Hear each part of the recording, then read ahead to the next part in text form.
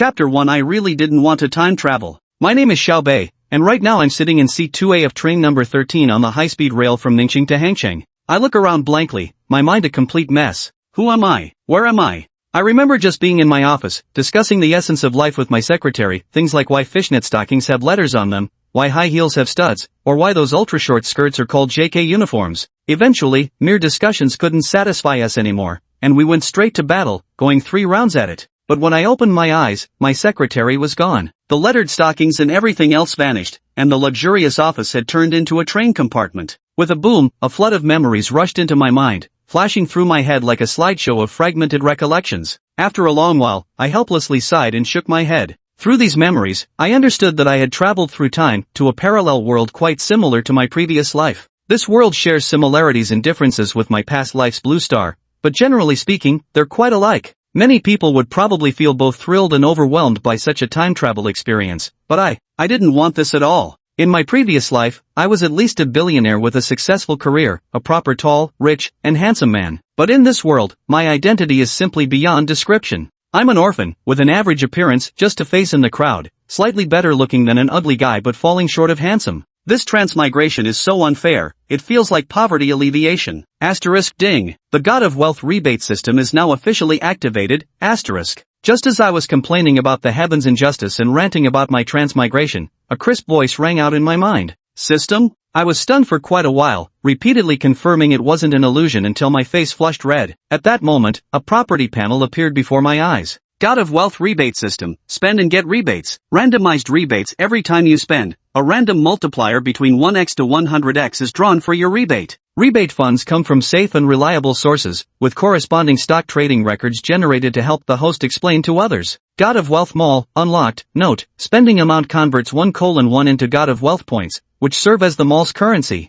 I froze for a moment before shifting my gaze to the Tycoon Mall. There, the attribute panel had transformed into a subpanel with only 2 categories, skills, and intelligence. The J skills section includes mastery of English, mastery of combat, mastery of business, and looks +1. Of course, there are no supernatural cultivation skills here. As for the intelligence store, you can find information on any person or object. What's truly impressive is that it even covers intelligence from the past, present, and future. After reading the system introduction, I was thrilled for quite a while and eagerly accepted this golden finger that came with being a transmigrator. I'll never regret transmigrating again. With this God of Wealth system, why would I have any regrets? I actually prefer this new identity even more. Why? First, I'm an orphan with no attachments, free to do whatever I please. It's like having a brand new identity. Second, I'm young now, and though I'm not strikingly handsome, I've got the system on my side. Third, in this world, I'm a top student fresh out of high school, about to enroll at Hangzhou University, Zhejiang's only 985 and 211 institution. This starting point is practically a royal flush ready to be played.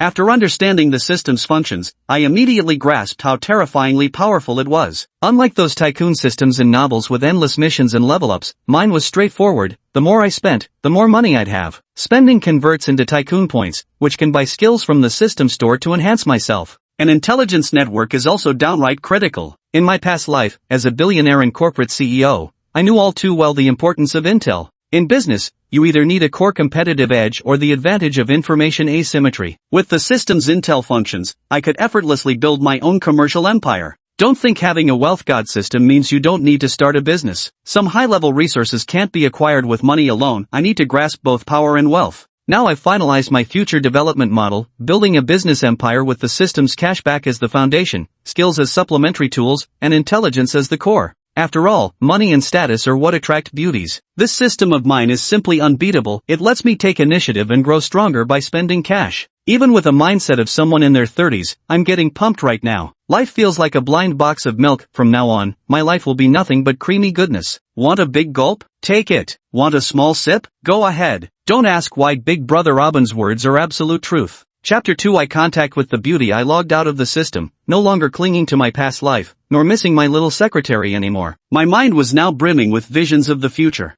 I gazed at the scenery rapidly receding outside the window, knowing that a new life had begun. This was a parallel world, also called Xia Country, but it differed significantly from my previous life. Here, Xia Country had persisted from Emperor Qin's unification all the way to the present day. According to my memories, I was from Ning City, Jia Province, but since I was an orphan, I wasn't entirely sure if I was truly a native of Ning City. Today is August 31st, 2017, and I'm heading to Hangzhou University to register. Dear passengers, the next stop is Kuiji City Station. Passengers who need to disembark, please move to the left side doors in advance. The announcement on the high-speed train snapped me out of my thoughts. I'm familiar with Kuiji City. In my past life, I was also from Zhejiang Province. It's a city rich in cultural heritage, having produced many notable figures, like Zhou Shuren. Kuiji City's geographical location is quite awkward. It's right next to the provincial capital Hangzhou. Who knows, it might get annexed by Hangzhou someday. After all, Zhejiang Province's Hangzhou and Ningbo, those two rogue cities, have a habit of swallowing up surrounding county-level cities, scaring the nearby towns out of their wits.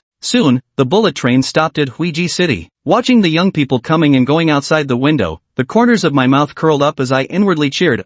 The beauty of youth. Today was a special day for students across Xia Kingdom, the start of the new semester at universities in every city. Outside the window were countless stylish young women dressed lightly, showing off their long legs. What man could resist such a view? Certainly not me. I love checking out pretty girls. Going a day without it makes me feel all out of sorts. I gazed out the window and soon spotted a young woman whose profile was exceptionally beautiful, perfectly matching my aesthetic standards. I marveled inwardly. Zhezhou truly is a province blessed with talent and beauty. Just as I was sizing her up, I noticed her suddenly turn her gaze toward me, and our eyes locked in an instant. Had this been me in the past, encountering such a stunning beauty locking eyes with me, I'd have shied away nervously, even feeling vaguely guilty at heart. But who am I? In my past life, I was the CEO of a listed company. I've seen every kind of look imaginable, fawning, ingratiating, seductive. So when the pretty girl met my gaze, I remained unshaken, steadily locking eyes with her, the corner of my lips curling ever so slightly. The young lady clearly froze for a moment, then evaded my gaze with flustered eyes,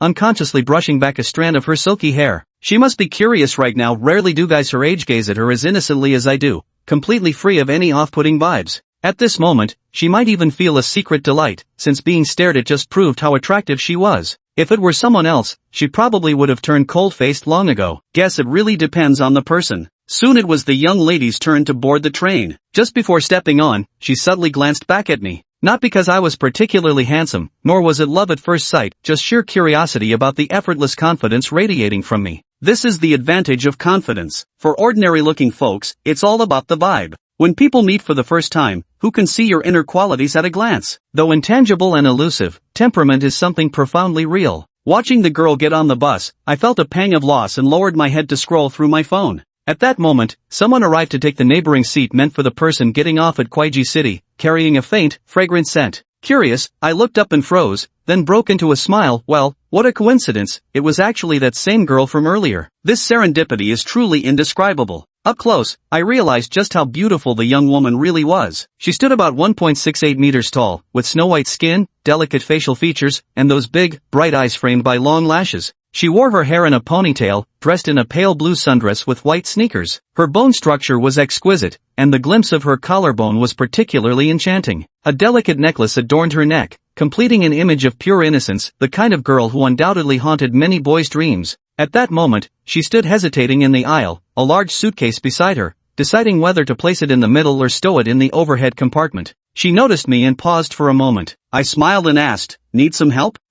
Would you mind? Could you help me put my suitcase up there?" The young woman's voice was soft and delicate, practically the epitome of a goddess's tone. Of course. I walked over and effortlessly lifted the suitcase onto the overhead rack. "Thank you so much." The young woman smiled and pulled a tissue from her little pink bag, handing it to me. "Really? Thank you. I'm sorry about the trouble. Your clothes got dirty from touching the wheels of my suitcase. Here, wipe it off." "Thanks. I'll give it a good wipe then." I took the tissue from her and said, "Have a seat first." The young woman smoothed her skirt before sitting down. I flashed a row of pearly white teeth and smiled, saying, "Hello there, classmate Xiaobei." Once you've made contact, you've got to press the advantage. You have to be proactive to make things happen. Just because she's a stunning beauty doesn't mean you should be too intimidated to say hello. Even the most gorgeous goddess is still human after all. If you can't overcome the fear of greeting a goddess, just remember even goddesses fart. We're all the same underneath. Though of course, you'd better not actually say that to her face. The young lady seemed a bit curious about me too. Seeing me initiate the greeting, she responded politely with a smile. "Hello classmate, my name is Lu Qingyan." What a beautiful name. The Lu family has a daughter who could topple cities and kingdoms with her beauty, gentle and kind-hearted to behold. Hearing this name, I immediately grasped its meaning. Toppling cities and kingdoms perfectly matched her appearance, while Yan carried connotations of gentleness, kindness, and beauty. She gave off the vibe of a graceful lady who was amiable and approachable. Lu Qingyan's lips curled into a slight smile, and when she squinted her eyes, it carried the soft tenderness and delicate charm characteristic of women from the Jiangnan region. She gave me a once-over and said cheerfully, "Classmate, you're quite the smooth talker, though it's refreshing, this is the first time someone said that to me." "Don't be modest, pretty lady, are you a freshman too?" I quickly tossed out a question to keep the conversation from getting awkward. "I'm not a freshman, actually, I'm a junior this year, so you should call me senior." "Come on, say senior sister," Lu Qingyan said with a smile. "Senior sister." I immediately obliged, there's no way I'd pass up a chance to use a term that could bring us closer. "Where do you go to college, junior?" Lu Qingyan brushed aside her silky hair. "Hangzhou." "What about you, senior?" "I'm in Magic City." Hearing this, I froze for a brief moment, but then quickly relaxed since Magic City wasn't too far from Hangzhou. "Which university do you attend, senior?" "Shanghai Conservatory of Music." My eyes practically sparkled at the answer, that place was a cradle for future stars. What luck to meet a soon-to-be famous senior. I was just about to crack a witty remark when a man took the vacant seat beside us. We were seated in a three-person row, with Lu Qingyan in the middle, me by the window, and the man in the aisle seat. The moment he sat down and saw Lu Qingyan, he froze momentarily, probably surprised to find such a stunning beauty beside him. This man was clearly no student. His face was greasy, round, and plump, clad in a short-sleeved shirt with a dog-head print, a thick gold chain around his neck. His tight pants matched his bean-soled shoes, and a large H-branded belt hung at his waist. He carried no luggage, just clutched a black wallet, the strong scent of alcohol clinging to him. No sooner had he sat down than he struck up a familiar chat with Lu Qingyan. "Hey, gorgeous, are you from Moto Conservatory of Music? I know the place well. Wanna be a star? I know plenty of directors." Lu Qingyan responded coldly, "Thanks, but no need." I frowned slightly, my instincts telling me this guy was no good. However, since he hadn't made any extreme moves yet, I kept silent. Rejected, the man couldn't stand the blow to his pride. He quickly extended his arm, flaunting a clearly fake Rolex Hulk, and boasted smugly, "Hey babe, check out my watch roller, and look at my belt VL. That'll show you what I'm made of." In this world, it's all about connections and background, especially for artsy types like you. Today, you call me big bro, and I guarantee you'll live large in the entertainment industry. Lu Qingyan slightly furrowed her brows and inched a bit closer to me. At that moment, I suddenly burst out laughing. Hearing my laughter, the man narrowed his eyes and glared at me fiercely. I was sitting on the high-speed train when the man across from me asked why I was laughing. Did he look funny? I hurriedly explained, "Bro, it's a misunderstanding. You're drop-dead handsome, but, dude, Rolexes and LVs are in style now. Your Rolex-ish and VL are already outdated." The man flushed slightly upon hearing this, probably realizing his attempt to show off had fallen flat, then muttered sheepishly, "True masters are always low-key." Lu Qingyan, seated in the middle, smiled faintly upon hearing my teasing remark about the man, her gaze towards me now tinged with curiosity. I returned her smile and was just about to say something when the fat pig next to us butted in again. "Miss, what a fateful encounter. Among 7 billion people, our meeting here proves we must have brushed shoulders in a past life. That's why we're destined to meet again in this one." Hearing this fat pig's words, my heart stirred, but I didn't immediately speak up to help Lu Qingyan deal with the harassment, wanting to see how she would handle it. Lu Qingyan gave the fat pig a cool glance and said indifferently, "In my past life, I might have brushed past you, and in this life, it's the same." The fat pig still wouldn't give up. "Beauty, meeting is fate. You're still young and haven't experienced society yet. You don't know how terrifying it can be. Believe me, recognize me as your big brother, and I'll protect you." Lu Qingyan remained cold. "I can protect myself just fine." After saying this, she glanced over in my direction, and our eyes met. At that moment, the man beside them stirred up trouble again, deliberately spraying himself with a bottle of cheap cologne. Ahem! Lu Qingyan immediately felt discomfort in her nose. She stood up and said, "Excuse me, please let me pass. I need to go to the restroom." The man stood up to make way, and Lu Qingyan headed straight for the train's restroom. A strange smile crept across the fat man's lips as he promptly followed her. I frowned slightly at the sight, watching as the man departed in the exact direction Lu Qingyan had gone, toward the restroom. My intuition told me this guy was trouble, but Lu Qingyan was in the bathroom, and I had nothing to go on but a gut feeling. I kept my eyes fixed on the stocky man's figure. Soon, I saw him reach the restroom area, glance around furtively, perhaps deterred by bystanders, and then loiter in the corridor, pretending to fiddle with his phone. I knew I had to intervene. Though I wasn't one to meddle, I'd just met Lu Qingyan, and a new acquaintance was still an acquaintance worth looking out for. So I got up and headed to the restroom area of the train compartment. There was an empty seat near the front, so I sat down directly, scrolling through my phone while keeping an eye on the chubby guy from the corner of my vision. After a while, the restroom door opened. Lu Qingyan had just stepped out when she saw the leering grin plastered on the chubby man's face, startling her instantly. The chubby man stared at Lu Qingyan, who stood nervously near the restroom entrance, wanting to step forward but frozen in place because the man blocked the doorway, still peering shamelessly inside. I need to get out, please move aside. Hey beautiful, I've never used a high-speed train restroom before. Mind teaching me how it works? Lu Qingyan paled slightly upon hearing this. Just as she was at a loss for what to do, I spoke up. Hello, I was just about to use the restroom, let me show you how. I wasn't about to foolishly pick a fight with this fat guy. I knew my scrawny physique wouldn't stand a chance against him. As I finished speaking, I even winked at Lu Qingyan. Seeing me step in, she immediately relaxed inside. I walked over to the fat man and said with a smile, hey buddy, nature calls, how about we go together? With that, he shoved the fat man aside, giving Lu Qingyan the chance to step out. Seeing me ruin his plans again, the fat man grew visibly angry. Little punk, I suggest you mind your own damn business. His face flushed with humiliation as he noticed Lu Qingyan stepping out and standing behind me. I studied the furious man calmly, keeping silent at first. Casually clasping my hands behind my back, I signaled for Lu Qingyan to leave first. Lu Qingyan hurried back toward her seat, though her gaze kept flickering anxiously toward the restroom. After she left, I smiled and said to the fat man,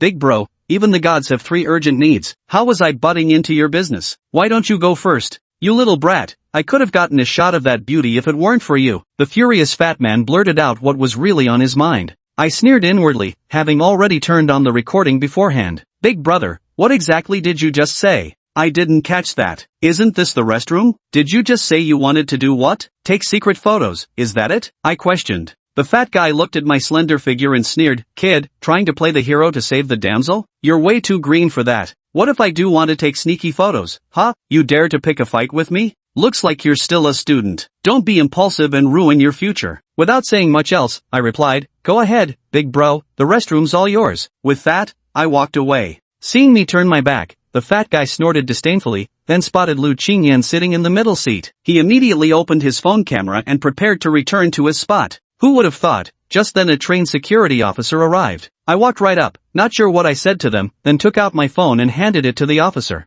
The officer listened, then frowned deeply as they looked at the fat man. You, come here. Officer uncle, what's the matter? I have a valid ticket. The fat guy spoke with surprising confidence. Not checking your ticket, we're checking you personally. You're suspected of secretly filming. Come with me to the security office. Nonsense. I'm a gentleman, such lowly tricks are beneath me, retorted the fat man indignantly. The train security officer, seeing him still trying to argue back, promptly played the recording, causing the fat man to panic inwardly. Without waiting for his rebuttal, the officer directly escorted him away. After seeing the fat man being taken away, I returned to my seat. Lu Qingyan, noticing my return, said to me, Junior, thank you for helping me out of that situation. By the way, what happened to him? I looked at her and said, Senior, why don't you sit by the window? It's safer there. Lu Qingyan froze momentarily, and her favorable impression of me grew another notch. She asked me about what had just happened, and I didn't hide anything, telling her everything directly. After hearing the story, Lu Qingyan patted her chest in lingering fear. Thank goodness you were here today, Junior, or I wouldn't have known what to do. You're too kind, Senior. Since you're my senior, how could I not help? Hearing my words, Lu Qingyan looked at me again, leaning in to whisper by my ear, You're really smart, Junior. Her posture felt somewhat intimate, and the faint fragrance from her body combined with her breath near my ear completely unsettled me. For a moment, Lu Qingyan didn't realize it, she just felt that this ordinarily looking junior carried an air of maturity and composure beyond his years. After a while, Lu Qingyan noticed my ears turning red and realized her actions had been too intimate. Her delicate face flushed slightly as she returned to her seat, turning to gaze out the window. But soon after, she swung her head back to look at me. Seeing my reflexive reaction and the shy blush on my face, her eyes lit up. Junior, could it be you've never been in a relationship before? Lu Qingyan countered with playful boldness. Meeting her gaze calmly, I replied plainly, never. Mainly because I've never met someone as beautiful and graceful as my senior. I can't just let her tease me without responding, so I immediately teased her back. Lu Qingyan and I went back and forth, and as I calmly looked at her, she unexpectedly got flustered by my counter-tease. But judging by her reaction, she didn't seem uncomfortable at all. Instead, she seemed a little secretly pleased, her cheeks slightly reddening as she shyly said, your sweet talk is deceptive, Junior. You must have no shortage of girls around you. I laughed and replied, Senior, saying that, have you personally tested my words? I didn't even know my mouth could deceive people. She giggled and said, alright, fine, you win this round. Seizing the opportunity, I asked, Senior, someone as beautiful as you must be in a relationship, right? Your boyfriend must be really handsome? I just wanted to find out if she had a boyfriend. Although I enjoy flirting with girls, I have principles. I absolutely never mess with taken women. She pouted and said, I want romance too, but I've never met anyone with as much charm as you, Junior. As she spoke, she blinked her beautiful eyes at me, sparkling with amusement. I thought, she's totally flirting with me. Though confident in myself, I didn't actually believe she'd fall for me so quickly. At most she just had some interest. So I responded, wow, perfect timing then. I'm single. You're single, shall we make it official?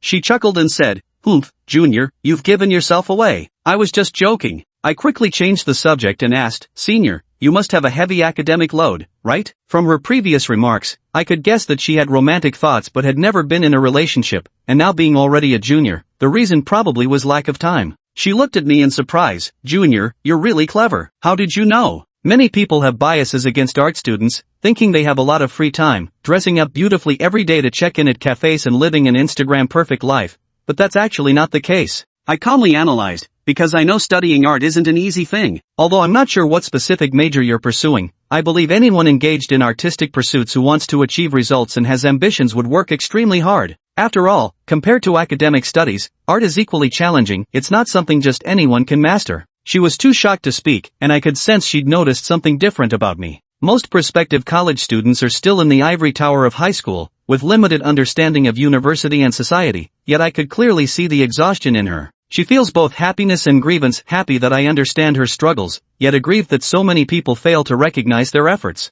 She confided in me softly, explaining that pursuing art studies and realizing dreams is never easy. Her school is a top-tier artistic sanctuary with intense competition, and she's constantly locked in a battle with herself, leaving no time for romance. I understand her completely. In my past life, becoming a billionaire also meant clawing my way through countless rivals. Those at the bottom have no room for error. One misstep spells doom. My heart aches for her, and I want to be her support. After speaking, she gazes quietly at me, waiting for my response. Suddenly, I grin and say, Senior, since you study in Shanghai and I'm in Hangzhou, I'll come find you next time I'm in your city. You have to take me out to play. She froze, probably cursing me in her heart as a blockhead for not responding the way she expected. Coming to her senses, she gave me a resentful look, but I merely smiled faintly with calm indifference in my eyes. With a pout, she said haughtily, Humph, don't expect me to show you around in Shanghai when you come. She even insisted that artists must watch their figures, no excessive eating or drinking, and thus couldn't accompany me. I looked at her with newfound admiration, thinking she was beautiful, adorable, and disciplined, a true treasure of an upperclassman. I was determined to make her mine.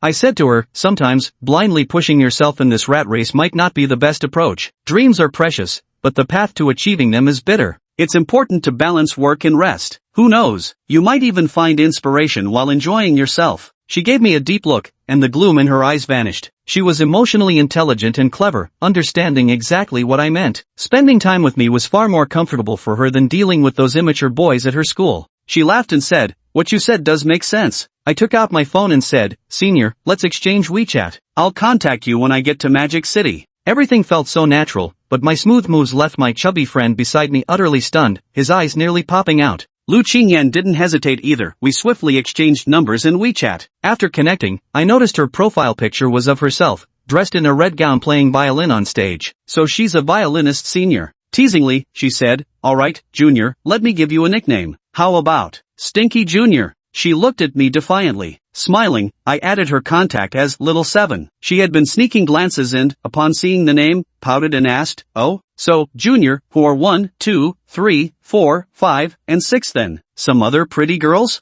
I teased her, Senior, why do I smell something sour in the air? Her cheeks flushed slightly as she averted her eyes and said, stop it, who's jealous of you? She pressed further, tell me, who are 1 through 6, and called me a playboy junior. I smiled and asked her, do you want to know why I chose 7? She nodded curiously. I told her, because I really like this saying, if 3 parts can make up for the past, I'll keep 7 to accompany you through the ages. Don't you find that romantic? Upon hearing this, her face flushed red, and she hurriedly lowered her head to look at her phone, probably wondering if I was confessing my feelings. Truth be told, I only came up with this nickname because I happened to see a girl watching a show on her phone earlier. After I used that line, Lu Qingyan was unaware of the context behind it. Judging by her intuition, she must have thought I was flirting with her. I must admit, this fresh and romantic way of flirting turned out to be quite effective. Her fondness for me skyrocketed. Without drawing attention, she subtly changed my contact name to Treasure Junior. After making the change, she shyly glanced at me and, seeing that I hadn't noticed, breathed a sigh of relief. Then she put down her phone and casually said, well, Junior, when you come to Shanghai, hit me up. I'll show you around until you can't take it anymore.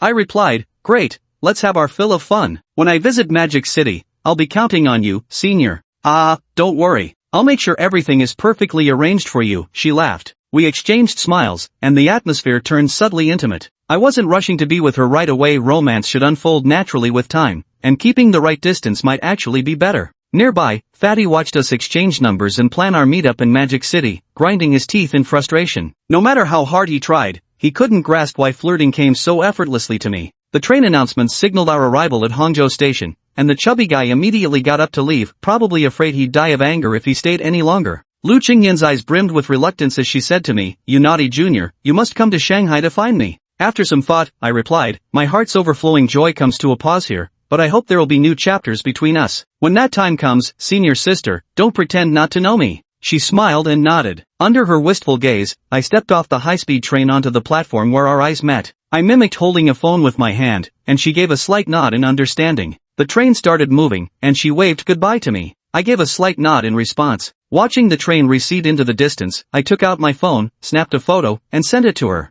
I texted, "Picture, senior, see you in Shanghai." She replied, "Junior, see you in Shanghai." Following the crowd out of the platform, I caught sight of a sea of fair, slender legs and sighed, "Youth is truly wonderful. College, here I come." Glancing at the time, 10 in the morning, it was still early. I wasn't planning to head to school right away. Instead, I thought I'd buy myself a few things first and, while at it, test out the system. I found a decent hotel nearby online, nothing too fancy, since I wasn't sure if the system was real yet. After paying the 500 yuan room fee, the system prompt sounded. Ding. Detected host's consumption behavior, randomly drawing cashback multiplier now. Ding. Congratulations, host, you have drawn a 10x rebate. Ding. Congratulations, host, you have received a rebate of 5,000 yuan, which has been deposited into your China Construction Bank card ending with 7,878. Ding. Congratulations, host, you have received 500 tycoon points. Immediately after, my phone buzzed with an SMS notification. The money had arrived. Confirming the system was real, a smirk curled my lips as I hailed a cab to the hotel. After checking in, I quickly freshened up and headed out to embark on my shopping spree. 15 minutes later, I arrived at Hangzhou Towers, a hub for the world's most exclusive luxury brands. With 25,000 yuan in my bank account and the rebate system backing me, I feared nothing. Confidence pulsed through me. I first decided to outfit myself with some new clothes and went to the Balenciaga counter. Contrary to the cliché,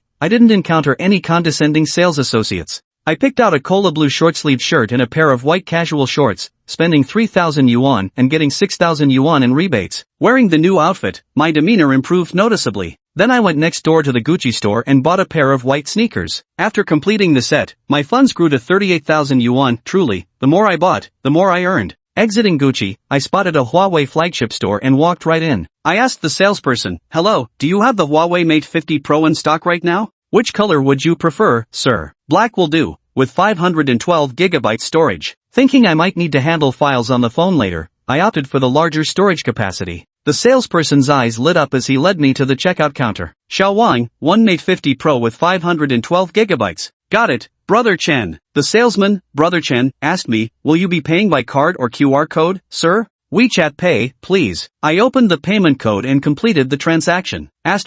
Ding. Detected host spending 20,000 yuan, initiating random rebate multiplier draw.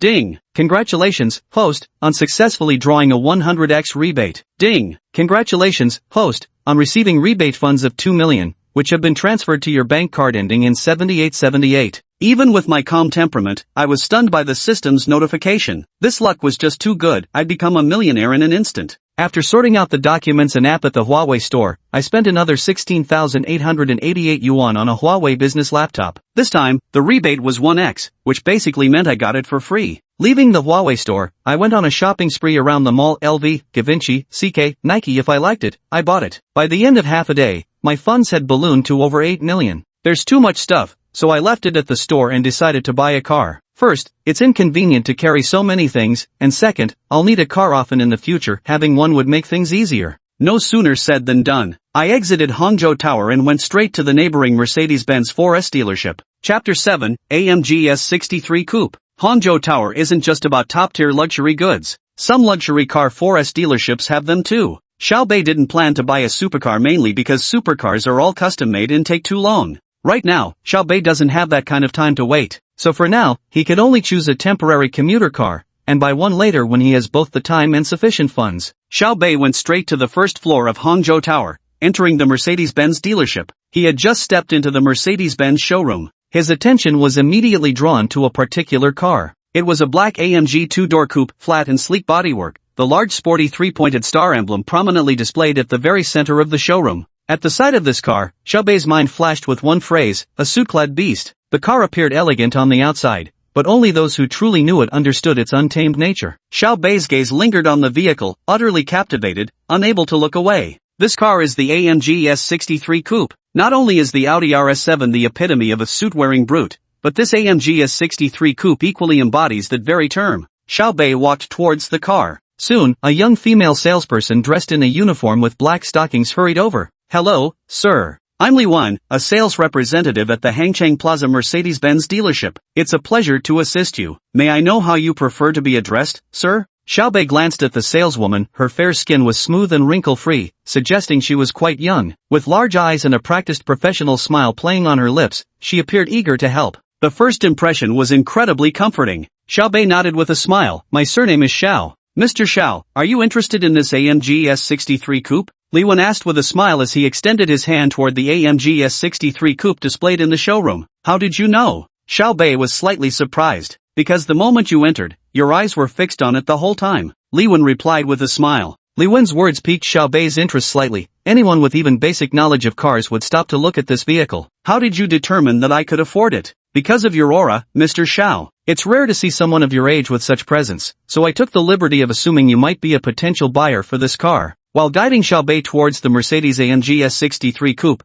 Li Wen responded with a smile to Xiao Bei's question. Hearing this, Xiao Bei smiled inwardly. As expected of a Hangzhou Plaza staff member, this level of warm professionalism was impressive. This genuinely made Xiao Bei quite happy. Yet, why hadn't he encountered a single trope common in those novels? In typical tycoon fiction, shouldn't sales staff have ignored him by now, giving him the perfect setup to flaunt his newfound wealth and utterly humiliate them? To be honest, Xiao Bei was really itching to experience what it felt like to show off and put someone in their place. "Mr. Xiao, this Black Series model belongs to Mercedes AMG lineup, positioned a tier above the S-Class with a focus on sportiness and elegance. It's equipped with a 4.0-liter V8 biturbo engine producing 612 horsepower and 900 Nm of torque, capable of accelerating from 0 to 100 km per hour in just 3.5 seconds. As Li Wen's introduction continued, Xiao Bei walked directly to the vehicle and gently pulled open the driver's side door. Needless to say, the Mercedes interior exemplified pure luxury, featuring a striking blue and white color scheme that radiated youthful energy. The cabin boasted an expansive LCD digital dashboard spanning across the console,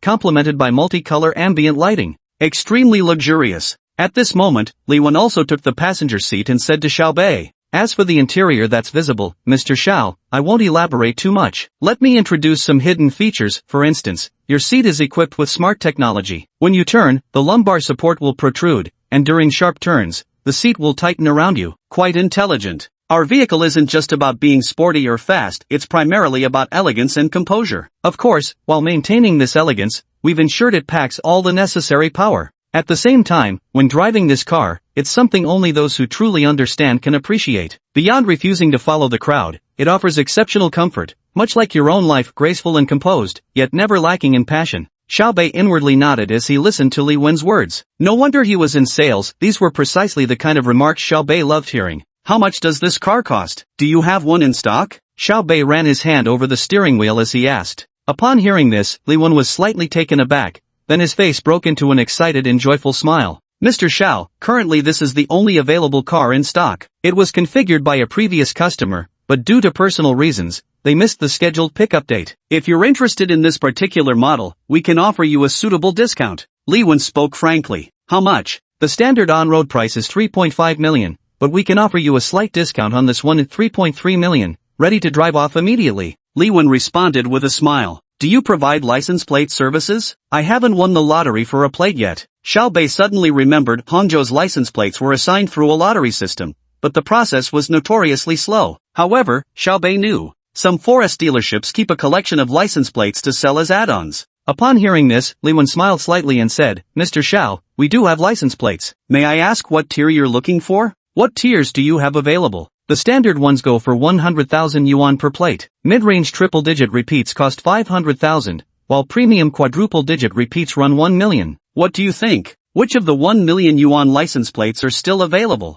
Xiaobei definitely wanted the best options. After all, money wasn't an issue for him. Upon hearing this, Li Wen felt a surge of excitement. It seemed he'd encountered a big spending client today. Mr. Xiao, our current 4-digit repeating plates are Hangzhou AX8888, A2222, and W6666, each priced at 300,000. Then let's keep it low-key, X8888. Xiaobei said casually. Li Wen was momentarily stunned upon hearing this. Keep it low-key, and you choose X8888? Do you have some sort of misunderstanding about what low-key means? Though puzzled, Li Wen still felt a thrill of excitement inside. Afterward, Li Wen led Xiaobei to the payment area. Including the license plate, insurance, and other fees, the total came to 4.5 million. Xiaobei didn't waste any words and directly swiped his card. When Li Wen saw the receipt successfully printing from the card machine, he inwardly relaxed. Mr. Xiao, please head to our VIP lounge first to enjoy some afternoon tea while we wash your beloved car and handle the license plates. Xiaobei nodded, then proceeded to the VIP lounge to wait. Xiaobei didn't have to wait long. Within about half an hour, Li Wen approached him with a smile. Mr. Xiao, everything's ready. Let's hold a brief handover ceremony. Subsequently, Xiaobei was led into a garage where his beloved car was already parked and waiting.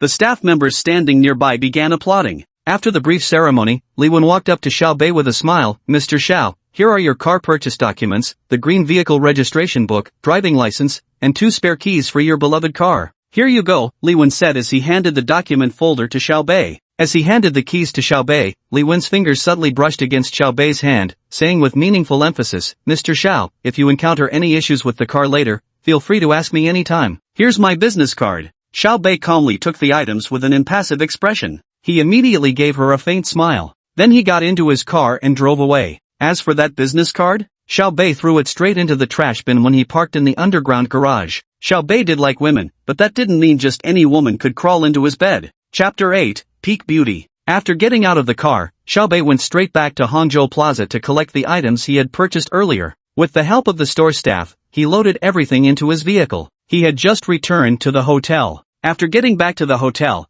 Xiaobei packed all the clothes and things he bought today into the new LV suitcase. As for the old suitcase and clothes, Xiaobei decided not to throw them away but to keep them in the trunk of his car. After finishing the packing, Xiaobei checked the time. It was already 2 p.m. He didn't leave immediately, but instead took stock of his gains. Xiaobei had been suppressing his excitement all along, because when buying the car moments ago, his 4.5 million yuan purchase surprisingly triggered a 100-fold rebate. Now, Xiaobei's account balance had skyrocketed to an astonishing 450 million yuan. Even though he'd been a billionaire in his previous life, that had represented his net worth rather than liquid assets. But on the very first day after his rebirth, he already had 450 million yuan. Who wouldn't be thrilled about that? Xiaobei's performance was already considered quite good. What's more, the most important thing was that Xiaobei wasn't just a billionaire now. The truly staggering part was that his god of wealth points had reached a terrifying 10 million. The reason it reached 10 million was because on his way back to Hangcheng Tower, Xiaobei bought 3 watches worth over 5 million, triggering a 1x rebate multiplier. It's like getting 3 watches for free.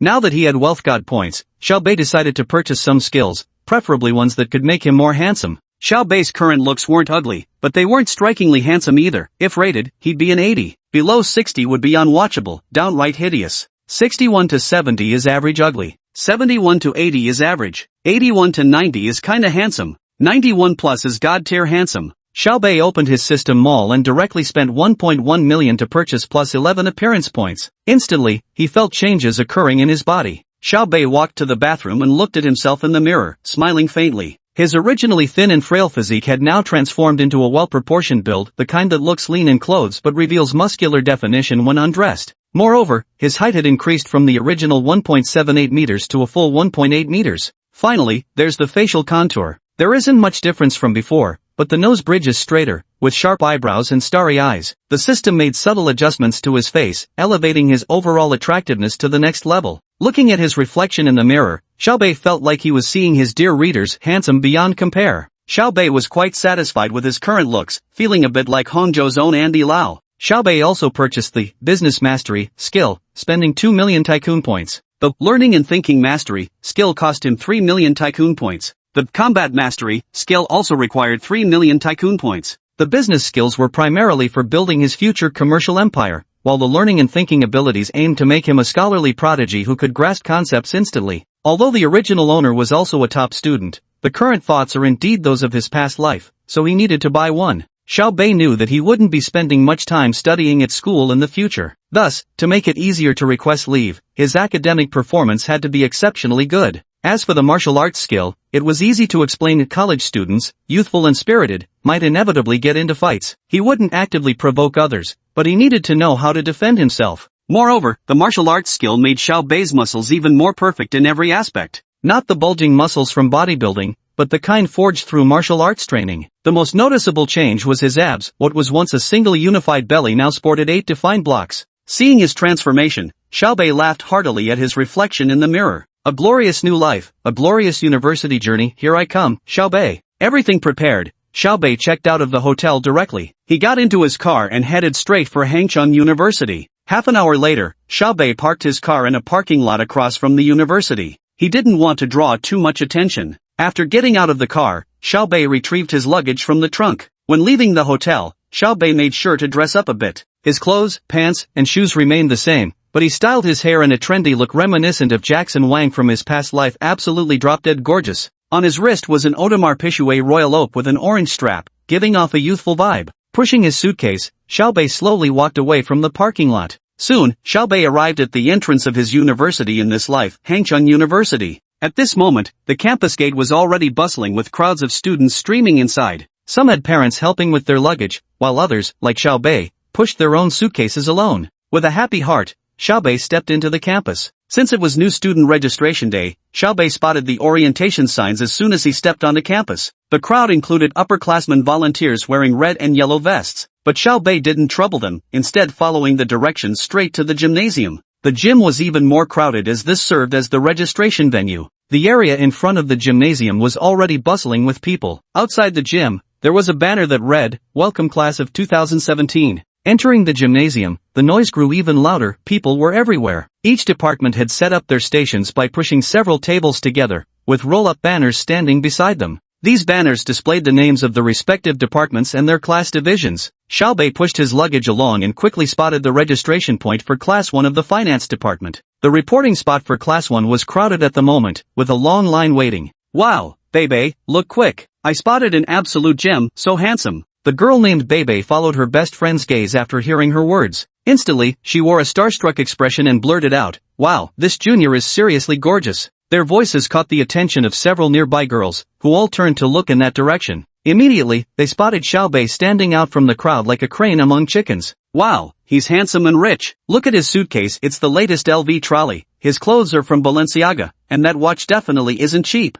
Wow, he's totally my ideal type." I think any rich guy is your ideal type. No, after seeing him, I realize looks still matter most. Just imagine being pinned down by him. Oh girl, you're in heat. But honestly, he's the most handsome one I've seen so far. He was lining up at the finance department, must be a finance major hottie. Girls, this one's mine, don't any of you dare try to take him from me. Chapter 9, The Terrifying Junior Sister. Not only did some of the senior volunteer sisters notice Xiao Bei's love-struck days, even the freshman girls queuing alongside Xiao Bei couldn't help sneaking glances at him from time to time. However, Xiao Bei was already accustomed to this. After all, in his previous life, he had also been a figure at the center of attention. Soon, the line reached Xiao Bei. Senior, registering Finance Department, Class 1, Xiao Bei. Xiao Bei's words had just fallen when a chorus of exclamations erupted from a group of nearby girls. Wow, it's actually a junior from Finance Class 1. Sisters, who has their timetable for this semester? I have it, but I won't give it to you. With such a great resource, I won't let it slip away either. Stop fighting over him, you bunch of minxes. This junior is mine. Although the girls were discussing in hushed voices, Xiao Bei still overheard them. A helpless smile immediately appeared on his lips. He knew his current looks weren't bad, but he hadn't expected such a strong reaction. Hey, Junior, you really need to be careful around these third-year senior sisters, if you know what I mean. At this moment, it wasn't just Xiao Bei who heard the girls' discussion, even the senior student at the registration desk overheard it. Sure enough, he immediately cast a look of envy mixed with pity toward Xiao Bei. As a senior in his third year, he envied Xiao Bei's external advantages, but at the same time, he pitied him. Because those third-year senior girls, each one was practically insatiable beasts, capable of sucking up dirt from the ground. He couldn't help but wonder if this junior standing before him would even survive the ordeal. Shaking off these thoughts, the senior handed Xiao Bei a document. Junior, please fill out this registration form first, then use this campus map to find your dormitory. Got it, senior. Xiao Bei immediately bent down to start filling out the form. Right at that moment, the group of girls from earlier, All turned murderous glares toward the senior standing in front of Xiao Bei. He's saying you're meddling in other people's business. Senior, I've finished filling it out. Can I go to the dorm now? Just as that senior was about to say something, several senior female students nearby saw their chance and immediately came to Xiao Bei's side. They flashed him warm, gentle smiles so tender it melted the heart. Hey freshman, heading to the dorm? Let me show you the way. Junior, let your senior guide you there. Hey, Junior, I'm also from the finance department, your direct senior. In fact, I know our department inside out. Let me take you there instead. Xiao Bei looked at the enthusiastic senior sister and couldn't help but feel helpless. At this moment, he slightly regretted why on earth did he make himself so damn handsome. The troubles of being handsome, I truly understand now. At this moment, Xiao Bei gave a pleading look toward the upperclassman. Alright, enough fooling around. Let the junior collect his things first. With that, the senior handed Xiao Bei a document folder containing his campus card, dormitory key, school introduction brochure, and institutional regulations. Xiao Bei took the document folder while glancing at his senior and softly asked, Senior, are all the female seniors at our school this enthusiastic? The senior looked at Xiao Bei and then replied, they're only this enthusiastic toward you. But Junior, remember these words, consider it for your own protection. What? Xiao Bei asked in confusion. The senior looked around and quietly said to Xiao Bei, hey, Junior, with your looks, you're probably the new campus heartthrob of your batch. If you want to date freshman girls, just take the initiative and flirt boldly. If it's a sophomore, as long as she's willing to go out with you, go for it, be assertive, no problem. But when it comes to juniors, you better run as far as you can. Generally, you won't be able to handle them. And seniors? They're already focused on internships, too hard to woo. Are junior girls that terrifying? To tell the truth, Xiao Bei was genuinely shocked. The senior glanced at Xiao Bei's physique and attire, his eyes filled less with envy than with deep concern. Junior year utterly terrifying. Alright, you can go now. Got it. Thank you, senior. With that, Xiao Bei politely acknowledged him before pushing his suitcase out of the gymnasium. Just as he stepped out of the gymnasium, Xiao Bei saw the encouraging results when a senior volunteer wearing a red vest ran towards him. Each one was overwhelmingly enthusiastic. Hey, I'm a third year in the finance department. Let me show you to your dorm. Come on, Junior, let us push your luggage for you. Seeing this situation, Xiao Bei realized that if he really agreed, not to mention the precious advice his senior had just given him, he would undoubtedly become the enemy of every male student on campus. So Xiao Bei coughed lightly and said, Senior, no need to trouble yourself. I can handle it. I don't like others touching my things. With that, Xiao Bei coldly pushed his suitcase and walked away. The senior sisters watched as Xiao Bei walked away, each whispering a faint sigh of regret. They immediately turned their gazes towards Xiao Bei's receding figure and exclaimed, wow, I never expected our junior to be such a cool and aloof male god. Whatever should I do? I'm even more smitten now. If our junior is a block of ice, then I'll be the blazing fire. I'm certain I can melt his heart. Hold on, didn't you two always claim to prefer more flirtatious types? That's because there wasn't this type at school before. Too aloof, too handsome. Kinda like those cold, domineering CEOs from TV dramas. What do I do? I'm falling for him. Xiao Bei glanced at the campus map in his hand, locating his dormitory as Building 6. With deliberate steps, he began making his way there while soaking in the scenery of the university grounds. Along the way, Xiao Bei passed many places, the basketball court, the library, the laboratory building, and the swimming pool, quickly arriving at the dormitory area. Hangcheng University's dormitory buildings somewhat resemble red brick villas, very stylish. Following the assigned dormitory number, Xiao Bei headed straight to Building 6. He took the elevator straight to the 4th floor. Indeed, Hangcheng University was affluent enough to have elevators in its dorms. The door to dorm room 401 was half open, indicating the other roommates had probably already arrived. Just as Xiao Bei was about to push the door open, he heard several voices from inside that made him pause. Am I tough or what? Tell me, am I tough? Just tell me, am I beast or not? Hearing this voice, a look of astonishment flashed across Xiao Bei's handsome face. No way? Could there be a male killer in his dorm room? Were they playing something this wild? What should I do now? Go in or not? Should I compromise my principles or stand alone in integrity? After some thought, Xiao Bei reckoned no one would be so brazen, so he decisively pushed the door open and entered. The moment Xiao Bei stepped inside, his heart sank with dread. 3 men sat in front of their computers, all simultaneously turning their heads to stare at Xiao Bei. Each of them warriory, triumphant smiles that sent chills down the spine. But Xiao Bei soon noticed their computer screens displayed an intense CS:GO match. Only then did he let out a sigh of relief. With that, he flashed his trademark smile. How's it going, guys? I'm your new roommate, Xiao Bei. Chapter 10 The Roommate. The 3 of them looked at Xiao Bei, their expressions suddenly tinged with surprise. Handsome. Fucking handsome. Goddesses would admire his wealth, men would envy his dashing looks. Seeing Xiaobei pushing his luggage, all three of them stood up, abandoning their game. One of the chubby guys took the initiative to approach Xiaobei, grinning amiably as he said, "Hello, Xiaobei, I'm your roommate, Hu Jilong." Xiaobei politely extended his hand and shook hands with the other person. The other two also came up to Xiaobei. "Hello, Zhang Jibua." "Hello, Wang Wei." Xiaobei also shook hands with each of them. "By the way, Xiaobei, the bed by the window is yours." Hu Jilong pointed toward the window-side bed. Xiaobei smiled and nodded, then pushed his luggage over to the bed. The beds at Hangcheng University are loft-style with desks underneath, 4 to a room. It was already 4 p.m., presumably their parents had left by now. Xiaobei opened his suitcase, having already purchased a complete bedding set including sheets and quilts before arriving. When they saw Xiaobei preparing to make his bed, the three roommates immediately came over. "Xiaobei, come on, we'll help you," Wang Wei said with a smile. Xiaobei smiled at the three of them, feeling relieved inside. The worst thing about dorm life is having bad roommates. Fortunately, judging by his current roommate's behavior, they all seem pretty decent. "Alright, thanks bros." Xiaobei didn't pretend to be coy. So Wang Wei and Xiaobei climbed onto the bed while Hu Jilong and Zhang Jibua passed things up from below. When Zhang Jibua took out the bed set from Xiaobei's luggage and saw the clothes beneath, he was completely astonished. Zhang Jibua was a local of Hangzhou and came from a family with some modest assets. So when it came to top luxury brands, he could name them all off the top of his head. Though he rarely got to buy them, it didn't mean he didn't know his stuff. In fact, the moment Xiaobei walked in, Zhang Jibua had already noticed his suitcase, the latest LV wheeled travel trunk. Now, seeing Xiaobei's outfit, Balenciaga, Gucci, LV, Givenchy, and the like, it instantly became clear to him that this roommate of his was truly no ordinary guy. But he didn't make a fuss about it, mainly because, first, he didn't yet know Xiaobei's temperament, and second, they were roommates after all. Even if Xiaobei weren't this wealthy, Zhang Jibua would still get along well with his roommates. Third, he didn't want to embarrass anyone. Soon, with the help of the three, Xiaobei quickly finished arranging his bedding. After climbing down, Xiaobei pulled out a pack of soft black from his pocket. "Do you guys smoke?" "Yeah, I've been smoking since high school," Zhang Jibua replied openly. "Heh, I smoke Marlboros." Hu Jilong smiled slightly, pulling out a pack of Marlboro Click menthols from his bag. "Give me one," Wang Wei chuckled. So Xiaobei handed one to Zhang Jibua and Wang Wei. Hu Jilong smoked his own Marlboros. "Brother Long, Marlboros kill sperm, you should smoke less in the future." Wang Wei lit the soft black cigarette Xiaobei had given him, smiling as he looked at Hu Jilong and spoke.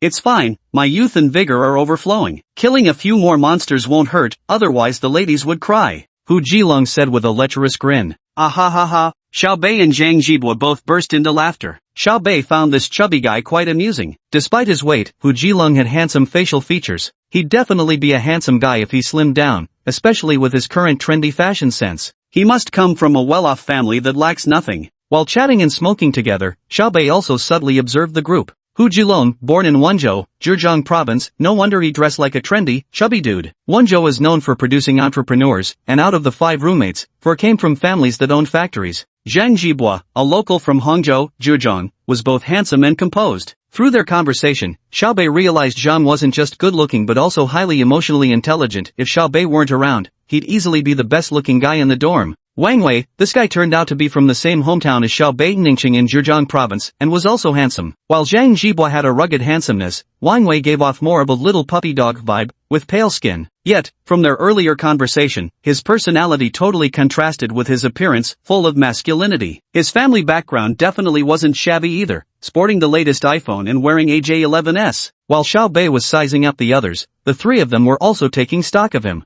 The truth was, all three could sense that Xiaobei wasn't just good-looking, there was an aura about him. Hu Jilong felt it most profoundly because the presence Xiaobei carried was even sharper than his own father's. After all, his dad ran a factory and was a long-standing authority figure. Now this kind of imposing aura was emanating from his own roommate. Evidently, this roommate of his had quite the impressive background. Zhang Jibua and Wang Wei felt the same way. After chatting for a while, they arrived at one of the male dormitory's intangible cultural heritages, rank picking. Wang Wei, born on January 12, 1999, was the eldest. Hu Jilong, born May 11, 1999, second in seniority. Zhang Jibua, born September 29, 1999, third in seniority. Xiaobei, born October 20, 1999, fourth in seniority. Xiaobei checked his wristwatch. "Brothers, it's about time, shall we go satisfy our hunger first?" The three of them checked the time and saw it was already past 5 o'clock. Outside, the sun was nearly setting. All of them were starting to feel hungry. Let's go grab some food. Now that you mention it, I am actually hungry. Let's go check out Junk Street.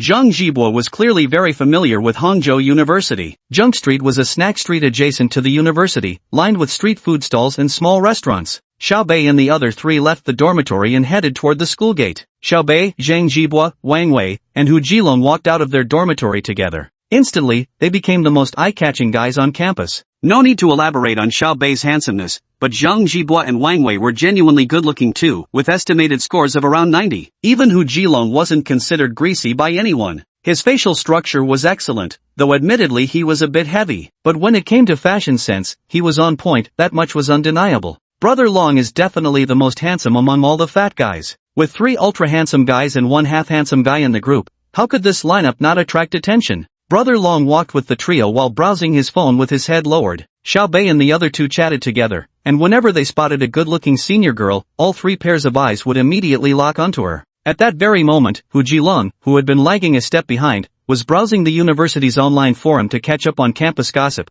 but he had just opened it. Hu Jilong immediately spotted a glaring campus trending topic at the top of the feed. Level 17 campus heartthrob makes a dazzling entrance, handsomeness off the charts. Hu Jilong clicked in and immediately saw Xiaobei's photo. He immediately ran over and said to the 3 of them, "Damn, Bei, you've made it to the campus trending list." Chapter 11, Chatting with Lu Qingyan. Upon hearing Hu Jilong's words, Xiaobei and the other two reacted. Xiaobei remained unfazed, but Zhang Jibua and Wang Wei were instantly intrigued. The two quickly pulled out their phones and found the campus network. Soon, they also came across the pinned hot post that Hu Jilong had mentioned. The post, uploaded less than 2 hours ago, already had over 10,000 comments. Clicking into the post, they immediately saw a photo of Xiaobei lining up for registration. It was probably taken by an older student, as the angle was to Xiaobei's left and from some distance away. Yet even so, Xiaobei's look still held up remarkably well. Holy shit! Holy shit! Zhang Jibua and Wang Wei instantly blurted out the classic refined phrases of Xia Kingdom's vernacular.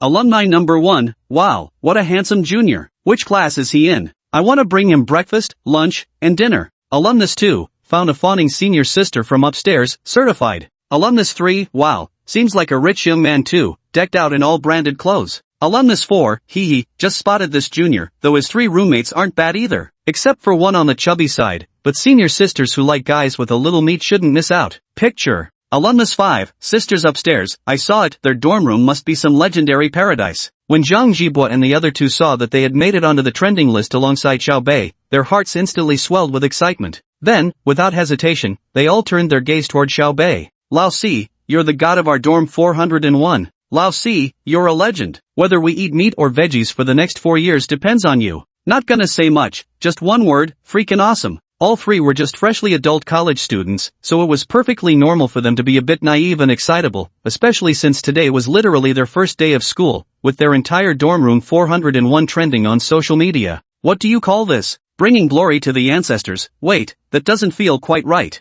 Xiaobei gave the 3 of them a faint smile and then said, alright, it's no big deal. Let's hurry and find a place to fill our stomachs, I'm really starving to death. Clearly, Xiaobei didn't want to delve too deeply into this topic with them. After all, if they hadn't reacted like this, it would have actually surprised him. Now it seems the system is truly badass. Alright, let's eat.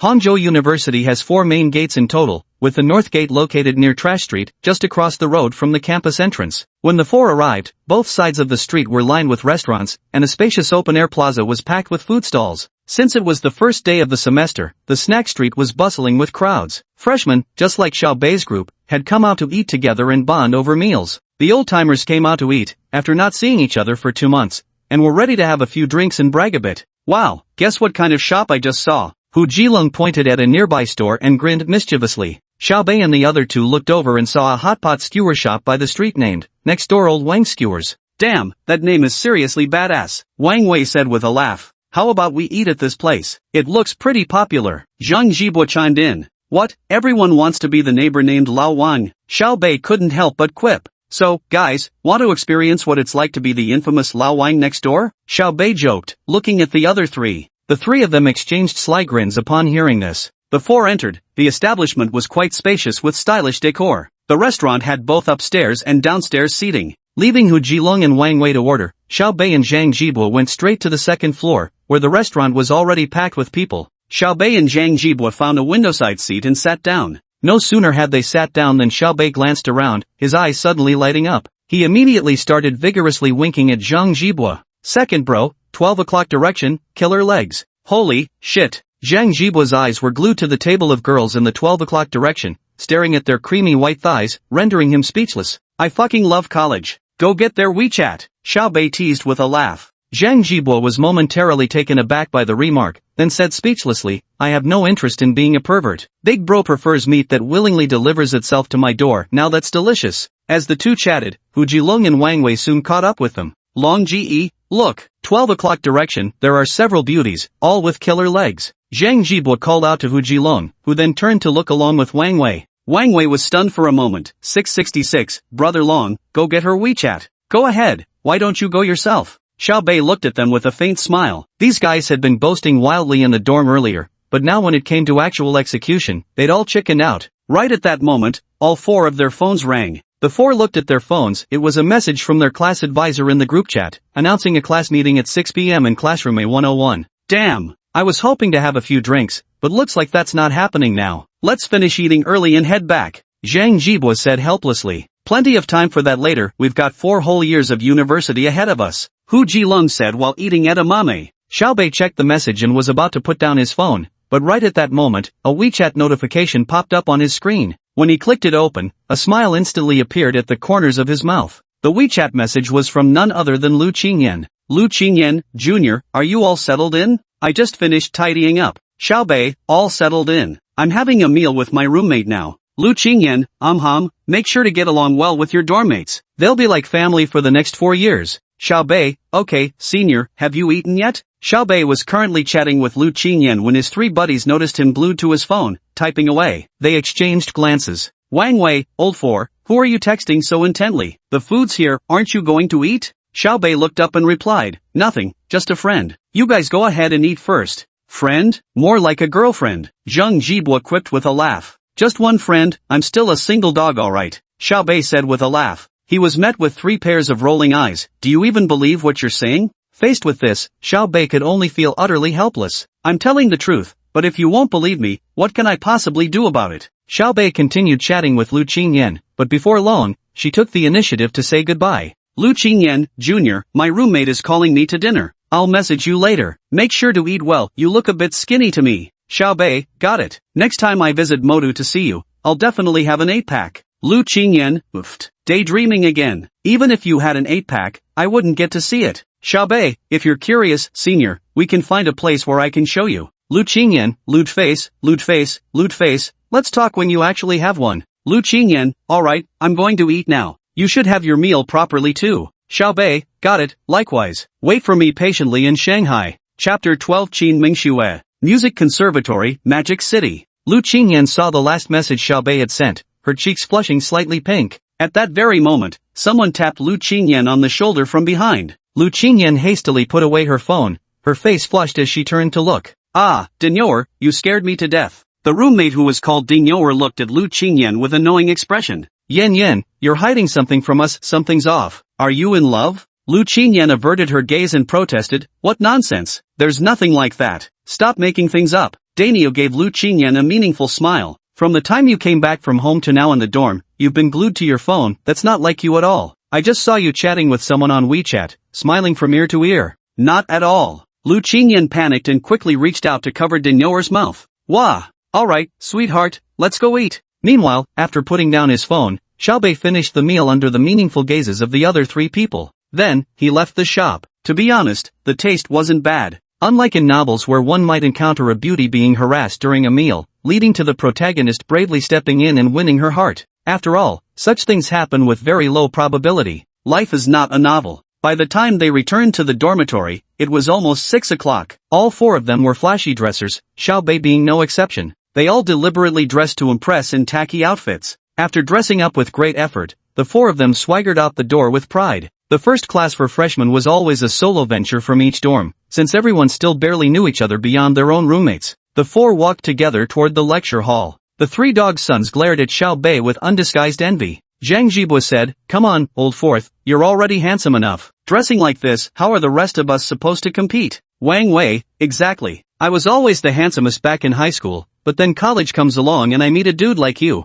Hu Jilong, 4th bro, who exactly are you trying to roast here? Xiaobei did have his own little agenda, after all. This was the first class meeting, though he didn't know much about the girls in the class yet. But not flaunting good looks when you've got them? That's just being an idiot. As the saying goes, first impressions are everything. Not everyone can see through to one's true character at first glance. Being more attractive gives a better first impression. And naturally, more opportunities follow. Don't believe what others say about inner beauty. Without spending time together firsthand, who really knows what's inside? Understanding someone's depth requires actual interaction. You're like a meme celebrity who'd want to know your inner self. They'd rather examine your internal organs. Since dinner was hot pot skewers, the smell lingered, so he headed back to his dorm. Xiaobei took a shower afterward. Now he wore a light blue Gucci summer shirt over a white Balenciaga crewneck tee, paired with Givenchy's white casual trousers and crisp white sneakers. The top two buttons of his shirt were left undone, with one hem tucked into his trousers and the other left hanging loose for a layered look. He even put on a pair of gold-rimmed glasses that made him look like a refined scoundrel, still wearing the royal oak on his wrist, a hairstyle identical to Jackson Wang's. As they walked down the street, numerous young women couldn't help but steal glances at Xiaobei. Amidst their joking and roughhousing, they arrived at Building A of the teaching block. They quickly found the classroom where today's class meeting would be held. The university classroom was shared by Class 1 and Class 2, as they had the same counselor. The four of them arrived a bit late due to their showy antics and had just entered the classroom. They immediately saw that it was already packed with people. The small classroom had most of the good seats in the middle and back already taken, with only the front 3 rows still empty. When the four of them walked into the classroom, students from both classes turned to look at them in unison. Most of the male students felt somewhat inadequate upon seeing Xiaobei and his 3 friends, as each had his own brand of handsome looks. Even Longu, the chubby one, was quite good-looking. Some of the girls had arrived early precisely to check if there were any handsome guys around. Before Xiaobei and the other 3 arrived, the girls had actually felt a bit disappointed. After all, there weren't many handsome guys between the 2 classes. There were only about 6 or 7, and they were just moderately good-looking at best. But the moment Xiaobei and his 3 companions stepped inside, all the girls were like a pack of wolves starving for ages. One after another, love-struck gazes locked onto the 4 figures. Wow, the 4 guys who just walked in are so handsome. Even the chubby one is adorable. I can't believe my eyes. The campus heartthrob is actually in our class. Are you talking about that guy in the blue shirt? Yes, absolutely handsome. Not only is he handsome, but he also has such great taste in clothes. Xiaobei checked the location. What can I say? There are no seats left at the back. We're late, so we have to sit in the front row. Hu Jilong said with utter despair. As for students like them, the front row was practically a danger zone. The 4 of them didn't say much more. Since they had to sit in the front row anyway, they might as well take the very first row and just plop down. Xiaobei and Zhang Jibua sat in the 2 middle seats, with Wang Wei beside Xiaobei and Hu Jilong beside Zhang Jibua. As soon as they took their seats, Hu Jilong said, "Guys, I just took a quick scan, lots of girls here, and a few real lookers. If you're gonna make a move, better do it fast. Too many wolves, too few sheep." Hu Jilong whispered his commentary. Zhang Jibua, Xiaobei, and Wang Wei all rolled their eyes at him. Hu Jilong scratched his head, looking at his 3 dog sons, and asked puzzledly, "Dressing up so flashily, isn't it all for this moment?" Zhang Jibua couldn't take it anymore. "Dude, can you shut your mouth? You gotta be cool, got it? Cool. Don't be a simp." Just then, the sound of high heels clicking approached. Creak. The classroom door was opened. Instantly, all the male students in the room went wild. Xiaobei also shot a surprised glance, because the counselor who just walked in was quite beautiful. A devilishly fiery figure with cascading curly hair falling over her shoulders, striking facial features, porcelain skin, and slender legs. The moment she appeared, she stole everyone's gaze. She appeared to be about 25 or 26 years old, with an aloof and slender demeanor. Dressed in a flowing black gown, her exquisitely carved features and deep brown eyes radiated an impassive chill. She walked slowly to the lectern, surveying the packed classroom without the slightest hint of intimidation in her commanding presence. She also noticed the 4 people sitting ahead, especially Xiaobei, whose demeanor was refined yet carried an unmistakable presence. Then, she smiled gently, her red lips parting slightly as she introduced, "Good morning, everyone. I'll be your advisor for the next 4 years. My name is Qin Mingxue. You can call me Teacher Qin or just Old Qin." Chapter 13, The Class Meeting Begins. Xiaobei looked at Qin Mingxue on the stage and flashed a faint smile. This teacher was clearly someone with a strong personality, and came from a well-off family. A Tiffany's latest necklace, a Vacheron Constantin watch. After Qin Mingxue finished speaking, students from both Class 1 and Class 2 burst into excitement. "Wow, isn't this the goddess counselor of our school, Teacher Qin? I can't believe she's actually our counselor. The aura is just too overwhelming. So beautiful I can't even meet her gaze." With whispers erupting behind them, Xiaobei noticed Hu Jilong staring at Qin Mingxue on the podium, his throat bobbing as he swallowed hard. Then excitedly under the table, he grabbed Zhang Jibua's hand and whispered, "Wow, this is amazing. With a counselor like her, I'd never be late to class." Zhang Jibua gave him a sidelong glance of disdain. Utterly unfazed by Zhang Jibua's glare, Hu Jilong continued rambling, "I'm really curious, that guy pinning her down must have eaten a truckload of dog shit in his past life to get this damn lucky." Just now, it was Zhang Jibua giving Hu Jilong the side eye. At this moment, Xiao Bei and the other two collectively gave Hu Jilong the side eye.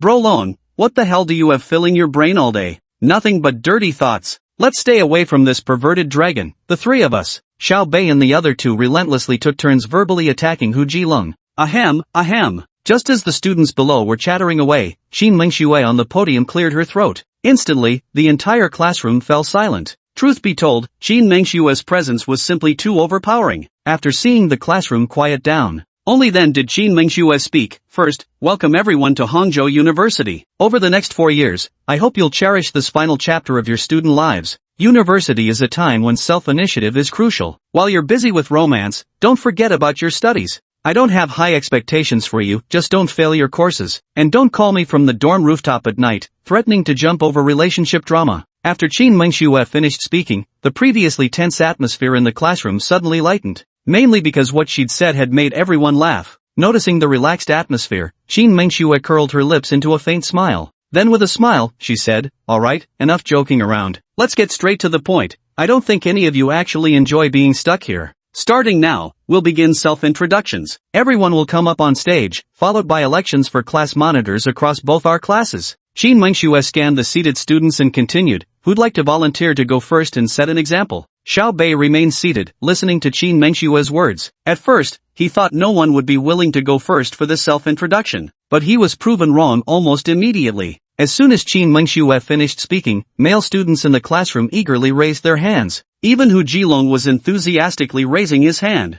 Xiao Bei couldn't help but marvel at how intensely a beauty could stimulate male hormones. Qin Mengxue stood gracefully on the podium. Seeing so many hands raised, she seemed already accustomed to the sight. Qin Mengxue glanced around, her gaze lingering particularly on Xiao Bei and his three companions. "Let's start with this chubby guy first, then we'll go down the line one by one." Hearing this, Hu Jilong chuckled and shot Xiao Bei and the other two a smug look. Zhang Jibua now felt like killing this fat guy. "If it weren't for you, I could have waited a bit longer." Xiao Bei didn't really mind, but Wang Wei shared Zhang Jibua's sentiment. Then Hu Jilong, under the murderous gazes of the two, swaggered up to the podium. "Hello, old Qin." As he spoke, Hu Jilong even extended his hand, ready to shake Qin Mengshue's, looking every bit like the silly son of a wealthy landlord. Qin Mengxue smiled faintly without offering her hand and said instead, "Classmate, introduce yourself first. Let's speed things up." "Oh, good. The sooner the better, the sooner the better." Hu Jilong withdrew his hand and rubbed his head. Xiao Bei and the other two were now too embarrassed to even look at Hu Jilong. "Ah, Xiao Mei, this chubby trendy guy is so cute. Looks like a real streetwise guy. So adorable, so cute and sweet." Hu Jilong composed himself swiftly, meeting the gaze of the packed classroom without hesitation. After clearing his throat lightly, he began. "Hello everyone, my name is Hu Jilong, tender age of 18, from Wenchang. I consider myself to be handsome, dashing, charming beyond measure, a rising star so irresistible that flowers bloom at my sight. My nickname is Earth-Shaking, River-Reversing Dragon's Dread. You can call me by my name, or you can address me as Brother Long. Call me Brother Long once, and we're brothers for life." Hu Jilong finished his speech. "Wow, that little chubby guy is so talented. Talented my foot. Does a truly talented guy say tender age?" At this moment, if anyone was the most pissed off, it had to be Zhang Jibua. "Damn it, did you come prepared or something?" he fumed. "If I don't come up with something impressive, will I just be overshadowed by you, huh?" After Hu Jilong stepped down, Zhang Jibua immediately took the stage. "No nonsense. Hello everyone, my name is Zhang Jibua. I'm 18 years old and from Hangcheng. As the saying goes, our gathering is predestined. Since fate has brought us together in this class, I hope we can encourage each other and grow together. May our deepest friendships blossom during these flowering and rainy seasons of our youth. I'm also very happy to become your classmate. Let's help each other in our studies going forward." As Zhang Jibua finished his introduction, the students below all looked somewhat troubled. "Damn it, the first two introductions were so good, what are we supposed to do when it's our turn?" After Zhang Jibua stepped down, it was Xiao Bei's turn. Xiao Bei had just stood up when a wave of screams erupted in the classroom. "Wow, the campus heartthrob is about to give a speech. I wonder what our heartthrob's name is. Damn, this guy is way too handsome, seriously threatening my pretty boy status." A pimple-faced boy looked at Xiao Bei and spoke with a hint of jealousy. The girls beside him rolled their eyes at his words. "Confidence is good, but overconfidence is just stupidity. When Qin Mengxue saw Xiaobei step onto the stage, the students below grew restless. She also watched him with interest, curious to see how this handsome young man would introduce himself. Xiaobei, once on stage, first turned to Qin Mengxue and said, "Hey, old Qin, how's it going?" "Hello, classmate, please begin your introduction," Qin Mengxue said with a smile. Upon hearing this, Xiaobei nodded slightly. Truthfully, Xiaobei wasn't the least bit nervous an introduction. What others saw as a routine self-introduction, Xiaobei viewed as a perfect opportunity to showcase his charm and have some good old-fashioned bragging rights. No way was he going to waste it. Chapter 14, Recommended for Class President. In his previous life, Xiaobei had dropped out of high school and entered society early. After enduring numerous setbacks and struggles in the world, he eventually amassed a fortune worth hundreds of millions. If there was one regret Xiaobei had from that time, it was not attending university. They say high school is youth, but college is youth too. So right now, Xiaobei remains quite yearning for university life. Especially now with the system's enhancement, Xiaobei has absolutely no desire to lie low or imitate those web novel tropes of pretending to be weak to outsmart others. That's nonsense. With this kind of ability, why should I hold myself back? So, Xiaobei stood on the stage, looking at his classmates below, each one brimming with youth, and mostly girls at that. Such a perfect opportunity to show off, only a fool would pass it up. Xiaobei didn't plan to be overly flashy, but he still wanted to leave a lasting impression.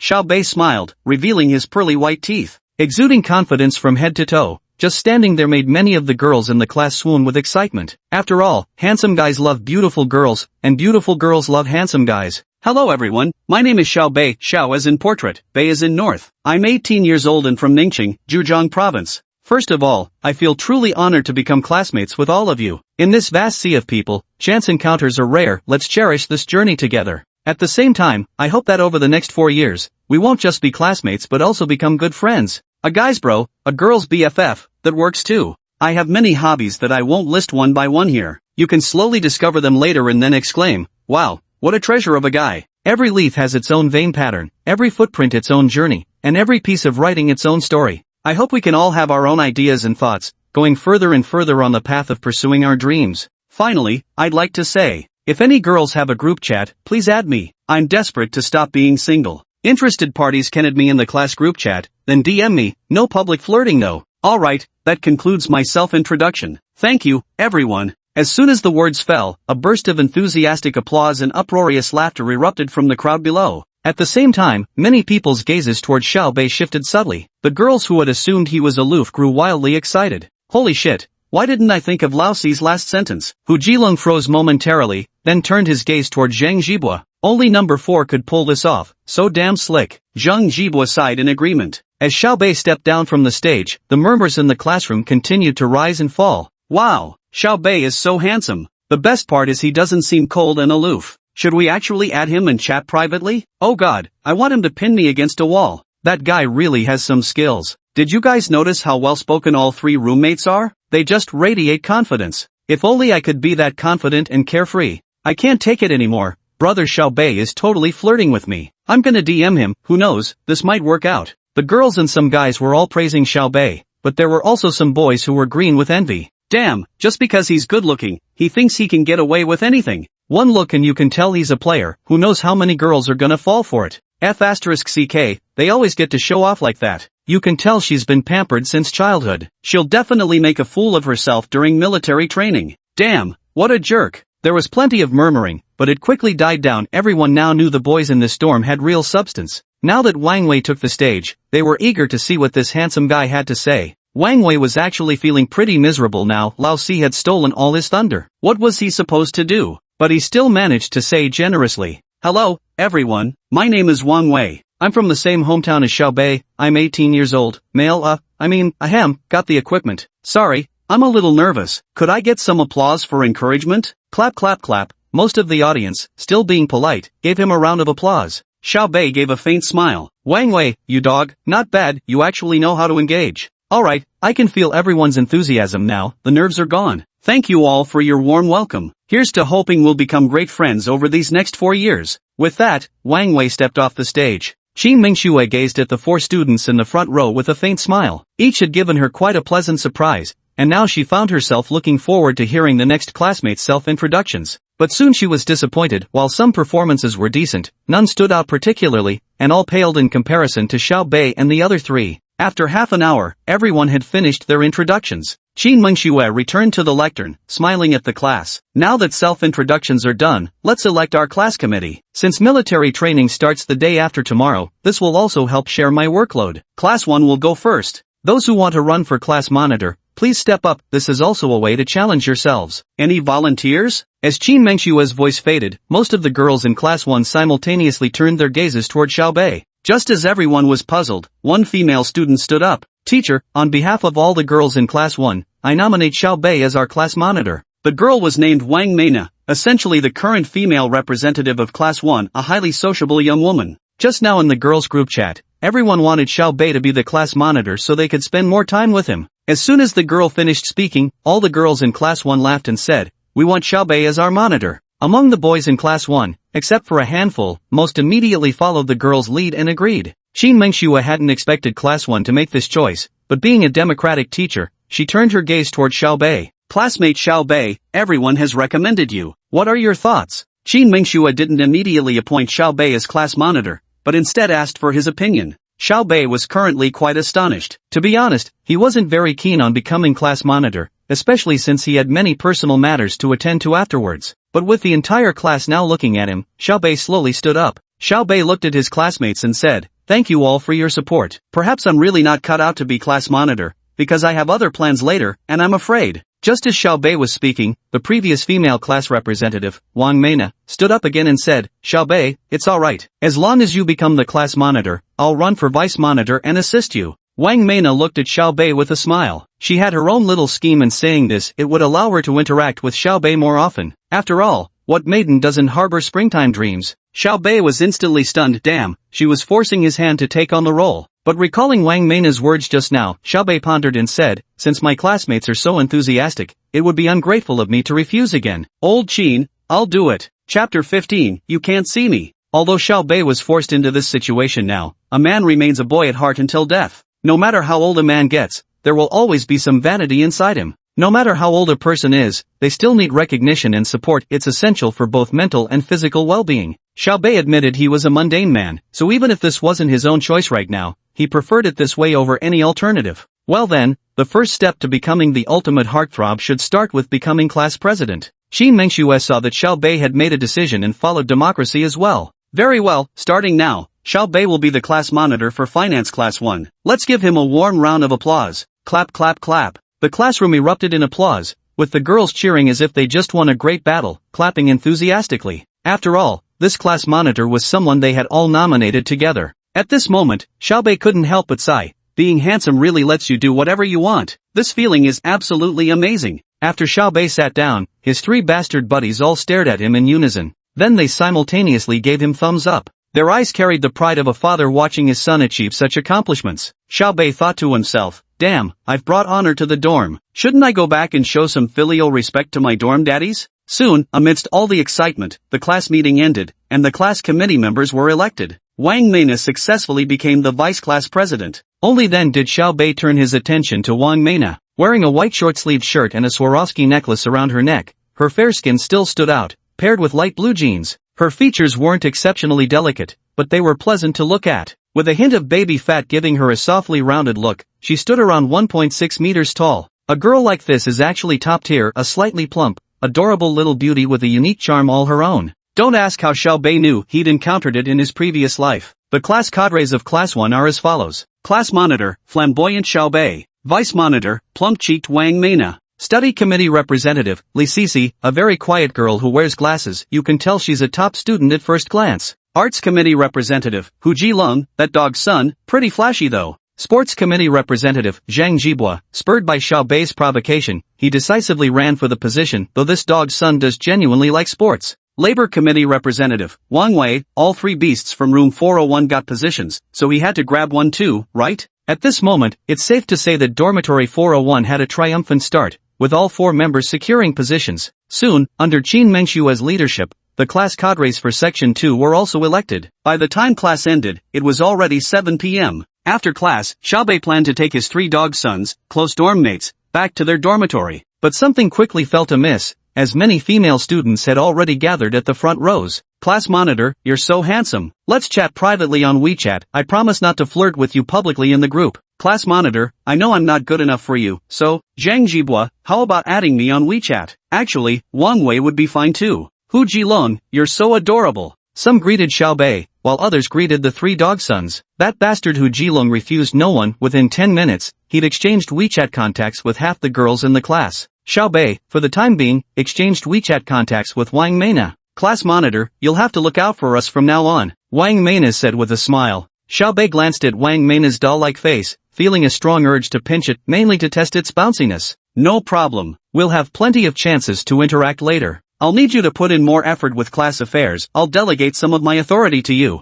Xiao Bei is now fully embodying the essence of, if you can't lead a team, you'll work yourself to death. Wang Meina froze slightly upon hearing this. What? You're actually serious about letting me help you? Didn't you say so yourself? You can't go back on your word now, or I'll block you, Xiao Bei said jokingly. Wang Meina, fine, I'll do it. Pouting. Some girls, monitor, isn't this inappropriate? We can share the workload for you. Zhang Jibua, Hu Jilong, envious. Wang Wei, so, handsome guys really can do whatever they want? The girls collectively, see you tomorrow, class monitor. Xiao Bei smiled and nodded at everyone, see you tomorrow, see you tomorrow. Back in the dorm, the three dog sons sat together and stared unanimously at Xiao Bei. Old Fourth, I kinda don't want to go out with you anymore, Zhang Jibua said helplessly. Back in high school, he'd been the big man on campus. How did he end up stuck with a guy like Xiao Bei in college? Old Fourth, if he won't stick with you, I will. Just share those girls' WeChat contacts with me, Hu Jilong said excitedly. What do you need so many girls' contacts for anyway? Wang Wei couldn't help but snark. Tisk, you just don't get it. I'm trying to give every girl a warm home.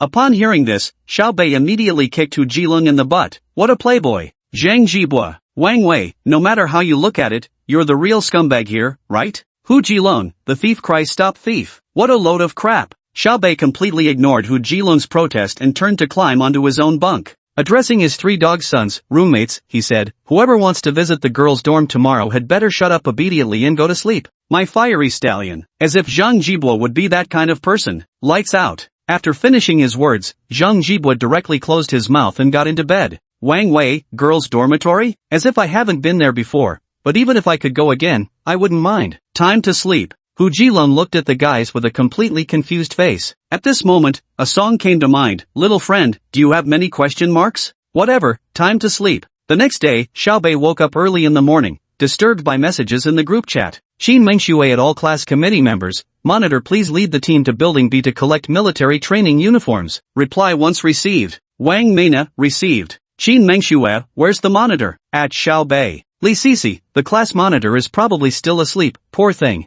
Yi Qiaoning, +1. Chen Maisai, +1. Shui Wenhao, +1. Hu Jilong lay on the bed, glancing at Xiao Bei who had just woken up, and took the opportunity to snap a photo of Xiao Bei shirtless. He sneakily posted it in the group chat. Hu Jilong, nonsense, the class monitor is up, just woke up, still cranky too. Annoying, huh? Picture, wicked grin. By Ting, wow, am I the only one noticing those 8-pack abs? Drooling. Yi Qiaoning, lecherous gaze. Wang Meina, lecherous gaze. Qin Mengshui, oh ho, lecherous gaze. Classmate. At this moment, Xiao Bei took out his phone and glanced at the 99+ messages, initially puzzled as to why everyone was sending flirtatious emojis, but after seeing the photo Hu Jilong had posted of him, he immediately glared furiously at Hu Jilong, who was still basking in his own smugness. Meanwhile, Hu Jilong, having posted Xiao Bei's photo, already had several girls flocking to chat with him. Everyone wanted to see more, and Hu Jilong naturally wouldn't miss the chance to chat up the girls, flirting with them one by one. Just as he was reveling in his joy, Hu Jilong suddenly sensed a murderous aura emanating from the left front. Raising his head slowly, he met Xiao Bei's murderous gaze. Hu Jilong gave Xiao Bei a faint smile, then grabbed the blanket and pulled it over himself. You can't see me, you can't see me. Chapter 16, Girls' Dormitory.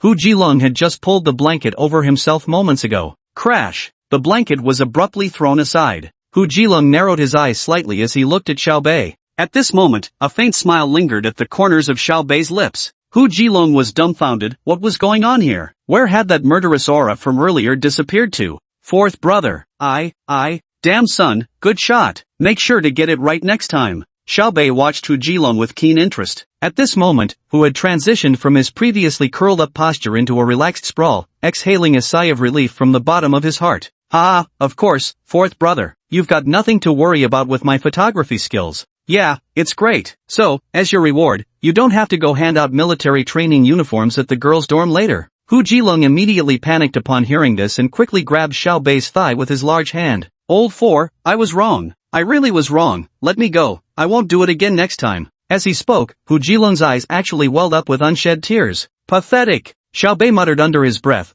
quickly replying Roger in the group chat before waking up the other two who were sound asleep. After all four were up, Xiao Bei directly contacted the class monitor of Group 1 in the group chat to fetch their military training uniforms together. At the military training uniform distribution site, Class 1 had collected all their uniforms. The Navy camouflage uniforms looked quite dashing when worn, but only suited someone like Xiao Bei who had the physique for it. After sending the male dorm leader away, Xiao Bei noticed the female dorm leaders being picky one by one. Complaining about this and that, unflattering, chafing the arms, not accentuating the waist, Xiao Bei just watched silently. Old 4, weren't we going to the girls' dorm? How do we get there? Hu Jilong and Zhang Jibua, Zhizhang, quietly asked. Hearing this, Xiao Bei grinned and then, under the gazes of his three dog-like roommates, walked straight into a group of girls. Hey, Meina, you girls seem to have too much military training gear, need some help carrying it? Wow, monitor, is it really okay? Wang Meina and the others looked at Xiao Bei with excited expressions. Before Xiao Bei could respond, Hu Jilong rushed forward. Meina, check out my muscles, solid as steel. Leave it to us, don't worry, we've got strength to spare. Wang Meina glanced at Hu Jilong. Alright, then we'll trouble you all.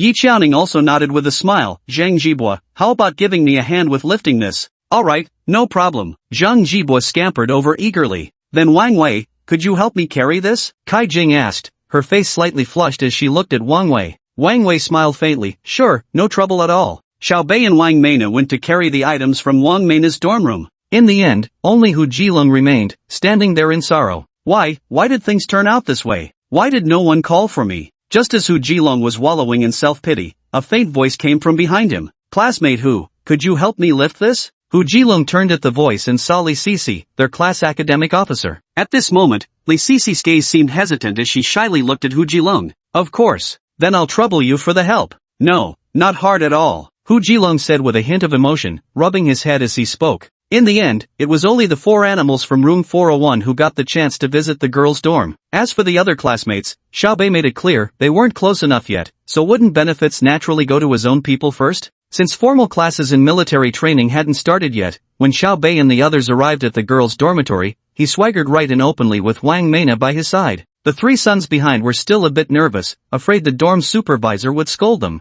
The dorm supervisor simply glanced at the four of them and said calmly, come down within 10 minutes. If you don't, I'll go up and drag you down myself. Sis, got it, you're the best. Xiao Bei sweetly called the dorm supervisor sis, his words dripping with charm. Sure enough, the dorm supervisor cracked a smile upon hearing this. Fine, make it 20 minutes then. Hu Jilong, Zhang Jibua, and Wang Wei exchanged bewildered glances as they watched Xiao Bei's outrageous maneuver. No one does it quite like you, Lao Si, fourth brother. The girls also glanced at each other, their eyes crinkling with amusement. The girls' dormitory was quite a distance from Xiao Bei's dorm, a river separating the two, with the boys' dorms on the left bank and the girls' on the right. The girls' dormitory for Finance Class 1 is on the 4th and 5th floors of Building 12. Wang Meina and Yi Qiaoning were on the 5th floor, while Li Sisi and Kai Jing were on the 4th. Thus, the four-person squad split up at the 4th floor. When they parted, Xiao Bei even winked at his two silly pals, signaling that the opportunity was handed to them, whether they could seize it was up to them. After Zhang Jibua and Xiao Bei arrived on the 5th floor, Xiao Bei acted naturally enough,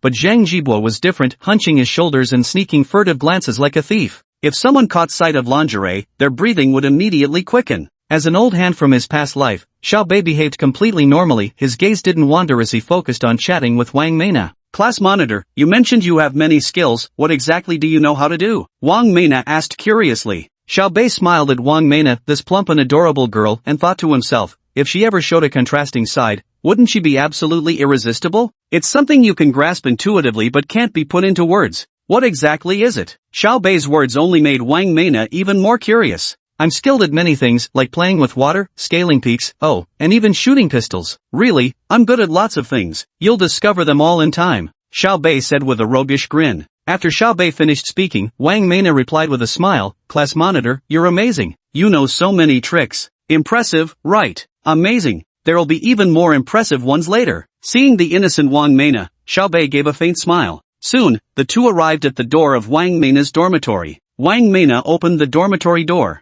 She then said, Class monitor, just leave the clothes here. Okay. Xiao Bei's voice was quite magnetic. As soon as the words were spoken, screams erupted in the dorm room. Ah, there's a guy in our dorm. Ah, it's the class monitor. Wow, Monitor Maina is coming. Why didn't you say so earlier? I haven't even put on makeup yet. Wang Maina looked helplessly at her lovesick roommate. A faint smile played at Xiao Bei's lips. No worries, class monitor. I actually prefer natural beauty. So, my dear concubines, may I come in now? The room fell silent for a moment before erupting into a burst of laughter. Class monitor, you're such a playboy. When did we ever become your concubines? If anything, I demand to be the main wife. Your Majesty, I want to be the principal consort too. Class monitor, so should we address you as Your Majesty or just class monitor? Xiao Bei intentionally addressed them as imperial concubines mainly to diffuse the awkwardness, liven up the atmosphere, and ultimately wouldn't it help deepen their bonds? Judging by the girls' reactions, his plan had succeeded. Chapter 17 A Smooth Talker. Actually being called emperor wouldn't be bad either. Class monitor, you're such a Chuyuni. Come on in. A female voice called from inside. Hearing this, Xiao Bei's lips curled into a slight smile as he decisively stepped inside. The beds in the girls' dormitory all had privacy curtains, but the moment Xiao Bei walked in, they all peeked out their heads. Leaning over the edge of their beds, they stared at Xiao Bei with infatuated expressions. Their leaning postures and loose pajamas revealed a hint of fair skin. Xiao Bei couldn't help but think girls' dormitories are just too comfortable. He immediately started scanning, looking them over one by one. Empress Chen, Empress Yang, Empress Yang, so you're all roommates with Empress Wang. As Xiao Bei's words fell, the three girls on the bed were stunned. Wow, class monitor, you already got to know us this quickly? Xiao Bei said with a smile. No, I only get to know beautiful girls. I have a special memory for pretty faces. Hearing this, all three girls burst into laughter. Class monitor, have you really never been in a relationship before? You sound so smooth. Exactly. With such good looks and a way with words, you must have dated before. I'd love to, but with so many beauties here, I just can't decide. Xiao Bei exaggeratedly said with animated facial expressions. Giggle. Even Wang Maina behind him burst into laughter at this moment. At this moment, Wang Maina asked, so class president, if you had to choose between us, who would you pick? Yeah, tell us who you'd choose. I'm so excited to hear this. Class president, why don't you pick me? I'm good at everything. All four girls were staring at Xiao Bei with anticipation, waiting for his answer. At this moment, Xiao Bei recalled a saying from his past life, one that hadn't emerged in this world yet. Well, might as well claim it. Only children make choices. Adults take everything. Giggle. Ha. The group instantly burst into laughter, their gazes towards Xiao Bei filled with goodwill. It's truly hard not to take a liking to such an emotionally intelligent and handsome guy. Oh my people, who understands this feeling? Class monitor, who would have thought you'd be this kind of monitor? Class monitor, you're so good at keeping everyone happy. That's right. All four girls were smiling as they looked at Xiao Bei. Xiao Bei smiled slightly upon hearing this, cracked a couple of jokes, and figured it was enough time to make his exit. It's better to maintain some distance and a sense of mystery between boys and girls. Alright, my dears, I'm off. Xiao Bei waved at them. Oh, goodbye, class monitor. Goodbye, your majesty. Farewell, emperor. Xiao Bei chuckled, then turned and left with carefree ease. After Xiao Bei departed, Wang Maina's dormitory instantly erupted with lively chatter. Wow, our class monitor has such high emotional intelligence. Literally the god of men. Nana, you spent a lot of time with the class monitor just now. Did you notice anything? Come on, spill the tea. The three of them immediately turned their gaze toward Wang Maina. Wang Maina nodded with a smile as she looked at her girlfriends. Girls, it's true, I've actually found out our monitor's hobbies and interests. Hurry up, speak. The squad leader enjoys playing in water, conquering peaks, and shooting guns. That's all for now. Wang Maina uttered each word meticulously, her tone brimming with pride. Put.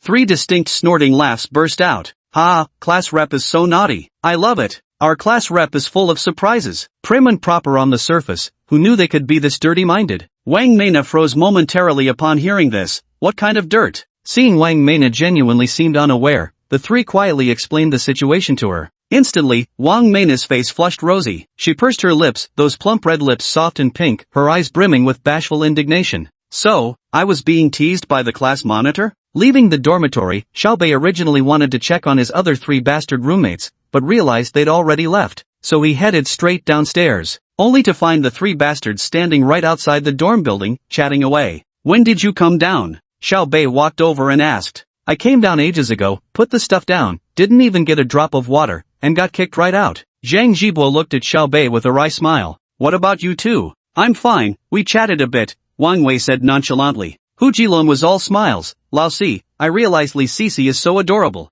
Alright, here's one lovesick fool. Let's go. back to the dorm. Get a good rest today, military training starts tomorrow. Wang Wei looked at the three of them and spoke. Upon hearing this, Xiaobei shook his head and said, "You all go back first. I have something to take care of." Xiaobei planned to take advantage of his free time now to find an office building. By the time military training ended, the renovation would be almost done. "Where are you going?" Hu Jilong asked curiously. "I'm going out to take care of some things, I'm heading off first." With that, Xiaobei immediately left. The three exchanged glances but didn't say anything more. "Alright, let's go play some games." Xiaobei headed straight to the parking lot across from the school. The sun was still scorching, so he quickly jogged to his car. He opened the car door and got inside. Almost immediately, Xiaobei regretted it, the interior was unbearably hot. He hastily turned on the air conditioning and cranked it up to the max. Then, he pulled out his phone and began browsing for office buildings on the screen. Xiaobei's idea was simple, find a good location with a large office building, preferably one that hadn't been renovated yet. This way, he could decorate it according to his own preferences. After searching extensively on his phone app and selecting a few promising office buildings, Xiaobei called a sales agent to arrange an immediate property viewing. Once the appointment was confirmed, Xiaobei directly started his car and set off. The roar of the V8 engine was still quite loud. Xiaobei floored the accelerator, driving straight out of the parking lot. The nearest CBD to Hangzhou University was near the future Sci-Tech City, so Xiaobei had been looking for office buildings in that vicinity. The European and American Financial Tower was one of the more renowned buildings in the area, housing mostly major corporations. The office spaces Xiaobei selected were all located within this building. Upon arriving at the European American Financial Tower, Xiaobei contacted the real estate agent he had previously connected with through the app. "Hello, President Xiao, have you arrived?" "I'm here, where are you?" Xiaobei drove the car into the surface parking lot of the European American Financial Building. "President Xiao, I'm right by the main entrance, in a black suit." Xiaobei looked around and immediately spotted a man in a black suit holding a briefcase, currently on his phone. "I see you." With that, Xiaobei hung up the phone and drove straight up to him. "Brother Zhang, right?" Xiaobei rolled down the window and asked. Zhang Ming was just wondering why this Mercedes-Benz was parked in his spot. But after hearing Xiaobei's words, he realized this was now his client. "Are you President Xiao?" "Yes, wait here for me, I'm just parking the car." Chapter 18 Office Building and Bank Call. Xiaobei swiftly parked the car and immediately got out. He then approached salesperson Brother Zhang. "Hello, Xiaobei." "Hello, President Xiao." "Zhang Ming, should we go check out the venue now?" After shaking hands, Zhang Ming asked with a smile. "Alright, lead the way." Xiaobei replied calmly, his demeanor now steady and expressionless, quite different from the witty and humorous persona he had shown at school. Hearing this, Zhang Ming immediately led Xiaobei into the Euro-American Financial Tower. "President Xiao, the Euro-American Financial Tower is a Grade A office building in future tech city and one of its landmark structures. All the enterprises here have excellent development prospects and formidable strength. Oh, by the way, President Xiao, may I ask what industry you're in?" Zhang Ming didn't look down on Xiaobei despite his youth. Mainly because Hangzhou is known as the entrepreneurial capital, he'd seen too many young moguls. Secondly, he had just looked up Xiaobei's car. The landed price was over 3.5 million, especially considering Xiaobei's license plate. Such plates are usually beyond the reach of ordinary people, though he wasn't aware that some luxury car dealerships offer related license plate sales services. This ultimately comes down to a matter of perspective and awareness. Why do the rich continue to grow richer? Beyond money, it's all about mindset. An average person's understanding is certainly not at the same level as a business owner's. Just take this simple example. Why do business owners legally minimize taxes? Why do many prefer to serve as board supervisors rather than chairpersons? Or why would a company worth hundreds of millions establish another firm with just tens of thousands in registered capital to hold controlling shares in the larger enterprise? The reason is straightforward. If the 100 million company goes bankrupt, they'd only be liable for the tens of thousands in debts held by the controlling company. Of course, there's one prerequisite. You must ensure there's no unlimited joint liability. "I work in venture capital finance," Xiaobei said nonchalantly. Upon hearing this, Zhang Ming grew even more excited, as in their view, those in venture capital were all part of capital firms. What do capital companies have the most? Of course, it's money. Comparing yourself to others can really drive you mad. Some people become capitalists at such a young age, while I'm still just an ordinary wage earner. CEO Xiao truly is a young achiever. Venture capital is excellent. There are also startups in this office building, perhaps you could even collaborate with them in the future. Zhang Ming said with a smile, quickly arriving at the elevator entrance. He proactively reached out and pressed the elevator button. When the elevator arrived, Zhang Ming again extended a hand, holding the door open for Xiaobei to enter first. "President Xiao, shall we head to the 16th floor now?" Zhang Ming said to Xiaobei. "Agreed." Then the two arrived on the 16th floor. Xiao Bei had grand ambitions. He directly requested the entire floor, which covered 2,000 square meters. Upon reaching the 16th floor, Xiao Bei surveyed the space. It was completely bare, with no decorations whatsoever, just raw unfinished concrete. And this was exactly what Xiao Bei wanted. Compared to a pre-furnished space, he vastly preferred customizing the interiors himself. After inspecting thoroughly, especially structural elements like load-bearing columns, erected pillars, and natural lighting, Xiao Bei felt somewhat dissatisfied. Then the two of them went straight to the 18th floor, but it was the same situation. Either the lighting was poor, or there were too many pillars in the room. Brother Zhang, between the 22nd and 30th floors, which one has fewer pillars? After checking out the 18th floor, Xiao Bei straightforwardly asked Zhang Ming, Mr. Xiao, based on your requirements just now, I think only the 30th floor suits you. Oh, we're going to the 30th floor now, you'll understand when we get there. Zhang Ming smiled faintly, though inwardly he was quite nervous, terrified that Xiao Bei might not be impressed and he'd lose this major client. Soon, the two arrived on the 30th floor. As soon as Xiao Bei stepped onto this floor, he could immediately sense something different. First, all four walls were floor-to-ceiling windows, providing excellent natural light. Secondly, there were very few columns, and most importantly, two large terraces. After inspecting the office layout of this floor, Xiao Bei walked over to examine both terraces and was thoroughly satisfied. How much for this unit? Mr. Xiao, this unit is originally priced at 6 yuan per square meter plus 2 yuan for property management. But if you're sincerely interested, we can offer it for 5 yuan per square meter. Including property management, it would be 7 yuan per square meter. Zhang Ming stood behind Xiao Bei, reading the documents while speaking. Upon hearing this, Xiao Bei subtly nodded and immediately said, let's go with this one, time to sign the contract. Ha! Zhang Ming was momentarily taken aback before quickly explaining, Mr. Xiao, actually there's something special about this apartment. The landlord requires annual payment, not semi-annual. What do you think? Hearing this, Xiao Bei pondered briefly before nodding. That's acceptable. Truth be told, this wasn't a major issue for Xiao Bei. What mattered most was that he genuinely liked the place. Zhang Ming instantly felt a surge of excitement. This big deal was practically secured. He promptly said, then Mr. Xiao, please follow me to the 12th floor to sign the contract. All right. Subsequently, Xiao Bei and Zhang Ming arrived at the property management center on the 12th floor and smoothly signed the contract. The payment terms were 1 month's rent as a deposit and 12 months rent upfront, costing Xiao Bei a total of 5.46 million yuan. Just as Xiao Bei finished making the payment, the system's voice chimed in. Ding! Detected host's expenditure behavior. Total spending of 5.46 million yuan, actual consumption of 5.04 million yuan, 420,000 yuan is a non-consumable deposit, but, ding! Randomly drawing the rebate multiplier now. Ding! Congratulations, host, you have successfully drawn a 50x rebate multiplier. Ding! Congratulations, host, successfully obtained rebate funds, 252 million yen, which have been deposited into your account ending with 7,878. Xiao Bei truly hadn't expected his luck to be this good. One big spending spree directly netted him a clean profit of 246,960,000 yen. Xiao Bei's funds have now reached nearly 700 million. His heart swelled with delight. After collecting the relevant contract documents and keys, Xiao Bei left the Euro-American Financial Tower. Now, with time to spare, Xiao Bei planned to find a design company to present his renovation ideas. At this very moment, Xiao Bei's phone rang. Picking it up, he saw it was a call from China Construction Bank. Xiao Bei smiled faintly. Had they finally been unable to resist calling? Truth be told, Xiao Bei had been curious why he hadn't received any calls from the bank after his card balance showed 450 million yuan. Actually, Xiao Bei was unaware that the bank had been investigating the source of his funds lately. The results only came in today, confirming everything was normal, which was why they called in now. Hello?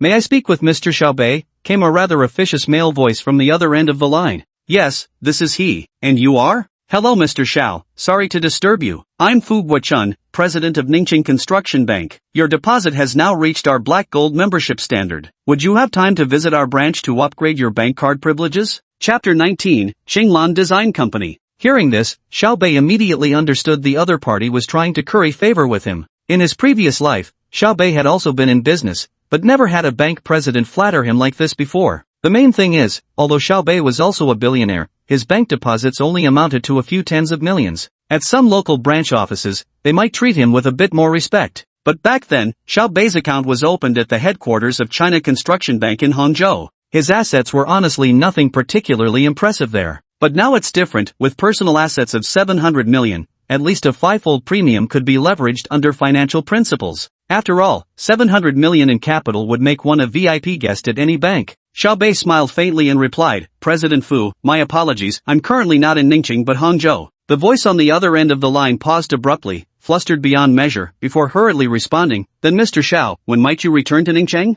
I'd be honored to pay you a visit. I'm currently studying in Hangzhou, Xiao Bei said casually, but if Manager Fu could be transferred to Hangzhou, perhaps there'd be opportunities for cooperation between us. Xiao Bei contemplated briefly before explaining his reasoning. The truth was, despite his considerable wealth, Xiao Bei still lacked sufficient social status. Simply put, his network wasn't extensive enough yet. However, partnering with a regional bank president would undoubtedly elevate his social connections. This was precisely why Xiao Bei made such a proposition. After hearing Xiao Bei's words, the other party clearly fell silent for a moment. Xiao Bei wasn't in a hurry either and simply waited in the car. Soon, a question came from the other end. May I ask, President Xiao, what's your proposed method of cooperation? Hearing this, it was now Xiao Bei's turn to be surprised. Judging by the implied meaning, the influence behind this was no small matter. Fu Xing, as long as you can successfully transfer to Hangzhou headquarters, I guarantee that at least 1 billion will remain in my account every year for you to manage. May I ask, Mr. Xiao, what industry are you in? We've looked into your funding sources, most of it seems to come from the stock market.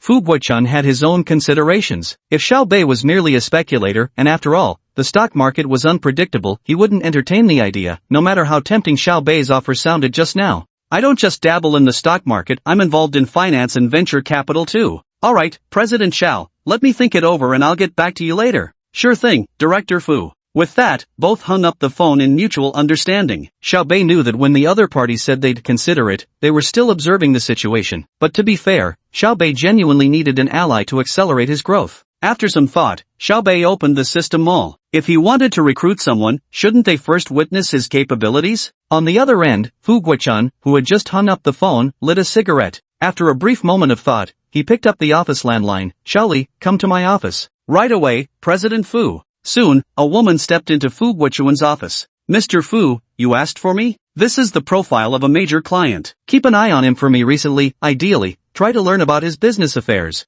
The woman named Xiaoli picked up Xiao Bei's profile. When she saw his personal information listed as insufficient access level, she immediately became serious. That's right, insufficient access level. Xiao Bei had no idea that on the very first day the system activated, his identity had already been classified as top secret. In fact, across the entire Xiao nation, only a handful of people knew his true identity. In Hang City, Xiao Bei's lips curled into a faint smile. He had just acquired something quite remarkable. But instead of delving into it immediately, he checked the time. It was already 2 p.m. Xiao Bei immediately found a decoration company online. After getting in touch with them, Xiao Bei drove straight there. Originally, Xiao Bei had planned to go directly to the Hangzhou Design Institute, but considering the scale of his project, he decided against it. Instead, he chose a design firm specializing in office building renovations, Xinglan Design Company. Xinglan Design Company is a fairly well-known interior and office space design firm in Hangzhou. It's also not far from Xiao Bei's current location, just a 15-minute drive away. After parking his car, Xiao Bei grabbed the blueprint copies he'd obtained from the property management and stepped out. True to its reputation as a design firm, Xinglan Design Company was housed in a standalone 3-story villa nestled within CC Wetland. You can tell from the exterior decoration that this is the work of a designer. As soon as Xiao Bei entered the lobby, he noticed a distinctive feature wall, while others might settle for a simple rectangular surface with some illuminated lettering. Xinglan Company's feature wall, however, resembles the wall structure of a Suzhou-style garden in the Jiangnan water towns. It's the kind of thing that makes you fall in love at first sight. Hello, sir, are you here for a consultation? Just as Xiao Bei was studying the branding wall, a girl holding a coffee walked up beside him. Oh, right, I came here to consult. Who's your best designer? The young lady glanced at Xiao Bei upon hearing this and replied with a smile. The best designer here is naturally our boss. Normally, you'd need an appointment to see them, but today you're in luck, our boss happens to be in the office. May I ask your name, sir? My surname is Xiao. Xiao Bei politely introduced his name. Alright, Mr. Xiao, I'll take you there right away. Thank you. With that, the young lady led Xiao Bei into Qinglan's studio. The entire first-floor lobby had no one working, but the environment was excellent. It was as if the misty landscapes of Jiangnan had been transplanted indoors. Mr. Xiao, the first floor is our rest and leisure area, while the second floor is where we work. The young lady explained with a smile to Xiao Bei. Soon, the two arrived on the second floor, where there was a reception desk, likely the workplace of the young lady before them, because there was nobody at the front desk now. Behind the front desk were individual cubicles, presumably the designer's offices. But the two didn't linger on the second floor, heading straight up to the third instead. The third floor was different again. It felt like stepping into a bamboo grove. The entire third floor, upon first entering, features a small bridge over flowing water. After crossing the bridge, a central corridor appears, flanked by bamboo groves arranged in picturesque disorder on both sides. Soon, we arrived deep within the bamboo forest. There stood an office that outwardly appeared to be a thatched cottage. In front, there was a bamboo-woven fence enclosing a small courtyard where a traditional tea set was arranged. Beside it, a gentle stream flowed quietly. "Mr. Xiao, please come inside." After speaking, the young lady immediately led Xiao Bei into the thatched cottage. After seeing the recent renovations, Xiao Bei was also quite curious about the designer he was about to meet, the owner of Qinglan. Chapter 20, Ji Qinglan. The young woman knocked and entered the office. Xiao Bei followed her inside, discovering that the entire thatched cottage was far more impressive than it appeared from the outside. Modern minimalism combined with Jiangnan Watertown-style decoration. It creates a refreshing and peaceful ambience that soothes the heart upon entering. "Director Ji, this Mr. Xiao wishes to consult you for a design." The young woman addressed a person sitting behind two computer screens. Xiao Bei also turned towards the sound, but couldn't see the face yet because it was blocked by the computer. However, Xiao Bei knew there should be a woman sitting behind that monitor. Sure enough, just as the young woman finished speaking, a crisp voice came from behind the computer screen. "Okay, you can leave first." "Understood, President Ji." With that, the young woman left alone. Just then, the person behind the computer stood up. The moment Xiao Bei laid eyes on this girl, he was utterly stunned. In his past life, Xiao Bei had seen many beautiful women, but compared to her, they truly paled in comparison. What mattered most was that the woman before him was very young, appearing to be in her early 20s. Yet she carried an incredibly strong presence. Her pale blonde hair cascaded in soft, academic waves, while her clear, bright eyes sparkled beneath delicately arched willow leaf brows. Long lashes trembled slightly against her flawless, porcelain skin, which bore a faint rosy glow. Her thin lips, lush and tender like rose petals, seemed almost too perfect. In those bright eyes, Xiao Bei saw serenity, but also an irresistible allure. Especially the contours of her face, it was as if she were heaven's favorite. She wore a low-cut black bodycon dress, paired with a slightly sheer white summer blouse layered over it. Around her neck adorned a vintage Van Cleef & Arpels butterfly pendant collarbone necklace. Xiao Bei thought she was the most beautiful woman he had ever seen. If Lu Qingyan represented innocence and Qin Mengshui embodied the allure of an older sister figure, this woman exuded intellectuality. "Hello, Mr. Xiao. I'm Ji Qinglan, the chief designer and founder of Qinglan Design." Ji Qinglan approached Xiao Bei gracefully, extending a hand with a confident smile. "Hello, CEO Ji. I'm Xiao Bei." Xiao Bei extended his hand and grasped Ji Qinglan's, not taking her entire hand but rather clasping about two-thirds of her palm, a gesture perfectly balanced between politeness and propriety. Just as Xiao Bei had been observing Ji Qinglan, she too had been studying him. Her first impression of Xiao Bei was that he was handsome, young, and radiating confidence, qualities strikingly similar to her own demeanor. After the handshake, a faint smile formed in Ji Qinglan's heart. He must be a young master from a prominent family, she thought. But why had she never encountered him in Hangcheng before? After exchanging a polite handshake, Ji Qinglan smiled and said, "President Xiao, shall we move to the courtyard?" "Whatever the host suggests," Xiao Bei replied with a carefree laugh. Then the two of them came to the tea table in the small courtyard and sat down. "What exactly does Mr. Xiao plan to renovate?" Ji Qinglan asked while brewing tea. "Office building." Xiao Bei sat across from Ji Qinglan, calmly meeting her gaze as he spoke. Hearing this, Ji Qinglan looked at Xiao Bei while pouring tea and asked, "President Xiao, you're young and accomplished. Did you bring the blueprints?" "Here are the blueprints, you can take a look." Ji Qinglan handed the tea to Xiao Bei using a tea tray. After she set down the tray, Xiao Bei passed the floor plan to Ji Qinglan. Ji Qinglan took the floor plan and said to Xiao Bei, "President Xiao, please have a taste first, this is premium Longjing tea." "Okay." With that, Ji Qinglan opened the document folder and extracted the floor plan. When she saw it was a 2,000 square meter office space in the European American Financial Tower, she couldn't hide her surprise. It wasn't that she hadn't encountered cases like this before, in fact, she designed even larger and more luxurious office spaces. What surprised her was that despite Xiao Bei's young appearance, he actually possessed such capabilities. However, she didn't dwell on it and instead carefully examined the floor plan. A few minutes later, Ji Qinglan closed the floor plan and got straight to the point. "President Xiao, do you have a preferred style in mind?" "Something youthful and trendy, with more space allocated for employee activity areas. My philosophy is happy work, for young people. The decor shouldn't be too rigid." And then, Xiao Bei voiced his thoughts. In fact, it was modeled after the office environment of Google from his previous life. After all, giant companies like Google existed in this world too, but Xiao Bei still hadn't found any that embodied Google's corporate culture. Hearing this, Ji Qinglan smiled faintly. Mr. Xiao, I understand your ideas. I'll prepare the first draft of the design within a week. Now, I'd like to know your budget. How much do you charge? Basic tier at 299 yuan per square meter, intermediate at 399, premium at 599, and top tier at 1,999. All packages include soft furnishings. Additionally, my personal design fee is 500 yuan per square meter. Ji Qinglan spoke softly while replacing Xiao Bei's cup of tea with a fresh one. Top-tier contingency plans plus your design are all set, Xiao Bei said indifferently, having just calculated in his mind that this would amount to roughly 5 million yuan.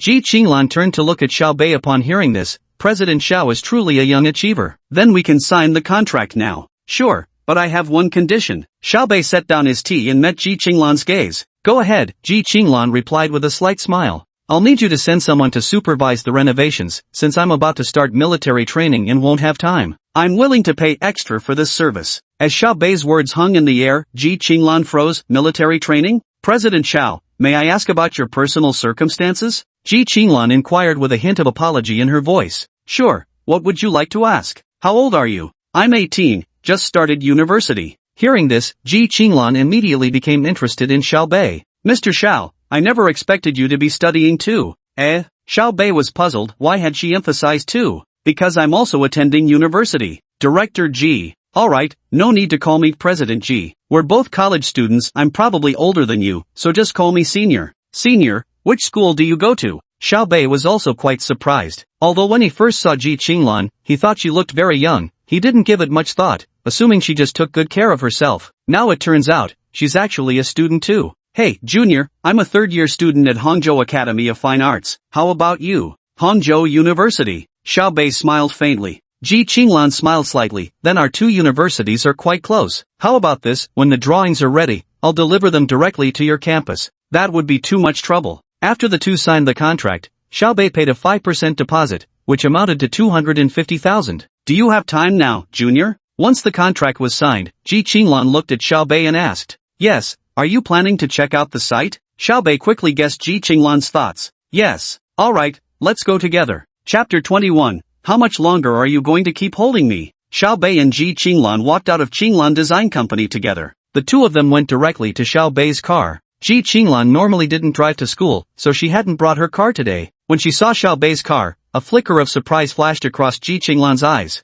Junior, I didn't expect this, quite tasteful and low-key. Otherwise, what kind of car do you think I'd be driving? Xiao Bei opened the car door for Ji Qinglan and then asked. Ji Qinglan stared at Xiao Bei and said, I thought you'd be like any other rich second generation, with a supercar as your standard ride. In fact, Ji Qinglan's assumption was understandable. She had managed to establish Qinglan Design Company with a certain reputation by her junior year. The family is certainly not simple. Those they associate with are all among Hangzhou's top elite. Almost every second-generation offspring from these families drives a supercar, though of course, there are exceptions, some genuinely outstanding individuals, but they are rare, after all. Xiao Bei smiled faintly. I wish I were a wealthy second-gen too, then I wouldn't have to work hard. After Ji Qinglan got into the car, Xiao Bei spoke calmly, then closed the door for her. Ji Qinglan froze slightly. She felt somewhat at a loss about what Xiao Bei had just said. Could it be that he wasn't actually a rich second-generation heir? But, at this moment, Ji Qinglan felt curious about Xiao Bei. Soon, Xiao Bei got in the car. Looking at his profile, Ji Qinglan thought he was truly handsome. Who says women don't appreciate handsome men?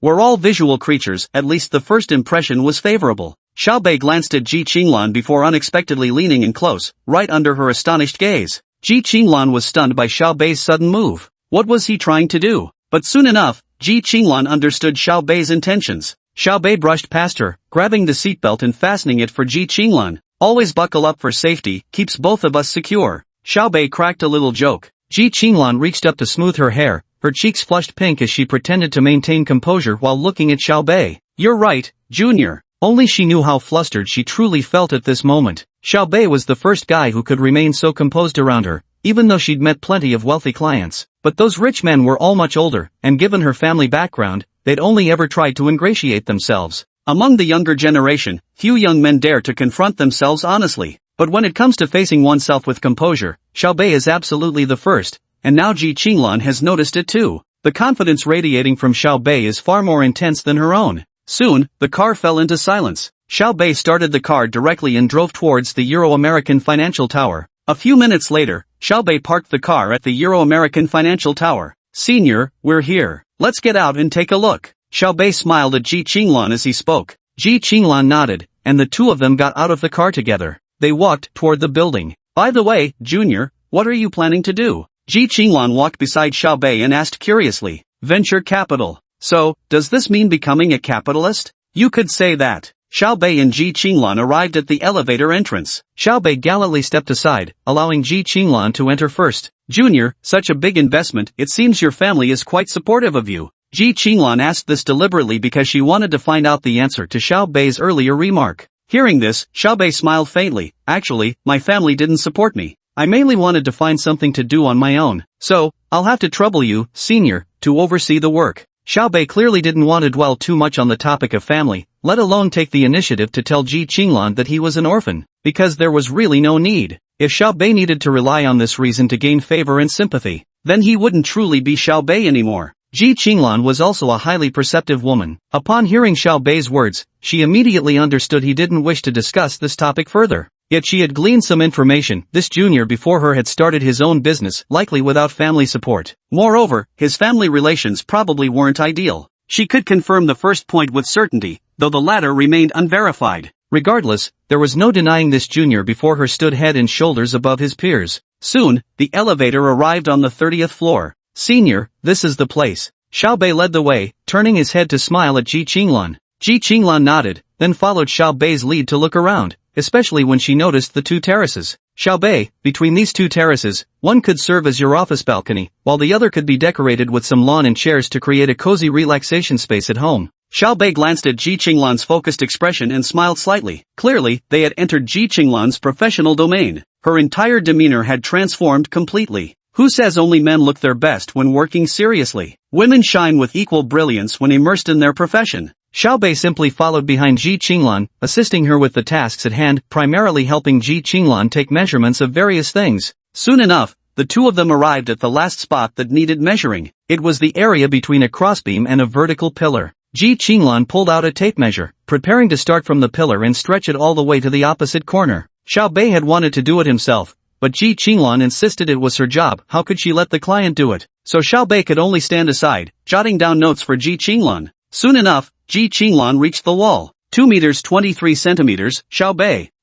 Alright. Xiao Bei quickly jotted it down in his notebook. Ji Qinglan also put away the measuring tape and walked over to Xiao Bei. Just as Xiao Bei finished recording and was about to close the notebook to hand it to Ji Qinglan, his gaze froze momentarily. "Watch out." With that, Xiao Bei immediately tossed aside the notebook in his hand and sprang toward Ji Qinglan in a flash. Before Ji Qinglan could react, Xiao Bei had already reached out and firmly grasped her wrist. With one swift pull, Ji Qinglan soon found herself directly in Xiao Bei's embrace. At this moment, Ji Qinglan was stunned. But soon she saw it right where she had been standing. A chunk of concrete the size of a fist had fallen from the ceiling beam. Normally, wearing a safety helmet would have made this harmless. But today she hadn't worn her helmet since she was just taking measurements with Xiao Bei and heading back to campus afterward. Only when the concrete debris had settled did Xiao Bei and Ji Qinglan finally let out a sigh of relief. Xiao Bei was still staring at the concrete fragments. At this moment, Ji Qinglan, nestled in Xiao Bei's arms, caught a whiff of his scent. She froze momentarily before her cheeks flushed pink.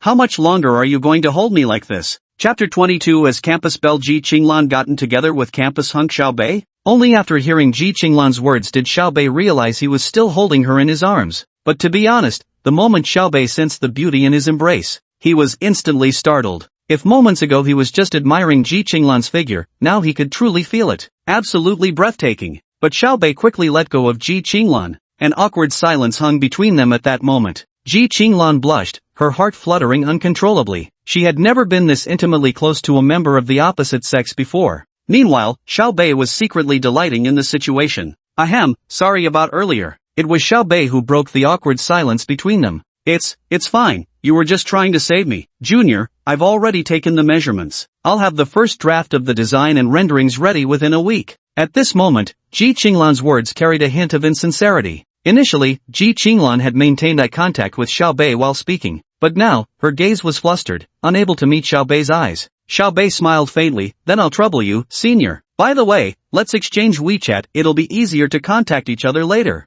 Xiao Bei decided to take the initiative. Such a beauty, there was no reason not to pursue her. Ji Qinglan then took out her phone, and the two exchanged WeChat contacts. Junior, are you free right now? After adding her on WeChat, Ji Qinglan looked at Xiao Bei with a serious expression. What's up? Xiao Bei looked at Ji Qinglan with slight confusion. Can you give me a ride back to school? I didn't drive. As soon as the words left Ji Qinglan's lips, she felt slightly embarrassed, her expression tinged with shyness. Originally, she had indeed planned to hitch a ride with Xiao Bei back to campus, but after what had just happened, she decided to take a taxi instead. Yet somehow, without quite knowing why, the request for Xiao Bei to drive her back had slipped out instead. At this moment, Ji Qinglan's heart was brimming with bashfulness. What's there to hesitate about? I accept. Xiao Bei looked at Ji Qinglan before him, a faint smile curling on his lips as he thought to himself, this little lass is shy. The distance between Hangcheng University and Hangcheng Academy of Fine Arts was truly minimal, just directly across from each other on campus. There's only a street in between. Roar! At 5 p.m., a car with a powerful roar slowly pulled up outside the Hangzhou Academy of Fine Arts. It attracted many onlookers. Some people who didn't know much about cars sneered when they saw it was a Mercedes, just a lousy Mercedes-Benz, making such a big fuss. Holy shit, man, you're loaded. An AMG S63 and you call it a lousy Mercedes? Just as a guy was complaining to the girl next to him about Xiao Bei's car, another guy nearby who actually knew cars burst out laughing. Is this car really that expensive? Aren't all Mercedes-Benz cars the same?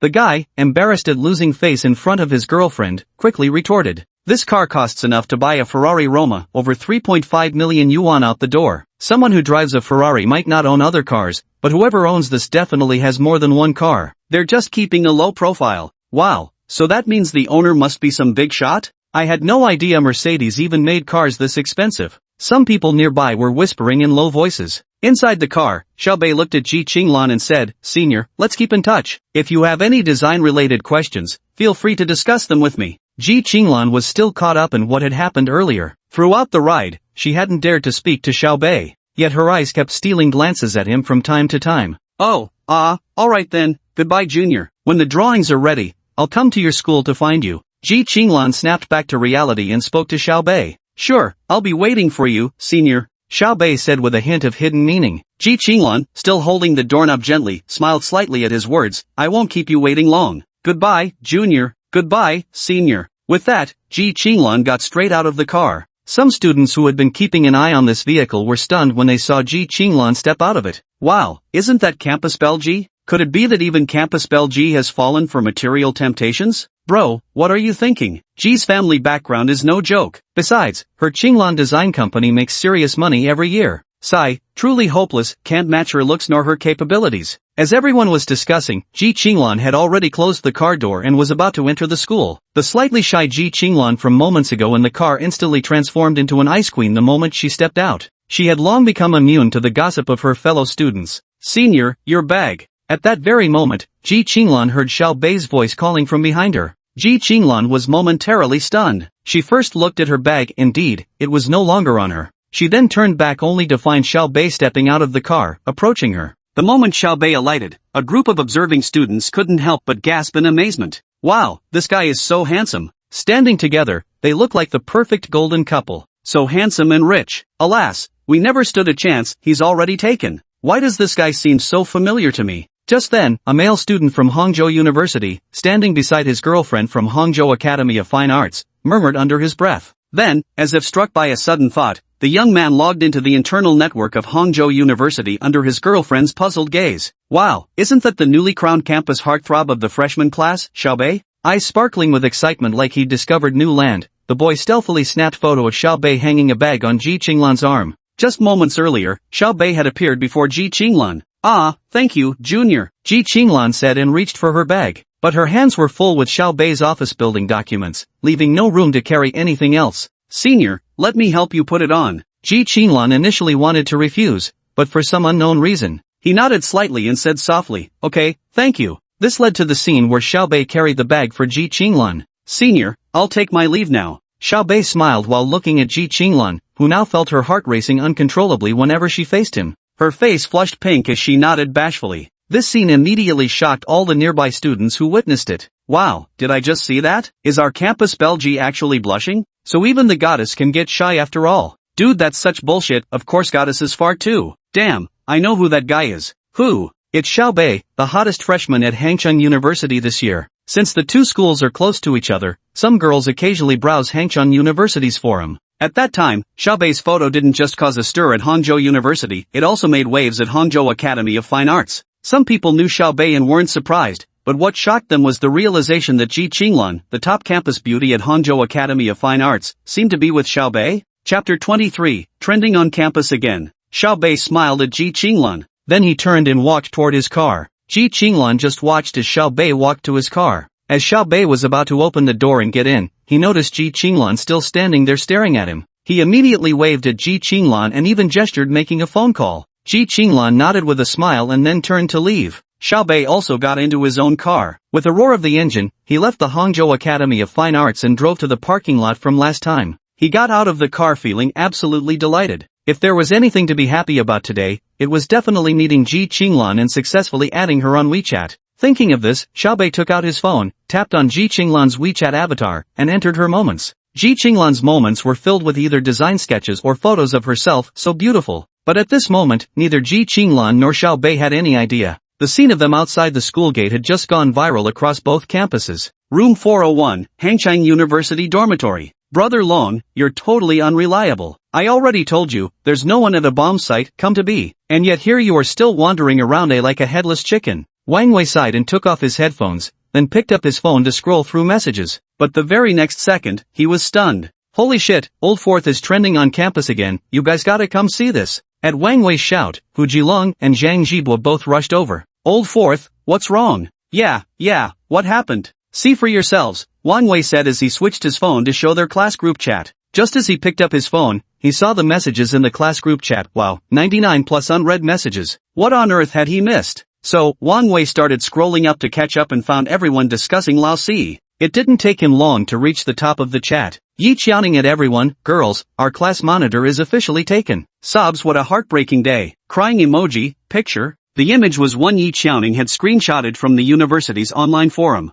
It was precisely that photo of Xiaobei hanging a bag for Ji Qinglan. Wang Meina, wow, the girl in this photo is so beautiful. How envious. Li Sisi, what a perfect match. The golden boy and the jade girl. Chen Xiying, class president, you big meanie. Didn't we agree that I'd be your number one lady? Pouting. Yang Yuhan, forget it. I'll just be the beloved concubine. Our class president spoils me too much. Zhang Yi at Qiaoning, where did you see that? Puzzled. Yi Qiaoning, on the campus network, it's all the rage right now. By the way, that girl is the campus belle from the neighboring school, Ji Qinglan. Zhou Tao, damn, the class president actually drives an AMG S63, envy. Yi Xiaodao, so freaking cool, this car, the class president is awesome. Zhuyu, damn, handsome and rich, and now he's even dating the school beauty, the class president is legendary. Kaidi, it's just an S63, my brother even drives a Ferrari. When Wang Wei and the others in room 401 saw these messages, they were instantly shocked. Hu Jilong, hurry up, check the campus forum post. Hu Jilong urgently urged Wang Wei, who immediately switched to the campus forum.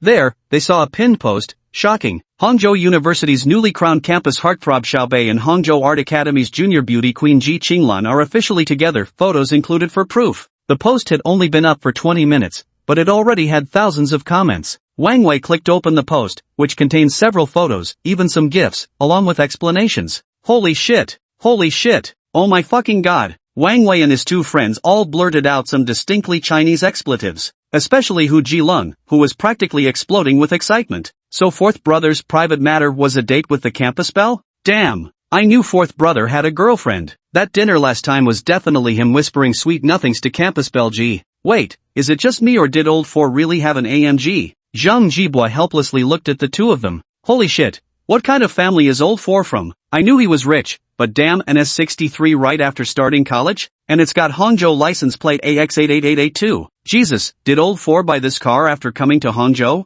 Terrifying. Fourth Brother has been hiding his skills so well. No way, when Fourth Brother gets back, I gotta ask him if his parents want another son. Hu Jilong thought for a moment, then dropped a bombshell. While the three were still discussing, with a click, the sound of unlocking echoed. Then Xiaobei returned to his dorm room, but he quickly sensed something was off, as his three damn roommates were staring at him in unison. Hu Jilong's gaze was full of envy, Zhang Zhibua's eyes held questioning, while Wang Wei's expression demanded a full confession. Damn kids, stop staring at your daddy like that, you're freaking me out. Don't even think about eating me. Xiao Bei placed his hands on his chest, staring nervously at his three sons, who were eyeing him like tigers, his face filled with unmistakable fear. Tell me, where have you been? Wang Wei put away his phone and looked directly at Xiao Bei. Exactly. Spill the beans now, old four. Leniency for confession, severity for resistance. Hu Jilong gazed at Xiao Bei with undisguised envy, his tone laced with questioning curiosity. Speak up, our dorm runs on democracy. Zhang Jibwa stood with arms crossed, equally awaiting Xiao Bei's response.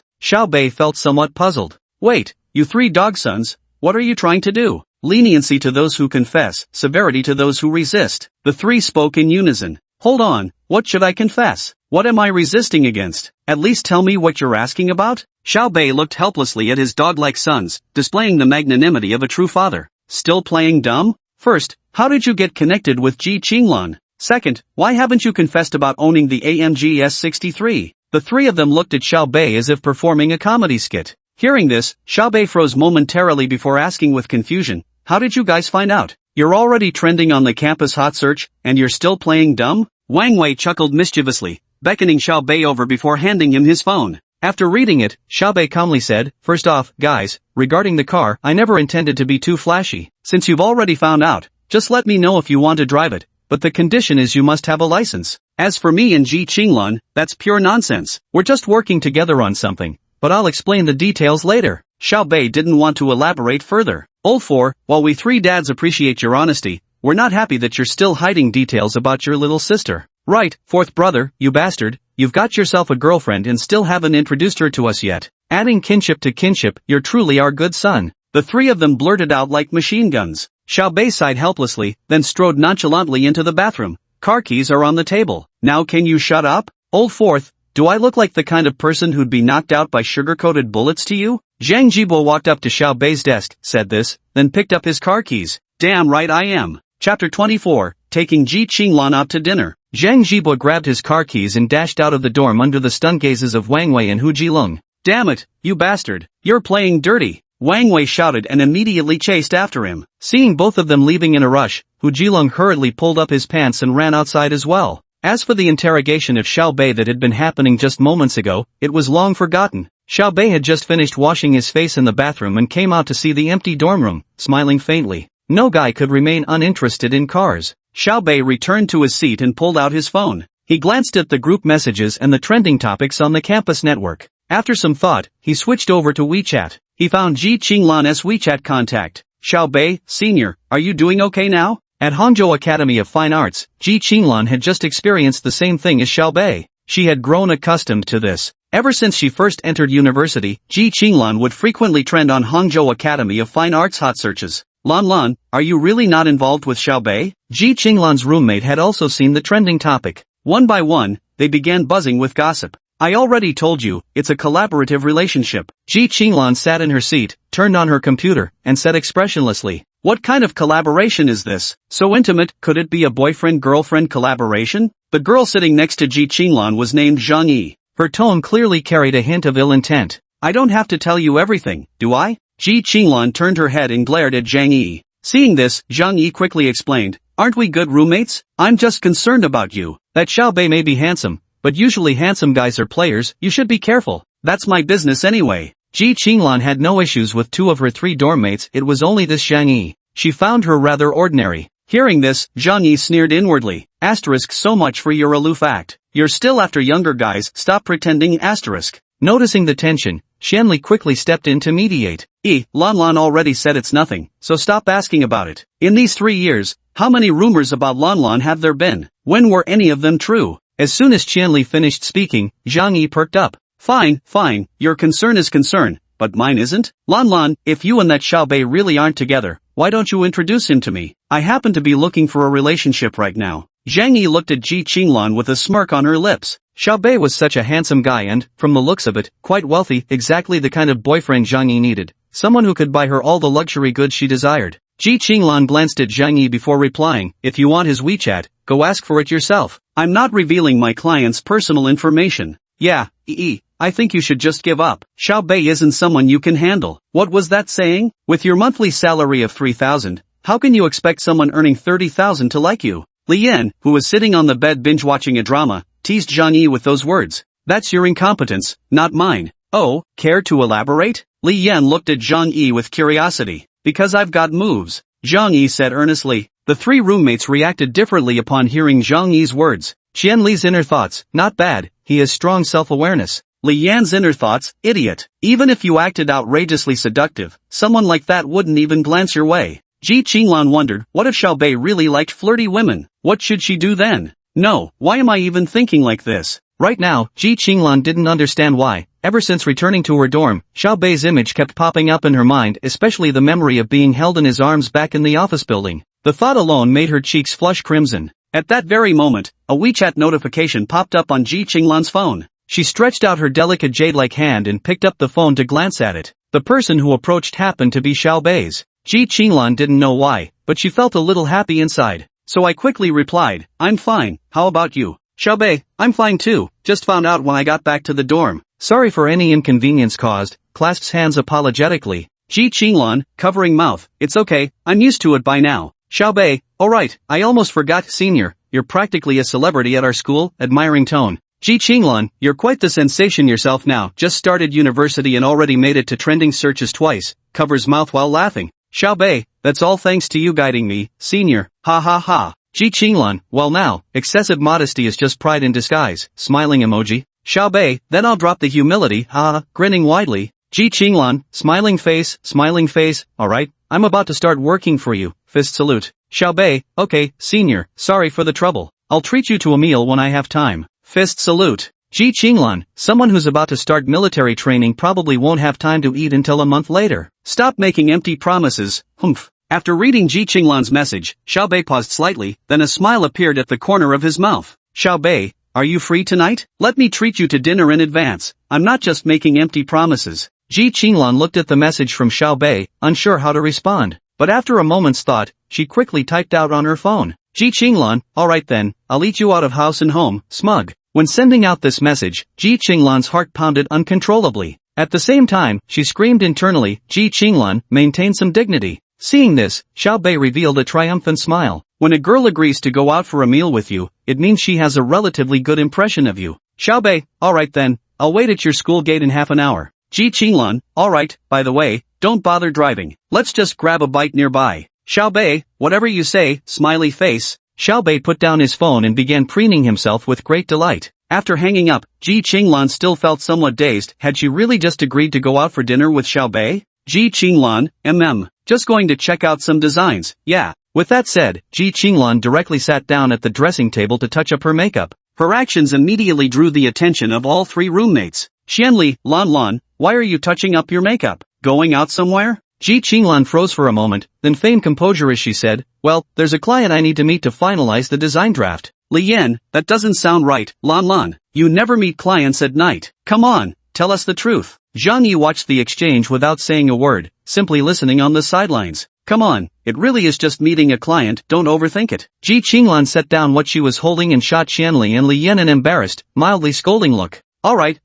meeting a client, must be meeting client Xiao, Qianli said with a knowing smile as she glanced at Ji Qinglan. Sure enough, the moment Qianli finished speaking, Ji Qinglan's gaze faltered slightly. Enough with the nonsense, alright, I'm heading out now. Chapter 25, taking senior sister out for spicy hot pot. Bang! The door of room 401 was violently kicked open. Xiaobei, who was showering in the bathroom, got a fright. That damn son of a bitch. If I go impotent because of this, I swear I'll kill him. Xiaobei's angry voice came from inside the bathroom. Ha, old fourth, you bastard. Aren't you just jerking off in there? Hu Jilong directly pushed open the restroom door, stuck his head in, and leered at Xiaobei with a sly expression. Damn it, you dog, peeping Tom. With that, Xiaobei scooped up water in his hands and splashed it straight into Hu Jilong's face. Damn, old four, you're packing some serious heat down there. Hu Jilong continued leering at Xiaobei with a sleazy gaze. Get the hell out, you bastard. Your daddy's taking a shower here. Ha ha ha, I'm dying of laughter. Fourth brother, don't let Hu Jilong drive the car anymore. You have no idea, Xi Zhang and I were fine when we were driving just now. Brother Long, the moment we got in, Xi Zhang and I could clearly see the car instantly lowered into a slam stance. Wang Wei also stuck his head out, looking at Xiaobei.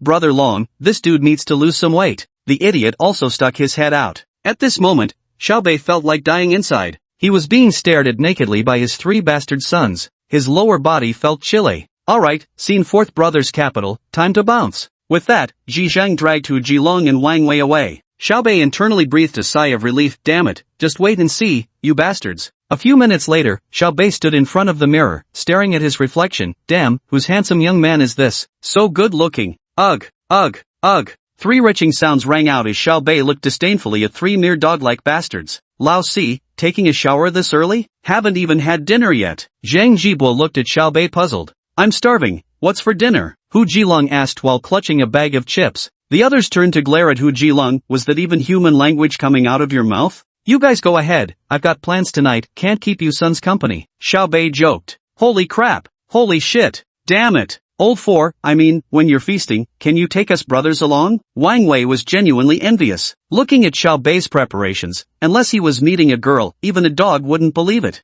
Xiaobei couldn't care less about his dog son's attitudes and went straight out the door. Sons are good, but how could they compare to a future wife? When Xiaobei arrived at Hangzhou Academy of Fine Arts, Ji Qinglan was already standing there waiting for him. There's no helping it, Ji Qinglan's aura was simply too striking. Even in a crowd, she stood out like a crane among chickens. Xiaobei broke into a little jog to catch up. Senior, have you been waiting long? Xiaobei looked at Ji Qinglan before him and his eyes instantly lit up. Had his senior sister applied makeup? Compared to when she wasn't wearing any, she now carried an extra hint of allure. Seeing Xiaobei, Ji Qinglan smiled faintly. Just as well, I've only just arrived myself. Ji Qinglan also noticed that Xiaobei had changed his outfit and smiled faintly to herself. From this little detail, one could tell that Xiaobei took having a meal with her quite seriously. Senior, what would you like to eat? Anything's fine with me, but Junior, could you take me to Trash Street to eat? Sure thing. Xiaobei nodded. Ji Qinglan immediately smiled upon hearing this and said excitedly to Xiaobei, I've never been to Trash Street before. This time, I can finally go. Xiaobei glanced at Ji Qinglan in surprise and asked, Senior, you haven't been there in 3 years of university?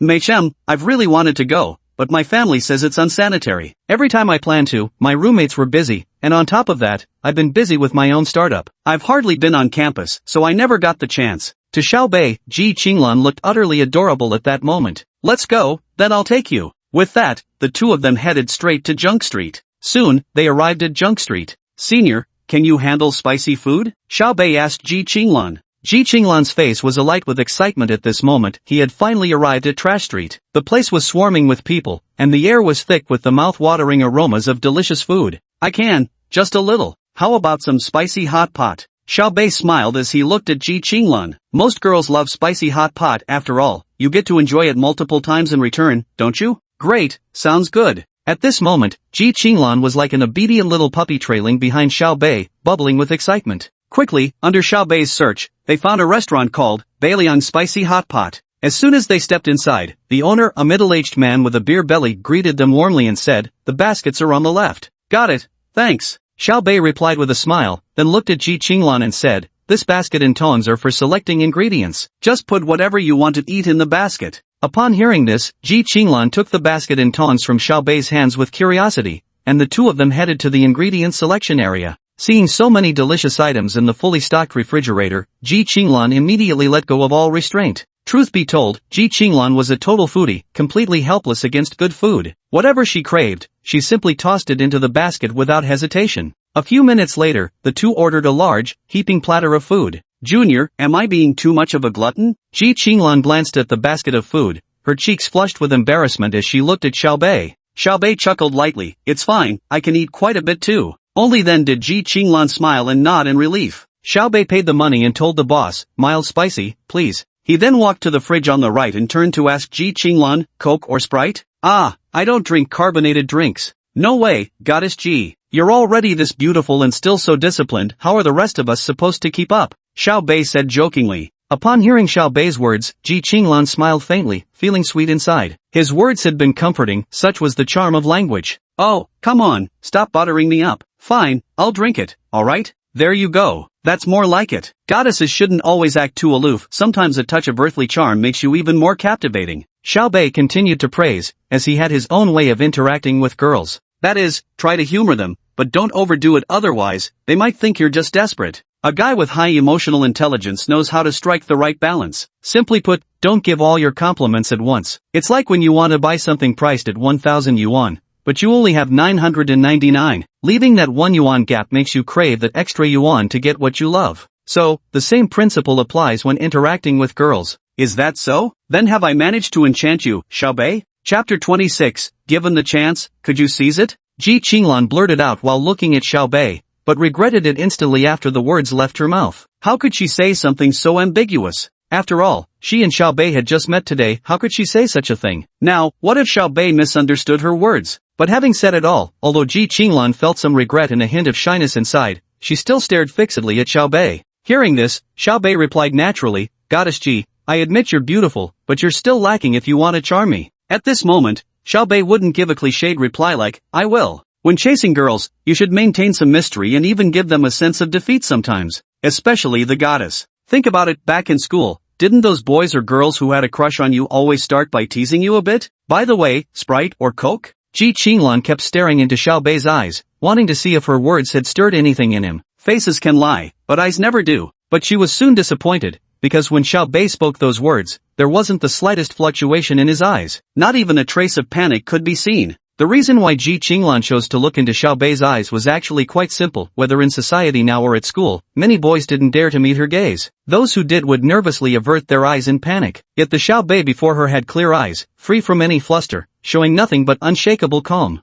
Seeing this, for some reason Ji Qinglan felt a little disappointed in her heart. Did she really have so little charm in his eyes? But sometimes girls are like this, the harder it is to gain recognition, the more they want to conquer it. Who says only men enjoy hearing women sing about surrender? Sprite then. Ji Qinglan pouted and said flatly. Hearing this, Xiaobei smiled at her, then took a bottle of cola and Sprite from the fridge. By the way, do you want it cold? Just as Xiaobei was about to hand the drink to Ji Qinglan, he bluntly asked, Are you a girl? It's all about the details. It's fine if it's cold. Okay. Xiaobei directly took both drinks and found a window seat to sit down. No sooner had he sat down than Xiaobei pulled out a tissue, wiped the stool beside him, and said to Ji Qinglan, Have a seat. Thank you. Ji Qinglan had truly discovered something extraordinary about Xiaobei through their recent interaction, setting aside the fact that he'd started his own business as a freshman. Whether it was his conversational artistry or those subtle thoughtful moments earlier, each detail made her increasingly curious about this man before her, stirring a certain fondness. After they sat down, Xiaobei fetched 2 cups. He thoroughly rinsed one with hot water, opened a Sprite bottle to pour into it, then handed the prepared drink to Ji Qinglan. Meanwhile, he simply cracked open a Coke and took a swig straight from the bottle. Why aren't you drinking from your cup? Actually, Xiaobei's actions just now were quite normal, but the peculiar thing was that instead of handling it himself, he'd let Ji Qinglan deal with it. This suggested Xiaobei had always been an easygoing, carefree type of guy. Yet moments ago, watching Xiaobei open her Sprite and warm the cup for her, Ji Qinglan couldn't help feeling this was a man who combined rough exteriors with thoughtful details. So she asked curiously, Ha ha ha, I'm a guy, used to being rough around the edges. Xiaobei replied casually with a laugh. Ji Qinglan then asked, Then how come you cleaned up for me? It's normal for girls to like cleanliness. Cleaning up for a goddess is actually my honor. Xiaobei, has anyone ever told you that you're a smooth talker? Ji Qinglan covered her mouth as she laughed. Then I must have smooth lips first. Look at me, my lips are all chapped, where's the smoothness in that? Giggle, I can't out-talk you. Did you often come to places like this to eat before? Ji Qinglan glanced around at their surroundings, recalling how familiar Xiaobei had appeared moments earlier, and asked with a smile. Indeed, authentic delicacies are often found in places like this. Never would have guessed that young Master Xiao had this side to him? And which side should that be? Someone who frequents high-end clubs and bespoke restaurants every day? Isn't that the case? Ji Qinglan asked with a smile. I'd love to, but my abilities won't allow it. Cut the nonsense. If you're not capable, how should ordinary people survive? Ji Qinglan thought Xiaobei was joking. Just as Xiaobei chuckled and was about to say something, their spicy hot pot arrived. Looking at the overflowing bowl, Ji Qinglan's fair face turned slightly flushed with a rosy hue. Would Xiaobei think I eat too much? Then Ji Qinglan examined the color of the spicy soup and said with furrowed brows, Isn't this supposed to be mildly spicy? It's actually mildly spicy, the broth itself might just have a rich color. Let me try it first. With that, Xiaobei dug in heartily without a care for appearances? Non-existent concerns, since a male god looks handsome no matter how he eats, just like the dazzling looks of our dear readers. Watching Xiaobei eat with such uninhibited delight, Ji Qinglan found her own appetite stirring. Xiaobei, is it too spicy for you? Good news, Goddess Ji, the poison test is complete. Dig in. All you know is how to sweet talk, don't blame me if I take you up on that offer. Ji Qinglan said with a mix of bashfulness and reproach. With that, Ji Qinglan picked up a piece of fried tofu and popped it into her mouth. How is it? Does it taste good? Xiaobei smiled slightly.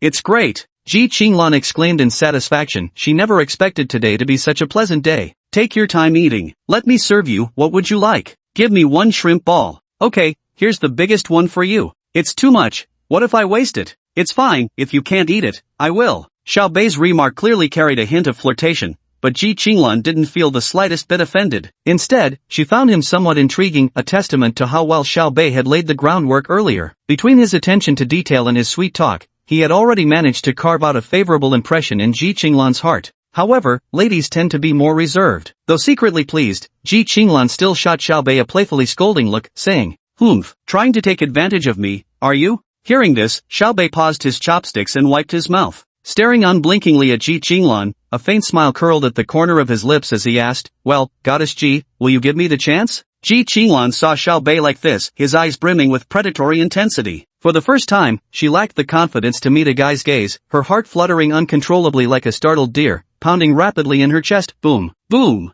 Now she was starting to regret it. Why did she have to tease Xiao Bei when she had nothing better to do? Got a taste of her own medicine, didn't she? But Ji Qinglan was lost in thought for a moment before smiling and meeting Xiao Bei's gaze. I'll give you the chance, she said, but can you seize it? Chapter 27 The Art of High EQ Interaction. At this point, Ji Qinglan found herself in a rather passive position. So far, in the game between them, Xiao Bei had been leading her by the nose. Thus, she decided to make a last-ditch effort, retreating to advance simply to see how Xiao Bei would react. Sometimes, it's just like this, when you find yourself in a situation where you don't know how to proceed, a clever retreat can be the best advance. Xiao Bei smirked slightly. As long as Goddess Ji is willing, I believe I can seize the opportunity. Don't you think so? Hearing this, Ji Qinglan's face instantly flushed red. Well, she had lost this round. Xiao Bei truly wasn't like ordinary guys. Ji Qinglan lowered her head and chided shyly, just eat properly. Seeing her reaction, Xiao Bei laughed inwardly, little one, did you really think you could outmatch me? Xiao Bei then pretended nothing had happened and continued eating his spicy hot pot. What was that joke again? Something about eating spicy hot pot, how many times was it? Ji Qinglan kept her head bowed, sneaking glances at Xiao Bei from time to time. This rascal was actually quite handsome, rather amusing, and had high emotional intelligence to boot.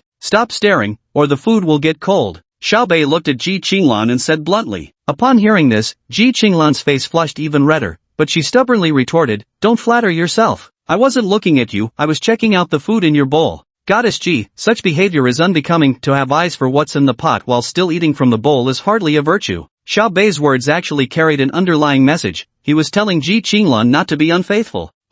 Couldn't you go easier on me? Ji Qinglan pouted with a hint of coquettishness as she spoke, then promptly took a bite of the shrimp ball Xiao Bei had just placed in her bowl. It was surprisingly delicious. After finishing her meal, Ji Qinglan looked at Xiao Bei's bowl and couldn't help but say, that. Xiao Bei knew what she wanted to say, so he directly pushed his spicy hot pot to the center between them. Let's eat together. I can't finish it all by myself. Ji Qinglan smiled slightly upon hearing this, finding Xiao Bei quite likable, the kind of boy who knew how to put others at ease. Such a treasure of a guy, could he already have a girlfriend? Casually picking up food with her chopsticks, Ji Qinglan feigned nonchalance and asked, a handsome and smooth-talking junior like you, your girlfriend must be very lucky, right? Xiao Bei couldn't help but chuckle at her expression. Anyone with half a brain could tell Ji Qinglan was already testing the waters with this question. Xiao Bei looked at Ji Qinglan and put on a pitiful expression, saying, I want a girlfriend too, but my situation just doesn't allow it. Ha, why is that? You're so outstanding, are all those girls blind or something? So, senior, are you blind or clairvoyant?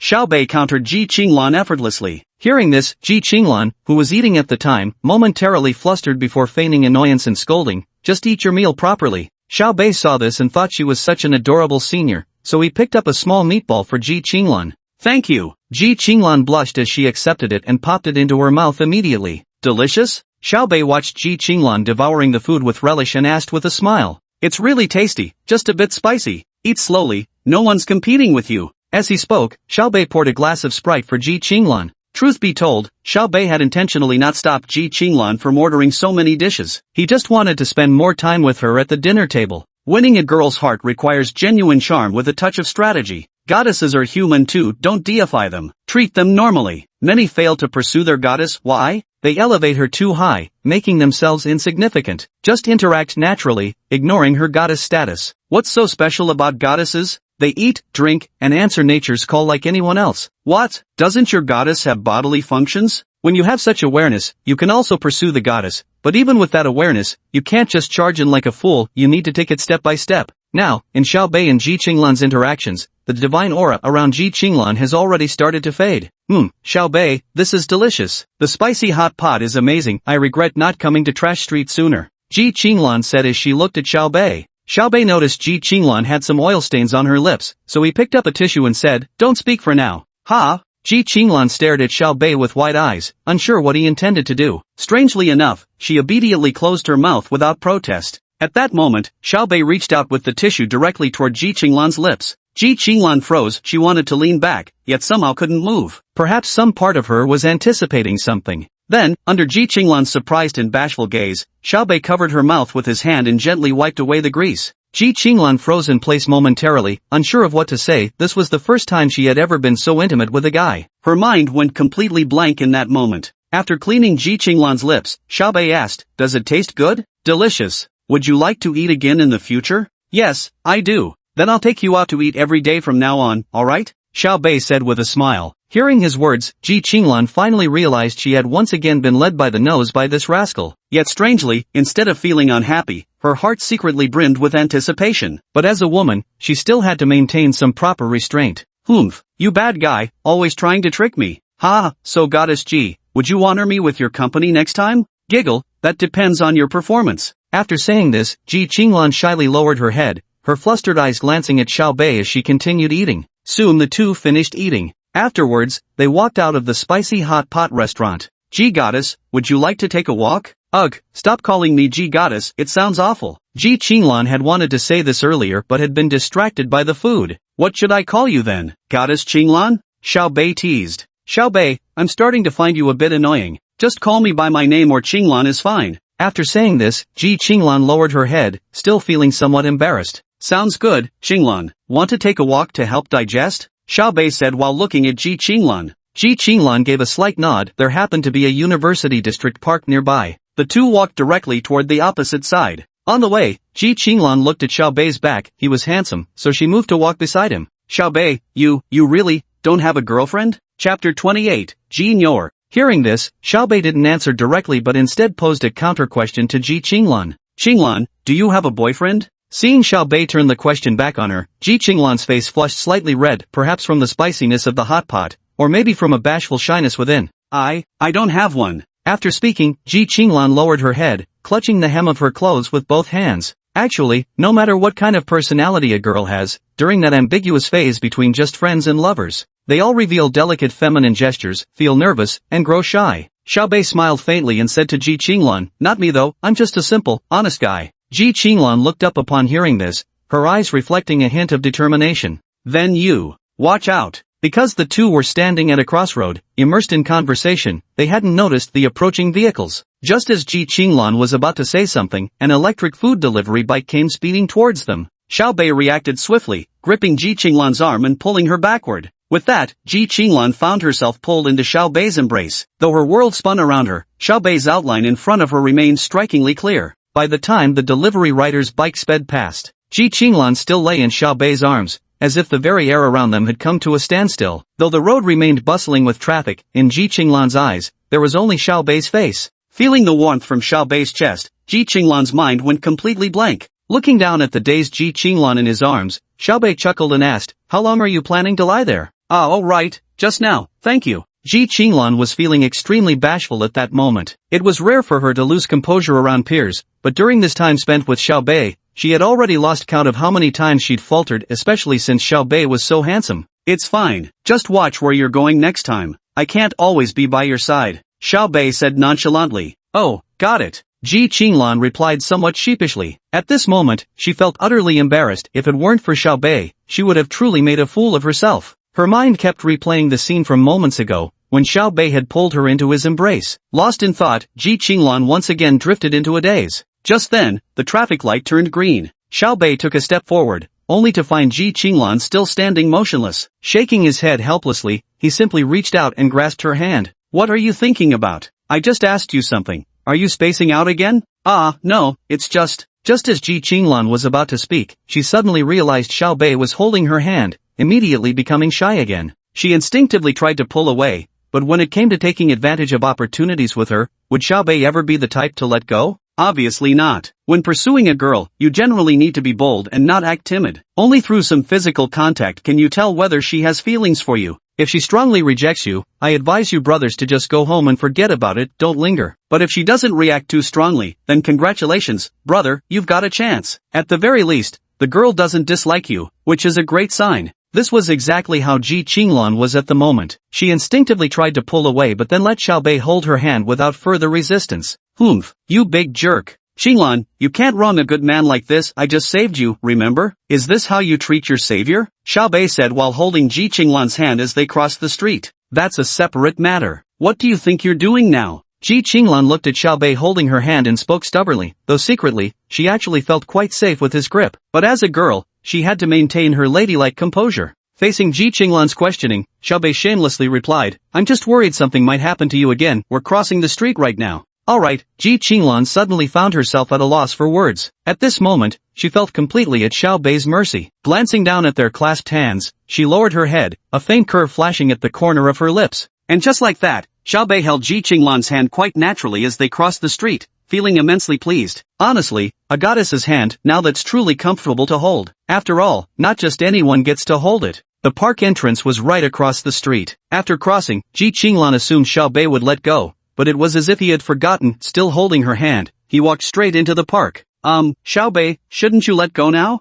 Ji Qinglan's voice was very soft. Xiaobei smiled slightly and countered, do you really want me to let go? Ji Qinglan, tell me, how many girls have you charmed like this? In truth, Ji Qinglan didn't really want to let go either and simply allowed Xiaobei to keep holding her hand. But she still maintained a tough front, questioning Xiaobei with her words. Xiaobei, if I told you this is my first time holding a girl's hand, would you believe me? Xiaobei stared intently into Ji Qinglan's eyes as he spoke each word deliberately. Ji Qinglan pouted slightly and said, who knows if you're telling the truth? You seem so experienced at this. Plus, you're the school heartthrob, there must be tons of girls who like you. Xiaobei, I'm being serious. Think about yourself for comparison. Ji Qinglan, me? Xiaobei, exactly. As the campus goddess yourself, doesn't everyone assume you must have no shortage of boyfriends? But what's the reality? Ji Qinglan, don't talk nonsense. I don't have a boyfriend at all. Xiaobei, see? I was right. So we're in the same boat. Ji Qinglan thought it made sense when she heard this, but something still felt off. Boys and girls had different personalities, didn't they? Yet just as she was about to argue, the words died on her lips. In the end, she chose to trust Xiaobei. Soon, the two walked into the park, where there were indeed quite a few couples. Just as silence settled between them, Xiaobei spotted a vendor selling glowing hairbands. Without hesitation, he pulled Ji Qinglan over toward it. Ji Qinglan obediently let Xiaobei hold her hand, keeping her head lowered as she followed him to the stall selling glowing headbands. Xiaobei picked up a glowing headband without hesitation and placed it on Ji Qinglan's head. Ji Qinglan, what are you doing? Xiaobei, don't speak, don't move, just let me look. Alright then, Xiaobei said, releasing Ji Qinglan's hand with a quick step backward. Honestly, she looked kinda adorable like that. Ji Qinglan observed Xiaobei's demeanor and found it amusing. Nonetheless, she played along with him perfectly. Returning to Ji Qinglan's side, Xiaobei said with a smile, Qinglan, you're so beautiful, and truly adorable. Ji Qinglan was caught off guard and burst into laughter. Logically speaking, she should have been happy and a little shy upon hearing Xiaobei's compliment. In such a beautifully scenic park, it ought to have been a wonderfully romantic praise. But what Xiaobei just called her with that nickname really made Ji Qinglan lose control. It was the first time someone had dared to call her Ji or Little Ji Cow. Chapter 29, More Than Friends, Less Than Lovers. Can you be serious for once? In response, Ji Qinglan instinctively slapped Xiaobei's arm with full force, the impact so strong it left her own palm stinging. Xiaobei naturally took Ji Qinglan's hand in his, and this time she didn't pull away in the slightest, letting him hold it as he pleased. At that moment, Xiaobei knew their relationship had taken another step forward. Did that hurt just now? Xiaobei pretended to examine his right hand and groaned, yeah, it does. Whap! Ji Qinglan smacked Xiaobei again, leaving him momentarily baffled. Blushing with playful anger, she chided, I just hit your left hand. Why are you complaining about your right hand hurting? Shamelessly changing the subject, Xiaobei grabbed Ji Qinglan's hand and said, your hands are so beautiful, just like you. By now, Ji Qinglan realized Xiaobei was utterly thick-skinned and not worth arguing with. Still, she put on a fierce front to scare him. Next time, if you dare lay a finger on me without my permission, I'll break those wandering hands of yours. Got it? Xiaobei simply smiled without saying a word. She can be as fierce as she wants, I'll keep teasing her, and we'll see who outlasts whom. Ji Qinglan's hand remained shamelessly held by Xiaobei as the two strolled through the park under the softly enchanting night sky. Ji Qinglan gazed at Xiaobei, who was half a step ahead of her, and a faint smile touched her lips, an indescribable, dreamlike feeling that defied words. By the way, Xiaobei, why are you starting a business at university now? Ji Qinglan initiated the topic, breaking the silence between them. Her eyes widened as she gazed at Xiao Bei, eager to know every single thought in his mind at that moment. She simply had to know. And why do you want to start a business? Xiao Bei didn't answer her immediately but instead chuckled and countered with his own question. Hearing this, Ji Qinglan smacked Xiao Bei's back lightly before glaring at him in playful irritation. Isn't it me who's asking you? Couldn't you be a gentleman and answer my question first? Okay, I'll answer. Xiao Bei looked at Ji Qinglan with adoration. Mei Shem, so why is that? Ji Qinglan didn't shy away from Xiao Bei's intense gaze at all. On the contrary, she was delighted, feeling a little secret thrill in her heart. Being admired by someone you admire proves your own charm. Why should you feel upset about it? She did have an attraction over Xiao Bei, she ought to be happy about it. But Ji Qinglan didn't know that if anyone else had stared at her like that, she would have definitely been annoyed. There's just no helping it, girls can be so fickle and contradictory. Because when someone walks into your line of sight and becomes a scene that captivates your heart, you naturally pay them extra attention. Sometimes, though, this feeling develops subtly, almost imperceptibly, perhaps without even realizing it yourself. And that's exactly how Ji Qinglan felt at this moment. An unconscious attraction, all the more haunting.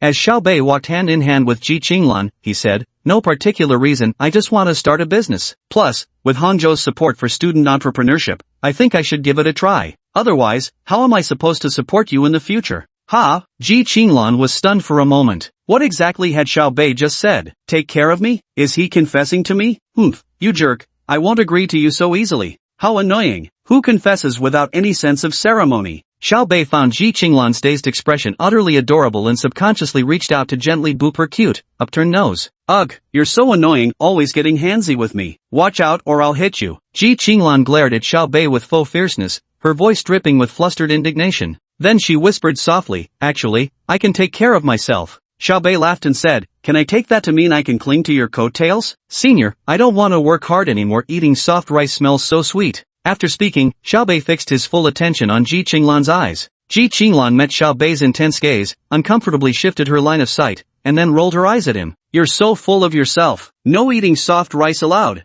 You're really gorgeous. Xiao Bei teased with a playful grin. Humph. Ji Qinglan snorted lightly, but the corners of her lips curled up slightly. After strolling in the park for a while and chatting about many things, Xiao Bei's thoughts and insights repeatedly impressed Ji Qinglan. The young man before her was truly extraordinary at his age, his ideas were remarkably mature, standing in stark contrast to the boys at her university. He was clearly in a league of his own. But is someone as outstanding as Xiao Bei really meant for someone like me? Once a woman falls in love, she becomes incredibly foolish even though Ji Qinglan is usually a standout among her peers. But if anyone's to blame, it can only be because Xiao Bei is too outstanding, too captivating. Yet Ji Qinglan is also somewhat happy, because she might just be the first to discover Xiao Bei's extraordinary uniqueness. Youth is just this pure, before you even realize it. A beam of light illuminates your life, and that light will undoubtedly be more unforgettable than any you encounter in the future. That evening, Xiao Bei did not confess his feelings. Neither did Ji Qinglan. It seemed neither of them wanted to hastily start a relationship, knowing such beginnings would inevitably lead to an equally hurried end. In a way, Xiao Bei and Ji Qinglan were cut from the same cloth, both sought perfection in everything they pursued. If one had to describe their relationship with a single phrase at this moment, it would be more than friends, but not quite lovers. But with this relationship, all it would take is for either of them to take a single step forward, and everything would naturally fall into place. Xiao Bei and Ji Qinglan walked hand in hand all the way back to the gate of Hangzhou Academy of Fine Arts. Instantly, a crowd of people was stunned. Goddess Ji was actually dating that guy from this morning. They were holding hands. Woo woo, what does Goddess Ji's hand feel like? At this moment, every guy wishes they were Xiao Bei, and every girl wishes they were Ji Qinglan. Of course, neither of them cared about the glances from the people around them. Xiao Bei looked at Ji Qinglan with a smile and said, Goddess Ji, what are your plans for tomorrow? Ji Qinglan smiled faintly, then looked at Xiao Bei and said, what's the matter? Are you trying to ask me out? Xiao Bei nodded with a smile and said, actually, you could ask me out too. Starting tomorrow, I'll be in military training. Xiao Bei wasn't the least bit embarrassed. After all, if you're too shy when chasing a girl, you won't get anywhere. Besides, they'd already held hands. How far could he be from making her his girlfriend? Ji Qinglan burst out laughing. Xiao Bei's response was truly unconventional, yet refreshingly straightforward. Xiao Bei, you're so shameless. Focus on your training first, we'll talk after you finish. Goddess Ji, that hurts my feelings. Humph, smooth talker, I'm ignoring you. With that, Ji Qinglan turned and walked away, but Xiao Bei simply watched her retreating figure and began counting down. 3, 2, 1. Sure enough, the moment Xiao Bei reached 1, Ji Qinglan turned around and smiled at him, still standing rooted to the spot. Tomorrow when I'm free, I'll come find you. Sure, goddess. Xiao Bei smiled faintly, while Ji Qinglan gazed at him and returned a gentle smile of her own. This marked the little pact between the two of them. Chapter 30, Is Hu Jilong a simp? Xiao Bei watched Ji Qinglan's figure disappear from his sight. Only then did he turn and walk toward his own school. When passing by the supermarket, Xiao Bei remembered something, so he headed straight inside. He walked directly to the section of the supermarket selling women's products. Yes, tomorrow is the start of military training. Although Xiao Bei never attended university in his previous life, he still knew what military training entailed. That military training could take half your life. College drills were completely different from high school ones. High school military training was more like a trial experience. Some schools made you endure it for 7 days, others let you off after just 3. No big deal either way. But college military training? That was truly life-draining. Not just a few days, but a whole month. Considering the current weather, one must be well prepared. Xiao Bei stood in the feminine hygiene section, looked around, and grabbed several packs of Sophie, yes, several packs, to use as cushioning. Wow, class monitor, what are you doing here? Just as Xiao Bei picked up 3 packs of Sophie in his hands, a surprised voice came from his right. Xiao Bei turned to look and saw Wang Meina along with her 3 roommates. Oh, it's my beloved concubines. Xiao Bei teased flirtatiously, only to be met with 4 pairs of eye rolls. Chen Xiying, Yan Yuhan, Zhang Yi. Chen Xiying pouted at Xiao Bei and said, Class monitor, you promised I'd be the empress consort. Yan Yuhan teased, oh my, class monitor, are you buying sanitary pads for your empress consort? Just as Yang Yuhan finished speaking, Wang Meina and the other 2 finally noticed the 3 packs of sanitary pads in Xiao Bei's hands. Xiao Bei smiled faintly and looked at the group.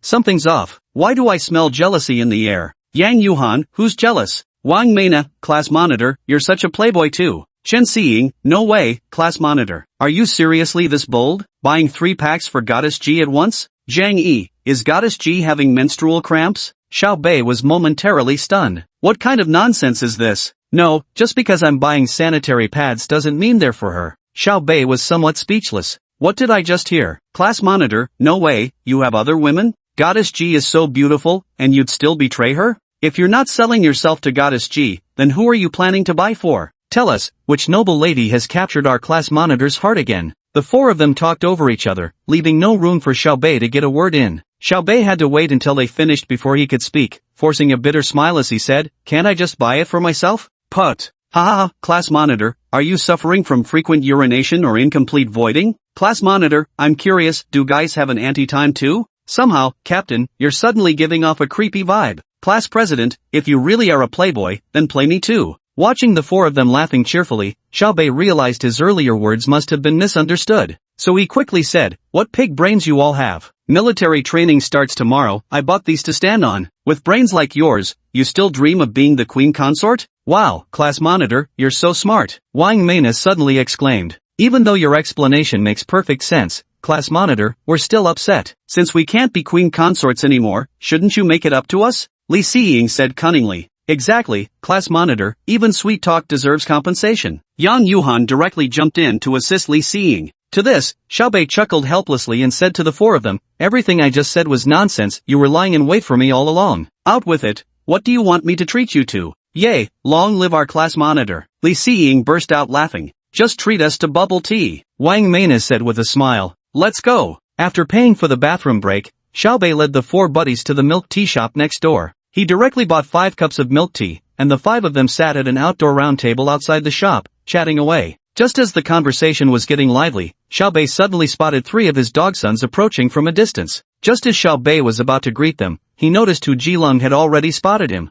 Especially when he saw himself drinking milk tea with 4 girls, it was simply unbelievable. He dragged Zhang Jibui and Wang Wei to Xiao Bei's side. Hu Jilong gazed at the 4 dazzling girls. With tears in his eyes, he said to Xiao Bei, Old Fourth, you're not playing fair. Old 4, this time it's really not right of you, going out for milk tea with 4 beautiful girls by yourself. What about us? Zhang Jibui was also indignant, but being smarter than Hu Jilong, he promptly took a seat beside Li Xiying. Wang Wei shot Xiao Bei a scornful look before sitting down next to Yang Yuhan. Hu Jilong chuckled and made to sit beside Zhang Yi. Zhang Yi looked at Hu Jilong and said, Fatty Hu, just sit in the back. You're too big, it's getting a bit cramped with you here. Put. Everyone burst into laughter. Hu Jilong cast a pitiful glance at Xiao Bei, his face full of grievance. Xiao Bei smiled as he looked at Hu Jilong and said, Go order some milk tea first, my treat. I just bumped into them too. Hearing this, Hu Jilong chuckled knowingly. Soon enough, the guys from dorm 401 and the 4 ladies from Wang Meina's dorm bought a deck of cards right outside the milk tea shop and started playing. Throughout the game, everyone joined in, and the bond between the two dorm groups grew even stronger. Back in the dormitory, Xiao Bei was the first to take a shower. When he came out, he saw his 3 dog-son roommates huddled together, each wearing a perverted grin on their faces. Hu Jilong was currently holding forth with great enthusiasm.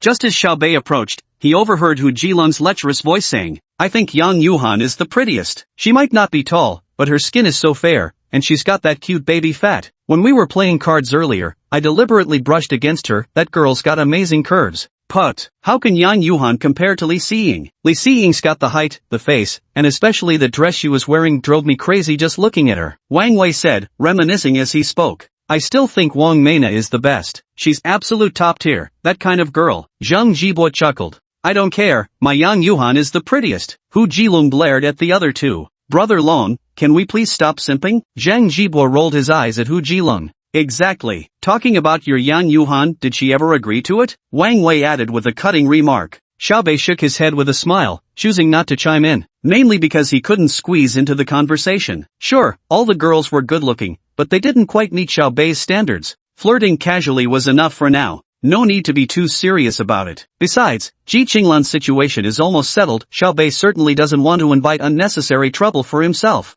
As for Lu Qingyan, with one being in Hangzhou and the other in Shanghai, just stayed boldly without worries. Chapter 31, Military Training begins. September 2nd. The weather remained as unbearably hot as ever. The students of Hangcheng University officially began their military training. At 6 a.m., Xiao Bei got up early because, as the class monitor, he needed to work with Qin Mengxue to gather all the boys from the dormitory. The girls' dormitory was handled by Wang Meina. By a little past 7 a.m., everyone from Finance Class 1 had gathered in front of the boys' dormitory. The main thoroughfare of the dormitory building was lined with class formations, each student dressed in naval military training uniforms. Even so, Xiao Bei still stood out remarkably in the crowd. His handsome appearance simply couldn't be hidden, especially since he was at the front of the formation carrying the class flag. At 7:30 a.m., groups of instructors began arriving from the sports field, each strikingly handsome. Classes formed their ranks, and instructors were assigned accordingly. Soon, a drill instructor about 1.78 meters tall approached Xiao Bei, dressed in training uniform.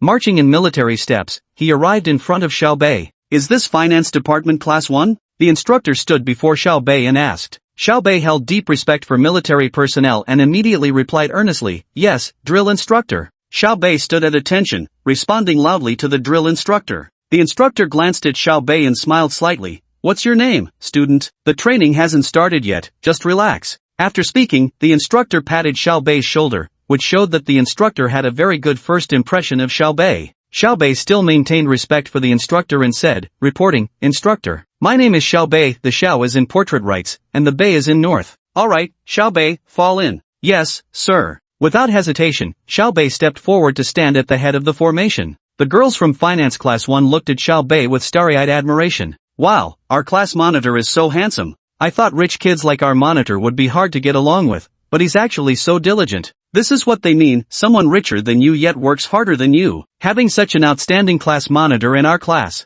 While the girls were chatting, among the boys, aside from a few otakus, several guys from one dormitory looked at Xiao Bei with disdain. "Putting on such a damn act, I can't stand it." "Exactly, acting like he's really the class representative or something." "Yo Adi, what do you say? Want to make him embarrass himself later?" "Damn right, I'm pissed at him. Unless he's got more skills than me, more money, what's the use of just being handsome? Can you eat looks for dinner?" They whispered among themselves. Qin Mengxue also arrived early near Class 1's formation, and she had just witnessed Xiao Bei's performance. A faint smile appeared in his heart. This student was truly a bit different from the rest. "I'm completely at ease leaving Class 1 to him." Thus she came to Xiao Bei's side. "Xiao Bei, I'll go check on Class 2 first. Can you handle Class 1? Qin Mengxue asked with a smile as she looked at Xiao Bei. Today Qin Mengxue wore a short-sleeved shirt with a white cap on her head, paired with sweatpants and sneakers below, presenting an entirely capable appearance. Xiao Bei smiled at Qin Mengxue upon hearing this. "Old Qin, rest assured, I'll definitely manage things well for you." Xiao Bei never missed an opportunity to show off.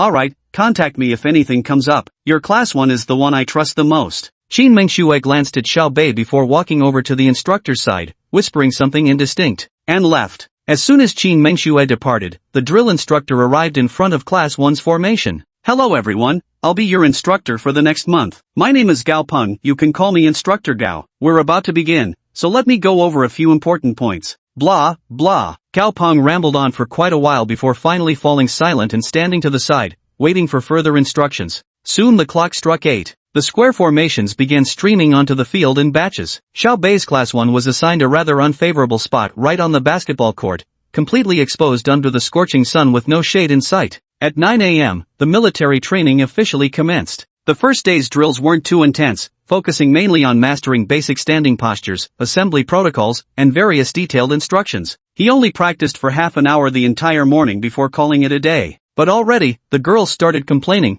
completely worn out. There was a 1-hour nap break at noon. Soon, the afternoon military training began. The intensity noticeably increased in the afternoon, starting with formation drills, followed by standing postures. One by one, we stood baking under the scorching sun. Not a single movement was allowed. As seconds ticked by, people gradually began to buckle. The first to collapse was one of the female students. Then it seemed like a chain reaction had been triggered. One by one, the girls began to collapse. The first guy to fall was none other than Hu Jilong. After he went down, he even winked at Xiao Bei. The message was clear: since you can't hold on, you might as well surrender. Xiao Bei knew that if this were the war era, that bastard would probably be a traitor to the nation. Another 20 minutes passed, and more than half of the boys had already collapsed, sitting on the ground as they watched the remaining 9 still standing. Among them were Wang Wei and Zhang Jibo from Xiao Bei's dorm. Then there were Kai Qizhou, Kai Shidi, Lin Haojie, and Zhang Jinan from dorm 404. And finally, Yi Xiaotao and Zhu Yu from dorm 402. Among the 4 in dormitory 404 were the guys who harbored hostility toward Xiao Bei.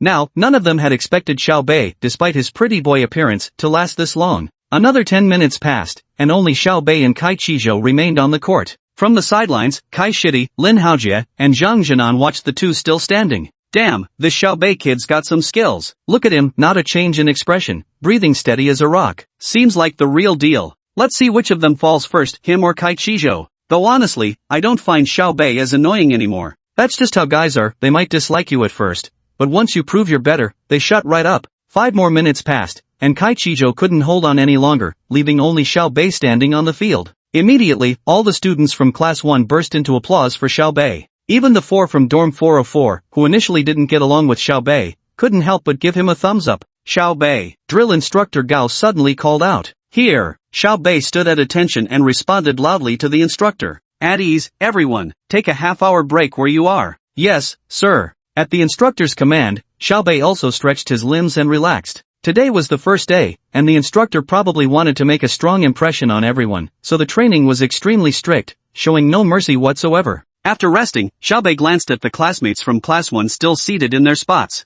Each one was quite serious, so Xiao Bei immediately turned and walked toward the exit of the sports field. Old Fourth, where are you going? Hu Jilong watched as Xiao Bei walked away. Xiao Bei didn't answer, he just started running directly. Everyone else watched Xiao Bei's disappearing figure, feeling utterly perplexed. Chapter 32, Someone Else's Class Monitor. Just as everyone was still wondering what Xiao Bei was up to, 10 minutes later, Xiao Bei returned, instantly prompting gasps of astonishment from the entire Class 1. Because accompanying Xiao Bei was none other than the owner of the snack shop. Xiao Bei sat perched on the owner's electric tricycle. Without delay, he called out to the boys of Class 1, all boys from Class 1, come over and help carry the bottled water and watermelons. Yes, Xiao Bei went straight to buy water and deliberately purchased 5 large watermelons, all pre-cut. This amount of money was nothing more than pocket change to Xiao Bei. Hearing this, the boys from Class 1 all stood up and ran toward Xiao Bei. Even the 4 from room 404 were stunned at this moment. Holy crap, this class monitor, I'll take him. Me too. The class monitor is badass. This class monitor is legit. Lin Haojie and Kai Qizhou exchanged glances before stepping up to help Xiao Bei unload the goods. Xiao Bei bought a full 10 cases of mineral water and 5 large watermelons. After all the water was unloaded, Xiao Bei said to the boys, now it's your turn to shine. Take a bottle of water and a piece of watermelon to each of the girls. Okay, haha, thank you, class monitor. Class monitor is awesome. Monitor, just holler if you need anything in the future. Male camaraderie is this simple. Xiao Bei smiled and nodded at them without any airs, greeting everyone with equal warmth. After all, what Xiao Bei wanted was unity, but don't mistake his approachability for weakness. If anyone touched Xiao Bei's reverse scale or displeased him, Xiao Bei wouldn't mind giving them a good lesson. This was the awareness of a former manager knowing how to quickly bridge the gap and build relationships. To establish a united team, one must fully embody the spirit of leading the team while reaping the rewards. Xiao Bei grabbed a few bottles of water and some watermelon slices, then headed straight to the instructor's side. Captain Gao, here, have some water and watermelon. These are for the other instructors, I wouldn't presume to step on their toes. Cao Peng had been observing Xiao Bei from the start. When he saw Xiao Bei bringing water and watermelon, he smiled faintly to himself. This kid here is quite the talent. And it seems his reputation in the class is quite strong too. He also needed someone to assist him during the military training for the next month, so he smiled and took the water and watermelon from Xiao Bei. Everyone, break time extended by 10 minutes. Yay! Instructor, the squad leader is awesome. The instructor and squad leader are both so handsome. At this moment, everyone in Class 1, both girls and boys, collectively supported their class monitor, Xiao Bei. Wow! Being in the same class as our monitor is amazing. Free water is one thing, but we even get watermelon too. Thanks for your hard work, monitor. I love you, monitor. At that moment, a woman's voice rang out from the crowd. Hearing this, Xiao Bei smiled faintly and, under everyone's gaze, stepped forward to the front of the line. Who just proclaimed their love for this great king? Step forward. If you're going to do it directly. I might as well reluctantly appoint you as a concubine. Yet still, no one stepped forward. Xiao Bei continued, it seems no one wants to be a concubine. Could it be you're aiming for the position of the main wife? Ha! Class monitor, you're being cheeky again. All the girls in Class 1 burst into laughter. At this moment, Yi Xiaodao said, Class monitor, I like you, so can I be your royal concubine? Xiao Bei shook his head at him and replied disdainfully, my orientation is normal. Let's not make jokes like this, I wouldn't want the girls to get the wrong idea. Ha ha ha, ah ha ha ha. The squad leader is clearly biased, being nice only to the girls. What about us boys? Some of the male students, already impressed by Xiao Bei, joined in the joking banter. Nonsense. If I don't treat the girls well, how else could we discuss life's profound truths with you? Put. No one expected Xiao Bei to be like this, handsome, humorous, and effortlessly charming. Class 1 was having a great time, while the neighboring classes were filled with envy. Especially the girls, each one of them was complaining. Look at their class monitor. Arg, they're both class monitors, why is there such a huge difference? Where's our class monitor? We need water too. Monitor, watermelon isn't available, but water would work too. Look at other classes' monitors, so handsome and caring. Wow, it's always someone else's monitor who's better. Mostly because they're attractive. Now look at ours, just a nerdy bookworm. Life isn't worth living. Hearing the complaints from neighboring classes, the students in finance class 1 couldn't help but smirk with satisfaction,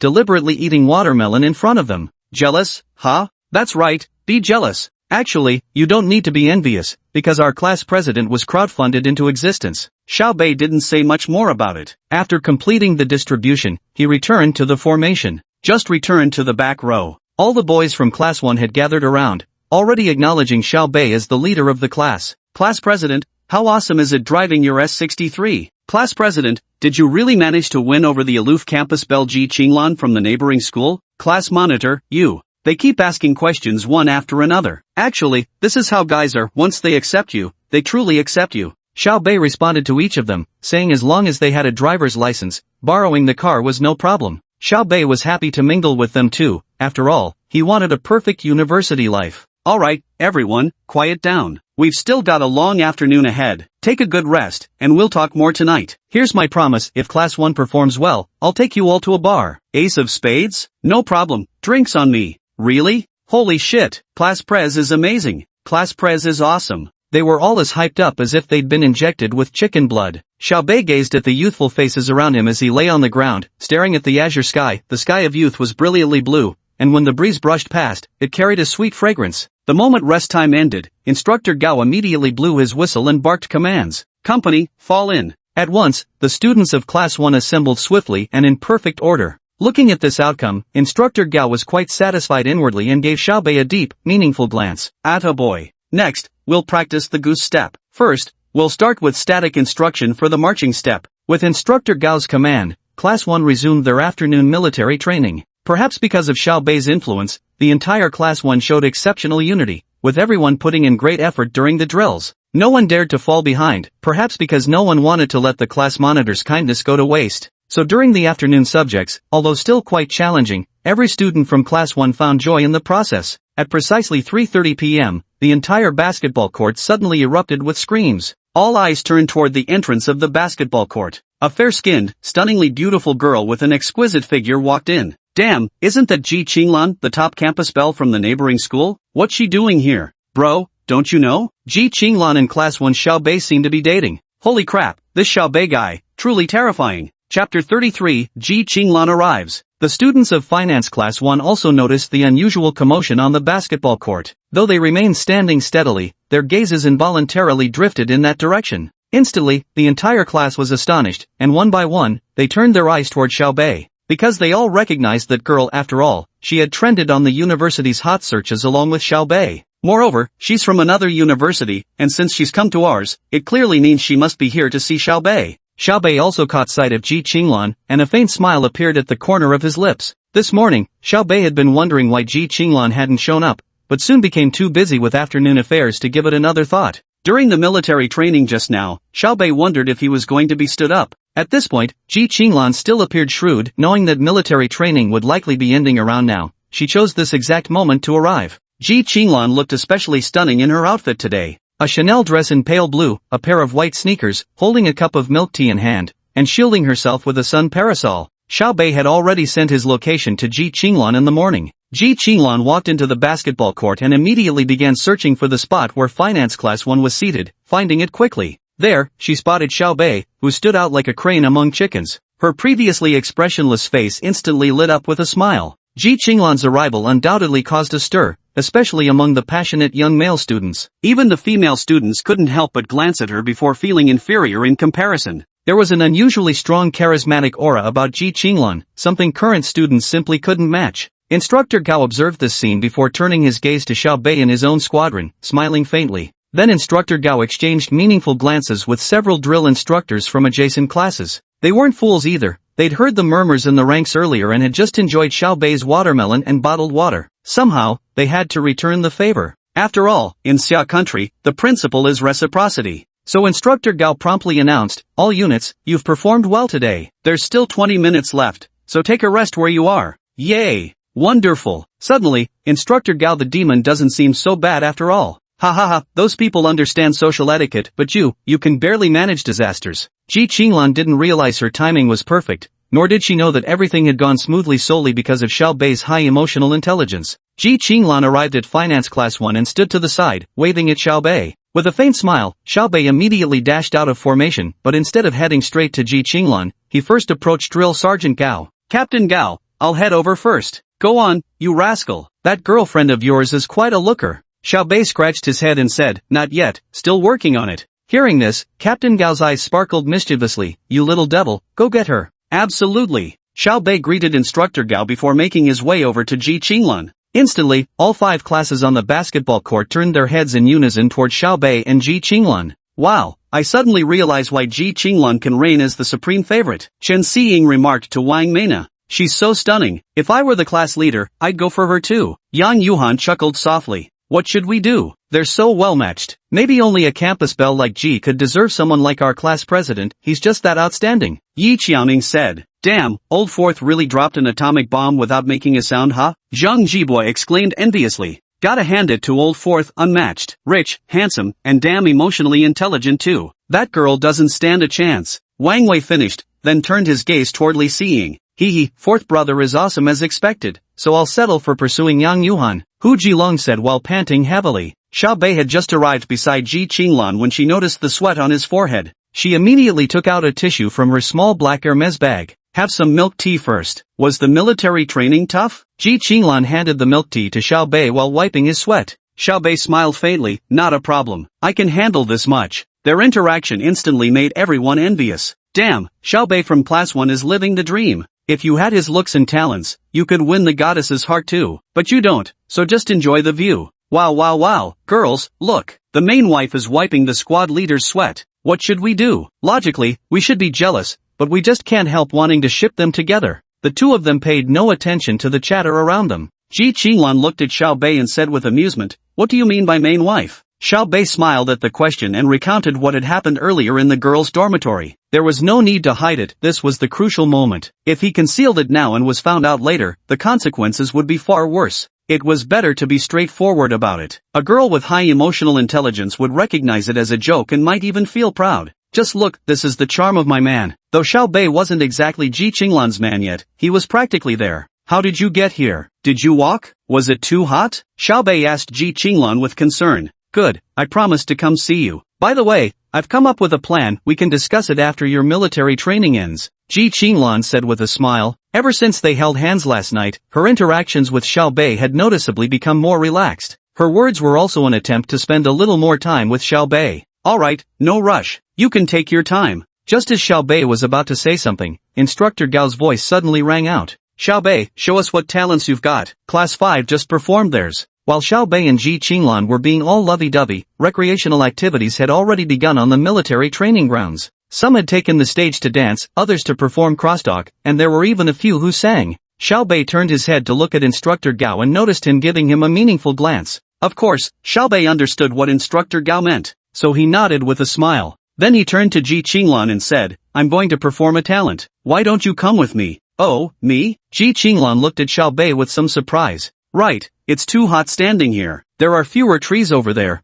but it's better than this spot. Without waiting for Ji Qinglan to respond, Xiao Bei naturally reached out and pulled her along. With her hand held by Xiao Bei, Ji Qinglan suddenly felt a wave of bashfulness come over her. Then, like a shy young bride, she lowered her head and followed him obediently. Chapter 34, A Confession During Military Training. The crowd at the scene watched this unfold. Women gazed with envy and jealousy, while men secretly wished they could have been Xiao Bei. Xiao Bei walked to the center of the field. Class monitor, give us something special. Class monitor, give us a performance. Xiao the campus hunk, give us one. Xiao the campus hunk, give us one. Ji Qinglan hadn't expected Xiao Bei to hold such high prestige among the freshmen. Truly, an excellent young man remains outstanding wherever he goes. Xiao Bei ignored the crowd's teasing and looked at Ji Qinglan, speaking softly, want to see me showcase my talent? Ji Qinglan gazed at Xiao Bei, revealing a faint smile as she nodded with a laugh. Seeing this, Xiao Bei immediately said to Ji Qinglan, the next performance is dedicated to you. At first, Xiao Bei wasn't sure what to perform, but then he spotted someone from the next class carrying a guitar. Xiao Bei directly spent 300,000 wealth god points to purchase guitar mastery from the system mall. If you don't flaunt when you can, you'll be struck by lightning.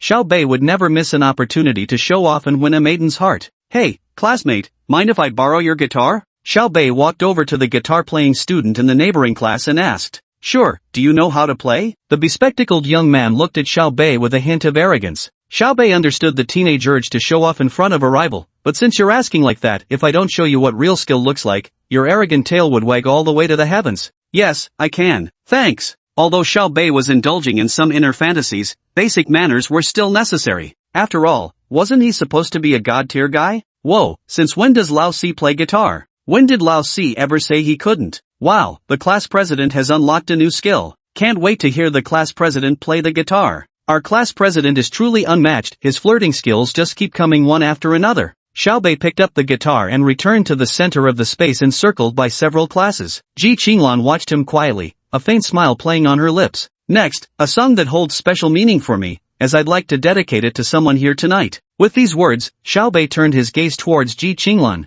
Ji Qinglan was momentarily stunned, her face flushing crimson, yet she maintained eye contact with Xiao Bei, her expression brimming with anticipation. This is my own original composition, Little Dimples for Everyone. Yes, Xiao Bei could indeed be this shameless. Despite clearly originating from JJ's songs in his previous life, now that he found himself in a parallel world, he openly claimed them as his own. Xiao Bei figured, why waste what falls into your lap? Wow, an original composition. What kind of celestial being is our class president? Look at someone else's class monitor. I just beat up our class monitor, and he stubbornly refused to admit he could play guitar and compose original music. The crowd buzzed with discussion. Xiao Bei made a gesture for silence, then began playing, though his eyes remained fixed on Ji Qinglan the entire time. When Xiao Bei's guitar began to play, that opening riff came through. The bespectacled guy who had previously doubted Xiao Bei instantly blushed with embarrassment. Talk about an expert showing their skills, Xiao Bei's guitar playing was leagues ahead of his own, no comparison. Soon, Xiao Bei gave a faint smile and started to sing.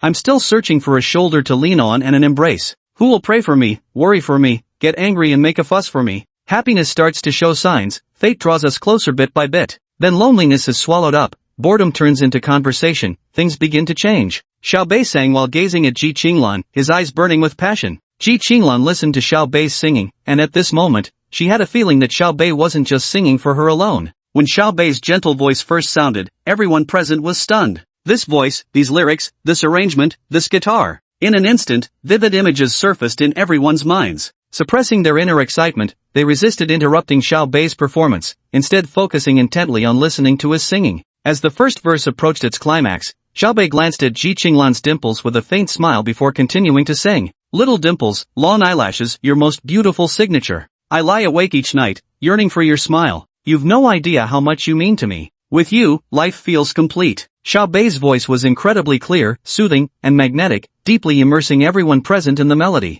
At this moment, Xiaobei's eyes held only Ji Qinglan, and Ji Qinglan's gaze was fixed solely on Xiaobei. After hearing Xiaobei's song, Ji Qinglan's heart felt warmly aglow. Her eyes are filled with determination at this moment. That was sung so beautifully. Among the crowd, many were whispering, but everyone was saying how lovely this song sounded. Little dimples, long eyelashes, irresistibly charming. I slowed my pace, feeling as if intoxicated. Finally found that soul-deep beauty we share. A lifetime of warmth, I'll love you forevermore. Happiness begins with omens, destiny draws us near. Then loneliness was swallowed, boredom turned into conversation, and changes began. Xiaobei continued to sing with deep emotion, and as the song reached its climax, even some of the teachers and instructors nearby began to regard him with newfound respect. Several instructors listening to such a sweet song couldn't help but let small smiles curl their lips. Perhaps they too were reminded of their own youthful days, their own once beloved white moonlight, those who had once enchanted them with charming dimples. Time has passed, and some regrets can only remain in youth, slowly becoming memories. Perhaps with laughter, perhaps with tears, perhaps with regret. But none of that matters anymore,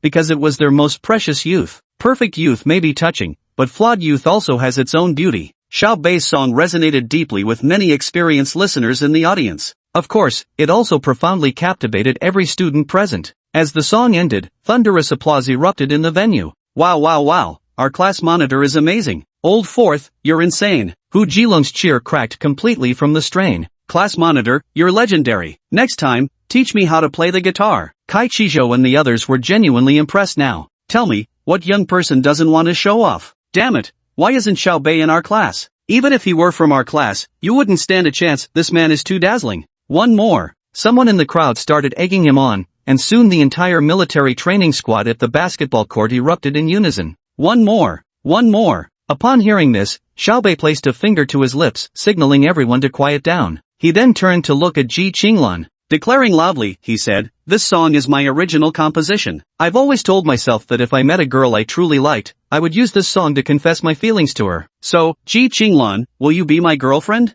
At this moment, Ji Qinglan covered her mouth, her eyes red as she gazed at Xiaobei, but there was a strong determination in her gaze. Wow, Xiaobei is so romantic. No girl could possibly reject this kind of confession, right? Right now, I want to switch places with Campus Belle Ji. Woo-woo, why can't I ever meet such a good guy like him? Indeed, exceptional people always end up with other exceptional people. Say yes to him. Say yes to him. Chapter 35, The Pricelessness of Youth. Ji Qinglan had actually guessed that Xiaobei was going to confess, but now, witnessing Xiaobei's confession directed at her in person, she thought she would calmly accept his confession, but she realized she was wrong. Tears of emotion still escaped her eyes, much to her own dismay. I was just listening to music peacefully, but now my eyes are brimming with tears. Everyone present was staring at Ji Qinglan. Tears streaming down her face, Ji Qinglan suddenly let out a chuckle, then moved to Xiaobei's side. She grabbed Xiaobei's hand firmly. Under the astonished gazes of everyone, Ji Qinglan directly kissed Xiaobei on the lips. Ji Qinglan truly lived up to her reputation, she was unlike anyone else.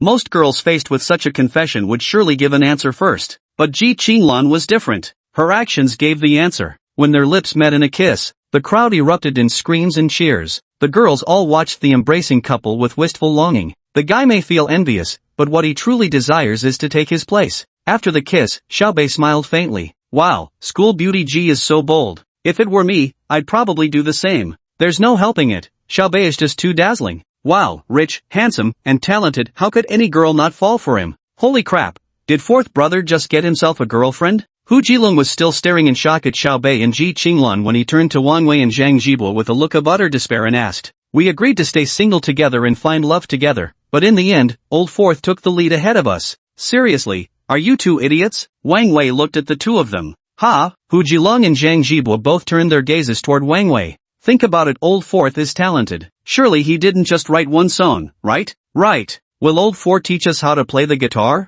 Definitely. Then why are you freaking out? Once you've mastered the guitar, just go for an original love song confession. How could you possibly stay single? Wang Wei looked at the two clueless young men with a completely serious expression. Hu Jilong and Zhang Jibo exchanged a glance. Upon reflection, his logic did make sense. They couldn't help but give Wang Wei a thumbs up. This move, totally doable. In the midst of the moment, after sharing a kiss, Ji Qinglan whispered gently into Xiao Bei's ear, "You must treat me well." Xiao Bei smiled faintly, "Of course. One more. One more. One more." Xiao Bei heard the clamor from his classmates but still turned to Ji Qinglan with tenderness in his eyes. "Would you like to hear it again?" "Yes, I'd love to hear it once more." Xiao Bei nodded upon hearing this, then looked at the crowd and said, "You should all thank my wife properly, guess I'll treat you to another one." The moment Xiao Bei's words fell, Class 1 immediately started cheering. "Thank you, sister-in-law. Thanks, sis-in-law." Watching Class 1 students making such a ruckus, the remaining classes also joined in the teasing. Xiao Bei smiled faintly,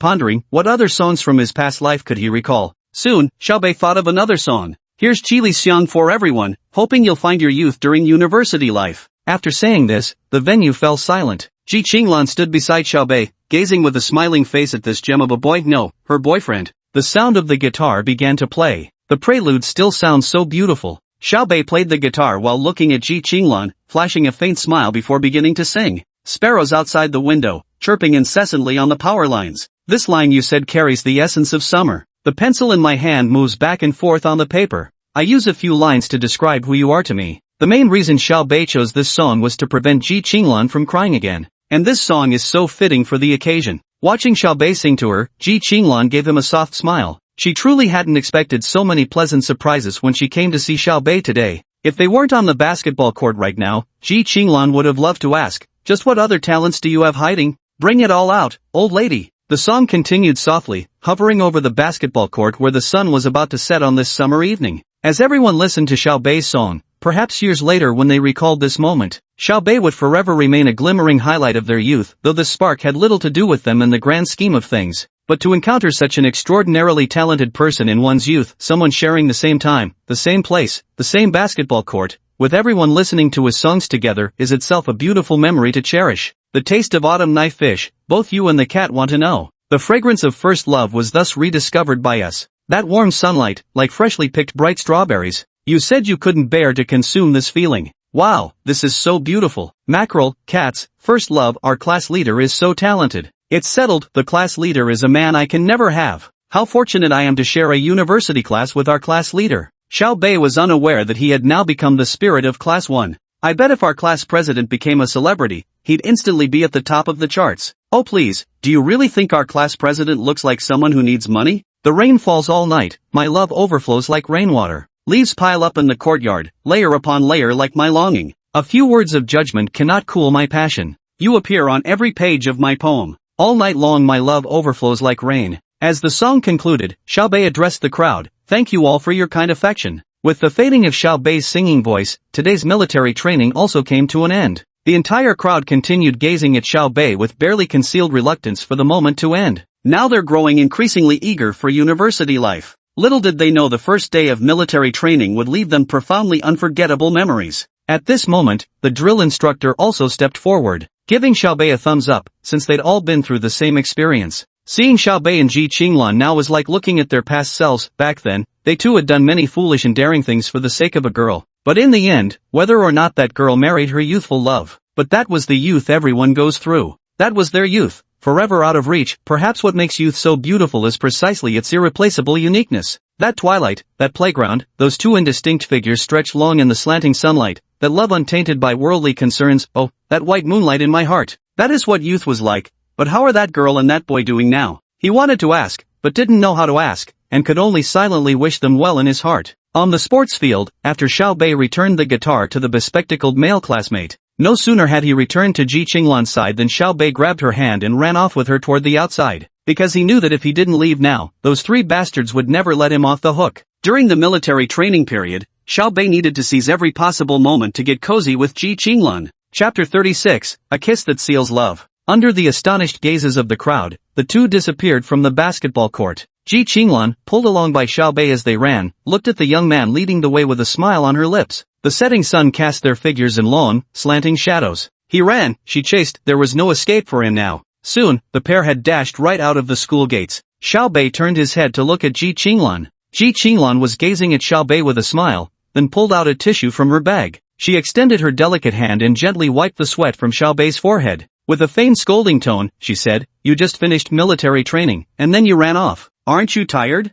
"Not tired at all, because you're the one supporting me from behind." Xiaobei let Ji Qinglan wipe the sweat off him. So what should we do now? Ji Qinglan looked at Xiaobei's silly expression and asked with a smile. Come on, let me take you somewhere. With that, Xiaobei grabbed Ji Qinglan's hand and led her towards the residential area ahead. Where are we going? Ji Qinglan asked curiously. Just follow me. Xiaobei didn't offer any explanation, and soon the two arrived at a fireworks shop. Boss, give me 5 barrels of fireworks. The shop owner was lounging on his deck chair, fanning himself, when suddenly he saw an attractive young couple walk in and casually order 5 barrels of fireworks. He immediately set down his fan and warmly greeted them with a beaming smile. Hey man, are you sure it's 5 barrels? The boss still asked once more, and Xiaobei nodded with a smile. Darling, here are my car keys. The car's parked in the adjacent lot, could you go fetch it for me first? Xiaobei handed the car keys to Ji Qinglan, calling her wife quite naturally. Ji Qinglan subconsciously took the car keys, glanced at Xiaobei, and without further questions, went straight to drive the car.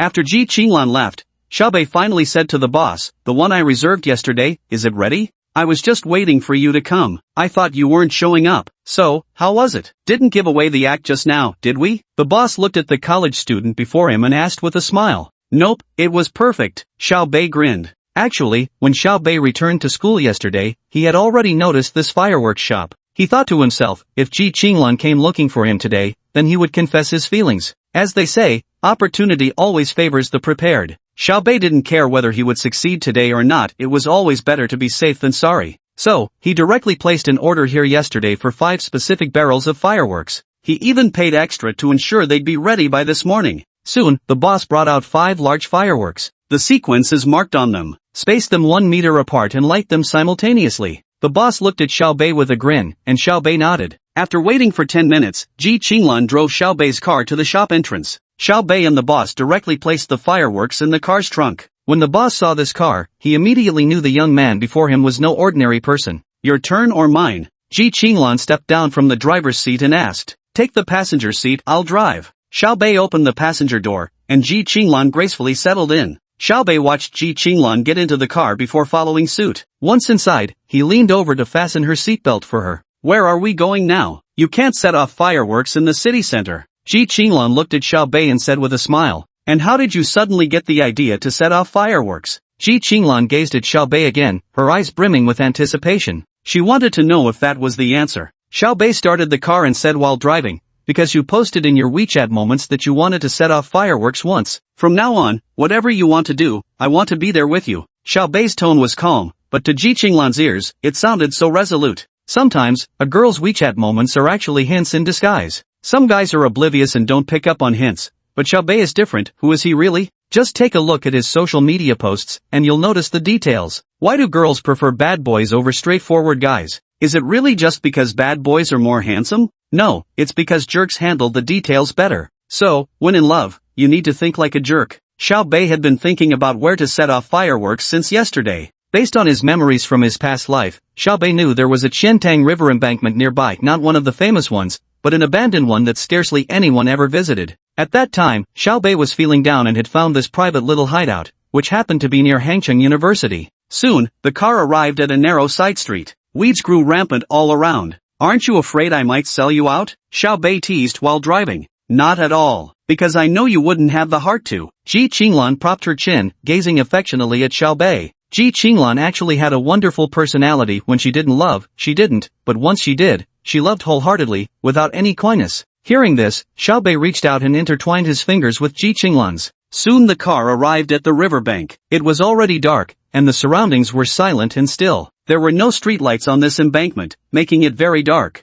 Xiaobei turned on the car's headlights without hesitation. He turned his head to Ji Qinglan and said, "Let's get out. I'm taking you to set off fireworks." Ji Qinglan nodded with a smile, visibly excited. After getting out of the car, Xiaobei directly lifted the fireworks from the vehicle in order and placed them together side by side. Then he connected all the fuses together. Why connect them together? Can't we light them one by one? Ji Qinglan asked with some confusion. Because I know magic. Lighting them this way will make the display even more beautiful, do you believe me? Xiaobei said to Ji Qinglan with a smile. Ji Qinglan squatted beside Xiaobei, glanced at the fireworks, then at Xiaobei, and nodded. After connecting the fuses, Xiaobei waved at Ji Qinglan. Ji Qinglan moved to stand next to Xiaobei. Xiaobei embraced Ji Qinglan from behind, holding both of her hands in his. Count to 3, then light it up. Hm, got it. Ji Qinglan felt the warmth of Xiao Bei's embrace, and her heart grew warm. As Ji Qinglan held the lighter, Xiao Bei began counting, 3, 2, 1. Then Ji Qinglan flicked open the lighter.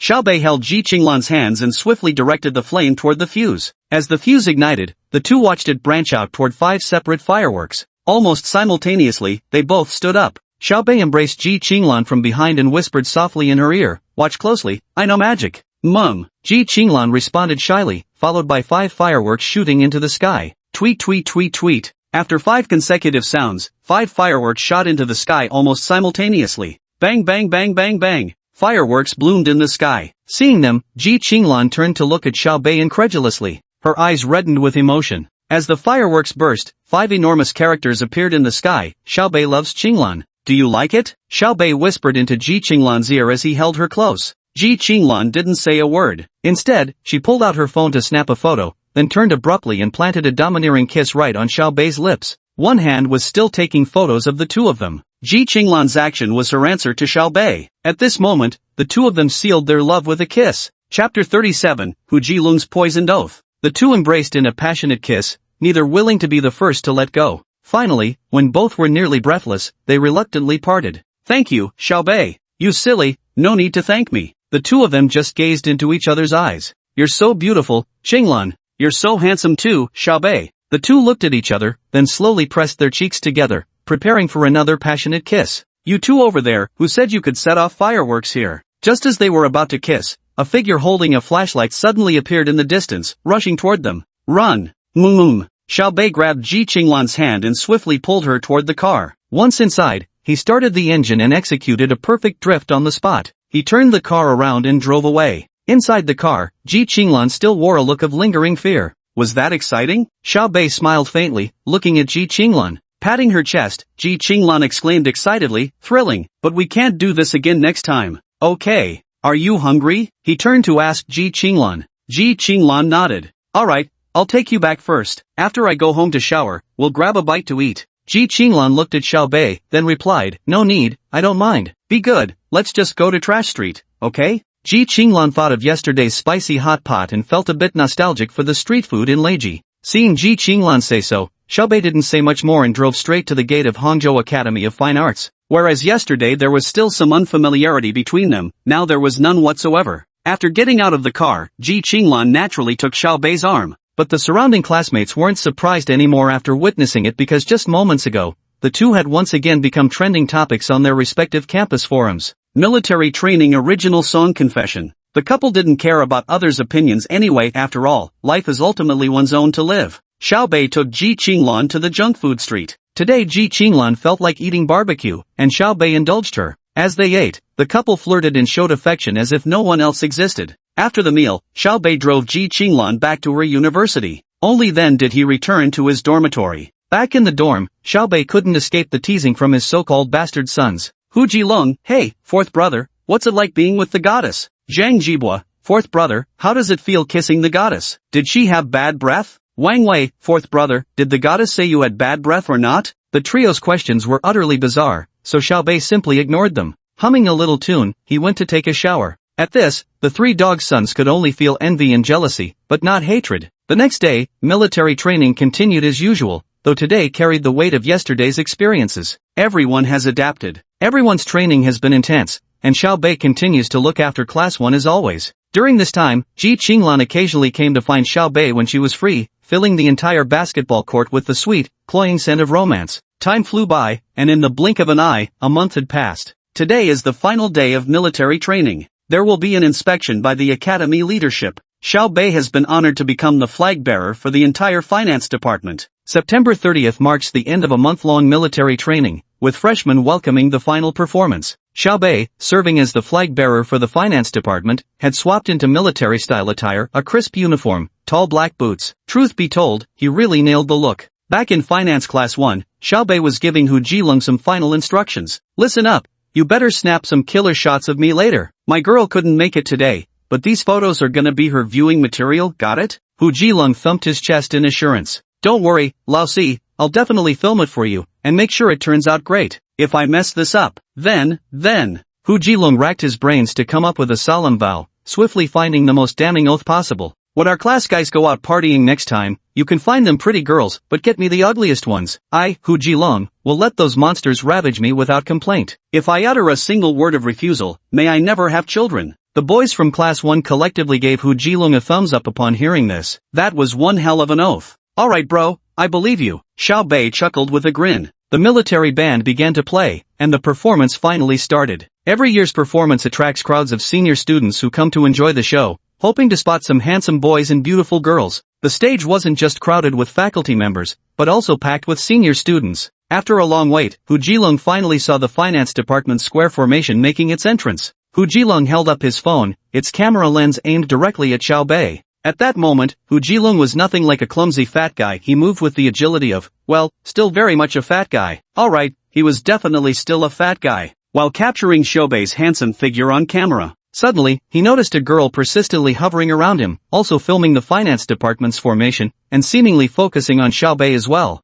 Who is she? Judging by her figure, damn, she's smoking hot. But Hu Jilong didn't dwell on it too much, mainly because if he didn't focus on filming now, he'd be in deep trouble with the dinosaur later. Who cares about anyone else? No one can disturb me from capturing Lao Si's handsome charm. Actually, Hu Jilong had a little personal agenda too. If he managed to film Lao Si perfectly, wouldn't his sister-in-law be so pleased that she'd introduce him to her younger sister? Pure bliss. Soon, the finance department moved solemnly to the central stage of the command platform for inspection amid a majestic symphony. Before long, the sight of Xiao Bei leading the procession as the flag bearer at the front of the finance department sent waves of excitement through the crowd, more thrilling than anything imaginable. Damn, he's so handsome. Hu Jilong couldn't stop snapping photos of Xiao Bei, but his hands trembled uncontrollably from sheer excitement. Damn it, this isn't working. Hu Jilong complained to himself, imagining that if the filming went poorly, he'd be scared out of his wits. He could already visualize a dinosaur girl pinning him down. Hu Jilong quickly steadied himself while filming Xiao Bei and muttered, "Holy crap, fourth bro is so handsome, stop shaking. Hey fourth brother, slow down, damn it, we can't shoot properly like this. I'm done for. Is Hu Jilong really gonna get laid by a dinosaur? No way, holy shit, absolutely not. I'd rather become a eunuch than let a dinosaur have its way with me. Brother Long, you got this. You can do it, you can nail the shoot. For the hottie, to avoid getting nailed by an ogre, you only live once, Hu Jilong, hang in there." Hu Jilong kept snapping pictures while muttering complaints under his breath. The pretty girl who had just caught Hu Jilong's attention, wearing a snapback cap, couldn't help but laugh when she overheard his muttering. It dawned on her, Xiao Bei must have assigned some task to Hu Jilong. Chapter 38, Military Training Ends. Just as Hu Jilong was panicking, Xiao Bei was already prepared on the scene. Then he shouted with full-throated vigor, "Company, attention, forward, march." Xiao Bei's voice rang out clear and resounding. As his words fell, the entire finance department moved simultaneously, students and Xiao Bei alike. The moment Xiao Bei's command march landed, the marking time transformed into a goose step with a sharp swish. Xiao Bei also tilted the previously raised flag to a 45-degree angle, its front facing forward and upward while the flagpole pointed downward. Then, just like the other squadrons behind him, he stepped forward perfectly synchronized, every movement seamless, without the slightest hesitation or delay. With a swift kick, his thigh and calf extended perfectly straight, the sole of his foot parallel to the ground. That momentary stance seemed almost frozen in time, etching itself deeply into the eyes of all spectators, especially Xiao Bei, who, serving as the banner escort, naturally drew the most attention. Each step Xiao Bei took was like a tiger emerging with unstoppable force, powerful, precise, and his posture remained impeccably upright. And then there was his striking physique and undeniable good looks. The limelight was all his for the moment. All the seniors on the commander's platform noticed Xiao Bei as well, unable to suppress their gasps of admiration. Wow, so handsome. Damn, this guy leading the charge is something else, probably ex-military, right? Wow, girls, look, the flag bearer from the finance department is actually Xiao Bei. Who's Xiao Bei? Girl, what era are you living in? Xiao Bei, the new campus heartthrob. So handsome. Oh my god, he's so dreamy. But what a shame, he already has a girlfriend. Hu Jilong was stunned by Xiao Bei's dashing and heroic demeanor. Although he had always known that fourth brother was doing well, he never expected it to be this exceptional. A sudden wave of admiration mixed with envy surged in Hu Jilong's heart. Why must Zhou Yu and Zhuge Liang be born in the same era? But at this very moment, Hu Jilong's hands stopped trembling. Holy shit, this got the bastard so excited. So Hu Jilong grabbed his phone, pushing aside the people in front of him, and rushed excitedly to the edge of the plastic track, aiming his camera directly at Xiao Bei, filming while stepping backward. When he reached the center of the commander's platform, Xiao Bei waved the red flag to the right and shouted the second slogan. Salute! Behind him, the formation raised their hands in unison to salute. And they were all exceptionally synchronized, especially Finance Class 1. After all, under Xiaobei's guidance, they had practiced the most diligently. This class is excellent, and the young leader is outstanding too. Haha, truly each generation surpasses the last in producing talented individuals. Several school administrators praised Xiaobei highly and spoke very well of Class 1.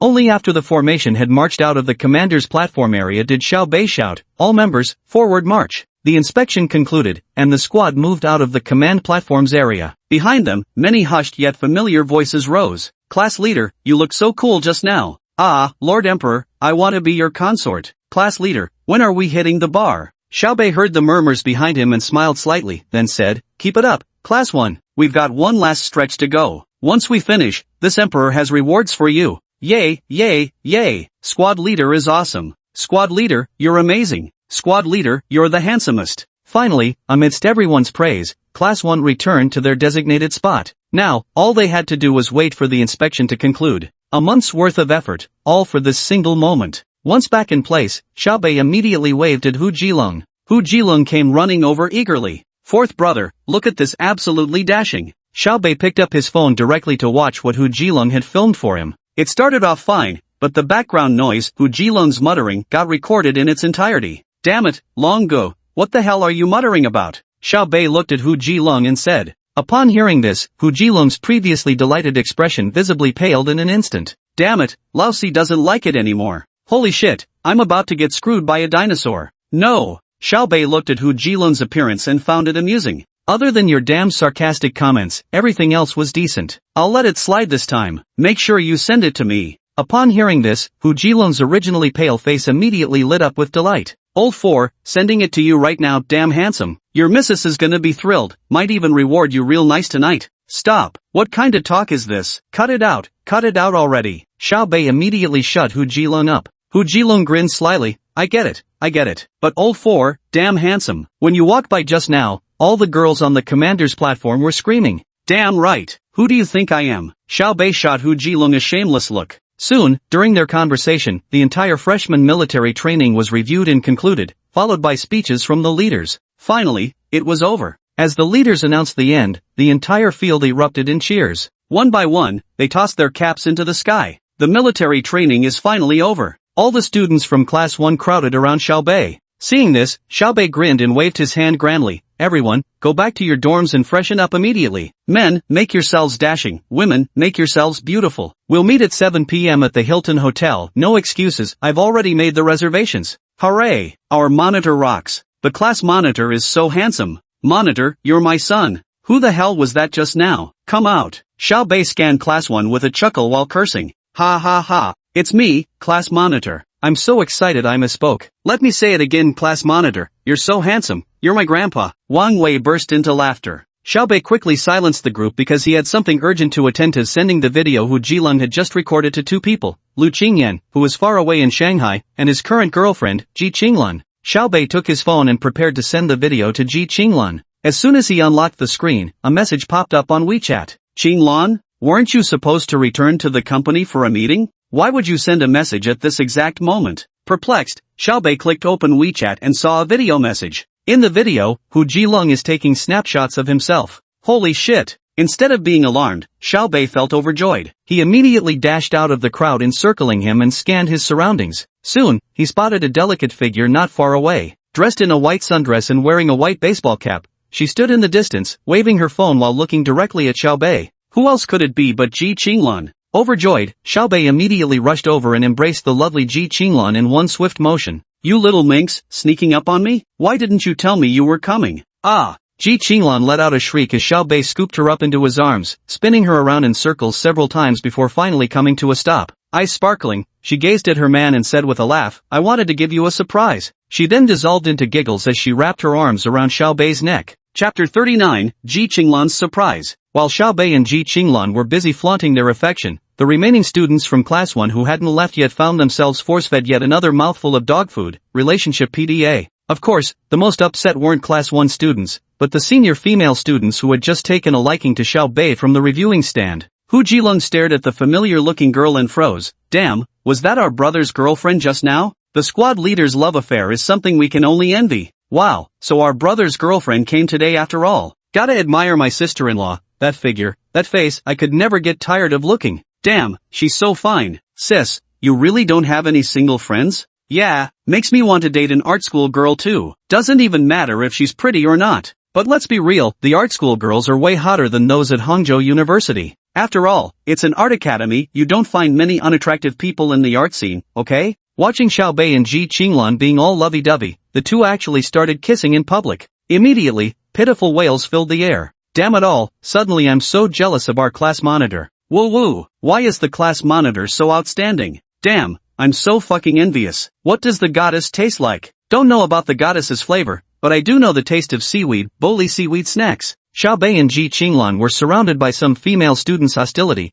but Ji Qinglan didn't take it to heart. Instead, she was very concerned about what Hu Jilong had just said. Fine, I've been working day and night to finish my tasks just so I could come watch your military training performance, and now you're planning to take them somewhere in the evening? Also, have you been playing the emperor and maidservant role-playing game again lately? Your Majesty, how many concubines are you planning to take? After all, he was caught red-handed, so Xiaobei had no choice but to shamelessly play the fool. Your man being popular just proves you've got good taste, and him not messing around shows how charming you are. Relax, as long as you hold the throne, those girls will always remain mere palace maids. Xiaobei smirked and countered, are you sure they weren't concubines? Really not. Xiaobei shook his head righteously. Alright then, well, you have to take me with you when you go out for dinner and to the bar tonight. I need to keep a close eye on you. Hearing this, Xiaobei smiled and nodded, then glanced at Ji Qinglan's alluring red lips. So tempting. Sweetheart, how about one more kiss? Go away already, I hate you so much. When we first got together, how come I never noticed you were this creepy? Then, do you regret it now? Xiaobei asked with a smile, looking at Ji Qinglan. Ji Qinglan looked at Xiaobei, her voice laced with playful defiance as she retorted, if anyone's going to regret anything, it'll be me making you regret it. TCH, you weren't nearly this fierce back when we first got together. Xiaobei grumbled. What did you just say? Ji Qinglan looked at Xiaobei with an enigmatic smile. Nothing, honey, I was just complimenting you. Xiaobei quickly admitted his mistake. Forget it, survival comes first. Sister Qinglan ultimately didn't press the issue, as she hadn't truly cared much about it to begin with. When she decided to date Xiaobei, she was well aware that she couldn't have him all to herself. A boy like him would never lack female companions. But what Ji Qinglan demanded was this: no matter what happened, Xiaobei had to shield her from dealing with any of those messy situations. Sweetheart, let's head out then. Wait for me, I'll go back to the dorm to change, then come find you. Okay, I'll listen to you. Ji Qinglan nodded and took Xiaobei's hand of her own accord. Ji Qinglan had this wonderful quality. She had emotional intelligence. When out in public, she always gave Xiaobei face. If something was bothering her, she'd voice it openly, never keeping things bottled up or making unreasonable demands. Because of this, Xiaobei doted on Ji Qinglan immensely. Let's go, don't stay in the sun. Come back to my dorm with me. Xiaobei grabbed Ji Qinglan's hand and called out to the classmates of Class 1, everyone, head back to the dorm. Don't linger around, we've got dinner plans tonight.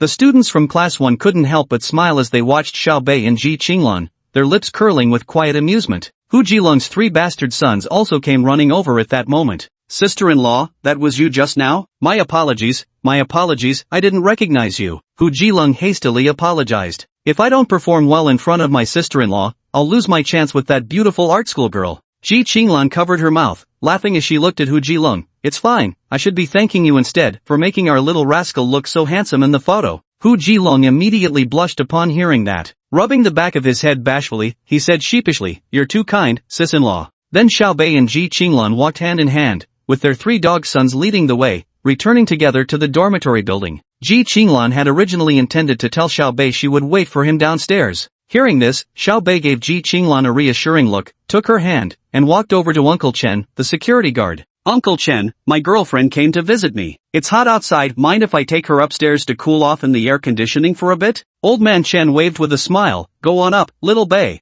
No questions asked, no hassles, just like that, he let me pass. Ji Qinglan covered her mouth with a chuckle. You're really working it, little Bei, conquering the whole dorm building? No big deal, nothing worth mentioning. Mainly it's because I've always gotten along great with the old man. Xiaobei teased her while secretly scratching her palm. Indeed, Xiaobei had high emotional intelligence. Whenever he had time to buy something, he'd always bring something for the uncle, offering him a cigarette if he had one. With such frequent interactions, it'd be strange if their relationship wasn't good. Though a security guard may seem insignificant in terms of authority, sometimes they can be incredibly helpful. Like right now. so Xiao Bei grabbed Ji Qinglan's hand and directly headed up the dormitory building. His 3 idiot roommates at the front, spotting Xiao Bei bringing sister-in-law upstairs, hurriedly ran up to meet them. Upon reaching the 4th floor, he immediately started calling out towards his own class's dorm rooms. Brothers who aren't wearing clothes, brothers in your underwear, pay attention now, there's a beauty coming through. Damn it, Zhuyu, stop running around in those floral boxers, you're ruining the image here. Damn, where's the beauty at? It's your sister-in-law, hurry up and put your clothes on. Who wants to see that beer belly of yours? Hearing this, the sister-in-law and the others all rushed back to their dorm rooms and slammed the doors shut. Now, Xiao Bei has unquestionably become the top dog of Class 1, commanding overwhelming respect from everyone,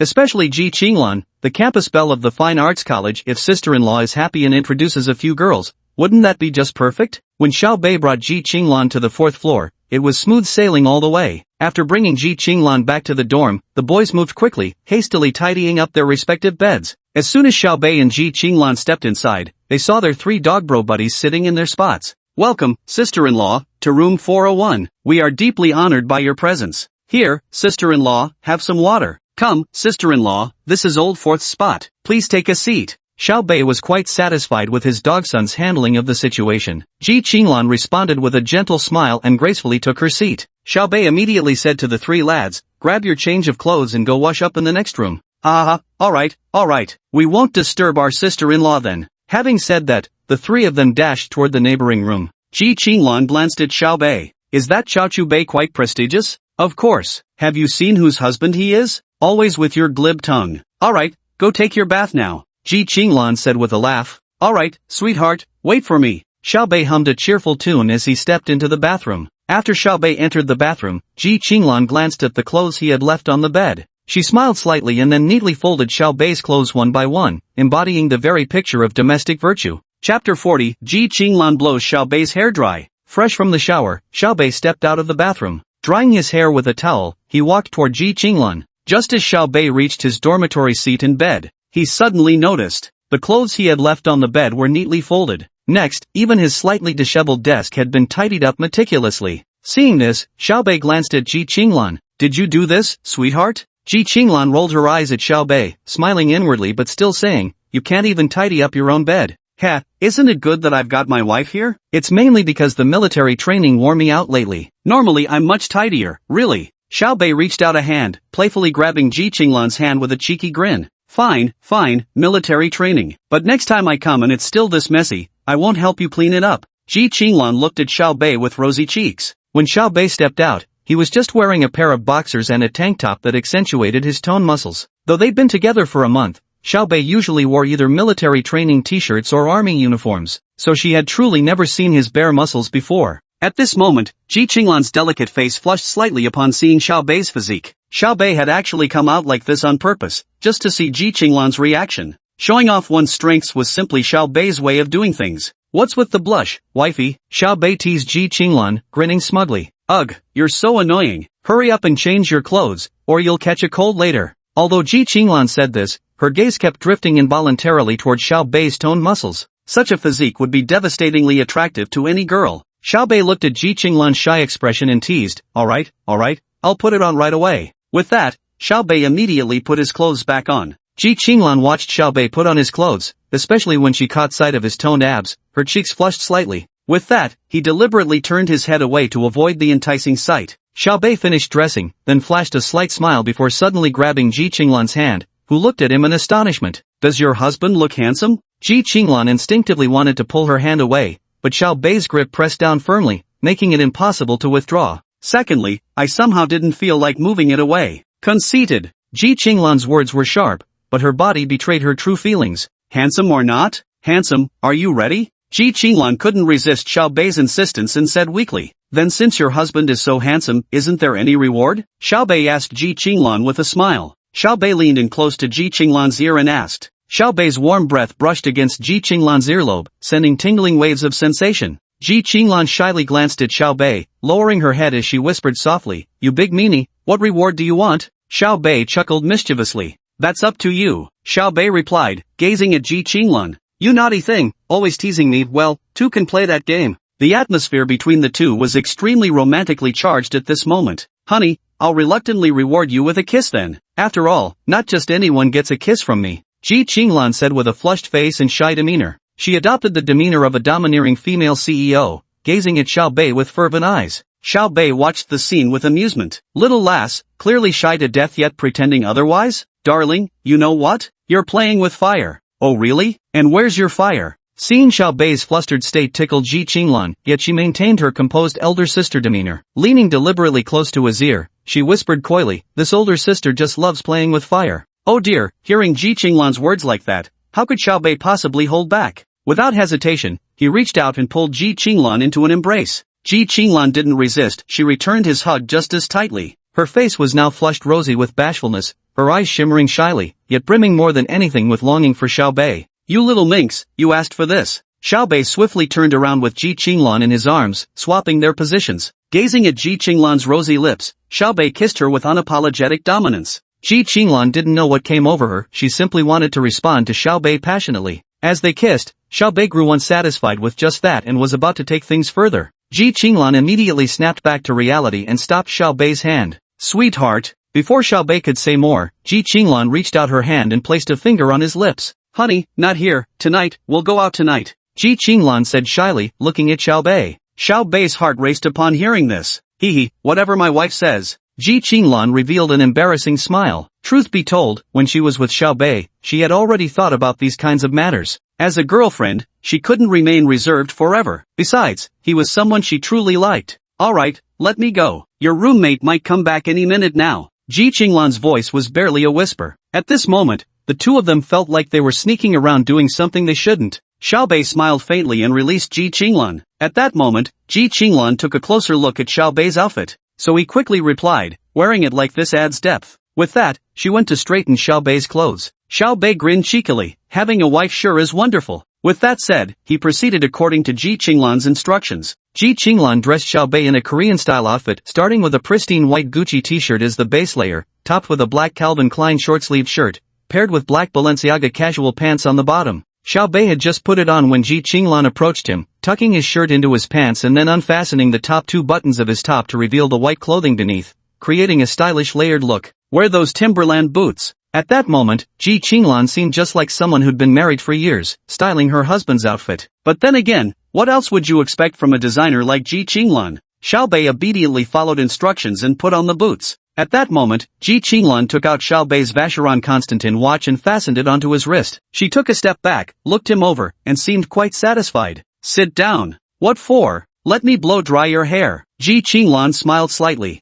Xiao Bei obediently sat down. The roles had reversed once again, but having his wife blow dry his hair genuinely delighted him. Instead of giving Xiao Bei the Wang Jiao-inspired hairstyle he liked, Ji Qinglan styled his hair into a 28 side part with a swept-back look. Instantly, Xiao Bei's entire demeanor became much more sharply handsome. Ji Qinglan took a glance and thought, perfect, this is exactly how my boyfriend should be. It's always better to have a wife, no more worrying about outfit coordination in the future. Chapter 41, Dinner Party. Finally, Ji Qinglan crossed her arms and glanced at Xiao Bei, nodding in satisfaction. My husband is truly handsome. I feel like I've become your model. Xiao Bei complained, but immediately sensed a murderous aura. Ji Qinglan simply stared at Xiao Bei, who could feel the imposing presence radiating from her as a designer. Alright, when my wife gets into her element, she's truly unrivaled, best not to provoke her. Babe, you look so damn cool. Ha ha. Xiao Bei immediately got up to check himself out in the mirror. The mirror bit was just a ruse, what he really wanted was to diffuse Ji Qinglan's murderous aura.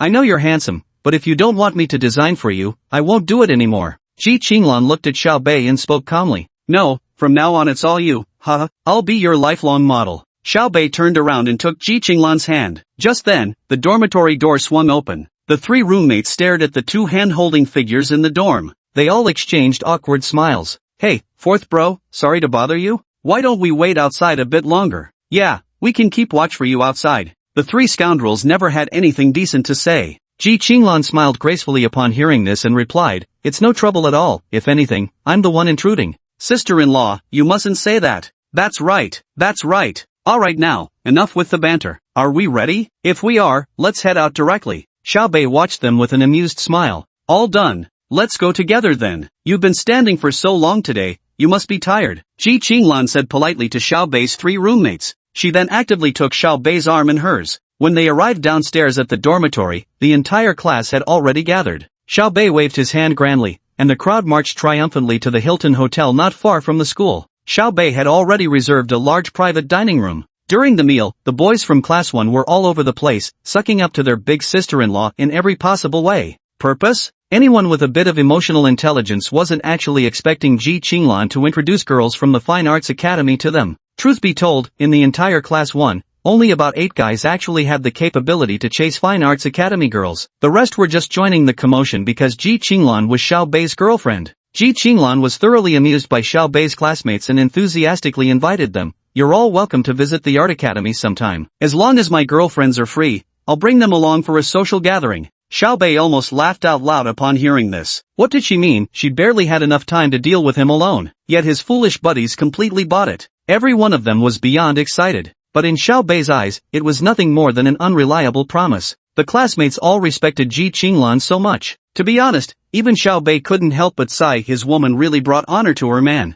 Right now, the most excited one had to be Hu Jilong. Great, great. With those words from you, sis-in-law, my days of being single are numbered. Just as Xiao Bei was about to say something, Zhu Yu beside him objected. You bastard, didn't you always have a crush on Yan Yuhan? What's going on now? You're even trying to snatch sister-in-law's best friend? That's right, fatty, you're being downright greedy. Zhang Jibo chimed in as well. Xiao Bei. Hu Jilong, who says only women are fickle? Men can be too. Can't I change my mind for once? Everyone. Where's your integrity? Bootlicker. After dinner, Xiao Bei had originally planned to take everyone to a bar, but seeing the stunning Ji Qinglan by his side, his heart burned with unrestrained desire. So Xiao Bei directly transferred 500,000 yuan to Wang Wei, instructing him to take the classmates out instead. Upon receiving the transfer, Wang Wei froze for a moment. Had Xiao Bei just casually thrown 500,000 his way? Meanwhile, the surrounding group members finally grasped, for the first time, the true extent of Xiao Bei's wealth. Boss, you gotta hold on to the class monitor's coattails for dear life.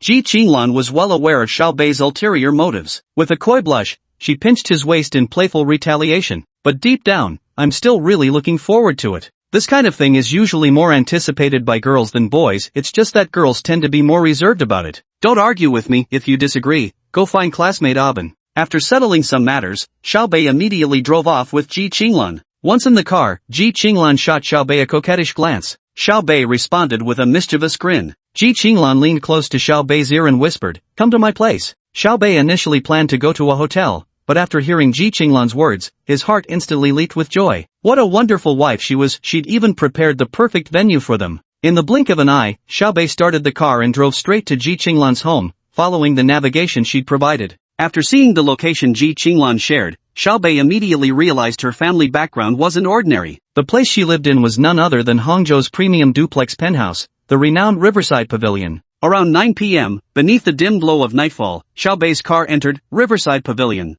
After parking the car, the two remained seated inside, staring silently at each other, wide eyes meeting narrowed ones. For a moment, silence settled heavily within the confines of the vehicle. In the end, it was Ji Qinglan who broke the current atmosphere. Let's go home. After speaking, Ji Qinglan shyly got out of the car first. Xiao Bei chuckled and followed her out. Soon the two of them entered the elevator. Ji Qinglan's home was on the 28th floor. The elevator moved swiftly, just like their racing hearts. At that moment, they held hands. Ding dong. The elevator arrived at the 28th floor. Ji Qinglan held Xiao Bei's hand and stepped into her home. Wangjiang Pavilion features one residence per elevator. When the doors opened, they were directly inside Ji Qinglan's apartment. The elevator doors had just closed. Xiao Bei scooped up Ji Qinglan in one smooth motion, carrying her like a princess. Ji Qinglan didn't resist, her face flushed crimson as she whispered in Xiao Bei's ear, "Take me to the master bedroom on the second floor." Armed with verbal immunity, Xiao Bei embraced Ji Qinglan tightly and strode confidently upstairs. After arriving at Ji Qinglan's bedroom, Xiao Bei placed Ji Qinglan on the bed and was about to turn on the light. Blushing, Ji Qinglan leaned close to Xiao Bei's ear and whispered, "Honey, don't turn on the light. Let me turn it on, or I won't be able to see you." Xiao Bei replied, "Turn it off, ahem, what a waste of electricity." Ji Qinglan buried her head in embarrassment after saying it. How mortifying. Xiao Bei smiled faintly, the excuse was rather flimsy. "We can afford the electricity bill, just leave it on. Be good, hubby." Ji Qinglan clung to Xiao Bei's arm, coquettishly batting her lashes at him. "Please, darling husband. Then will you be good?" Xiao Bei chuckled. "I'll be good, I'll listen to whatever hubby says from now on." "Then turn on the bedside lamp." Xiao Bei pointed at the nightstand lamp with an amused smile. "Okay, I'll listen to my husband." Ji Qinglan said shyly. He, moi. What happened in the room at that moment was known only to the moon. Chapter 42 Making breakfast for Ji Qinglan. Morning. The two shared the same thin little blanket. Beneath the covers, they were playfully wrestling. After snuggling affectionately for a while, Ji Qinglan shyly said, "Time to get up."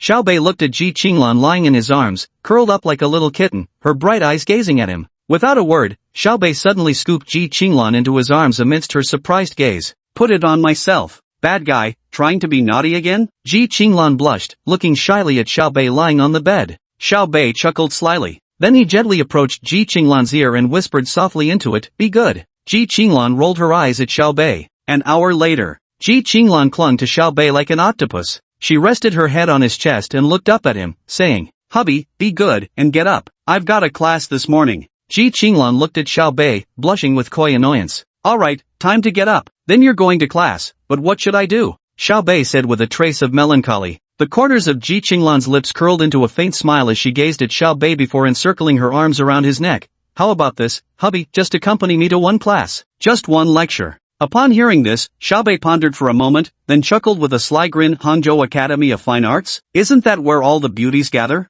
Go, absolutely must go." Sensing the change in Xiaobei's body, Ji Qinglan reached out and pinched his waist sharply. "You big pervert. What wicked thoughts are you having again?" Xiaobei gazed at Ji Qinglan with a roguish chuckle before sweeping her into his arms, savoring the smoothness of her flawless skin. "Come on, sweetheart, let me carry you to the bath." Ji Qinglan didn't resist, merely burying her blushing face against Xiaobei's shoulder. Soon, the pair spent over an hour lingering intimately in the bathroom. Only when Ji Qinglan begged for mercy did Xiaobei finally comply, and they finished bathing properly before emerging. Ji Qinglan rolled her eyes at Xiaobei. Her husband was truly an absolute beast. Then Ji Qinglan glanced at the crimson stain on the bed. Then Ji Qinglan prepared to pull off the bedsheet and take it to wash. "Let me do it." Xiaobei wanted to take it and wash it for her. Last night, his wife entrusted him with her most precious gift. As a man, he had to be considerate. This kind of thing should naturally fall to him. "No need, you go get dressed first. By the way, there are fresh clothes to change into in the walk-in closet on the right," Ji Qinglan instinctively blurted out. Hearing this, Xiaobei was momentarily stunned. "What's going on?" So he turned to Ji Qinglan with a playful grin and asked, "Darling, turns out you came prepared, huh?" "Nonsense. It's just, you're in military training, so I bought you a few outfits recently. I was planning to give them to you after training." Before Ji Qinglan could finish, Xiaobei wrapped his arms around her from behind. He whispered softly in her ear, "Darling, you're the best." Ji Qinglan curled her lips slightly and asked, "Just how good?" "You'll always be my one and only queen," Xiaobei said earnestly. Ji Qinglan rolled her eyes at Xiaobei. "You filthy man, that's more like it. Sweetheart, you tidy up first, I'll go downstairs and cook." After a moment's thought, Xiaobei said to Ji Qinglan. Ji Qinglan looked at Xiaobei and said, "You're cooking? Are you sure you know how? Just take your time dressing up, then come down and eat what I've made." Xiaobei chuckled before the two shared a brief kiss, after which he headed downstairs. While taking in the grand luxury of the enormous mansion, Xiaobei grew certain he needed to buy one for himself. Staying at his girlfriend's place always gave him a slight feeling of being, well, a kept man. But being a pretty boy sure has its perks. He walked over to see what edible things were available. Opening the fridge, he saw fruits, vegetables, meat, and seafood, all stocked. But judging by their arrangement, Xiaobei realized Ji Qinglan seldom ate at home. These were probably regularly replaced by a dedicated ingredient supplier. Moreover, all the kitchen appliances and cookware were brand new, some still with their price tags intact. It looks like it's never been used. Probably never cooked at home. Xiaobei didn't plan to use fancy ingredients, just intended to make love sandwiches. From the fridge, he took out some bread slices, vegetables, salad dressing, eggs, beef, and cheese. Xiaobei started cooking directly in the frying pan. He fried the beef patties, toasted the bread in the toaster, then cracked open the eggs. Though he didn't have a heart-shaped mold, Xiaobei's culinary mastery allowed him to effortlessly shape the eggs into perfect hearts. Finally, he assembled all the ingredients, and the sandwich was ready. At that moment, Ji Qinglan came downstairs. Just as I stepped downstairs, the aroma from the kitchen wafted over.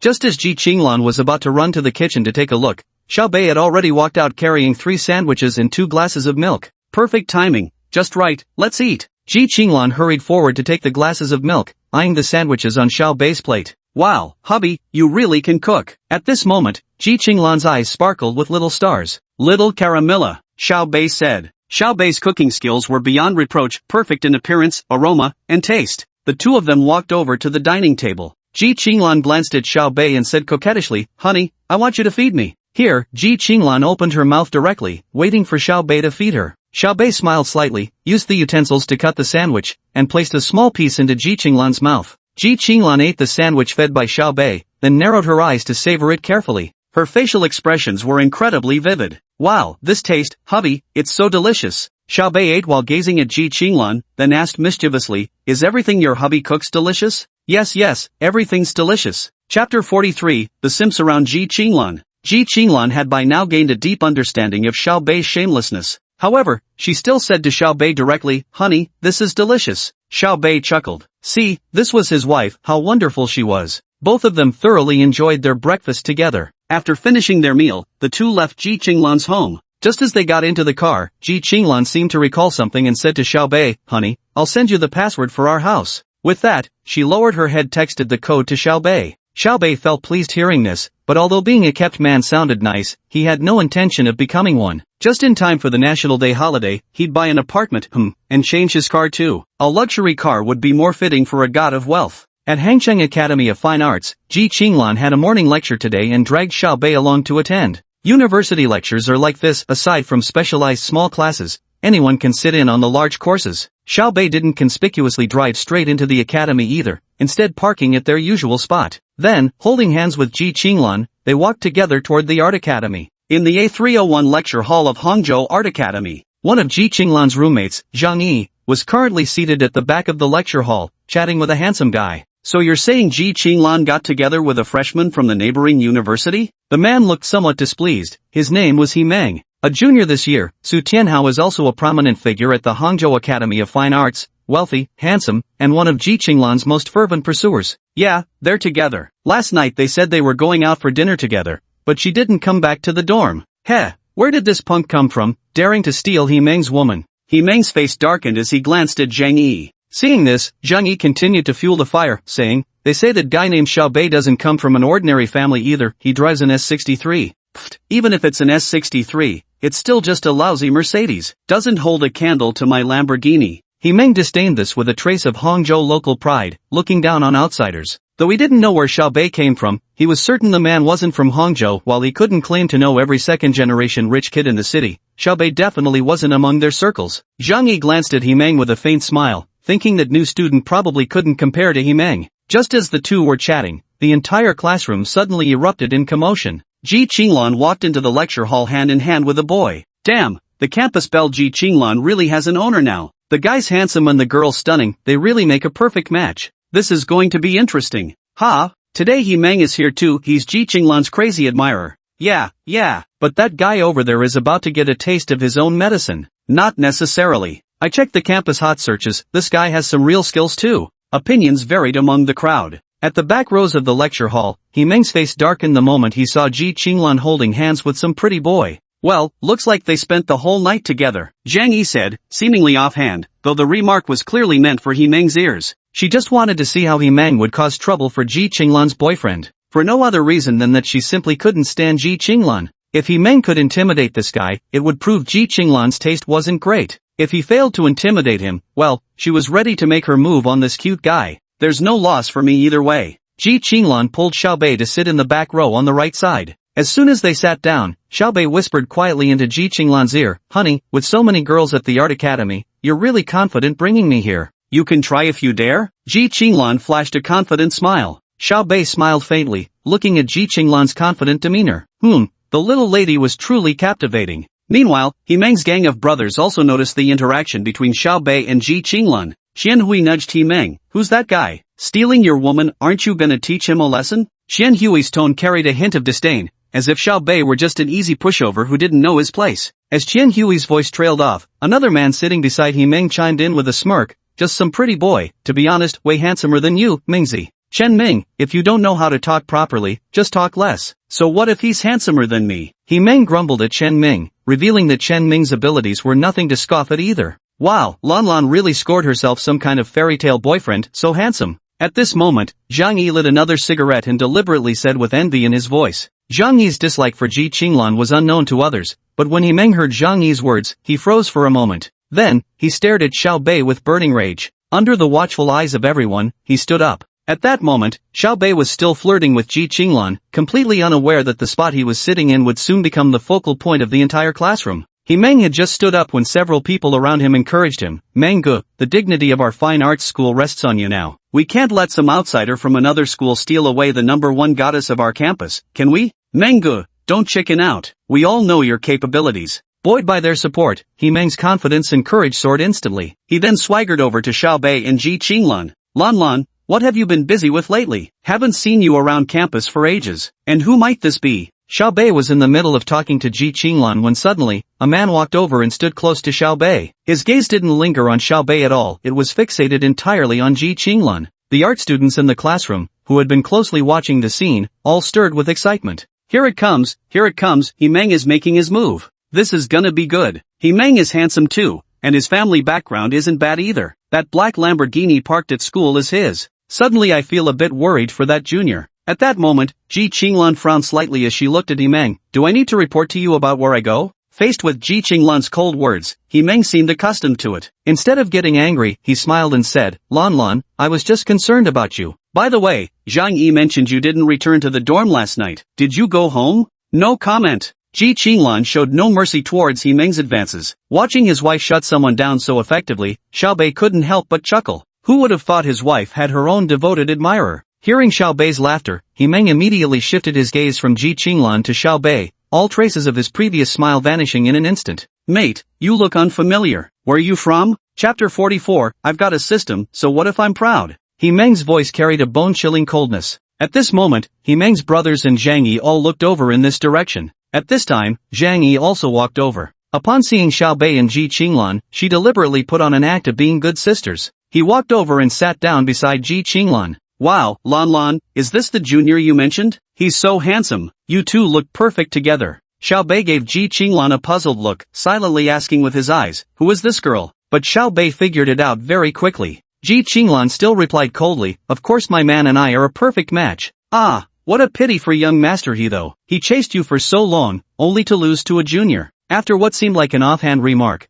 Zhang Yi turned her gaze to Xiao Bei again. Such a handsome junior. Where are you from? Isn't there a lot of pressure being with our Lan? Zhang Yi's tone sounded very warm, without the slightest hint of any other meaning. If it were Xiao Bei at this age in his previous life, he would have answered with a playful laugh. But the current Xiao Bei, who was he now? Every move this girl made seemed like she cared about him and Ji Qinglan. But judging from Ji Qinglan's tone and the current situation, Xiao Bei knew this woman had ill intentions. So he merely gave her a faint smile and didn't say a word. Seeing Zhang Yi's expression, a hint of mockery flashed in his eyes. He thought she was something special, but she turned out to be just a paper tiger. When questioned by He Meng, she didn't even dare to speak up. Can you shut up? Ji Qinglan glanced coldly at Zhang Yi as she spoke. Zhang Yi put on a pitiful act and said to Ji Qinglan, Lan, how could you be like this? I'm just looking out for you as your bestie. Young master, he has been chasing you for so long, yet you never accepted him. I was just curious about what kind of man could steal your heart. Upon hearing this, Xiao Bei immediately understood why his girlfriend couldn't stand her roommate. She was a real green tea girl. Sure enough, as soon as Zhang Yi finished speaking, He Meng's expression shifted slightly. Kid, I suggest you break up with Lan. She's way out of your league.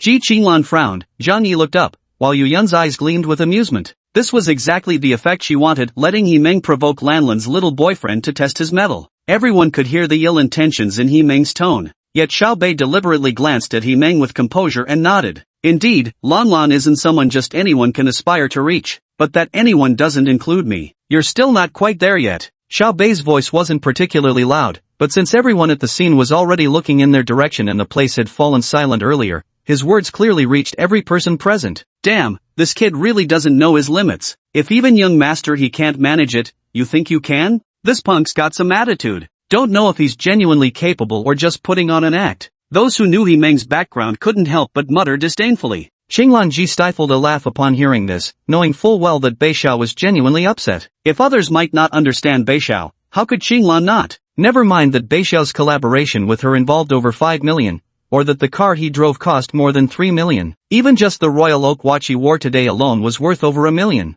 Yes, He Meng may have a Lamborghini, but that was bought for him by his family. How much money could he actually contribute himself? Although Ji Qinglan didn't know the exact amount, she was sure it couldn't be over 2 million yuan. Meanwhile, looking at Xiao Bei, who was just a freshman, from what she knew, Xiao Bei had already spent no less than 10 million. Ji Qinglan didn't know precisely what kind of family background Xiao Bei had, and she didn't want to pry, but she was certain that Xiao Bei's family was anything but ordinary. An 18-year-old capable of managing tens of millions, that had to be one of Xia country's top-tier second-generation elites. That was the only conclusion Ji Qinglan could draw. He, kid, you think I'm not worthy? He Meng seemed to have heard the most ridiculous joke in the world. At this moment, He Meng was standing beside Ji Qinglan. How could anyone tolerate being looked down upon like this by a freshman? Especially in front of the girl he liked. Though he wasn't among Hangzhou's top-tier elite youths, he still held some reputation within the second echelon. Now to be looked down upon by an out-of-town student? Finally, He Meng's gentlemanly demeanor vanished, or rather, was utterly destroyed by Xiao Bei's provocations, completely crumbling at last.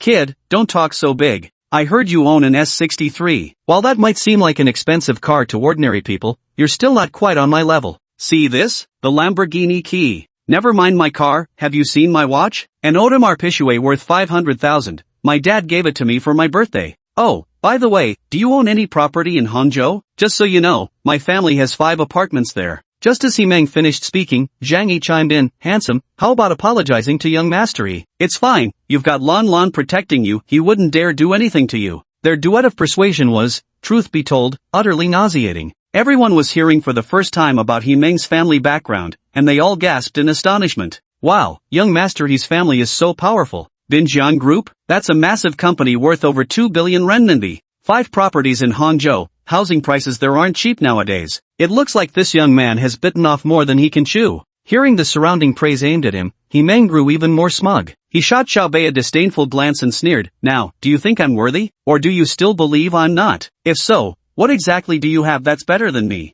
Zhang Yi observed Xiao Bei and Ji Qinglan with a spectator's curiosity, eager to see how Ji Qinglan's little boyfriend would retaliate under He Meng's pressure. The atmosphere grew tense in an instant, yet Xiao Bei's lips still curled into a faint smile, his calm demeanor betraying no trace of panic. Xiao Bei initially didn't want to bother with He Meng, but when someone's bullying reaches your doorstep, not retaliating would feel unjustifiable. Besides, is this all you've got? So Xiao Bei raised his head with a faint sarcastic smile, locking eyes with He Meng directly. Your father's the chairman of Binjiang Group? You're certain about that? You can check for yourself. He Meng responded confidently without hesitation. Xiao Bei shook his head with an amused smile. Kid, don't you know what a nominee agreement is? Your father may be the major shareholder of Binjiang Group on paper, but in reality, you know best who Zhang Tiancheng really is. What? He Meng's heart pounded violently, his face turned pale, lips trembling as he immediately cursed. What nonsense are you talking? Upon hearing Xiao Bei's words, the crowd turned their suspicious gazes toward He Meng after noticing his reaction, while Zhang Yi also looked at Xiao Bei in shock. Xiao Bei saw He Meng still being stubborn as a mule, so he flashed a relaxed and composed smile, the kind that suggested everything was firmly under his control. Then, he spoke leisurely. Your father is just the figurehead chairman Zhang Tiancheng pushed into the spotlight. As his son, you know this very well. As for the 5 properties you mentioned, only one is truly valuable, the 20 million yuan apartment in the city center. Out of the remaining 4, 3 are in the rural outskirts of Jiangbin, and 1 is in the countryside of Hangyu. Would you like me to go into more detail? You. He Meng was dumbfounded, his face deathly pale, as if he'd seen a ghost. Not just him, even He Meng's friends, the crowd present, Zhang Yi, everyone was shocked speechless. Ji Qinglan also turned to look at Xiao Bei in astonishment. How did Xiao Bei know? She was absolutely certain she hadn't told him. Big bro, what exactly does your family do? Right now, this was the thought running through everyone's minds. How do I know? I've got a system, have I shown off about it? Chapter 45, Terrifying Xiao Bei. At this moment, Xiao Bei smiled calmly, appearing utterly unfazed, as if he were discussing some trivial matter. Ji Qinglan gazed at her man's profile and thought, quite handsome. Yet from He Meng's perspective, his heart filled with boundless terror. He knew this Xiao Bei before him must have formidable origins, and Xiao Bei's whispered words continued flowing. That Lamborghini definitely real, but looks like it's second-hand, doesn't it? Second, to put it politely, your father is just a front man for Zhang Tiancheng, a professional manager with some shares, but not many. To put it bluntly, your father is nothing more than a puppet. However, you should also be grateful your father's competence has managed Binjiang Group with perfect order, and Zhang Tiancheng trusts him completely. Hey Meng, let's be honest, if it weren't for your dad's modest abilities, would your whole family be living this cushy life? So frankly speaking, your family isn't one of Hangzhou's elite families either, just a high-income household at best. So do you really think you're good enough for Lanlan? You should already know about Lanlan's family background without me telling you. Sometimes when people tell too many lies, they end up trapped in their own deception. So right now I'm pulling you back to reality. but you need to understand two things clearly. First, your family situation isn't nearly as impressive as you've been boasting. Second, compared to many people, you're indeed wealthy, but standing next to certain behemoths, your family is nothing. So don't you dare jump around with your sarcastic remarks around me. You're not qualified, got it? He Meng was completely stunned. Everything Xiao Bei just said was true. It was his deepest secret. After all, with proxy shareholding arrangements, Zhang Tiancheng stayed hidden in the shadows. On paper, his father was the chairman of Binjiang Group. After all, that's how it's officially registered with the business administration, but many people don't know certain details about it. Thus, this became one of He Meng's ways to show off, and even when his friends looked into it, they'd find he was telling the truth. But such secrets can't stay hidden among wealthy families. Now, when he looked at Xiao Bei, the earlier condescension in his eyes was gone, replaced instead by a touch of gravity. He Meng considered that Ji Qinglan might have told Xiao Bei about his background, but the thought disappeared instantly. How could that be possible? What girlfriend would dare speak of another man in front of her own? Therefore, all this could only mean the person before him knew it himself. In the end, he instinctively voiced his greatest confusion. You, how on earth did you know? Hearing this, Xiao Bei flashed a playful smile. Hangzhou might not compare to Shanghai, but it's definitely one of the top cities in the entire Yangtze River Delta region. This place is full of hidden talents. My family doesn't want me causing trouble while I study here, but they also don't want to see me get bullied. So before I came, my family had already done their homework for me. Among Hangzhou's elite circles, they've identified which power players I, Xiao Bei, can afford to offend, and which ones I'd better steer clear of. It's always good to know these things in advance. Sorry to say, you don't seem to belong at this level. Based on your records, you wouldn't even rate a C in my book. So, Mr. He, if you want to show off,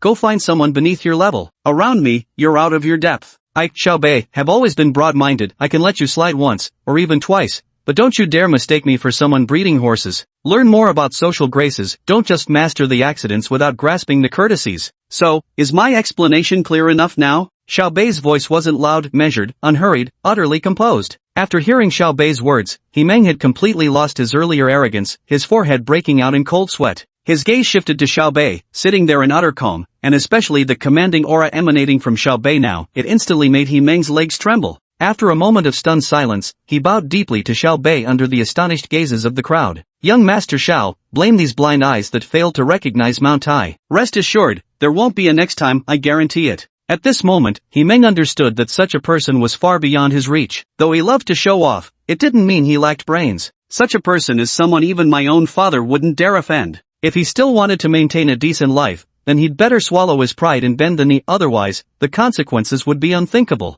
At this moment, He Meng's gaze toward Xiao Bei was filled with nothing but fear, a terror others might not comprehend, but he understood all too well. He'd once had a friend whose family background was similar to his own. That friend had offended someone powerful, and within a month, his family had been declared bankrupt. Back then, he realized that this world wasn't as simple as it seemed on the surface. There were plenty of people far more impressive than you. Xiao Bei usually didn't go out of his way to provoke others, nor did he casually show off. But when he did decide to flaunt his abilities, he went all out. Only kids bothered with petty displays. Xiao Bei's mindset was already on a completely different level compared to these kids. As He Meng's apology echoed through the room, an eerie silence fell over the entire lecture hall. They looked at each other in stunned silence. He Meng was already among the top echelon at school, precisely the kind of wealthy second-generation heir no one dared provoke. Yet, in front of Ji Qinglan's boyfriend, he didn't even dare let out a peep. He even openly apologized to Ji Qinglan's boyfriend in front of everybody. Just what extraordinary background did that refined gentleman possess? If there's anyone most shocked right now, it must be Zhang Yi.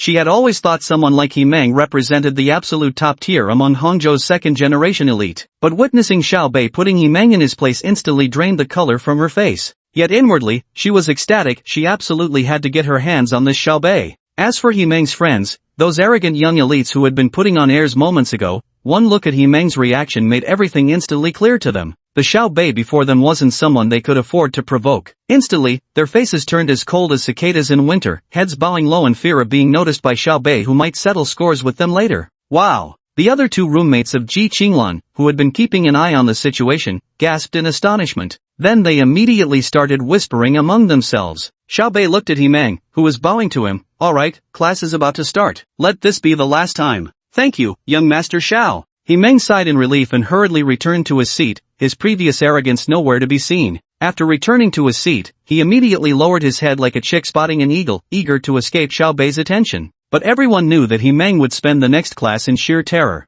After dealing with Himeng, Xiaobei turned his gaze to Zhang Yi and said coolly, "Put away your petty tricks. Just because my wife tolerates you doesn't mean I'll be so lenient." Xiaobei's words were like a bucket of icy water poured directly onto the fiery emotions burning in Zhang Yi's heart. She immediately looked at Xiaobei in terror. She then laughed mockingly, now realizing that Ji Qinglan had never taken her seriously. She previously only knew Ji Qinglan was wealthy, but never understood how wealthy. But today, she learned that even Himeng, whom she had long tried to curry favor with, couldn't reach Ji Qinglan's status. A child from such a family, how could they be simple? In the end, Zhang Yi left in disgrace. At this moment, Xiaobei finally had some peace without any disturbances. Ji Qinglan looked thoughtfully at Xiaobei and playfully asked, "Darling, what about our family? In your books, are we high class enough?" Ji Qinglan looked at Xiaobei with eager, childlike anticipation. Xiaobei smiled faintly. "I didn't before, but I do now, because the wife is always right." Hearing this, Ji Qinglan smirked. "Humph, smooth talker." Leaning close to Xiaobei's ear, she then murmured, "Husband, tonight, I want you." Chapter 46, Personal Assistant Service.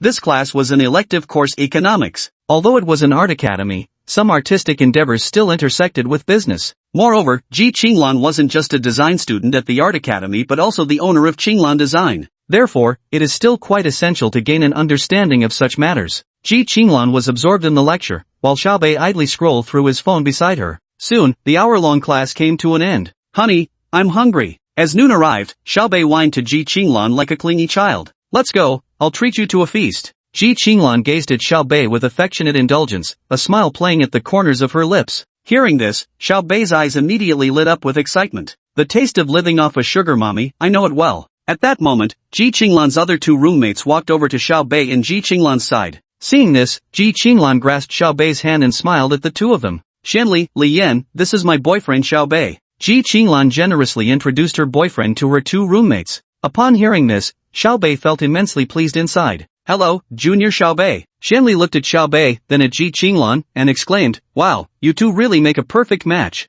"Hello, Junior Xiaobei. You look even better in person than in photos." Li Yan also greeted Xiaobei with a smile. Xiaobei glanced at Ji Qinglan's two roommates. Not bad, truly not bad. Though they couldn't match the radiance of his own wife, they were undoubtedly lovely young beauties. Faced with girls like these, if his own roommates were here, wouldn't they all be drooling? Xiaobei also nodded politely at the two girls before saying, "Hello senior sisters, I'm Xiaobei. Very pleased to meet you." Xiaobei's attitude towards Ji Qinglan's friends was entirely determined by Ji Qinglan's own stance. Just now, when Ji Qinglan had openly introduced him to her two roommates, Xiaobei understood that these two were likely her close friends. Naturally, he had to show them a friendly face after all, when it came to best friends. If you treated them poorly, they'd probably badmouth you to your girlfriend behind your back. After Xiaobei finished greeting them, Ji Qinglan immediately said, "We were just about to go eat. Would you two like to join us? Mainly because this moneybags is treating us, no point wasting free food." Ji Qinglan shot a glance at Xiaobei. Xiaobei froze. "What a wicked woman. Weren't you the one who promised to treat me to a feast just now? How come it's my treat now?" Though Xiaobei understood that Ji Qinglan said this to boost his reputation among her girlfriends. "Yes, want to join us? It's just about lunchtime,"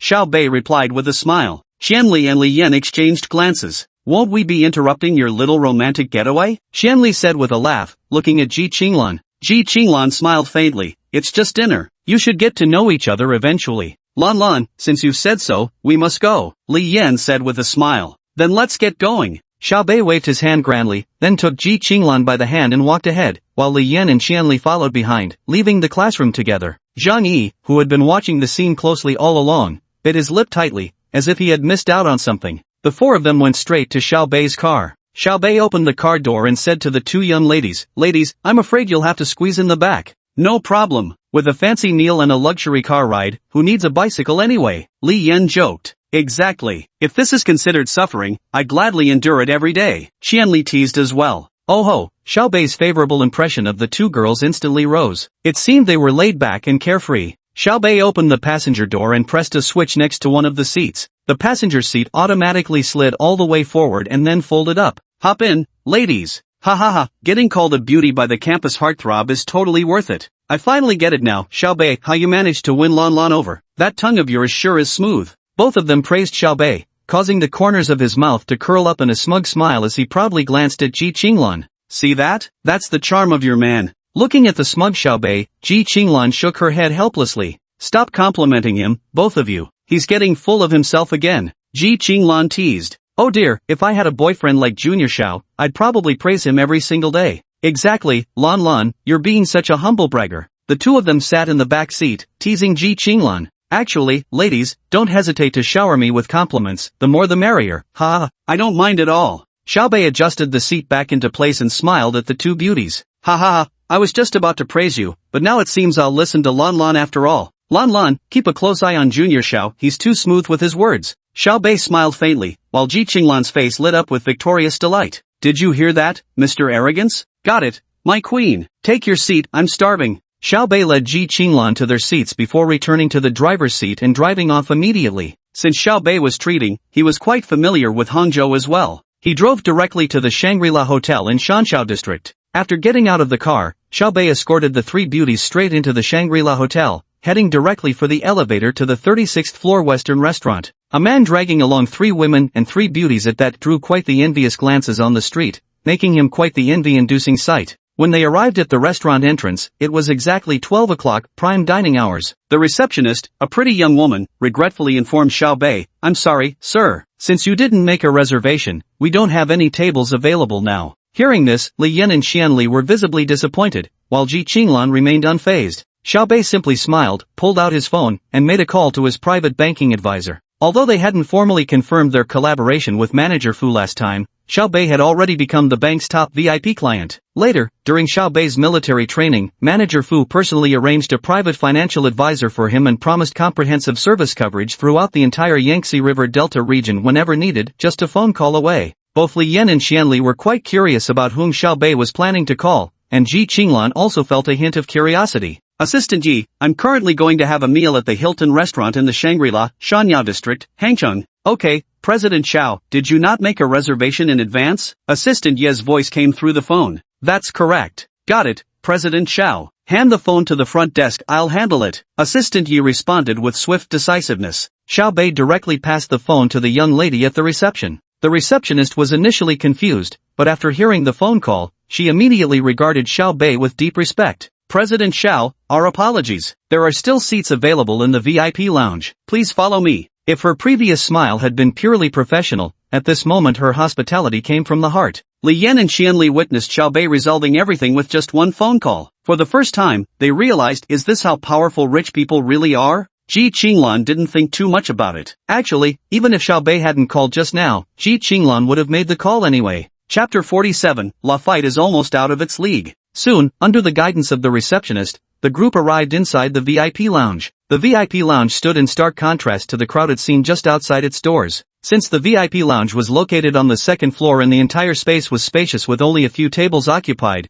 Xiaobei and his three companions settled at a spot by the floor-to-ceiling windows. Raising his eyes, he could take in the entire Mountain Sha district at a glance. Utterly premium. The group had just settled into their seats. Li Yan and Xianli had never experienced such treatment before. Junior, you're really impressive. I always thought wealthy people were just those with a bit more money. Now I realize how narrow-minded I was. Li Yan and Xianli exclaimed emotionally. Rather than looking down on their remarks or adopting a superior attitude, Xiaobei responded humorously. Enough with this wealthy people talk, they're just like everyone else in the end. They eat, drink, sleep, and answer nature's calls all the same. Pfft, 3 times. Ji Qinglan reached out and gave Xiaobei a playful tap. I was perfectly fine coming here to eat, but after what you said, I feel like this is going to be a rather flavorful meal. I was just feeling really tense, but after hearing what you said, Junior, I totally give it a thumbs up. No wonder you managed to win Lan Lan over, Junior. You really are different from those rich second-generation guys at school. Just as the three of them were joking around, the receptionist who had greeted them earlier came over with a foreigner in tow.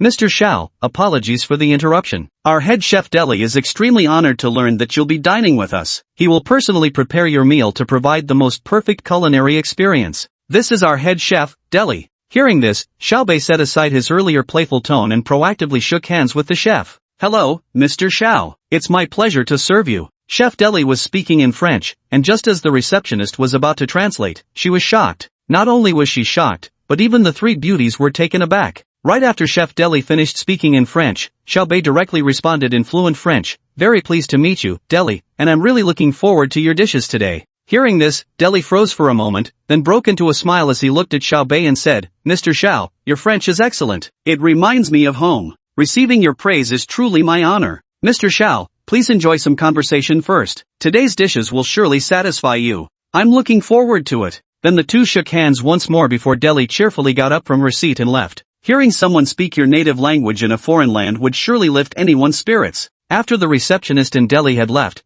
the trio turned to look at Xiao Bei in astonishment. Even Ji Qinglan was now staring at Xiao Bei in surprise. You know French? Ji Qinglan asked. Just a little bit, Xiao Bei said, effortlessly showing off. What kind of showing off is the most deadly? It has to be the effortless kind. Sure enough, after hearing Xiao Bei's words, he was met with 3 pairs of rolling eyes. Li Yan suddenly exclaimed, Junior, what exactly is your background? With just one phone call, VIP treatment and the head chef come running. And you even speak French? Xiao Bei was stunned for a moment. Just an ordinary guy. Xianli burst out laughing upon hearing this. If you're ordinary, then we must be destitute refugees. Not a single truthful word comes out of your mouth. Ji Qinglan chuckled as she adjusted Xiao Bei's tableware, teasing him. Xiao Bei shrugged helplessly and said with exasperation, I'm telling the truth, but you refuse to believe me. What else can I do? Li Yan. Xian Li. Ji Qinglan rolled her eyes. From what I know, you've spent at least 10 million just to get into college, and you claim to be ordinary? Ji Qinglan said coolly. Li Yan and Xianli gasped in shock, sticking out their tongues. Wow, the world of the ultra-rich is truly beyond me, so terrifying. Just starting college and already spending 10 million? With an icy tone, Ji Qinglan spoke deliberately, the car is new, still smells like it, 3.5 million. 3 top-tier watches, all seemingly new. Various luxury brands, plus 5 million spent on company renovations. Alright, no need to play humble anymore. I get it. Any more modesty would be pointless. Wang Yan glared at her intensely. First time hearing you say so much, and it's actually to give me a hard time? What did I ever do to you? Quietly holding Ji Qinglan's hand, he whispered, that's my wife for you, you can read my mind like no one else. Ji Qinglan had initially felt a bit happy upon hearing Xiao Bei's earlier words, but after that description, well, it's still the same old Xiao Bei she knows. You'd call him refined, yet sometimes his words are downright vulgar, call him crude, but his emotional intelligence is high, his problem-solving skills seasoned and sharp, it's truly puzzling. At least Ji Qinglan had never met someone who embodied the seamless blend of elegance and earthiness so flawlessly. Yet Xiao Bei struck the bullseye effortlessly. Even Li Yan and Xianli now felt that Xiao Bei was unlike other spoiled rich kids, at the very least. He wasn't arrogant or domineering but instead refreshingly down-to-earth. But they didn't know about Xiao Bei's past life. If they did, they'd surely be even more astonished right now. Don't just stand there dumbfounded. Today the head chef is personally handling the dishes, so we don't need to order. Let's just choose some desserts or wine. Xiao Bei called out cheerfully. Junior, you and Lan Lan order, we don't know how to choose. Let's just save money where we can. Li Yan and Xianli exchanged glances, sizing each other up. He then turned to Ji Qinglan and Xiao Bei and said, why save money for him? Order whatever you want to eat. With your appetites, even eating until you're stuffed probably wouldn't cost as much as one of his outfits. Ji Qinglan declared boldly. Wow, that actually makes sense. Lanlan's right, just order whatever you like. Xiao Bei really wasn't short on cash. If he treated Ji Qinglan's friends well, maybe he could sweet-talk her into unlocking some new positions tonight, right? Well, Xiao Bei, truly am one clever guy. Hearing Xiao Bei say this, Li Yan and Xianli stopped being polite. Any more courtesy would have been disrespectful to him. After some thought, Li Yan asked somewhat naively, then how about a bottle of Lafite? We've always heard about it but never tried it. Xianli also asked somewhat sheepishly. Forget the Lafite. Hearing Xiao Bei's words, both of their pretty faces flushed. Had they perhaps ordered something too expensive? It suddenly got a little awkward. At that moment, Xiao Bei continued with a smile, Lafite is a bit lacking, let's go for a bottle of Romanée-Conti instead. Hearing this, Li Yan and Xianli were stunned for a few seconds. It turned out it wasn't that their ordering was too expensive, rather, it wasn't expensive enough. Indeed, the way wealthy people think was beyond their comprehension. Lafite, that was Lafite, not some ordinary red wine. But in Xiao Bei's eyes, even this wasn't upscale enough? Is the world of the wealthy this outrageously extravagant? Chapter 48, Campus Rumor. Xiao Bei noticed the two were a bit awkward, so he directly took the menu and began ordering. A bottle of Romanée-Conti, plus a few desserts. Ji Qinglan didn't react much, just watching Xiao Bei show off. Yes, in Ji Qinglan's eyes, Xiao Bei was showing off again, but she didn't dislike it. During the more than a month spent with Xiao Bei, Ji Qinglan noticed that sometimes he seemed too mature, not at all like a young man. Now, seeing Xiao Bei acting pretentious, Ji Qinglan actually felt a bit happy. So you have your childish moments too. After ordering their food, the 4 of them started chatting. As the conversation continued, Li Yan and Xianli gradually loosened up and even began teasing Xiao Bei. Mainly, they found that being around Xiao Bei really didn't create many awkward moments. Setting aside his status, Xiao Bei was just like many ordinary folks, fond of telling dirty jokes. As the group chatted, dishes gradually began arriving at their table. Australian Wagyu sirloin steak, truffle mashed potatoes, 8 Australian black abalones, French foie gras, Hokkaido scallops, king crab, and some accompanying vegetables. Then came some sauces, and of course dessert and baguette bread. After the food arrived, Xiaobei didn't put on much of a show with his table manners. After all, this was just a casual meal among friends. Comfort was what mattered most, not showing off for the sake of it. Everyone knew Xiaobei's background wasn't ordinary, he must have been well versed in etiquette. Still, not everyone belonged to the same social class. Sometimes when you say things like that, it doesn't earn you respect but rather makes others feel embarrassed. Showing off is fine when done appropriately, but overdoing it just makes you look like an idiot. Not only does it fail to appear classy, but it also makes people think you're flaunting your superiority. This is why Xiaobei's current behavior, not being flashy or flaunting wealth, actually makes them feel very comfortable. Especially Li Yan, her family circumstances were likely the most modest among the dorm mates, making her the most tense. However, Xiaobei's high emotional intelligence ensured she never felt awkward. Instead, she found their interactions comfortable and gradually loosened up inside. Ji Qinglan had initially feared that Xiaobei might overdo the act, thinking she'd have to remind him later. But now, it seemed unnecessary. Although Xiaobei before his eyes was younger than him, his way of dealing with people was even more seasoned than his own. His high emotional intelligence made people feel at ease, never awkward, never showy, just perfectly balanced. Everyone chatted while they ate. Xiaobei occasionally chimed in with a topic, never stealing the spotlight from the host. It all depends on how the three girls perform. Besides, Xiaobei is also a foodie. When it comes to food, he has little resistance. True, as a grown man, he's actually a foodie. While Ji Qinglan and the other two were chatting, Xiaobei had already finished his steak. Now he's moved on to other dishes. Ji Qinglan inadvertently glanced at Xiaobei and was instantly astonished. Xiaobei, you're such a good eater. Ha ha ha, being able to eat is a blessing. You guys chat, I'll keep going. Xiaobei chuckled, prompting Ji Qinglan to compare his figure with hers before exclaiming, wow, that's so unfair. What's the matter, Lanlan? Why is it unfair? Xiaobei asked while popping a tomato into his mouth. Qianli couldn't help but chuckle upon hearing this. As Ji Qinglan's close friend, she certainly understood what Ji Qinglan meant. Lanlan's right. How come you can eat so much without gaining weight, while we put on weight just by eating a little? Hearing this, Xiaobei turned to look at Ji Qinglan, whose pouty lips looked absolutely adorable. Xiaobei burst into laughter. Well, back then I was broke and couldn't afford it. Now that I can, of course, I'm going to enjoy it properly. Put. Junior, stop joking. If you're poor, then no one in this world has money at all. Li Yan smiled faintly. Ji Qinglan also rolled her eyes at Xiaobei, but then something seemed to occur to her, making her pretty face flush pink. Xiaobei looked at Ji Qinglan's sudden blush, feeling somewhat at a loss. Wait, is my wife actually about to cry? Little did he expect Ji Qinglan to declare with fiery determination. Seems like extra portions are fine today, we can always burn it off with some nighttime exercise. Xiaobei nearly choked on his soup mid-sip. Cough cough cough. Is this fierce woman really my future wife? Both Li Yan and Qianli were still innocent babies who didn't catch the earlier implication. Ji Qinglan chuckled slyly while giving Xiaobei a challenging look. Xiaobei was momentarily stunned. Damn, she's actually provoking me? Looks like I'll have to put in some serious effort tonight. Can't let anyone look down on me, can I? The meal went on for nearly 2 hours with eating and chatting, leaving everyone thoroughly satisfied. Li Yan and Qianli showed remarkable restraint after finishing their main course. They didn't indulge much in desserts. Ji Qinglan surprised everyone with her enormous appetite, nearly matching Xiaobei bite for bite. After finishing their meal, the group gathered to chat, discussing everything from class gossip and campus life to societal trends. Topics ranged from whether certain girls were still single to which guys had failed their confessions again. When women get together, it's all about the gossip, nothing more. They even delved into rumors about students being kept as sugar babies. Of course, in an art school, expenses pile up quickly. And at this age, girls are especially prone to rivalries and comparing themselves to others.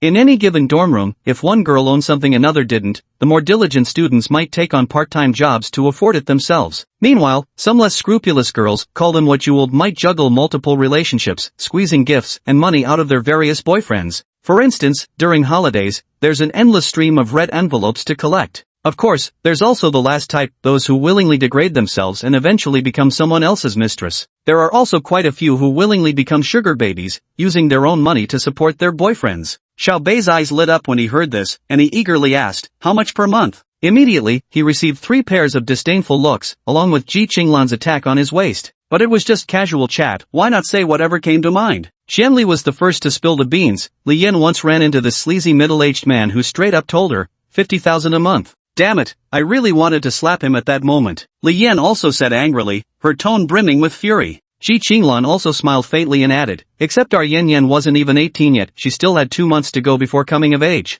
After speaking, Ji Qinglan turned her gaze towards Xiaobei again. Sweetheart, have you ever thought about it? Xiaobei coughed deliberately 3 times. Watching Ji Qinglan speak so readily, he replied, I've thought about it, but never acted on it. How could a sugar baby compare to my own wife? Besides, with my status, wouldn't that actually degrade my value? With a cheeky grin, Xiaobei responded. Hearing this, Ji Qinglan nodded in satisfaction. Soon, the group's conversation came to an end. Where to next? Ji Qinglan asked Xiaobei. Come shopping with me, Xiaobei replied. Then Li and I should head back first, Li Yan said with a smile. Xiaobei shook his head with a laugh. It's still quite a distance back to campus. Since we've all come out together, I'll definitely see you home. Let's all go. Having 3 beauties with me will surely make me look good, won't it? Chapter 49 Shopping with the Goddess. Li Yin was about to agree when Qianli interjected. No worries, we actually need to buy some art supplies anyway. We won't intrude on your little romantic date. With Qianli having put it that way, Xiaobei and Ji Qinglan didn't insist further. The 4 parted ways at the entrance of the Shangri-La Hotel.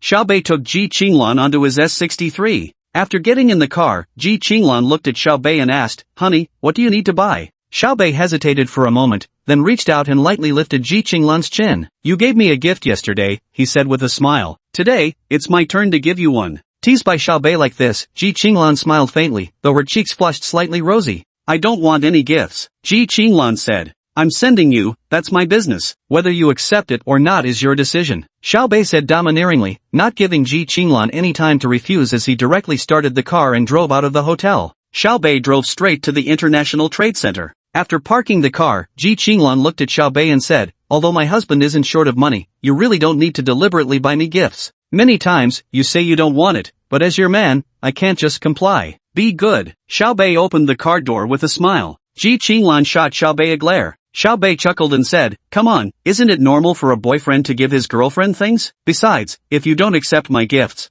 are you gonna take stuff from other guys? Hearing this, warmth filled Ji Qinglan's heart, but she still rolled her eyes at Xiaobei. The two took the elevator to the 4th floor of the mall, and once there, Xiaobei immediately led Ji Qinglan straight to the Chanel store. In reality, Xiaobei thought Chanel suited Ji Qinglan's temperament perfectly, so he brought her to the boutique. The moment they stepped inside, the sales assistant's eyes lit up. After all, working in the luxury industry, she recognized Ji Qinglan at a glance. Ji Qinglan was, without a doubt, their store's top-tier VIP. So she put down what she was holding and quickly approached Ji Qinglan and Xiaobei. Ms. Ji, welcome to Chanel. Xiaobei wasn't surprised by this. Given Ji Qinglan's financial status, shopping at Chanel was completely normal. We'll browse on our own and call you later. Before Ji Qinglan could speak, Xiaobei said calmly with a faint smile. Hearing this, the sales assistant looked at Xiaobei. At first, she felt a bit annoyed, but after noticing Xiaobei's handsome appearance, the dignified aura around him, and his impeccably luxurious outfit, her earlier displeasure vanished instantly, because she knew the man before her must be someone of considerable status. Being just an employee, she couldn't afford to offend such a wealthy individual, so she smiled warmly at Xiaobei and said, of course, sir. If you need anything, just call for me.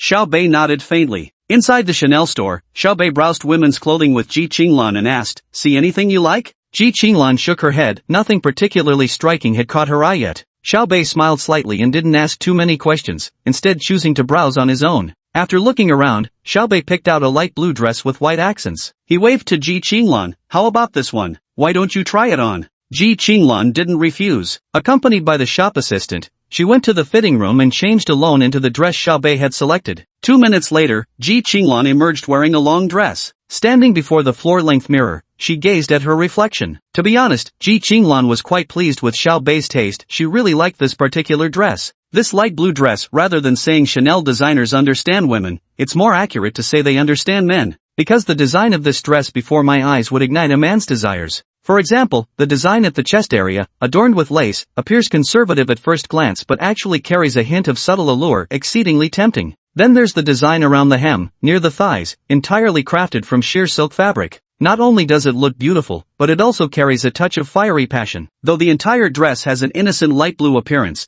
there's a whisper of wildness hidden within that innocence. Perhaps it was expressing that every girl has her own little known side. This suited Ji Qinglan's personality perfectly. Ji Qinglan twirled in front of Xiaobei and asked, do I look pretty, dummy? You look really beautiful. At that moment, Xiaobei walked over and complimented Ji Qinglan. Ji Qinglan asked again, is it the dress that looks good, or do I look good? Of course, it's you who looks beautiful, Xiao Bei replied without hesitation. When faced with such a life or death question, one must answer carefully to survive. If I look good, does that mean the dress isn't pretty? Ji Qinglan deliberately said this, curious to see how Xiao Bei would respond. The dress itself is indeed lovely, but it has no life until you put it on, only then does it truly come alive. When beauty meets beauty, the result is simply breathtaking. What kind of person was Xiao Bei? In his previous life, hadn't his little girlfriends asked him all sorts of questions? Could this possibly stump Xiao Bei? Faced with Xiao Bei's response, Ji Qinglan was quite satisfied. Truly a man she had set her sights on, his emotional intelligence was beyond reproach. Xiao Bei smiled at her, then called over the attendant from earlier. Wrap this one up, please. I'll pay by card. The attendant eagerly took Xiao Bei's bank card. After processing the payment, the attendant suggested, Sir, would you like to pick out some matching high heels as well? Xiao Bei's eyes lit up at the mention. High heels. So while Ji Qinglan was changing clothes, Xiao Bei also picked out 2 pairs of high heels for her, one pair perfectly normal, suitable for matching with outfits, and another pair in bright red. As for what purposes they served, no need to elaborate here. By the time Ji Qinglan came out, she only then realized Xiao Bei had selected these 2 pairs of high heels for her. When she saw the first pair, Ji Qinglan was quite satisfied, but upon seeing the second, her delicate face immediately flushed. She walked nonchalantly to Xiao Bei's side and whispered softly, Darling, so you're into this kind of flavor? Xiao Bei chuckled. His wife was so clever, she always precisely grasped whatever he was thinking. So it turns out there really is such a thing as being so in tune that hearts communicate without words. Seeing Xiao Bei's lecherous smile, Ji Qinglan also cracked a faint smile. After leaving Chanel, Xiao Bei immediately took Ji Qinglan on a shopping spree. Ji Qinglan noticed that Xiao Bei kept buying clothes for her, so she decided to reciprocate by purchasing many outfits for him in return. The two returned home fully laden with their purchases. Back in the car, Xiao Bei drove straight toward Hangzhou's Auto Plaza. Now that he finally had time, he intended to trade in his current vehicle for a supercar. He pulled up to a luxury car dealership. Ji Qinglan, sitting in the passenger seat, asked upon seeing this, Are you planning to buy a car? Yeah, I'll let you drive this one from now on. I'm planning to order a better one. Ji Qinglan smiled slightly without refusing. Given her family background, buying a car was nothing unusual. Chapter 50 The F8 is nice, but I'm buying a LaFerrari. Xiao Bei and Ji Qinglan got out of the car and walked directly into the store named Dinghui Luxury Car Dealership. The moment they stepped inside, they saw all kinds of luxury cars filling the grand hall. Ferrari, Lamborghini, Rolls-Royce, McLaren, and more. Every single one was a top-tier luxury vehicle. Just as the two were looking at cars, a voice came from behind. Lan, are you here to buy a car? The voice carried a hint of eagerness. Xiao Bei and Ji Qinglan both turned around and saw a young man dressed in a tailored suit, his hair slicked back in an overly mature oiled style. He was clearly young and handsome, but that hairstyle made him seem a bit mature beyond his years. Jin Yong, you're here too. Are you car shopping? Ji Qinglan faced the man without much emotional fluctuation. The Jin and Ji families had been close friends for generations. At the same time, he harbored some admiration for Ji Qinglan, though it was deeply concealed. Yeah, just came to check out some cars. Thinking of switching it up, got tired of the old one. By the way, who's this? Jin Yong had already noticed Xiao Bei earlier but racked his brain trying to recall. There didn't seem to be anyone like him in Hangzhou's social circles. Though Jin Yong's tone was polite when he asked, Xiao Bei caught a flicker of hostility in the guy's eyes. Xiao Bei sighed inwardly, his wife really had no shortage of admirers. Ji Qinglan said nonchalantly, This is my boyfriend, Xiao Bei. Upon hearing this, Jin Yong was momentarily stunned, then his expression darkened slightly. Nevertheless, he forced a polite smile and looked at Xiao Bei. I didn't expect you to be Lanlan's boyfriend. Brother Xiao, are you also here to look at cars? Just browsing, Xiao Bei replied indifferently. Jin Yong felt the brush off, and displeasure stirred in him. He pressed on, Which model caught your eye, young man? I can give you some recommendations. I know the owner of this shop, Mr. Chen. I might even help you get a better deal since you're Lanlan's boyfriend. Jin Yong's words carried a sting, implying that if not for Ji Qinglan's sake, Xiao Bei wouldn't even get a discount. It was both a provocation and a test aimed at Xiao Bei. Before Xiao Bei could respond, Ji Qinglan frowned inwardly, but remembering the long-standing friendship between their families, she suppressed her annoyance and said, Jin Yong, it's fine. We'll just look around ourselves. The sales assistant accompanying Jin Yong hadn't intervened throughout the exchange, merely standing by to observe how things unfolded. Customer disputes were best left to customers. It wasn't his place to get involved. Xiao Bei was no fool. Just from the other's tone, he could detect this guy's sense of superiority. Yet his expression remained composed, even flashing a smile as he countered casually, What exactly are you planning to buy, brother Jin? A smirk played at the corner of Jin Yong's lips. Just browsing for now. Mainly because I'm tired of driving my old Lamborghini and thinking of switching to a Ferrari F8 for kicks. Keep the tone from sounding too smug. Xiaobei chuckled lightly at this. Not bad at all, brother Jean. The F8's a solid choice. Jin Yong smiled slightly upon hearing this. This is more than just decent, it's practically the top-tier Ferrari model. If money weren't an issue, I would have gone straight for the LaFerrari. So that's how it is. By the way, how much does the F8 cost? Xiaobei suddenly turned to ask the sales consultant nearby. The sales consultant replied, the base price of the Ferrari F8 is 3.42 million yuan. With optional upgrades, it typically ranges between 4.5 to 6 million. Hearing the consultant's words, Jin Yong grew even more smug. Noticing Xiaobei's youthful appearance, he added deliberately, what's the matter, brother Xiao, thinking of getting one too? To be honest, you look quite young, probably still a college student, right? At your age, other models might suit you better. After all, the F8 carries a steep price tag, and its depreciation rate isn't exactly beginner-friendly. Xiaobei glanced at Jin Yong upon hearing this, then said, brother Jin is right. I really wasn't planning to buy the F8. Upon hearing this, Jin Yong inwardly scoffed at Xiaobei's words, that's all you've got? But now, with Ji Qinglan by his side, he restrained his temper. Had she not been present, he would surely have threatened Xiaobei to stay away from her. So he said with a smile, little Xiao, it's alright, you're still young, there's still a chance for you to drive an F8 someday. While seemingly comforting Xiaobei, he was actually mocking him. Ji Qinglan heard what Jin Yong said and chuckled inwardly. Trying to show off in front of my husband? Glancing at Xiaobei's completely calm and composed expression, Ji Qinglan instantly knew alright, Xiaobei was about to steal the show again. Brother Jin, you've mistaken my meaning. The reason I'm not buying the F8 is because it's too cheap. Jin Yong's previously smug expression froze instantly. He had been trying to show off, only to have Xiaobei one-up him? A car worth at least 5 million yuan was too cheap? Feeling like he was being played, Jin Yong snorted lightly. So brother Xiao turns out to be quite the big shot. If the F8 isn't good enough for you, what exactly are you planning to buy? Xiaobei responded with effortless composure, to be honest, I'm not particularly knowledgeable about cars or their performance specs, but I do know one thing, the more expensive a car is, the better it must be. Just yesterday while considering a vehicle purchase, I did some research. At minimum, a LaFerrari, Porsche 918, or McLaren P1 would barely qualify as acceptable options.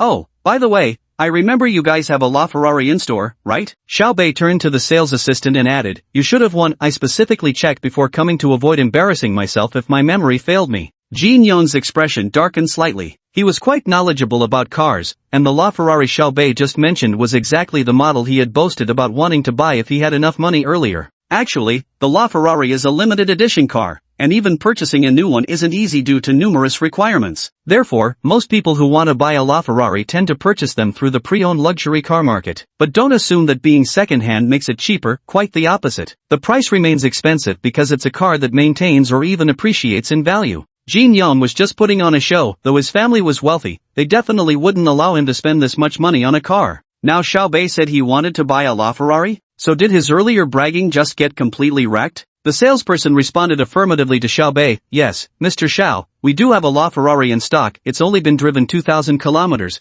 practically brand new, and it's Tiffany blue. Jin Yong had nothing left to say now, but deep down, he still didn't believe Xiaobei could afford a LaFerrari. Is this guy really gonna buy or just showing off? Jin Yong kept getting proven wrong, yet he didn't leave. He wanted to see if Xiaobei was seriously planning to make the purchase. If Xiaobei didn't bite, well, he wouldn't hesitate to mock him mercilessly. Chapter 51, Securing the LaFerrari. Xiaobei completely ignored Jin Yong now. Turning to the salesperson beside him, he asked, could you show me the car? Hearing this, the salesperson was slightly taken aback. Truth be told, he shared Jin Yong's suspicion that this young man was just bluffing. But judging by the current situation, it seems to be real? Although I still find it hard to believe, a guest is a guest. The boss did emphasize we must never look down on any customer. After all, the boss once had an idiot employee in his shop. Someone who judged clients by their appearance ended up offending an old man. The incident nearly got the boss's car dealership shut down. From that moment on, the boss repeatedly warned everyone that if anyone dared to let such a situation happen again,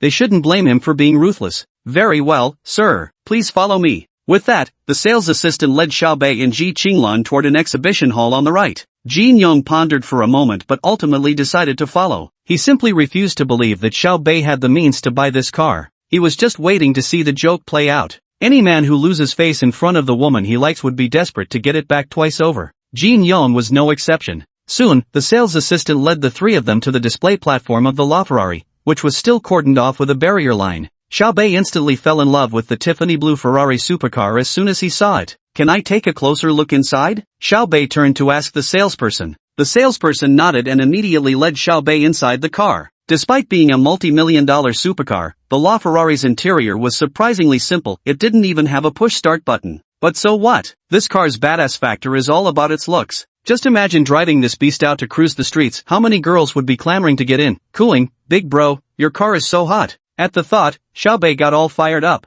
Lan, hop in and give it a spin. Xiaobei directly gestured to Ji Qinglan and spoke up. Ji Qinglan also became interested. She was quite fond of this car as well, especially its Tiffany blue color. Thus, under Ji Nyong's unpleasant gaze, Ji Qinglan climbed into the passenger seat. How do you like it? Xiaobei asked Ji Qinglan. Ji Qinglan glanced at Xiaobei and said with a smile, it doesn't matter whether I like it or not. After all, it's you who's buying it. If you like it, then I like it too. Hearing this, Xiaobei gave a faint smile. He beckoned to the sales attendant and said, I'll take this car. How much is it? Though Xiaobei's voice wasn't loud, his words were crystal clear. At this moment, Ji Nyong also gave Xiaobei a surprised glance, sneering inwardly, keep pretending, keep acting. Upon hearing this, the salesperson also got excited and said, Mr. Xiao, since this car is a globally limited edition, the price certainly can't be set at the original release price. I know, just tell me directly how much it is. Xiaobei directly cut off the salesperson's explanation, mainly because he genuinely liked this car. Mr. Xiao, this car is priced at 60 million in our store. What do you think?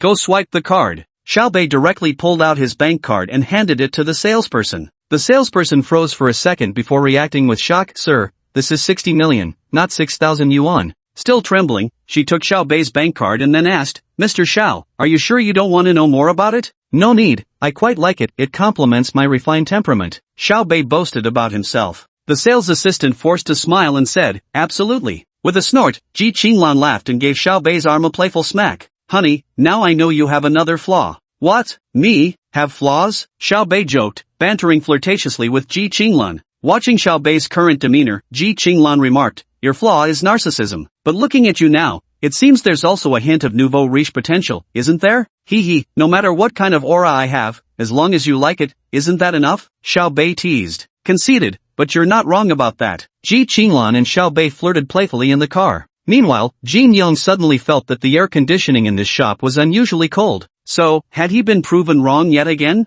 He had just seen Xiaobei call Ji Qinglan into the car and ask if she liked it. He thought Xiaobei was making an excuse for himself, and then would say Ji Qinglan didn't like it, so they wouldn't buy it? What exactly did you mean by swiping your card like that? And what's with that bullshit about genteel temperament? Damn it, where exactly is this genteel temperament? Is shit like this even genteel? The sales assistant hurried back with Xiaobei's bank card in hand. Seeing this, Ji Nyong wondered, was this guy still pretending? Could the card not be swiped? As if clutching at straws, he spoke up again, what's wrong? Why are you back? Did the payment fail? Ji Nyong asked directly. The salesperson immediately shook her head and said, Mr. Xiao, because you want to purchase this car, our boss is currently on his way back to the dealership. We don't have the authority to make decisions about this car. Upon hearing this, Xiaobei nodded and asked, how long until your boss arrives? The sales associate immediately responded, there are just 5 minutes left. Shall we head to the VIP lounge on the second floor to wait, Mr. Xiao? Xiaobei smiled, sure, I'm just thirsty. With that, the salesperson led Xiaobei and Ji Qinglan to the VIP lounge. Ji Nyong, unwilling to give up now, decided to stick around until the end and immediately bounced along after them.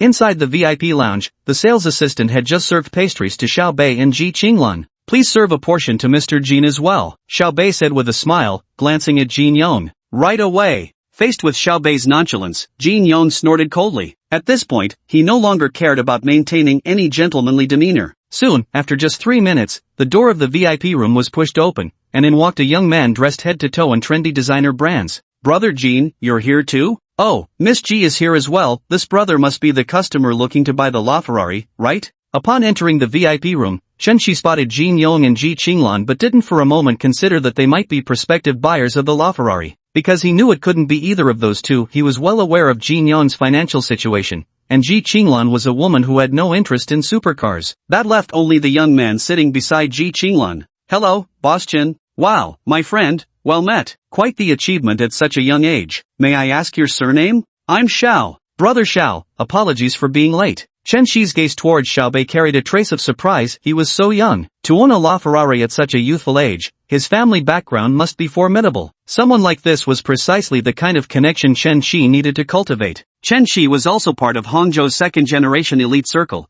though exceptionally smooth in his dealings. He'd opened this luxury car dealership precisely to expand his social network. So when word came that someone wanted to purchase a LaFerrari, Chun-Shi had come personally without hesitation. Those who can afford a LaFerrari are no ordinary people. Mr. Chen, no problem. I'm not in a hurry, mostly I just love this car. We can proceed with the transaction now, right? Chen-Shi could see that Xiaobei genuinely adored this LaFerrari and quickly responded, absolutely. Let's swipe the card. Xiaobei handed the card over to Chen-Shi once more. Chen-Shi took the card and handed it to the cashier beside him. Under the gaze of the crowd, the transaction was successfully completed as the POS machine spat out a receipt. When Jin Yong saw the successful transaction, he instantly sobered up, and his gaze towards Xiaobei no longer held any trace of contempt. Instead, it was now filled with solemnity. Chapter 52, Displaying Strength. Seeing Xiaobei being so young yet able to single-handedly manage 60 million yuan, ordinary people might not understand what this represents, but Jin Yong, as one of Hangzhou's second-generation elites, he knew what this meant. It meant that Xiaobei, whom he had just looked down upon, might belong to a family far more influential than he could ever imagine. At this moment, his face turned extremely grim. On the other side, Xiaobei and Chen-Shi struck up a conversation. Young Master Xiao, truly a talented youth. You're not a local of Hangcheng, are you? Chen-Shi sat across from Xiaobei and asked with a smile. No, that's not the case, Xiaobei replied directly. Hearing this, Chen-Shi smiled faintly and continued, Young Master Xiao, now that you're the owner of a LaFerrari, have you considered joining our supercar club? As he spoke, Chen-Shi turned his gaze toward Xiaobei. Xiaobei pondered for a moment. He was indeed familiar with supercar clubs. Supercar clubs may appear to be gatherings for luxury sports cars, but their true purpose lies in networking. After all, those who can afford to drive supercars typically come from affluent families. Hence, through this platform, members naturally form friendships. Who knows, they might even embark on promising collaborations down the road. For Xiaobei of his past life, such a platform would have been quite a significant opportunity. At the same time, for the current Xiaobei, it's mediocre quality, but he still insists topping up. After all, he hasn't risen to prominence yet. To put it bluntly, it's just extra money, while other aspects still fall short. But Xiaobei didn't agree immediately. Instead, he deliberately asked, Brother Chen, who are the members of your supercar club now? Xiaobei's question seemed like an ordinary inquiry to most, but Chen-Shi perceived it as a probing test. What kind of test? Testing the strength of the supercar club. There's typically only one reason someone would ask such a question. That reason being, his own capabilities are formidable. Instantly, Chen-Shi's expression turned solemn with respect. Smiling at Xiaobei, he said, Young Master Xiao, our supercar club is quite renowned throughout the entire Yangtze River Delta region. There are even wealthy heirs from Shanghai among our members, though most are local to Hangzhou. Nevertheless, their influence is certainly not to be underestimated. Xiaobei didn't answer immediately upon hearing this. Instead, he picked up his teacup and took a slow, measured sip. Seeing this, Chen-Shi wasn't angry either. It was only natural for such a wealthy young master to have his own temper. If he didn't have any personality, Chen-Shi would actually be suspicious. So he continued, alright then, listen up, young Master Xiao. As it happens, we're having a gathering tomorrow. I'll take you along so you can check it out. How does that sound? Upon hearing this, a slight smirk appeared at the corner of Xiaobei's lips. This was exactly the sentence he'd been waiting for. What was his identity? A god of wealth. A god of wealth never casually asks for favors. They only accept invitations. Sure thing, Brother Chen. I happen to be free tomorrow. Let's go check it out, Xiaobei said nonchalantly. Hearing this, Chen-Shi felt a surge of joy in his heart. Young Master Xiao, let's exchange WeChat info. I'll contact you then. Chen-Shi took the initiative to pull out his phone, looking at Xiaobei as he spoke. Xiaobei also took out his phone, and the two exchanged WeChat IDs. Just as they had finished swapping contacts, a staff member entered the VIP lounge. Boss, Mr. Zhao's car has been washed, and all the paperwork is complete. Alright, hand over the relevant documents to young Master Xiao, Chen-Shi said indifferently. Xiaobei took the documents, glanced through them to confirm they were correct, then suddenly thought of something and asked Chen-Shi, Brother Chen, do you have any good license plates available? Xiaobei once again forgot. It seemed he had overlooked something about the lottery. Chen-Shi smiled faintly and said directly, Young Master Xiao, I actually do have a great license plate here, first generation, with 5 consecutive numbers.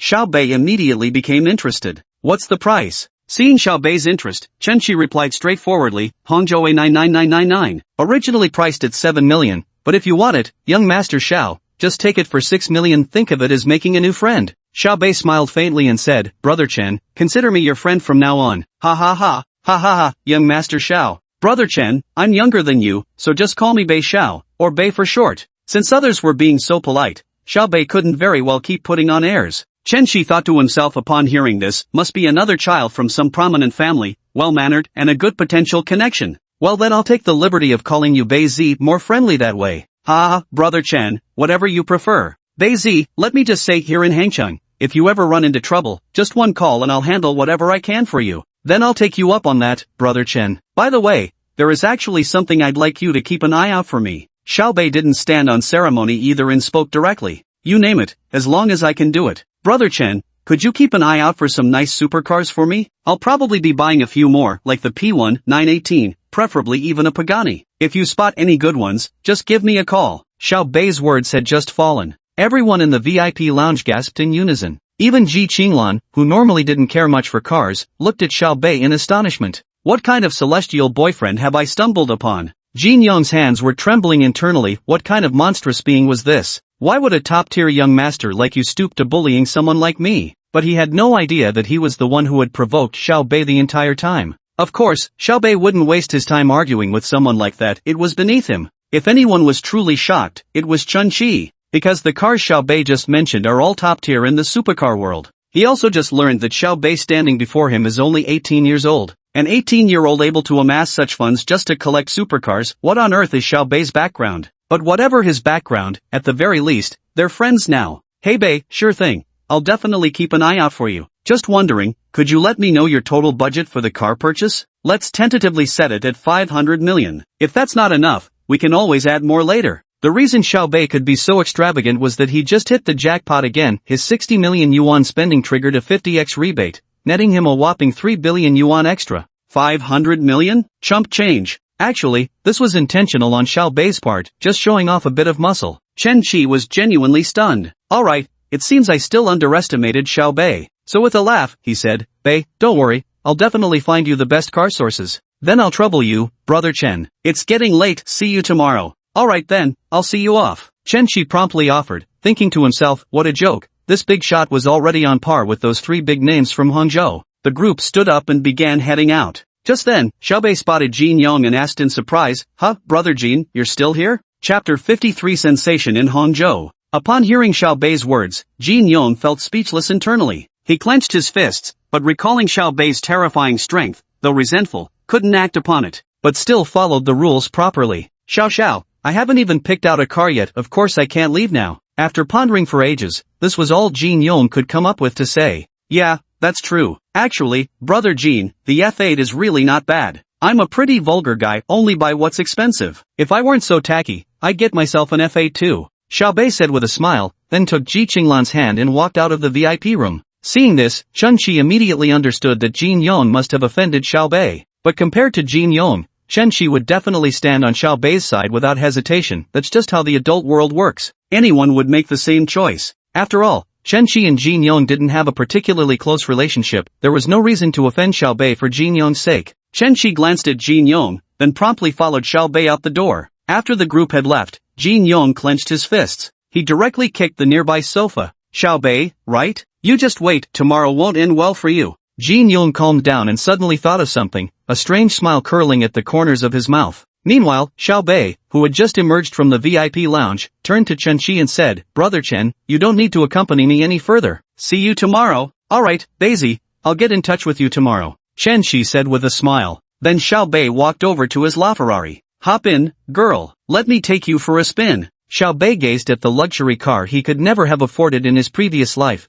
immediately feeling giddy with excitement. He joked with Ji Qinglan in a playful tone. Ji Qinglan rolled her eyes at Xiao Bei, but still couldn't help smiling. She got into Xiao Bei's car. As for the Mercedes-Benz S63, Xiao Bei had already told Chen Qi to have one of his employees drive it back to Ji Qinglan's neighborhood. Xiao Bei had just left when Chen Qi gave a faint smile. Picking up his phone, he opened a group chat named HCA Supercar Club. He typed out a message and sent it. Chen Qi, the LaFerrari in the shop, sold successfully. Huangbin, 666, Brother Chen, how much did you rake in this time? Yishua, so I'm just wondering, who was the big shot that bought it? Zhou Hongdu, +1. Sujie, Brother Chen, tell us already. Who was it that bought it? Zhang Longfei, I wanna know too. Suya, curious, adorable. Chen Qi glanced at the messages in the group and smiled slightly before typing out a reply. Chen Qi, as for who it is exactly, none of you would know her, but this person has quite the background, and, she just turned 18. Chen Qi, by the way, they also commissioned me to find other top-tier supercars, with a budget of 500 million. Suya, damn, who is it? Some rich young master from a wealthy family. Sujia,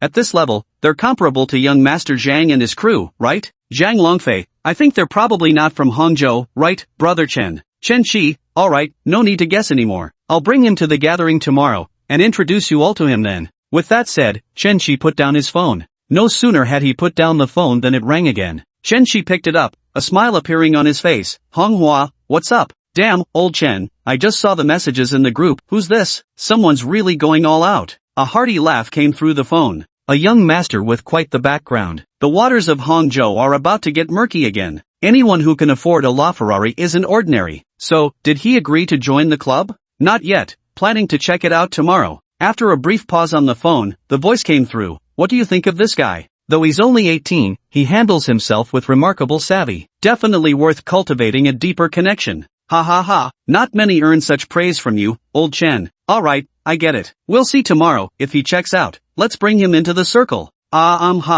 With that, Chen Shi hung up the phone. Meanwhile, inside the VIP lounge, Jin Yong was also on a call. Brother Fong, that's how it is. Alright, got it. I'll meet him tomorrow. Thanks, Brother Fong. Jin Yong hung up the phone with a smile on his lips. Meanwhile, in a villa somewhere in Hangzhou, Fong Chun ended the call, a cold smirk playing at the corners of his mouth. What's the matter? A man sitting beside Fong Chun looked at him puzzled and asked. Jin Yong called and asked me to teach someone a lesson. Who's there? The guy who just bought the LaFerrari from old Chen's place. The man sitting beside Fong Chun smiled slightly. What do you plan to do? Do what? Harmony brings wealth. Besides, knowing Jin Young as I do, it's probably his own damn fault I'm not his father to clean up his mess. Ha, but I just got off the phone with Chun Chi. The opposing side must be quite formidable. Of course they are. An 18-year-old who can drop $500 million on cars. Let's see, we'll talk about it when the time comes. Meanwhile, Xiaobei took Ji Qinglan for a high-speed drive along the Ring Expressway. To be honest, the LaFerrari's acceleration is truly insane. Of course, at this moment, Xiaobei had no idea he had already caught the attention of certain people. After taking Ji Qinglan for a thrilling high-speed drive, Xiaobei found a restaurant for them to eat at. Tomorrow is National Day. Are you going back to Ning City? Ji Qinglan asked Xiaobei. Xiaobei was slightly taken aback upon hearing this time had flown so fast. He had already been in Hangcheng for a full month. Ningcheng. We'll see. Don't we have plans with Brother Chen and the others tomorrow? Meishnam, I was just asking. If you're not going back, then. Ji Qinglan stammered as she spoke. Hearing this, Xiaobei curled his lips into a smile and lifted Ji Qinglan's chin with his hand, asking, then what? Ji Qinglan could feel the warmth of Xiaobei's hand as she pouted shyly and said, well, I'm not going home either. Having said that, Ji Qinglan lowered her head in embarrassment. Xiaobei burst into laughter, though he could understand, after all, Ji Qinglan had only just transformed from a girl into a woman. Right now, she was longing for that very thing. Sweetheart, do you think this dish tastes good? Ji Qinglan was still feeling shy when she suddenly heard Xiaobei's random question, but she still looked up and said, it's alright, I guess. So, do you want to keep eating this dish, or would you rather go home and eat me? Xiaobei grinned mischievously. Upon hearing this, Ji Qinglan's fair cheeks flushed red like a monkey's bottom. Honey, how about we go home and eat you instead? Xiaobei immediately stood up upon hearing this, grabbing Ji Qinglan's hand and pulling her out of the restaurant. Once in the car, Xiaobei sped back to Ji Qinglan's place in record time. As soon as they got out of the car, Ji Qinglan immediately jumped into Xiaobei's arms. Xiaobei smiled faintly, picked her up, and headed to the elevator, quickly arriving home. For some reason, Ji Qinglan was no longer as coy as she had been earlier. Instead, she whispered in Xiaobei's ear, tonight, I'm going to drain you dry. Chapter 54, Honey, you look so handsome today. Xiaobei was now a vigorous young man full of vitality. Hearing such words, how could he possibly back down? He immediately carried Ji Qinglan back to the bedroom. This time, he didn't turn off the lights. 2 hours later, Ji Qinglan gazed at Xiaobei with deep affection. Honey, do you know how handsome you look today? Oh, how handsome. Xiaobei raised an eyebrow. Ji Qinglan pressed his arched brow back down while giggling, humming like a contented kitten. Super duper ultra handsome, handsomer than ever before. She giggled incessantly for a while, then suddenly asked, you spend so much money, don't your parents say anything? Xiaobei gently touched her face and said with a smile, this is all my own money. Ji Qinglan was slightly taken aback, her own money? What do you mean? Literally, all the money is earned by myself. Xiaobei didn't want to continue this conversation any further. At this point, he wasn't ready to let Ji Qinglan know he was an orphan. Because with Ji Qinglan's temperament, if she knew he was an orphan, her love for him might grow even deeper. Xiaobei didn't consider himself strong enough yet to disregard everything. Ji Qinglan also noticed Xiao Bei's reluctance to continue this conversation. Though puzzled as to why he never mentioned his family background, she'd never even seen him call home. But no matter what, she would never bring up anything that made Xiao Bei unhappy. Perhaps Ji Qinglan sensed Xiao Bei's mood, as she suddenly embraced him tightly. Xiao Bei gazed at the little enchantress before him. Back then, he never could have imagined Ji Qinglan would have such a dramatic contrast in character. But since it was Xiao Bei who benefited, what reason did he have to refuse? Xiao Bei pulled Ji Qinglan into his embrace. Outside the window, even the moon seemed to blush. At 10 a.m., Xiao Bei's phone buzzed to life. Xiao Bei and Ji Qinglan remained motionless, but the phone kept ringing. Asshole, pick up the damn phone for me. Damn it, that bastard, so early in the morning, doesn't he care if people sleep? Xiao Bei had a serious case of morning grumpiness and sat up directly to answer the call. Hey, who is it? On the other end of the phone, Shen Qi heard Xiao Bei's groggy voice and smiled faintly. Bei, it's me, Shen Qi. Hearing this, Xiao Bei suddenly remembered something and instantly became wide awake. Brother Chen, what's up? Just woke up, right? Head straight to Hangzhou International Circuit at 1 p.m. today. I'll send you the location. Got it, Brother Chen. I'll call you when I arrive. Alright, go catch some more sleep then. After hanging up the phone, Xiao Bei had completely lost his drowsiness as he gazed at Ji Qinglan lying beside him. Xiao Bei smirked and reached out with his large hand, giving Ji Qinglan's perky but a firm slap. Ah, Xiao Bei, I'm going to murder you. Ji Qinglan's morning temper was anything but ordinary. With that, he stood up and directly pounced on Xiao Bei. He grabbed Xiao Bei's hair. Do you submit? Ji Qinglan, her eyes red, looked down at Xiao Bei beneath her. I won't submit. Hearing this, Ji Qinglan immediately exerted more force, tugging at Xiao Bei's hair. Submit now, you big bully. Xiao Bei, are you telling me, a grown man, that I need to convince you? It doesn't exist. With a slight exertion, Xiao Bei pressed Ji Qinglan down, firmly gripping her hand. Still feeling tough? You big meanie, can't you just let me win? How could you possibly do this to a weak woman like me? Ji Qinglan wore a hurt expression, her eyes glistening as she looked at Xiao Bei. Taken aback for a moment, Xiao Bei chuckled and said, who was just referring to herself as this old lady earlier. You're horrible. The two of them tussled on the bed for a while until Ji Qinglan finally surrendered, though she was clearly not happy about it. Such a bully, he doesn't even know how to go easy on me. So, while Xiao Bei was taking a shower, Ji Qinglan promptly pulled the bathroom door shut and locked it from the outside. When Xiao Bei finished his shower and tried to leave, he found the door locked. He froze for a split second. Damn it, Ji Qinglan, open the door. Freezing to death out here. Call me daddy. Say daddy and I'll open it for you. Standing outside the door, Ji Qinglan taunted Xiao Bei in the bathroom with a smirk playing on her lips. I won't say it, not even if you kill me. Then you can stay in there and repent properly. I'll open the door only when you say it. Ji Qinglan declared triumphantly, today she would be the one playing husband. Xiao Bei heard Ji Qinglan shouting from outside. This little girl was practically staging a rebellion. After a moment's thought, Xiao Bei glanced around the bathroom and suddenly his eyes lit up with an idea. Because this bathroom has more than one door. Hurry up, say it. Call me daddy now, and I'll open the door for you right away. Ji Qinglan continued to taunt Xiao Bei smugly from outside. Little did she know that Xiao Bei had already opened the other bathroom door and stepped out onto the balcony. Xiao Bei quietly slipped back into his room from the balcony, watching Ji Qinglan still making a fuss. The corner of his mouth curled slightly. Call me or not, just call me, hubby, come on, say it. Ji Qinglan, you're dead. Xiao Bei's voice came from behind Ji Qinglan, startling her. She quickly turned around and saw Xiao Bei grinning mischievously at her. Ah, a ghost. Ji Qinglan immediately turned to flee, but Xiao Bei reacted swiftly, grabbing hold of her. Like an adult pulling a child, he dragged Ji Qinglan right in front of himself, gazing at the adorable Ji Qinglan with amusement in his eyes. Still feeling so bold now? Chapter 55, Master of Culinary Arts, Divine Noodles. Xiao Bei placed his hand on Ji Qinglan's head, smiling at her with a victorious grin. Ji Qinglan pouted her lips, looking at Xiao Bei with a wronged expression. Humph, you big meanie, can't you just let me win for once? And what's more, you cheated just now. Looking at Ji Qinglan's adorable appearance, Xiao Bei smiled slightly and placed his hands on her face. Alright now, be good and get up. We need to go to Brother Chen's place soon. Alright, let me head down and start cooking, Xiao Bei said, giving Ji Qinglan's perky but a playful swat before adding, you better hurry down. Humph, you big meanie. Xiao Bei glanced at Ji Qinglan before heading downstairs to prepare breakfast, or rather, lunch. After washing up, Ji Qinglan still seemed a little sulky. It wasn't that Ji Qinglan was being petty, but because girls in love are actually very sensitive and care deeply about the little things. She just wanted Xiao Bei to coax her a little. But Xiao Bei was completely oblivious today and didn't comfort her at all. Humph, drawing circles to curse you, may your child be born without a butt. After grumbling to herself, Ji Qinglan finished washing up, got dressed, and went downstairs. Honey, perfect timing, dinner's ready. Ji Qinglan pouted at the words. I don't want yours, I'll eat my own. So she headed to the fridge,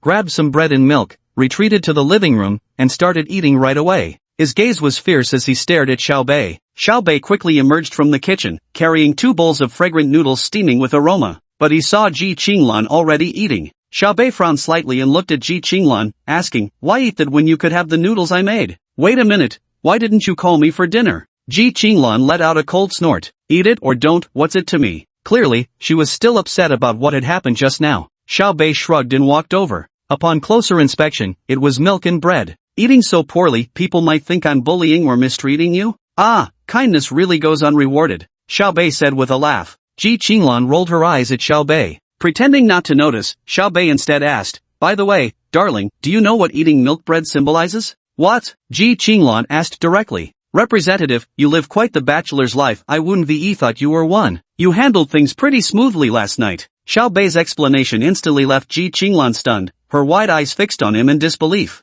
Instantly lost his cool. I'll deal with you later. Old woman needs to eat first to gather enough strength to teach you a lesson. With that, Ji Qinglan wolfed down 2 mouthfuls, frantically replenishing her energy. Oh, was I wrong? You're not just a bachelor, you're an ice-cold bachelor. Ji Qinglan ignored him and continued replenishing his strength frantically. Just wait until I've eaten my fill, I'll finish you off. Xiao Bei smiled as he looked at Ji Qinglan, picked up his chopsticks directly, and began eating noodles across from her. Xiao Bei's cooked noodles truly live up to the mastery of culinary skills bestowed upon him. The aroma wafting from them alone was enough to whet one's appetite. Moreover, their presentation was top-notch, so visually pleasing they looked absolutely delicious. A feast for the senses, color, aroma, and flavor all perfected. Xiao Bei eagerly slurped down a mouthful. Wow, this taste is absolutely mind-blowing. He dared say, even a 5-star hotel chef couldn't recreate this flavor. This is no exaggeration. This taste, just one bite is truly a top-tier delight. As expected from culinary mastery, even boiling noodles is this delicious. What a blessing for the future. At this moment, Ji Qinglan finished eating a slice of toast and drinking her milk. So Ji Qinglan stood up, stretched herself, feeling more energetic than ever before. Seeing Xiao Bei slurping his noodles, she walked straight over to him, ready to teach him a lesson. What did you just call me, you little shit? Popsicle. Xiao Bei slurped his noodles while answering. Ji Qinglan clenched her fists and charged straight at him. This is your own. Ji Qinglan wanted to say, you brought this upon yourself, and was about to give Xiao Bei a thorough beating, but halfway through her sentence, Ji Qinglan abruptly stopped speaking. She froze at the sight of the noodles in Xiao Bei's hand. This aroma was incredible, so mouth-watering. She had tasted many delicacies before, but she had never encountered such an intoxicating aroma. Just the aroma alone is so enticing. What would it taste like to take a bite? Ji Qinglan was full of curiosity. Slurp. Xiao Bei took another loud slurp, then revealed an utterly satisfied expression, casting a challenging look at Ji Qinglan. Ji Qinglan was utterly dumbfounded, her lips twitching slightly. She desperately wanted to know what that first bite would taste like. Seeing this, Xiao Bei asked directly, what did you just say? That this is my own, what? You made this noodle dish? Ji Qinglan muttered sheepishly. Nor could you blame Ji Qinglan for her burning curiosity. After all, this was pasta perfected by culinary mastery. The mere aroma wafting from it was more than most people could resist. You want some? Xiao Bei looked at Ji Qinglan's expression and asked with amusement. Tisk, what's so special about a bowl of noodles? Ji Qinglan put on a disdainful expression, but despite her words, her eyes were eagerly fixed on the bowl of noodles in Xiao Bei's hands. If you want some, just say so. There's another bowl here, Xiao Bei said. Who cares about noodles cooked by you? Of course, Ji Qinglan would never admit it. Xiao Bei smiled without speaking, thinking she was just putting on airs. He didn't believe anyone could resist the noodles he'd made. If you're not going to eat it, good. I was just thinking one bowl wouldn't be enough for me. With that, Xiao Bei deliberately started eating his noodles with exaggerated speed, ready to claim Ji Qinglan's portion for himself. Then, Xiao Bei turned to look at Ji Qinglan once more. She was staring at the noodles in his hand, swallowing hard. Are you sure you don't want any? Xiao Bei asked. Ji Qinglan ultimately couldn't resist the temptation of delicious food, so she walked over, opening her mouth and waiting right there. Jerk, I'm giving you one more chance, feed me. Xiao Bei couldn't help but chuckle. Why was his wife so utterly adorable? Xiao Bei stopped pretending. His wife had already offered him an out, it'd be downright ungrateful not to take it. He picked up the noodles with his chopsticks and brought them to Ji Qinglan's mouth. Be careful, they're hot. Before Xiao Bei's words could even settle, Ji Qinglan slurped them all up in one go. Then she narrowed her eyes, savoring them carefully. Her facial expressions were incredibly animated. Wow, this flavor is incredibly delicious. The soup, give me a sip of the soup. Ji Qinglan took another sip of the soup. It's so delicious. This soup is amazing. I've never tasted anything this delicious before. So Ji Qinglan sat down, picked up her chopsticks, and began eating heartily. Wow, honey, your cooking is absolutely incredible. If it's good, then eat more. Are you still upset now? Ji Qinglan quickly shook her head. I'm not angry anymore, hubby is the best. So the two finished their meal amidst playful banter, then left together. Chapter 56, HCA Club. After leaving home, Xiaobei drove the LaFerrari with Ji Qinglan to the location Chen Shi mentioned, Hangzhou International Circuit. Xiaobei had never been to this place, neither in his past life nor in the present. Back in my previous life, I may have had money, but I never had much time to enjoy it. Along the way, Xiaobei played his favorite songs in the car, while Ji Qinglan dozed off in the passenger seat. There's no helping it, Xiaobei was just too amazing last night. Driving with full immersion, of course, Xiaobei's car attracted plenty of admiring glances on the road. As for those envious stares, Xiaobei had always taken them in stride. An hour later, the car arrived at Hangzhou International Raceway. Xiaobei didn't call Chen Shi immediately. Instead, he turned to look at Ji Qinglan beside him. He then pinched Ji Qinglan's cheek playfully. Honey, we're here. We're here? Ji Qinglan was still a bit groggy but quickly regained her senses, touching up her makeup in the car. Xiaobei asked her why she was touching up her makeup. Ji Qinglan said there were plenty of young ladies at the supercar club, and she couldn't afford to be outshone. Well, the competitive rivalry among women was something Xiaobei could never fully comprehend. After getting out of the car, Xiaobei contacted Chen Shi directly. Ji Qinglan stretched her long legs against the top of the car door after getting out, cracking her joints as she loosened up. TSK, no wonder she's my wife, every move she makes oozes allure. Just then, Xiaobei spotted a Lamborghini Aventador heading straight toward him. It pulled to a stop right in front of him, and who else but Chen Shi lowered the window. Basie, you're here. And Lan too. Yeah, brother Chen. Basie, just follow my car in. Okay, let me grab my bag. With that, Xiaobei and Ji Qinglan got into their car and drove together towards the inner track. Soon, Xiaobei followed Chen Shi's car and arrived inside the venue. The place was crowded, filled with numerous luxury cars and supercars. Ferraris, Lamborghini Aventadors, Huracans, McLarens, Lotuses, Porsches, and more. Amid the roaring engine of the LaFerrari, club members who were focused on the track races turned their heads one after another. They quickly caught sight of Xiaobei's Tiffany blue supercar. Damn, is this really a LaFerrari? So fucking cool. The king of horses remains the king. Is the real deal here now? While everyone was marveling, Jin Yong in the corner also noticed Xiaobei's car. A cold smirk curled his lips. Yesterday, he had already contacted his brother Fang Chun, and today he was ready to teach that kid a proper lesson. Soon, under everyone's watchful gaze, the Rafa slowly came to a stop. At once, Ji Qinglan stepped out from the passenger seat. By the time Ji Qinglan got out, everyone present froze in astonishment. Sister Qinglan, why are you here? Just then, a sweet-faced girl from the crowd stepped forward immediately. Ji Qinglan smiled slightly upon seeing the newcomer. As a second-generation scion in Hangzhou, he maintained a low profile, rarely appearing at supercar gatherings. Yet this didn't mean he was unfamiliar with these people. Similarly, many in this crowd recognized Ji Qinglan. Suya, you're here too. Qinglan, what's going on? I thought you never came here? Shuya glanced at Rafa, then at Ji Qinglan. Well, I had no choice. My husband insisted on coming, so I had to accompany him. Qinglan Ji said with a smile. Hearing this, those second-generation heirs who were unaware of the relationship between Qinglan Ji and Bei Xiao all froze slightly. Damn, Qinglan, what did you say just now? Did I hear you right? Hubby? Seriously, does Uncle Ji and the others know about this? Damn, who the hell is that guy? He even managed to charm Qinglan Jie. Damn, I suddenly feel a bit pissed off. Suya was also taken aback. She was one of Ji Qinglan's closer friends, yet she had no idea Ji Qinglan was in a relationship. Moreover, from the group chat yesterday, Suya knew the other person was, 18 years old? Qinglan Jia, robbing the cradle, are we? Just as everyone was surprised, Xiaobei also stepped out of the car. The moment Xiaobei got out of the car, even more gasps erupted around the scene. Damn, this guy's kinda handsome. He's so handsome. Looks like Brother Wang's title of a #1 hottie is in jeopardy. That good looking? Probably just a pretty boy. Since when do pretty boys drive LaFerraris? To be fair, their surprise was understandable. Xiaobei's outfit today was undeniably dashing, radiating that irresistible CEO with a dark past vibe. It was all thanks to Ji Qinglan's styling. How could he not look dashing? At this moment, Chen Shi also arrived beside Xiaobei. Bei, these are some members of our HCA club. This afternoon, the entire Hangzhou International Circuit is ours. Go wild with the sports cars. Got it, brother Chen. Xiaobei looked around and nodded with a smile. At that moment, Suya also turned her gaze toward Xiao Bei. When Xiao Bei came downstairs just now, to be honest, she was also stunned by his appearance. Qinglan, your husband is seriously so handsome. Lucky for you, you vain thing. Ji Qinglan smiled as she spoke, yet the curve of her lips betrayed the joy in her heart. Oh, Sister Qinglan, is this the magic of love?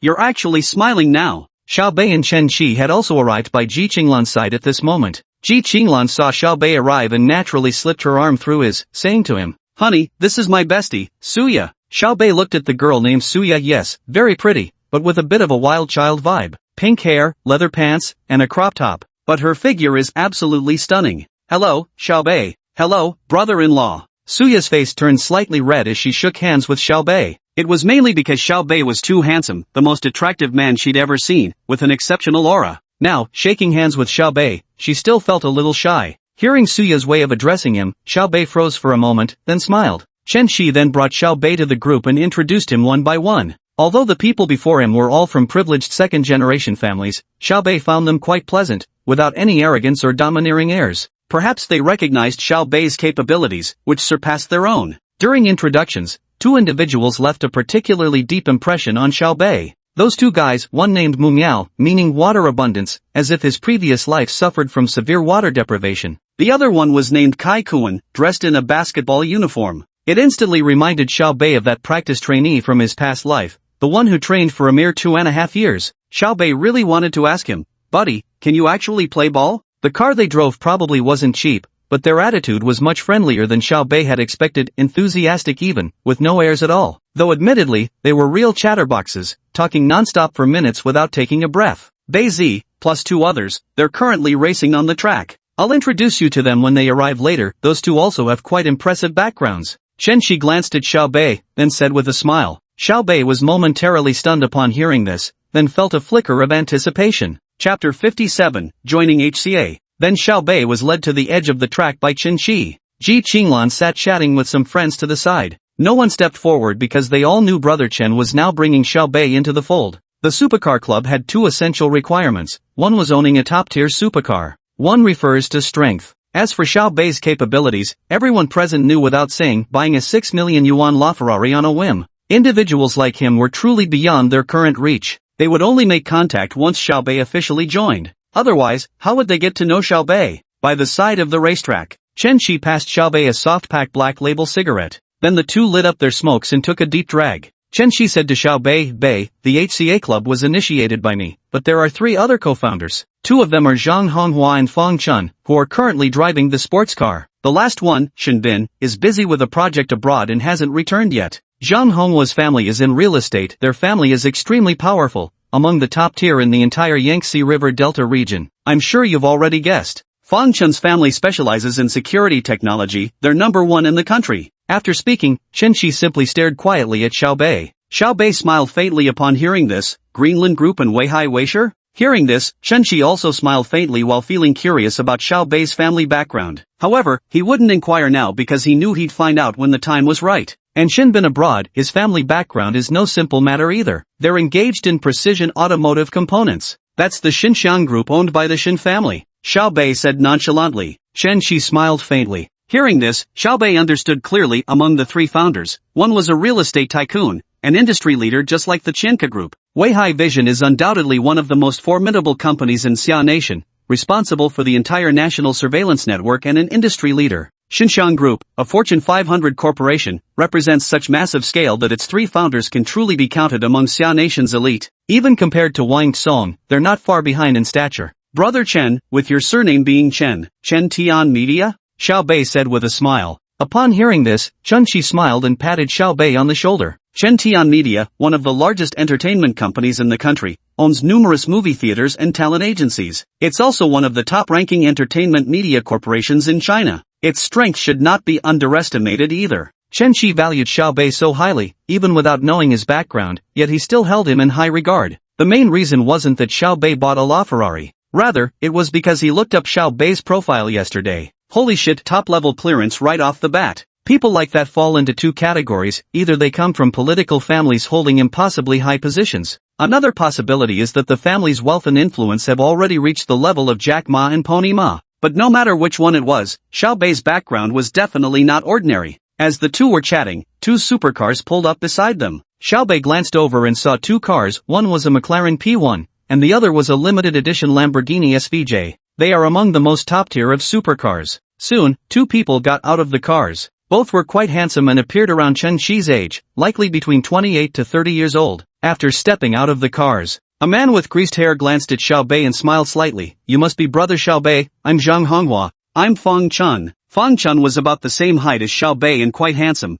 exuding the charm of a mature man. Xiaobei nodded with a smile. "Greetings, brothers. I'm Xiaobei, just call me Bei Zi." Xiaobei said this with the intention of making connections. After all, more friends meant more paths in life. Ha ha ha. Bei Zi has such a great personality. In that case, we'll take the liberty of calling you Bei Zi from now on. Zhang Honghua smiled at Xiaobei. "What do you say, Bei? Want to join us?" Feng Chun leaned against the car door, asking with a smile. Xiaobei made a great first impression on him. Moreover, Chen Qi had mentioned yesterday that Xiaobei's status was probably no lower than theirs if not higher. Xiaobei smiled slightly upon hearing this. "Since you all put it that way, it'd be impolite for me to refuse and disappoint my brothers. Ah, Bei, since you're joining, we'll rank you equal with us right away. Just give us a shout whenever you need anything." Chen Qi quickly chimed in when he saw this. "Alright, then I'll be counting on you brothers going forward. Just let me know if you ever need anything either." Seeing this, Xiaobei also spoke frankly, as he actually had his own thoughts as well. Having just chatted with the few from HCA, Xiaobei had a very good impression of these people, no arrogance typical of second-generation rich kids, and more importantly, he had just overheard a few of them discussing potential collaborations. Compared to pretentious supercar clubs, Xiaobei much preferred this kind of gathering. For one, Chen Qi had been exceptionally warm to me since our first meeting until now. Secondly, Chen Qi just introduced everything directly without reservations, which speaks volumes about their sincerity. Xiaobei wanted precisely this kind of connection, high-quality connections. He had just checked their information on the system. They're all top talents among their peers. This was exactly why Xiaobei decided to join. "Chen Qi, the Jin family's boy, remind me later." Just at that moment, Feng Chun said calmly. Hearing this, Xiaobei smiled faintly. "Brother Feng, thanks." Seeing Xiaobei instantly understand, all three of them chuckled. His emotional intelligence was remarkably high. Just as the trio were engrossed in conversation, Jin Yong, who had been observing them the whole time, wore a darkened expression. Truth be told, he had known since yesterday that the chances of Feng Chun helping him were 50-50, so he made two preparations. Thus, while everyone was chatting happily, Jin Yong alone went outside the international racetrack and made a phone call.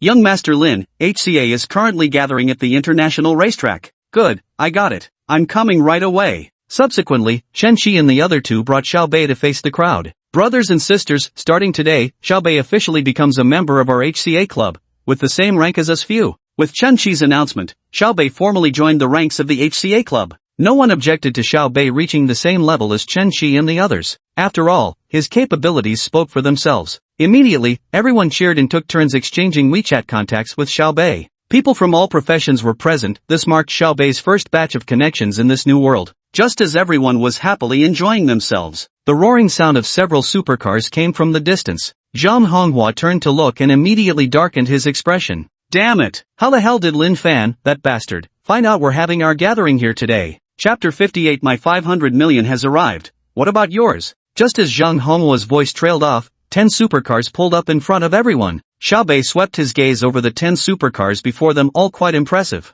3 Lamborghinis, though not SVJ models, were still among the elite of supercars. Ferrari 488, F8, McLaren 720S, Maserati MC20, Porsche 911 Track Edition, along with the 2 leading Koenigsegg and Pagani Huayra at the front. Chen Qi approached Xiaobei and whispered, "That's Lin Fan from the SSC Club, our HCA's arch-rival." No idea how he found out we're here today. Hearing this, Xiaobei nodded slightly without much thought. After all, he'd just joined, better to observe more and speak less for now. At that very moment, all 10 car doors swung open simultaneously. Each car carried a man and a woman, stepping out one after another. 20 people got out at once, but Xiaobei completely ignored the others. His gaze instantly locked onto the man stepping out of the Pagani, because among all the people present, Xiaobei detected an aura of authority emanating from this particular individual. At this moment, Chen Qi walked forward with a smile. "Master Lin, you must have the eyes of a hawk and ears like the wind." Lin Fan glanced at Chen Qi but didn't speak, instead surveying his surroundings. He immediately spat on the ground, wiped it clean with his shoe,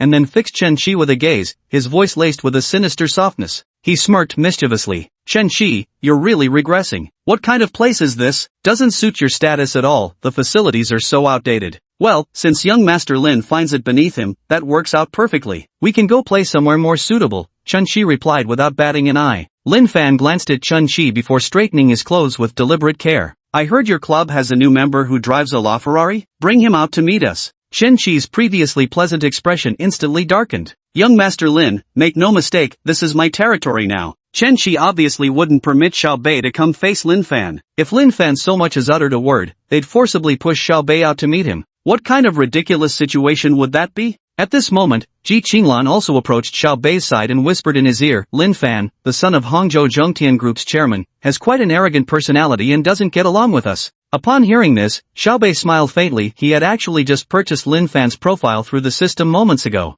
His gaze turned cold as well. In the crowd of HCA, he spotted Jin Yong in the corner and responded with a sardonic smile. Xiao Bei wouldn't actively look for trouble, but if someone came looking to stir things up with him, he really wouldn't mind playing along properly. Huh, Chun-Chi, didn't you say some big shot was coming? Why's he so silent now? What kind of bullshit is this? Lin Fan appeared to be speaking arrogantly, but perceptive people could tell he was actually putting Xiao Bei on the spot. At this moment, if Xiao Bei didn't show up, the HCA crowd would inevitably look down on him. They might pretend some superficial respect, but they'd never form any meaningful connections with him. In this circle, everything comes down to strength. As expected, as soon as Lin Fan's voice faded, many eyes turned to look at Xiao Bei. Noticing the gazes of the crowd, Xiao Bei gently patted Ji Qinglan's shoulder. I'll go handle it. I'll be right back. Ji Qinglan glanced worriedly at Xiao Bei, aware of Lin Fan's capabilities, yet she noticed Xiao Bei remained unfazed. Ji Qinglan nodded but swiftly stepped forward to grasp Xiao Bei's hand. I'll go with you. Xiao Bei responded with a warm nod and a smile. So under everyone's gaze, Xiao Bei took Ji Qinglan's hand and walked to the very front.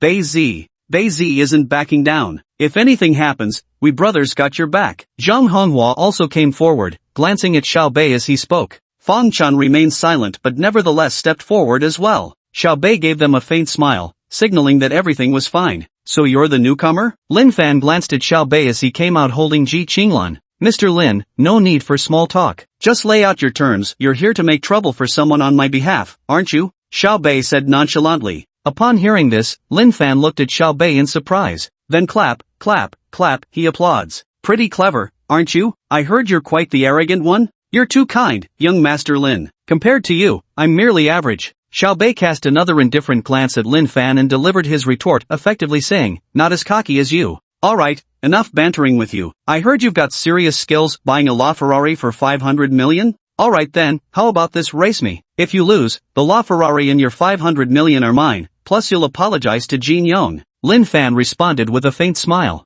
Xiao Bei's lips curled slightly at the corners. And what if you lose? He asked. Lin Fan looked as if he had heard the most ridiculous joke in the world. Me, lose? You wanna bet? Then put up your stake. You don't seriously think I'm some sucker, do you? Xiao Bei gave the arrogant rich kid a look filled with sheer disbelief. Good, you've got guts. If you win, I'll give you my Pagani overlord, and I won't interfere between you and Jin Yong. How about it? Dare to give it a try. Put. After hearing Lin Fan's words, Xiao Bei was utterly speechless. Young Master Lin? More like Beggar Lin. I'm putting up a LaFerrari and 500 million, while you're betting just one car. Are you an idiot? Or do you think I am? And do you really believe you can stand up for Jin Yong? Exactly, young Master Lin. If you want to play, at least match the stakes. Chen Qi chimed in mockingly. Could it be that young Master Lin can't afford it? Fang Chun, thoroughly enjoying Xiao Bei's earlier performance, also joined in mocking Lin Fan. Master's broke, yet trying to get something for nothing? Zhang Honghua similarly taunted Lin Fan. Though many in the crowd couldn't access such high-stakes circles, the HCA members were exhilarated to see Xiao Bei directly confronting Lin Fan. They all gazed at Xiao Bei with admiration. Even if he lost the subsequent match, the crowd would still revere him. After all, boldly standing up to Hangzhou's top-tier second-generation rich kids took extraordinary guts that most people simply didn't possess. Lin Fan's face darkened as he turned his gaze toward Xiao Bei. Xiao Bei, on the other hand, remained composed as he returned Lin Fan's look, his expression showing no change. Yet in terms of presence, he clearly outmatched Lin Fan.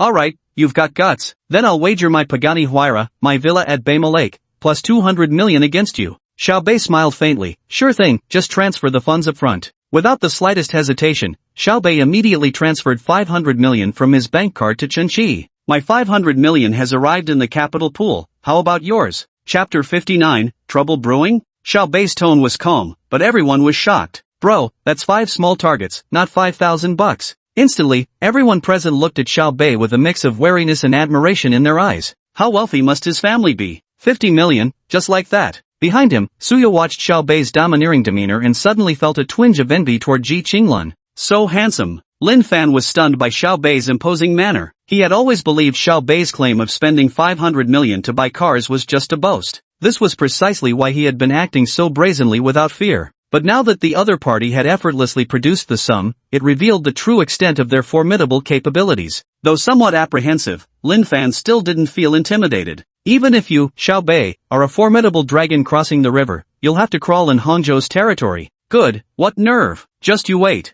With that, Lin Fan made a few calls. Half an hour later, a Rolls-Royce arrived at the scene. A middle-aged man who appeared to be a butler stepped out of the car and approached Lin Fan. He handed a document folder to Lin Fan. These are the transfer documents for my car and house. The 200 million has already been deposited into Chen Chi's account. Can we start now? Lin Fan was extremely confident in his driving skills. After all, racing skills require practice. Xiao Bei was so young and just got his driver's license, how could he possibly compete with him? Chen Chi and the other two looked at Xiao Bei. Bei, do you want to call for reinforcements? Chen Chi glanced at Xiao Bei with concern. Can Bei handle this? If not, it's fine to back out. If that Lin Fan dares to make trouble for you in Hangcheng, I'll make trouble for him, Zhang Honghua said while looking at Xiao Bei. That's right. With the three of us here, there's no need to be afraid in Hangcheng territory, Fong Chun added. Thanks, guys, it's alright, let's just get the celebration banquet ready. Alright, young Master Lin, let's get started then. To keep things fair, we'll both drive our Aventadors. Lin Fan glanced at Xiao Bei, wanting to handle things properly this time.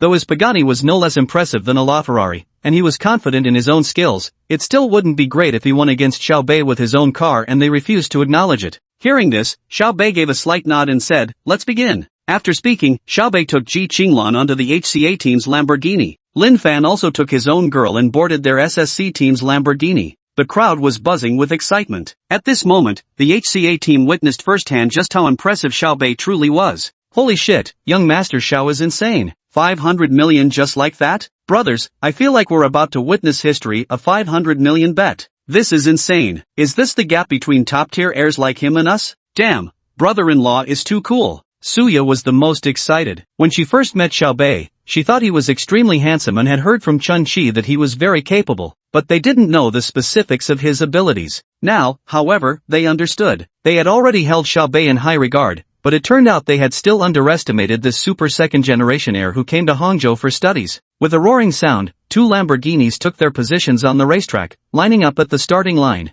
Everyone ran to the starting line to watch the upcoming peak showdown. Inside the car, Ji Qinglan held Xiao Bei's hand. Honey, can you handle this? Little lady, aren't you the one who knows best whether I can handle it or not? Xiao Bei joked. Hateful. What kind of talk is this at a time like this? Don't worry, trust me. Xiao Bei smiled slightly. Seeing his calm demeanor throughout, Ji Qinglan, though still somewhat nervous inside, chose to believe in Xiao Bei after all. Just then, Lin Fan from the adjacent car rolled down his window. There's still time to admit defeat now. I might let you off with just half the loss if you surrender. Lin Fan's arrogance was evident for all to see. Xiao Bei glanced at Lin Fan and smiled faintly. Same to you. Such big talk, don't start crying later. With that, the two of them closed the window. Xiao Bei directly purchased the peak racing god skill in the system, which instantly made him the world's top-tier racing driver. It cost him 10 million tycoon points. With plenty of tycoon points to spare, Xiao Bei didn't feel the pinch. If they ran out, he could just spend more money. What was the big deal? At that moment, a girl in a black bikini approached their car, holding her bra. 3, 2, 1. As the girl's voice trailed off, she flung her bra straight onto the floor. The two cars sped off like wild horses freed from their reins. The two cars raced neck and neck. Soon they arrived at the first bend. Lin Fan glanced at Xiao Bei beside him, a hint of a disdainful smile curling at the corners of his lips. Kid, let me show you what real drifting looks like. With that, Lin Fan took the lead, executing a perfect drift around the corner. Xiao Bei followed closely behind, but still couldn't overtake Lin Fan. After successfully pulling ahead, Lin Fan glanced at the rearview mirror while driving. You'll pay for your arrogance, punk. Enjoy eating my dust back there. At this moment, everyone had already gathered on the platform. Basie took the first turn a bit too slowly, making it tough to overtake Lin Fan now. Chen Chi observed while watching. Damn it, Lin Fan is just taking advantage of Basie's lack of driving experience. Zhang Honghua grumbled angrily. If Basie loses, Lin Fan better not even think about taking the money. I dare him to lay a finger on Basie. Fong Chun said thoughtfully. Wow, go on, brother-in-law. Suya watched as Xiao Bei fell behind on the track, clenching her fists near her face, cheering for him. Jin Yong, who had already been isolated on the side, smirked darkly while staring at the field. Xiaobei, aren't you so impressive? Both cars were speeding fiercely, with Xiaobei persistently tailing Lin Fan. Ji Qinglan looked at Xiaobei, who was driving with one hand. Honey, we're falling behind. It's fine, the hairpin turn is just ahead, trust me. Mei Chem, go for it honey, I believe in you. Ji Qinglan's gaze at Xiaobei was filled with admiration. Soon, both cars reached the middle section of the racetrack, the series of consecutive hairpin turns. Lin Fan glanced at Xiaobei in the rearview mirror and sneered, Kid, after this hairpin turn, you won't even be able to taste my exhaust fumes. With that, Lin Fan squeezed the thigh of the woman beside him. But soon, he was stunned, because Xiaobei suddenly accelerated. Is this kid trying to die? Accelerating in a place like this? Lin Fan was stunned. Look, brother-in-law is speeding up, could this be dangerous? On the viewing platform, Suya and the others also noticed Xiaobei accelerating through the hairpin turn. This is bad. Abbott, get the rescue team ready now. Bei's speed is going to cause trouble. Chen Shi's face twisted with urgency as he shot a glance at Jin Yong, who was smirking coldly beside him. Fuming with anger, he strode straight over. He delivered a kick and snapped, damn you, if anything happens to Basie, not only will you suffer, we'll all be screwed. Chapter 60, Edge of the Corner Drift. Lin Fan plays dirty. Jin Yong finally erupted after Chen Chi's kick. Brother Chen, it's just some out-of-town kid. Who does he think he is, looking down on everyone like that? Besides, sure his family's powerful, but this is Hangzhou. Who in Hangzhou would young Master Lin need to fear? Jin Yong chuckled foolishly. Fear who? If his family truly gets angry, all of us combined won't be enough to withstand their wrath. Fucking idiot, you'd better pray nothing happens to Bei. After saying that, Chen Shi dashed downstairs. But everyone present was stunned, not because Chen Shi had hit Jin Yong, but because of the words that followed. If anything happens to Xiaobei, none of you here could bear the consequences. Hey, what exactly is young Master Zhao's background anyway? Don't ask me, who should I ask? Damn Jin Yong, if it weren't for him. Let's pray nothing happens to young Master Xiao.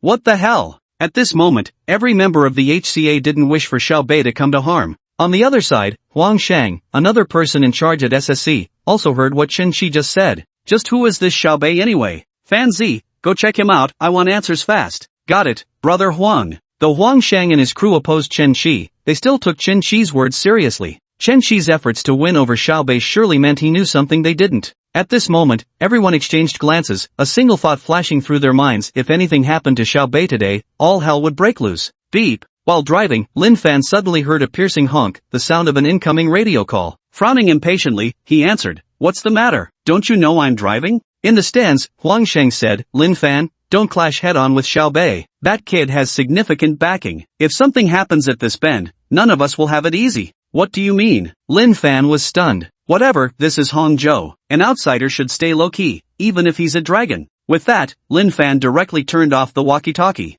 At this moment, Xiaobei had already caught up. Damn it, who the hell do you think you are? Lin Fan firmly blocked the inside lane, preventing Xiaobei from overtaking. Kid, driving so fast, you in a rush to be reincarnated? Lin Fan had completely lost his sanity at this point. Xiaobei smiled faintly in his car, he precisely wanted the outside position. With one swift acceleration, he overtook them directly. Damn, that guy's got a death wish. Look, young Master Xiao hit 220 kilometers per hour, he's going for an outside overtake. We're done for, at this speed, there's going to be an accident. Who's got a walkie-talkie? Quickly notify young Master Xiao. Young Master Xiao didn't take his walkie-talkie. We're screwed. Just as Lin Fan and the others thought Xiaobei was done for, Xiaobei instantly entered a state of perfect coordination between man and machine, swiftly overtaking on the outer edge before executing a breathtaking drift, seamlessly transitioning to the inner lane of the second turn. Lin Fan, trailing behind, froze momentarily, just narrowly avoiding a collision with Xiaobei's car. Then he was shocked. After grabbing the inside lane, Xiaobei immediately pulled off several consecutive maneuvers worth over 10,000, hugging the wall so tightly that Lin Fan couldn't even attempt an overtake. In the end, he could only watch Xiaobei's taillights grow farther and farther away. The spectators in the stands were utterly dumbfounded. What had they just witnessed? Holy crap, that move by young Master Xiao just now was insane. Damn it, now I can relax, there's no way Lin Fan can catch up. Young Master Xiao takes corners without slowing down, just keeps getting faster. Is this guy a pro or something? At that moment, rescue squad members Chen Shi and Zhang Honghua froze in disbelief. Damn, Bei Zi's driving skills, did he really just get his license? That's the kind of skill only a pro player would have. The two exchanged a fleeting glance, both breathing an inward sigh of relief. Turns out, we're the clowns, haha. Zhang Honghua burst into laughter. In the stands, Jin Yong's eyes widened with fury. Why, how is this possible? On the track, Watching Xiao Bei pulling further ahead, Lin Fan began pounding the steering wheel. No way. Xiao Bei had no clue what everyone was thinking. After navigating consecutive hairpin turns, he accelerated to top speed in one go. Wall-hugging drifts, all sorts of flashy maneuvers. By this point, man and machine had become one. The original 5-minute journey was cut short as Xiao Bei reached the finish line in just 2 minutes. Cross the finish line, make the turn, enter the waiting area. No sooner had Xiao Bei stepped out of the car than Chen Shi, Zheng Honghua, and the others rushed over like madmen, grabbing him to toss him in the air. Hold on. Keep your composure. Composure my ass. If we don't let this out, we're gonna lose it. Without another word, everyone pounced on him, howling like wild animals. Holy shit. This is fucking insane. Bro, take my worship. Oh my fucking god. I almost pissed myself. Brothers, I seriously almost pissed myself. Damn, thanks for holding it in. They were genuinely excited, not because Xiao Bei won, but because this bastard didn't get into trouble. Just moments ago, everyone had been weighed down by tension, but now they finally breathed a sigh of relief. Right at that moment, Lin Fan's car drove back as well. The moment he stepped out of the car, though, he took off his gloves and went straight to Xiao Bei's side. Fuck your mother, you think you're some hotshot racer? Who the hell do you think you are? With that, Lin Fan immediately raised his fist, ready to strike Xiao Bei. The crowd was stunned. Xiao Bei's eyes turned icy cold just as Lin Fan's punch was about to land. He swiftly caught Lin Fan's fist with his left hand, then pivoted his body, turning his back to Lin Fan before executing a flawless shoulder throw. With a loud thud, Lin Fan collapsed to the ground. The members of the SSC Supercar Club rushed forward upon seeing Lin Fan being struck, but Huang Sheng abruptly held them back. If you want to die, don't drag me into it.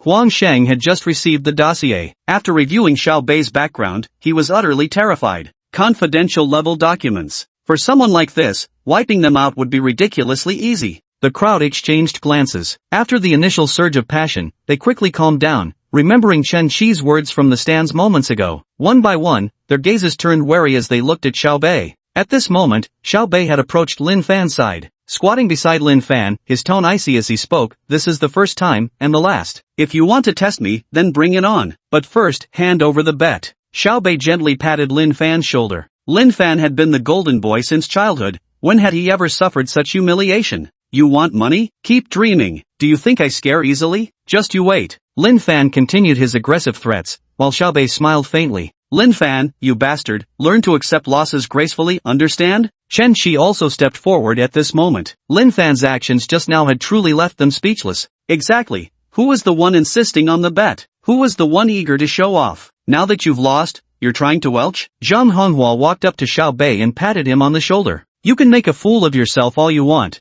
but don't drag down the reputation of our circle. Fang Chun lit a cigarette, looking at Lin Fan with mocking amusement. Chapter 61, Deserted by All. Lin Fan slowly stood up, giving the group a disdainful look, especially Xiao Bei. What's the big idea? Think I was scared into growing up? Chen Shi frowned slightly and stepped forward, pointing at Lin Fan's nose and shouting, "You're not gonna admit it, huh? Think pretending makes it go away? The money's in my place, good luck trying to weasel out." Hearing this, Lin Fan's expression darkened, but he still approached Chen Shi and threatened, "Try pocketing my money, see what happens." Zhang Honghua pointed at Lin Fan angrily with his trembling finger. So shamelessness really makes one invincible, huh? Do you think that since your reputation is already in the gutter, you might as well scam people left and right, you little bastard? Trying to screw over our HCA, that takes some nerve, you little shit. Fang Chun sneered coldly. What the hell are you pretending for, you bastard? HCA? So now you fancy yourself the boss of HAC, is that it? When the tiger's away, these monkeys think they can play king? Make a call and ask Shinbin abroad if he's willing to hand over chief authority to you.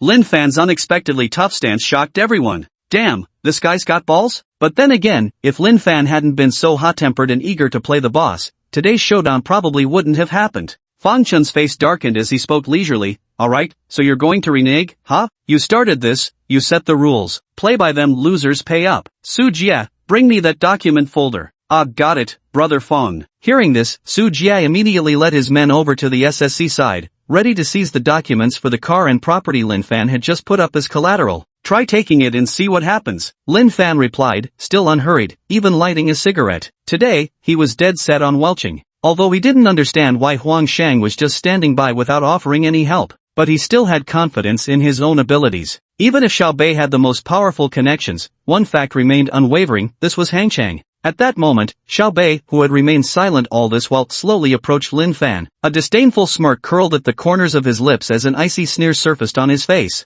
Xiao Bei came into view before him. Lin Fan took a drag of his cigarette and blew the smoke directly into Xiao Bei's face. With a slight squint in his eyes, Xiao Bei cast a lazy glance his way before, under the watchful gazes of the crowd, stretching out both hands. The onlookers held their breath. Were they about to see another fight? But Xiao Bei simply straightened up the collar of Lin Fan's shirt. Xiao Bei's actions were so casual it felt positively godfather-like. Lin Fan had also been startled by Xiao Bei just now. He'd hastily dropped his cigarette and was about to defend himself when Xiao Bei's puzzling move stopped him cold. Lin Fan leaned forward, arms crossed, tilting his head to study Xiao Bei's expression. "Kid, what's the deal? I meant no offense, but I need to make some things clear to you." As Xiao Bei spoke, his voice remained calm and composed, yet an imposing aura radiated from him. For a moment, everyone fell silent, waiting to see how Xiao Bei would handle the situation and what he would say next. "First, you wanted to stand up for Jin Yong and challenge me to a 500 million bet. I accepted, and the wager stands. Second, you and I have neither enmity nor friendship. If you want to step up despite lacking the capability, I could easily refuse you outright. Third, I don't care about your feelings. Rules are rules. I respect rules, but remember this, Xiao Bei's rules have always been the rules. Today I'm honoring convention not for your sake, but out of respect for several senior figures in Hangzhou. Don't mistake me for some pushover. Fourth, after stating the rules, let's address feelings. Even though I won money, I'm still thoroughly displeased. Mark my words, as long as Xiao Bei remains in Hangzhou, your SSC will never surpass HCA. Xiao Bei's aura was overwhelming. Lin Fan's face alternated between ashen pallor and sickly pallid hues. He clearly appeared intimidated. Chen Shi failed to intimidate him. Neither Zhang Honghua nor Fang Chun could either. But at this moment, he was genuinely a little scared. On one hand, it was because Xiao Bei's current aura was truly overwhelming in its pressure. On the other hand, it was because Xiao Bei was undeniably ruthless. 500 million. Who dares to be this reckless? This guy is out of his damn mind. He's insane. With 5 matters discussed and 4 already covered, Xiao Bei's calm expression suddenly revealed a faint smile. Fifth, what you owe me, you can't take away. Lin Fan was momentarily stunned, then fury surged in his heart. Despite his genuine fear of Xiao Bei at this moment, he steeled himself to weasel out of the debt. That money, he just didn't feel like paying it back. No written proof? What are you gonna do? Bite me? And what if I fucking refuse? Lin Fan raised his voice, his eyes burning red as he shouted at Xiao Bei. Faced with Lin Fan's furious shouting, Xiao Bei casually picked at his ear before abruptly dropping his leisurely demeanor. His voice turned icy as he said, "Not giving it? You won't be leaving this place today." His abruptly transformed demeanor and mannerisms grew increasingly unsettling and puzzling. Lin Fan took a deep breath, his gaze toward Xiao Bei now filled with apprehension. Yet he still blustered with false bravado.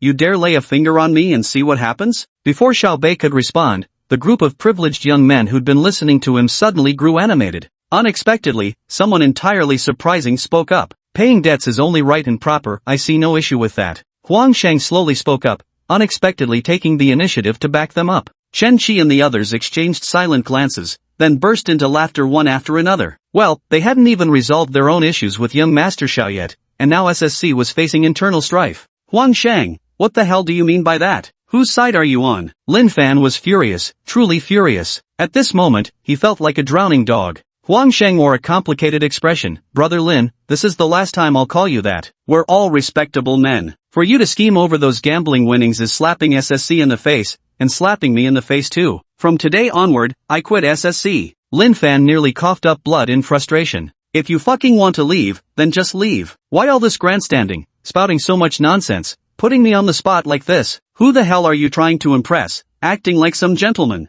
Huang Sheng's influence in the SSC club was no less significant than Lin Fan's. Indeed, with Huang Sheng making his stance clear, the remaining members of the SSC began making their decisions one after another. "Not interesting, I'm quitting too. Together. Come on, let's all scatter already. Not a shred of backbone among you." Lin Fan turned towards the sound 3 privileged young men, whose presence only solidified how thoroughly he'd been abandoned by everyone. Young Master Lin was fuming. When he turned back to look at Xiao Bei, that bastard was actually smiling. And not a mocking smile either, it was the calm, composed smile of someone holding all the cards. "You think you've got me figured out, don't you?" Chapter 62, Xiao Bei makes his move. Lin Fan's eyes turned bloodshot with rage as he glared fiercely at Xiao Bei. He then burst into hysterical laughter. Turning to Huang Sheng, he spat out furiously, "Today, I won't pay the bet. Stay or leave as you please, but I'm not refunding a single cent of the club membership fee. And you, Xiao Bei, do whatever the hell you want. You think I'm afraid of you?" Lin Fan had completely abandoned his previous gentlemanly demeanor and directly started confronting Xiao Bei head-on.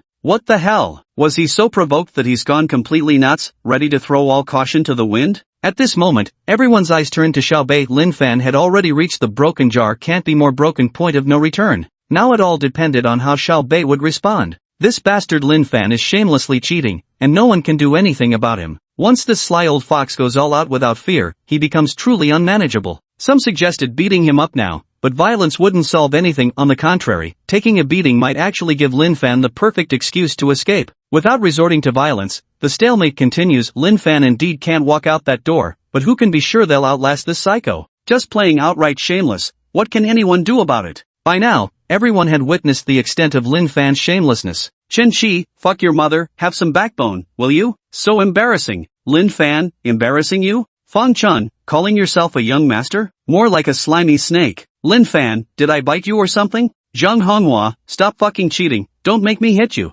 Lin Fan, come at me then, you think I'm scared of you? By now, Lin Fan had already engaged in a war of words with the group. The bastard had everyone present laughing in exasperation at his behavior. No matter who cursed at this asshole, he wasn't the slightest bit afraid, just kept firing back rapidly with insults, like an indomitable cockroach. After cursing for a while, the young masters found it tiresome and gradually stopped, turning their gazes toward Bei Xiao. Bei Xiao, we're truly at our wits' end, it's up to you now. Bei Xiao had remained silent for quite some time, yet far from being underestimated, everyone felt this lord could be formidable or yielding, capable of both hardness and softness, truly terrifying. Had Bei Xiao not been present earlier, the group might have indeed gang-beaten Fan Lin, but they certainly wouldn't have gotten the money. But now Xiao Bei was here. His deliberate pacing and godfather-like demeanor had already made everyone wary of underestimating him. At this moment, everyone looked at Xiao Bei with an inexplicable sense of anticipation. Xiao Bei turned his gaze to Lin Fan. So you're really not giving it, huh? Not giving. What are you gonna do, bite me, Zhongsa? Lin Fan wasn't the least bit afraid right now. He'd made up his mind that Xiao Bei couldn't handle him. Once he got away today, he'd deal with Xiao Bei later. Good. Thank you for giving me a reason to be angry, Xiao Bei said calmly, then picked up his phone and walked to the side. No one followed him, they just watched from a distance. Xiao Bei's approach was simple. Having just reviewed Lin Fan's personal files and his family background, Xiao Bei already knew how to fight back. The Lin family in Hangzhou was very powerful, even having connections in political circles. But that didn't mean they didn't have enemies. At least the newly appointed Hangzhou mayor was currently trying to create some achievements for himself. Lin Bei directly found his phone number, dialed it. Hello, who is this? Commissioner Chiu, don't ask who I am. I have something that might interest you already sent to your email. I believe you'll know what to do after seeing it. Xiu Yaoting on the other end of the phone faintly furrowed his brows upon hearing this. While checking emails on his computer, he replied coldly into the phone. Who are you? How did you get my number? Check the documents first. Xiao Bei held the winning cards firmly in his grasp.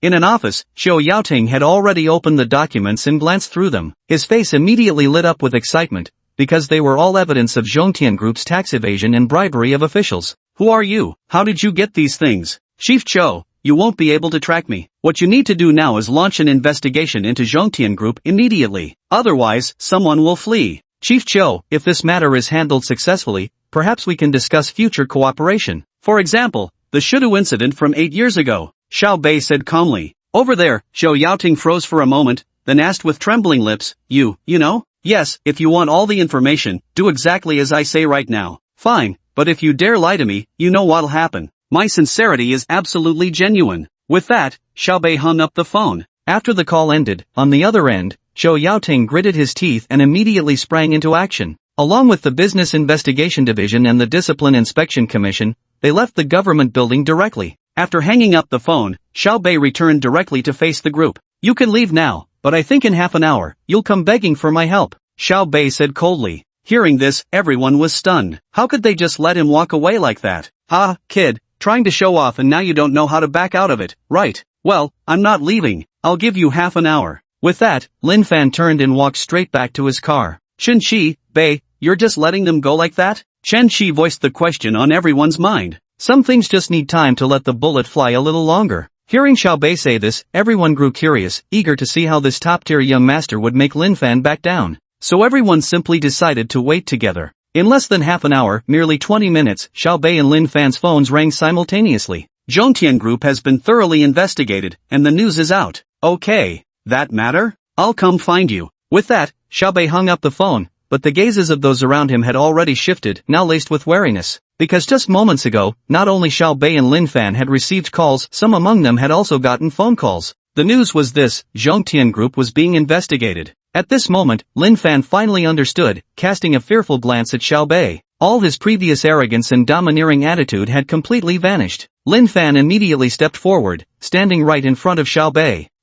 No. Young Master Xiao, please spare my family. I acted alone. I take full responsibility for my actions. I was young, I was ignorant. With that said, even someone as proud as Lin Fan directly knelt before Xiao Bei. Everyone present was stunned. Who was Lin Fan? A top-tier young master of Hangcheng, yet he knelt down at a single call from Xiao Bei. What kind of energy is this? No one will pay for your immaturity. I let you off once, let you off twice, and you really thought I was a horse herder? Xiao Bei paid no attention to Lin Fan. He immediately turned and looked toward the HCA crowd, spotting Jin Yong, whose face had gone pale and was trembling in fear as he stared at Xiao Bei. Xiao Bei flashed him a faint smile and extended a hand. She crooked a finger at him, beckoning him closer. She motioned for him to come over. Chapter 63, The Xiao Family of the Imperial Capital. Jin Yong now fully understood what Chen Qi had just said. Or perhaps everyone present had come to comprehend Chen Qi's earlier words. Xiao Bei, utterly terrifying. Seeing Xiao Bei beckoning to him, Jin Yong trembled with fear but still staggered forward unsteadily.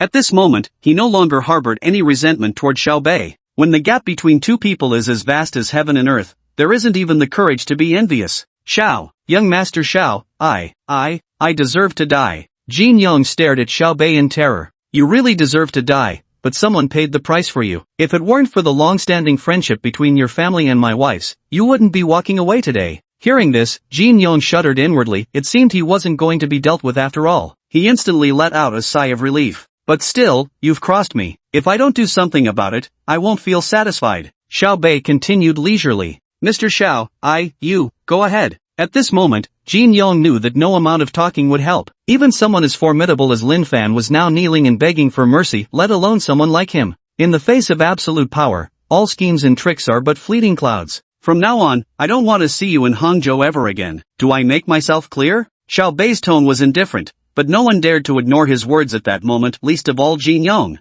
Understood, young Master Xiao. I'll scram right this instant. With that, he promptly left the scene. Xiao Bei glanced at Lin Fan, who was still pleading for mercy, but paid him no attention before walking over to Chen Qi and the others. Brother Chen, let's call it a day. We'll keep in touch. I'm tired and heading home now. Got it, Bei. Later I'll transfer Lin Fan's money to your card. Chen Qi now treated Xiao Bei with genuine respect, and Xiao Bei could clearly sense the changed attitude among the entire group. Still smiling, he said, let's just get along normally. As long as others don't provoke me, I won't provoke them. I'll take my leave for today, little brother, and another day I'll invite you all gentlemen for tea. Hearing this, Chen Qi, Zhang Honghua, and Fang Chun all breathed a sigh of relief. Then he smiled and looked at Xiao Bei. Alright, Bei, just let me know when you're coming, and I'll have the finest tea and liquor ready for you. Ha, same here. I'll come find you at your school for some fun. Zhang Honghua and Fang Chun also said with a laugh, while Xiao Bei smiled faintly. Then, under the stunned gazes of everyone present, he took Ji Qinglan's hand and left. Suya watched Xiao Bei's carefree departing figure through the crowd, her eyes gleaming with a sudden idea.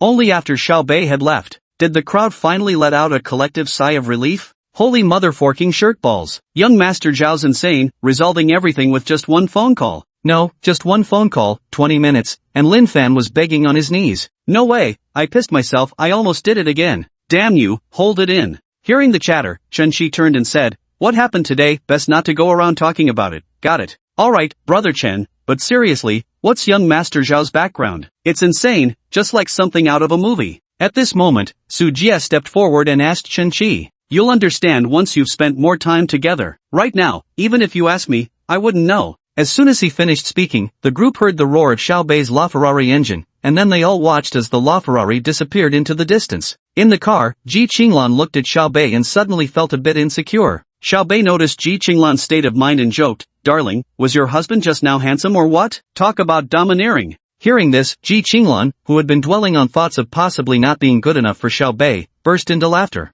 Not a single decent pose. But hubby, you're really handsome. Ji Qinglan still managed to compliment Xiao Bei, who chuckled happily in response. Am I fierce or what? Damn, my hubby's so fierce. Happy now? Ji Qinglan also laughed, watching Xiao Bei's complete personality shift from the razor-sharp intellect moments ago to this utterly childish behavior now. Just as Ji Qinglan and Xiao Bei were chatting, an unprecedented storm erupted across Hangzhou's business and political circles. First was the political arena. The newly appointed Mayor Chiu, with swift and decisive measures and ample evidence, took down the Zhongtian group and seized the opportunity to recruit a group of allies, making him the undisputed standout of the moment. Next came the business world. One after another, prominent figures in Hangzhou took notice of the incident. Moreover, rumors began circulating, nobody knew from where, that Zhongtian group's downfall stemmed from Lin Fan offending a certain young man. At first, everyone treated it as a joke, until they brought it up in front of their own children. Only then did those business bosses realize the matter was true. So one by one, they urged their children to cultivate good relations with Xiao Bei. In no time, Xiao Bei became the most celebrated figure in Hangchang. Xiao Yaoting's office, Xiao Yaoting's assistant stood before him. Did you find anything out? Xiao Yaoting asked while sorting through documents. Director Chiu, there's no trace. Xiao Yaoting set down his fountain pen, furrowed his brow slightly, and looked up. What's going on? Director Chiu, the other party's records are classified. I don't have sufficient clearance to access them. What about mine? Xiao Yaoting leaned back in his chair as he asked directly. Director Chiu, even your access level isn't high enough. Hearing this, Xiao Yaoting's face instantly darkened. As if suddenly remembering something, he quickly asked, do you have any photos? When Xiao Yaoting heard that even his own status wasn't enough, he immediately thought of certain forces more formidable than himself. His surname was Xiao. Could he possibly be a member of the Xiao family from the capital? Here it is. This is the recent information on Xiao Bei. Worth noting is that Xiao Bei seems to possess remarkable financial talent. He's made substantial profits in the stock market. Here you go, said the assistant as he handed the documents to Xiao Yaoting. Xiao Yaoting was reviewing the documents while listening to his assistant's report. When he saw Xiao Bei's photo, Xiao Yaoting froze in shock. Then he turned serious and said to his assistant, you may leave now. Understood. After the assistant left, Xiao Yaoting looked at Xiao Bei's photo. Isn't this Brother Xiao? It's Brother Xiao from his younger days. Could it be that Brother Xiao is the one helping me behind the scenes this time? Xiao Yaoting smirked at the corner of his mouth. So he picked up the phone and dialed a number. Hello, who is this? A deep voice came through the phone. Ah, Brother Xiao, it's me, Yaoting. Yaoting, I heard you've gone to Hangzhou now. Did you run into any issues when taking up your new position? In a villa study deep within Zongnanhai, Beijing, a middle-aged man exuding an imposing aura sat quietly and spoke softly. Brother Xiao, thanks to your blessing, the information you provided has been invaluable. I've now firmly established myself. Yaoting, what are you talking about? I don't understand. What information did I provide you? Brother Xiao, no need to play coy. Xiao Bei is you, isn't it? Ha ha ha, I just reviewed the files, and the photo looks exactly like you in your younger days. After speaking, Xiao Yaoting suddenly sensed something amiss and recalled a certain secret revelation.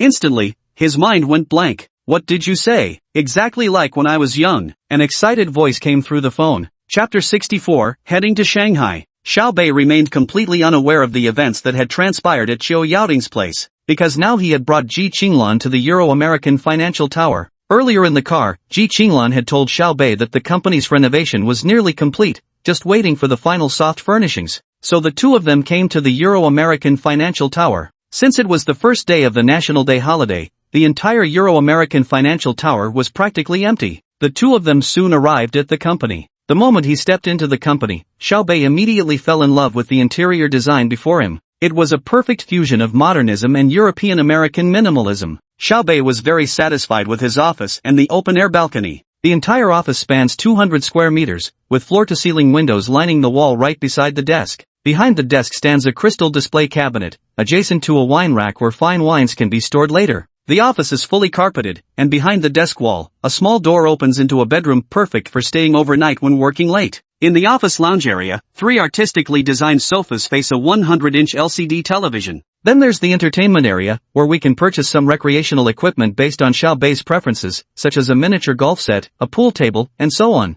Next is the built-in balcony in the office, equipped with a coffee machine, a cigar cabinet, a sunshade, an outdoor sofa, etc. After work, one can come here to enjoy the view and have a cigar. Do you like it? Ji Qinglan hugged Xiao Bei from behind on the balcony. Xiao Bei smiled faintly. I love it, as expected of my wife. So, can I skip paying the money? Xiao Bei teased. If you want to be a gigolo, then don't pay. Sister can afford to keep you. Ji Qinglan stared at Xiao Bei with wide eyes. Xiao Bei chuckled. Actually, I prefer being a kept man with an attitude. What does it mean to eat metaphorical soft rice with a hard attitude? Ji Qinglan looked at Xiao Bei with confusion, but he didn't answer. Instead, he simply swept her up in a princess carry. You jerk. What do you think you're doing? What do you think? How about the bedroom? Care to give it a try? With that, Xiao Bei scooped Ji Qinglan into his arms and carried her to the bedroom. Soon after, sounds of panting could be heard from within. On October 2nd, Xiaobei embarked on his journey to Magic City. After spending an entangled night with Ji Qinglan yesterday coinciding with her needing to return home the next day, Xiaobei saw her off first. This trip to Magic City served two purposes. One was to pursue Lu Qingyan and the other was for that crucial piece of intelligence. A month ago, Xiaobei wanted to win over Fu Guochun, so he purchased a piece of future business intelligence at that time. Xiaobei bought this intelligence because of its description. C-grade business intelligence, though it brings B-grade business intelligence level profits, its duration is shorter, hence classified as C-grade business intelligence. Having a good grasp of the system, Xiaobei was well aware of the classification levels of business intelligence. Business intelligence is classified into D, C, B, A, S, and SS tiers. D-tier business intelligence, starting at 100,000 tycoon points, can generate long-term profits exceeding 1 million. C-tier business intelligence, starting at 1 million tycoon points, can generate long-term profits exceeding 10 million. B-tier business intelligence, starting at 10 million tycoon points, can generate long-term profits exceeding 100 million but less than 2 billion. Class A business intelligence, priced from 100 million God of Wealth points, yields long-term profits exceeding 2 billion and less than 5 billion. Class S business intelligence, priced from 1 billion God of Wealth points, refers to unicorn enterprises. Class SS business intelligence, priced at 5 billion God of Wealth points, indicates corporate potential and industry dominance, such as Alibaba Group. Xiaobei's intelligence was about a game company called Jianyu Technology Company, Limited based in Shanghai, currently seeking investment. With just a 2 million investment, one could acquire 30% of the shares. Moreover, this company, by the end of December, a game called Bola Bull could be launched. It would then take the entire internet by storm, yielding a staggering 2 billion in profit in just 3 months. If Xiaobei wanted to make a quick name for himself in the venture capital finance scene, this project was undoubtedly the best opportunity he had at the moment. Shanghai isn't far from Hangzhou, just an hour's ride by high-speed rail. Xiaobei had initially planned to drive, but considering Shanghai's traffic restrictions based on license plate numbers, he ultimately decided to take the high-speed rail instead. Lately, Xiaobei hadn't been neglecting Lu Qingyan either, maintaining constant communication with her. This little lass actually isn't going home for the National Day holiday. After asking around, I learned that the young woman was preparing for a performance in Jilin in early November and had stayed behind to practice intensively instead of going home. In the business class cabin of the high-speed train. At this moment, Xiaobei was chatting with the loveliness Lu Qingyan on his phone. Lu Qingyan, Jr., now that you're in Magic City, where do you plan to go have fun? Xiaobei, I want to check out a bar. I've never been to one before, whining. Lu Qingyan, humph, what's there to do at a bar? Rolls eyes. Xiaobei, let's just go take a look at some pretty girls. I heard the girls in Shanghai are all stunning. Xiaobei deliberately said this, just to see how Lu Qingyan would react to him now. Lu Qingyan, humph, with a beauty like me keeping you company, and you still think about looking at other girls? As expected, all men are the same. Xiaobei, what do you mean by all men are the same? Lu Qingyan, all men think with their lower half. Xiaobei, actually, we can also think with our upper body, grinning with teeth. Lu Qingyan, humph, aside from going to the bar, where else did you want to go? I need to make arrangements. By the way, have you booked a place to stay yet? Xiaobei, not yet, senior. Could you help me out? Actually, I wouldn't mind staying in the girls' dormitory. Snickering. Lu Qingyan, alright, junior. After not seeing you for a month,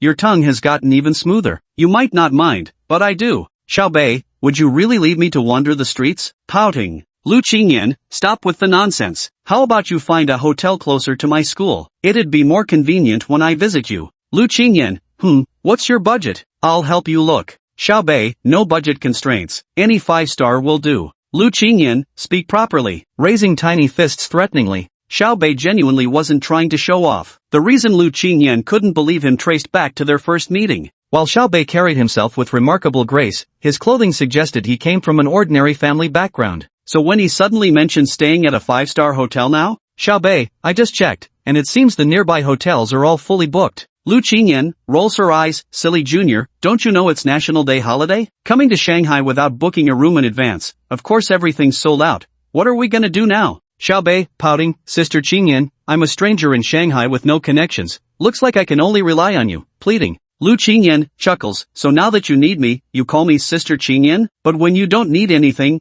it's just senior. You're something else, junior. Xiaobei, who told you my beloved Yanjie is both beautiful and kind-hearted? Lu Qingyan, alright, enough with your sweet talk. I'll figure something out for you. Are you almost there? Xiaobei, almost there. Lu Qingyan, got it. I'm already at the high-speed rail station. You'll see me as soon as you come out. Smiley face. Xiaobei, Feels like a wife waiting for her husband to come home, hee hee. Lu Qingyan. Chapter 65, oh no, even I'm falling for him. Shanghai Hangzhou Railway Station, exit gate. Standing there were two gorgeous women, one being Lu Qingyan. The other was a Shanghai local nicknamed Big Girl, Yishuanya. If Lu Qingyan could be described as a white moonlight, then Yishuanya would be the tomboy. Personality-wise she's a tomboy, but her looks are in no way inferior to Lu Qingyan's. Her bright, piercing eyes radiate an unwavering determination. Her face is exquisitely crafted, petite like a palm, adorned with delicate cherry lips. The arrangement of her features is sharp yet gracefully noble, exuding an overwhelming presence. To put it plainly, she carries an aura of feminine dominance. Paired with a white cap and a pair of Tyrannosaurus sunglasses, she wore an LA brand white short sleeve tucked into her asymmetrical denim skirt. While the top layered beautifully, the most eye-catching feature was the overwhelming pressure from her ample curves. At that moment, Yishuanya watched Lu Qingyan smiling at her phone and rolled her eyes behind her sunglasses. Girl, what's the deal with this freshman Xiaobei? Is he really that amazing? Looking at you all love-struck like this, OMG. Early in the morning, Lu Qingyan dragged Yishuanya into the car and headed straight to Shanghai High-Speed Railway Station. But it was enough to utterly shock Yishuanya. She nearly snatched Lu Qingyan's phone outright to see who she was chatting with. Now she was growing more and more curious about what kind of pig-headed fellow had managed to win over her icy-cold sister. No, it's about to be stolen. Hey, little sister, what are you talking about? It's just Junior. Lu Qingyan's delicate face flushed slightly as she spoke with shy indignation. Yishuanya directly took out her phone and, under Lu Qingyan's puzzled gaze, snapped a photo of Lu Qingyan's face. What are you doing, silly girl? Look, just look at yourself. Your face is all flushed like you've just had an orgasm. Yishuanya shoved the phone right into Lu Qingyan's face, showing her the photo of her blushing crimson cheeks. No way, I'm sending this photo to old Zhang and Her Majesty. Let them see that Popsicle's gone into heat. Lu Qingyan rushed forward to grab the phone. Wow, big girl, if you dare post that, I'll never speak to you again. Ice Pop, you're actually cutting ties with me over some guy? Damn, I gotta see what kind of heavenly deity has you so bewitched that you'd say such treasonous words. The two girls playfully tussled near the exit. Right at that moment, the high-speed train arrival announcement echoed through the station. Okay, big sis, I was wrong. You're sweet, all three of you are my best girlfriends forever. That Junior's just a junior, but you girls are my sisters for life. Lu Qingyan saw she couldn't out-stubborn Daya and reluctantly gave in. That's more like it. Yishuanya laughed while looking at Lu Qingyan, simultaneously feeling intense curiosity about that unseen junior male student. What kind of person would be so desperate as to try melting an icicle? Alright, Daya, how about lending me your schoolside apartment for a few days when the time comes? What? Popsicle? What? Che ya sayin? Shanghainese slang for, what are you talking about? Popsicle, are you planning to go down together with this junior? Yishuanya looked at Lu Qingyan with utter disbelief. Didn't expect this from you, Popsicle boy. You usually stay calm, but when you do act out, you're ready to take everyone down with you? Ah, what are you talking about? Why are you thinking such nonsense? The main thing is, the junior can't book a hotel now, he'll be staying alone. But don't worry, I'll use my own bedsheets and everything. So, will you lend it or not? Lu Qingyan pouted her little lips and lightly swatted Yishuanya. Yishuanya glanced at Lu Qingyan. Something's off with you, girl, something's way off. You're done for it, you've fallen head over heels. Enough talk, will you lend it or not? Lu Qingyan planted her hands on her hips and glared at Yishuanya. Talk later, I need to vet your character first. Yishuanya had been utterly astonished by Lu Qingyan countless times today. No, she couldn't let Lu Qingyan stray from the right path and fall into the sorrowful whirlpool of love. Just as Lu Qingyan and Yishuanya were playfully bantering with each other, Xiaobei emerged from the high-speed rail station. Today, he was sporting a pure black Instagram-style look. His top was a Balenciaga round-neck knit t-shirt, paired with Giorgio Armani's relaxed drop crop suit pants, complemented by a pair of Louis Vuitton Oberlampf men's high-top hiking boots. His shirt was tucked into his pants, making his figure appear exceptionally tall. His hair was styled in a Hong Kong-inspired side part, and on his wrist gleamed a Vacheron Constantin overseas watch with a leather strap. Paired with a black LV leather backpack, his entire aura radiated undeniable power. As he stepped off the high-speed train, women along the way couldn't help but cast admiring glances at Xiaobei, their eyes sparkling with infatuation. As soon as Xiaobei stepped out, he spotted a familiar figure, none other than Lu Qingyan. Xiaobei saw that Lu Qingyan was currently chatting with a beautiful girl beside her, playfully exchanging light banter. With a faint smile, he strolled over at a leisurely pace. Just as Xiaobei approached the two figures not far ahead, he spotted the beautiful college student standing beside Lu Qingyan. In an instant, he was momentarily stunned. He marveled inwardly, just what kind of magical place is this Shanghai Conservatory of Music? How is it that every single girl they bring out is this stunning? That surging figure, that flawless complexion, those endless legs. At this moment, Xiaobei just wanted to say one thing, dear heavens, can you let me be reborn one more time, and let me choose the starting location? Lu Qingyan and Yi Xuanya had just finished playfully bickering when their gazes turned toward the high-speed train station exit. They immediately became astonished. Junior? Lu Qingyan was stunned. Although Xiaobei had become incredibly handsome now, his facial features were still recognizable, and Lu Qingyan instantly recognized him. Her heart raced, just a month apart. What had her sharp-minded, charming junior gone through? How did he suddenly become this handsome? Yi Xuanya overheard Lu Qingyan's muttering. He also looked in the direction of Lu Qingyan's gaze. Immediately froze as well. Are you sure he's not a celebrity? Yi Xuanya suddenly grabbed Lu Qingyan's hand and interrogated, is that really the junior you know? Yeah, what's up? Are you sure he's not some domineering CEO? What? He's just a junior. Could you stop being so filthy-minded? Girl, now I get why you're smitten. If it were me, I'd fall for him too. That's such a badass vibe. Don't you dare mess around, he's still a junior. Don't scare him off. Oh ho, not even official yet and already taking his side? Look how fiercely you're protecting him. What kind of love potion did he slip you? What nonsense. I'm not. Stop making things up. Chapter 66, Yi Xuanya's suspicions. Lu Qingyan nudged Yi Xuanya. Though Yi Xuanya said this, she was still somewhat worried inside. At first glance, this junior fellow student was clearly no ordinary person. In any case, as her sworn sister, Yi Xuanya wouldn't let Lu Qingyan be deceived, since she couldn't get anything out of him through questioning. Then I won't ask anymore. There are still a few days left before National Day anyway, plenty of time to observe. In short, she took on the monumental task of preventing Binggunner from being scammed out of both money and virtue. Just at that moment, Xiaobei walked up to Lu Qingyan. With a smile, he looked at Lu Qingyan and said, upperclassman, I'm here. Lu Qingyan shyly glanced at Xiaobei, feeling that his words carried a hint of ambiguity, then secretly peeked at Yi Xuanya. Sure enough, Yi Xuanya had already taken off her sunglasses and was staring intently at Xiaobei. Helpless inwardly, Lu Qingyan then looked at Xiaobei in surprise. Junior, you've changed so much over this past month. Changed a lot? In what way? Xiaobei asked deliberately. The moment these words were spoken, Yi Xuanya's eyes widened. What the hell? Can't this guy see me standing right here? How dare he flirt with my Ice Cube girl right in front of everyone? What a scumbag. A total, undeniable scumbag. You've grown handsome, so handsome I barely recognize you, Lu Qingyan said with naive admiration. It's been so long, senior sister, don't I get a hug? Xiaobei looked at Lu Qingyan's adorable appearance and smiled faintly. Lu Qingyan was just about to step forward with naive enthusiasm. Yi Xuanya would never let such a scumbag take advantage of her dear friend. Ahem, ahem.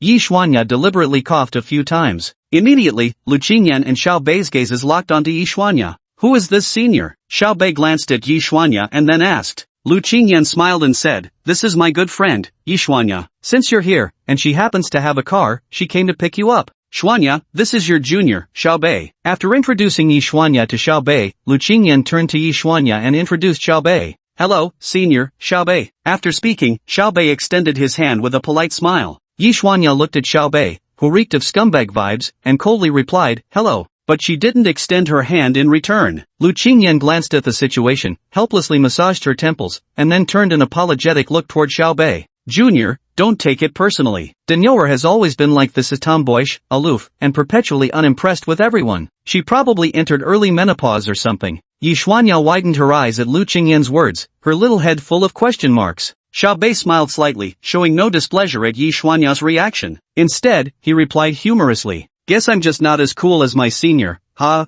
Lu Qingyan responded with a gentle smile. After hearing Xiaobei's words, Yi Xuanya found the young man polite and emotionally intelligent, yet she remained somewhat guarded. A perfect man simply doesn't exist. But overall, she didn't particularly dislike him. Her first impression was rather favorable. Let's go, hop in the car. Though inwardly she couldn't help feeling Xiaobei was a bit of a jerk. For now, he hadn't done anything outright wrong. And her demeanor was quite proper. Perhaps I judged too hastily. So his attitude improved slightly. Thus the three of them got into the car. Yi Xuanya took the wheel, with Lu Qingyan riding shotgun while Xiaobei sat in the back. Yi Xuanya's car was a red Mercedes-Benz C-Class. You could tell that Yi Xuanya's family was quite well off since she already owned a car before even graduating from university. After getting into the car, Xiaobei didn't say much, mainly because if Lu Qingyan had been there, he would have felt more at ease chatting. After all, this was someone else's car, and it wouldn't be polite to overstep. At that moment, Lu Qingyan turned her head and smiled at Xiaobei. Xiaobei, where's your luggage? Xiaobei patted the bag beside him, right here. Seeing this, Lu Qingyan thought for a moment and said, you don't have much luggage anyway. How about we go explore first? By the way, you mentioned yesterday you had some business in Modu, what is it? Lu Qingyan's eyes were beautiful, curved like crescent moons as she looked at Xiao Bei. At this moment, Yi Xuanya was also observing Xiao Bei through the rearview mirror. Let's go to Jiangpu Road Pioneer Park. There's a project I want to check out. Alright. Lu Qingyan didn't think much of it, but Yi Xuanya had some ideas of her own business park? Projects? Could this junior actually be starting his own business? Was he just saying it casually, or was he serious? Yi Xuanya gave Xiao Bei a deep look, mainly because she'd recently heard about a new type of playboy tactic. Fake socialites and fake tycoons. Fake socialites are gold diggers, while fake tycoons are girl hunters. It's really that simple. Posting on social media or secretly renting a venue, intentionally bringing a girl there to make her think, wow, this guy actually owns a company. At this moment, Yi Xuanya instinctively believed Xiao Bei was exactly that kind of person. But through the rearview mirror, Xiao Bei appeared strangely calm. Yi Xuanya felt like 10,000 alpacas were stampeding through her heart. She held back again and again, but ultimately couldn't resist offering that piece of sage advice. Junior, I've heard that nowadays many young people enjoy making quick money. Not only do they package themselves as successful entrepreneurs, but they also fabricate fake GMVs to deceive investors. Senior advises you not to follow their example. It was less of an advice and more of a challenge. That's just how we Shanghai girls roll, straightforward as hell. Got a problem? Bite me. Being looked down upon inevitably stung a little, and Xiang Bei was no exception. But he wasn't foolish enough to clap back at Lu Qingyan's best friend. Instead, he flashed a magnanimous smile. Thanks for the heads up, Senior Yi. I'll keep that in mind. The exchange between Yi Xuanya and Xiang Bei had left Lu Qingyan utterly bewildered, her mind spinning from their verbal sparring. But she didn't know how to broach the subject, so she glanced at her best friend instead. Yi Xuanya assumed Lu Qingyan already knew, so she gave her a reassuring look that said, leave it to me. Soon after, Yi Xuanya drove straight to Jiangpu Road Entrepreneurship Park. At any rate, she figured she'd see what this junior was up to and determine which type he was. Just then, Xiao Bei's phone suddenly rang. Xiao Bei glanced at the displayed number on his phone and slightly furrowed his brow. But he answered it anyway. As Xiao Bei took the call, Yi Xuanya immediately perked up her ears. Chief Cho, I'll contact you later, rest assured. The agreed items, I'm currently in Modu. When should I go back? I'm still a student. What do you think? I'll contact you tonight. Yi Xuanya and Lu Qingyan had completely different reactions upon hearing the phrase Director Chiu. Lu Qingyan was astonished inwardly. Just what connections did this junior have to actually possess Director Chiu's phone number? Yi Xuanya sneered inwardly. Damn, this junior couldn't be trusted. When there was a chance to show off, he certainly took it. No way. Once we get there, if he just looks around without doing anything, I'll expose him on the spot. Chapter 67, Gen U Technology. After hanging up the phone, silence enveloped the entire car. Xiao Bei was no ordinary person. He quickly deduced the reason behind the situation, but he chose not to explain. Sometimes, explanations don't exonerate you, they only deepen suspicion. Xiao Bei thought simply, when the time came, he'd find out. When deciding to invest in Gen U, Xiao Bei had already contacted the company's founder in advance. The main issue was that it was National Day, and Xiao Bei didn't want to make a trip for nothing. Fortunately, the founder was still in Modu, along with the entire founding team. So, Xiao Bei didn't feel like explaining anything now. Once he arrived, everything would become clear. At the same time, he couldn't help but silently praise Yi Xuanya in his heart. Now that's someone with strong preventive awareness. The high-speed rail station wasn't too far from Jiangpu Innovation Park, only about 5 kilometers as the crow flies. So after just over 10 minutes, Yi Xuanya's Mercedes-Benz arrived at the park. Within Jiangpu Innovation Park, among several nearby factories stood a solitary 6-story building. Its exterior lacked the glamour of commercial office towers, with climbing ivy even covering the entire facade. Actually, this industrial park is a startup incubator supported by the Shanghai municipal government. Such parks are usually not located in bustling areas. To save costs, they choose these kinds of locations. After parking the car, Yi Xuanya turned around and asked Xiao Bei, mind if we tag along to broaden our horizons? Xiao Bei was taken aback. This girl was really quite interesting. However, Xiao Bei didn't refuse. It's not like we're doing anything shady. Without asking further, he simply smiled politely and said, sure. Xiao Bei got out of the car and immediately made a call to the founder of Gen U Technology. The three of them then entered the lobby. The lobby had a fairly ordinary decor. Just then, a middle-aged man approached them wearing glasses and sporting a bald head. No choice, that's just the stereotype of many programmers. Hello, may I ask if you're still President Xiao? Mao Shuqiang inquired uncertainly, as the person before him seemed far too young. Upon hearing the middle-aged man's words, Lu Qingyan glanced at Xiao Bei with confusion. Was her junior actually a president? Yi Xuanya was utterly stunned. What the hell, if they were going to hire an actor, couldn't they at least find someone more convincing?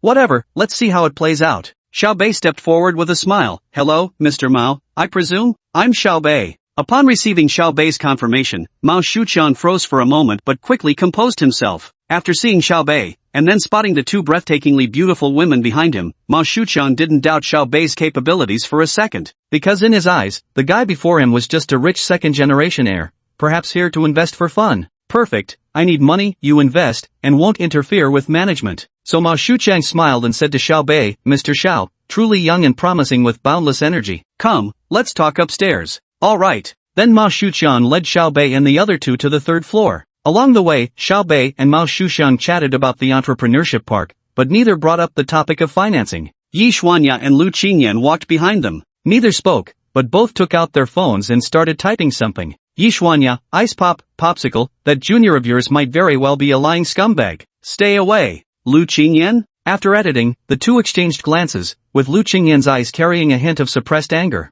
Yi Xuanya looked at the clear yet foolish expression in Lu Qingyan's eyes and chuckled helplessly. He immediately searched for the news article he had mentioned to Xiao Bei earlier and sent the link to Lu Qingyan, along with the message, don't worry, I've got your back. In Magic City, no one gets to bully my girl. After reading the article, Lu Qingyan froze momentarily, glancing at Xiao Bei walking ahead before turning to look at her best friend Yi Xuanya. Lu Qingyan, let's wait and see first. Maybe our junior isn't that kind of person. Yi Xuanya, girl, you're hopeless. Fine, if you're gonna die, at least die knowing why. Soon, Mao Shuqian brought Xiao Bei to the studio, a small 100 square meter office. The entire company consisted of just Mao Shuqian and 4 others, all sitting in front of computers typing away at code. President Xiao, our place is rather small, please don't mind it. Let's discuss matters in the conference room. Though a humble abode this be, where talent dwells, there's dignity. Xiao Bei gave his usual impeccable response, gracefully sparing Mao Shuqian any embarrassment. Inside Johan Technology's office, CEO Xiao, let's not mince words, I need financing now. Right after sitting down, Mao Shuqian went straight to the point. Truth be told, Xiao Bei could appreciate such straightforward business negotiations. After all, as programmers tend to be,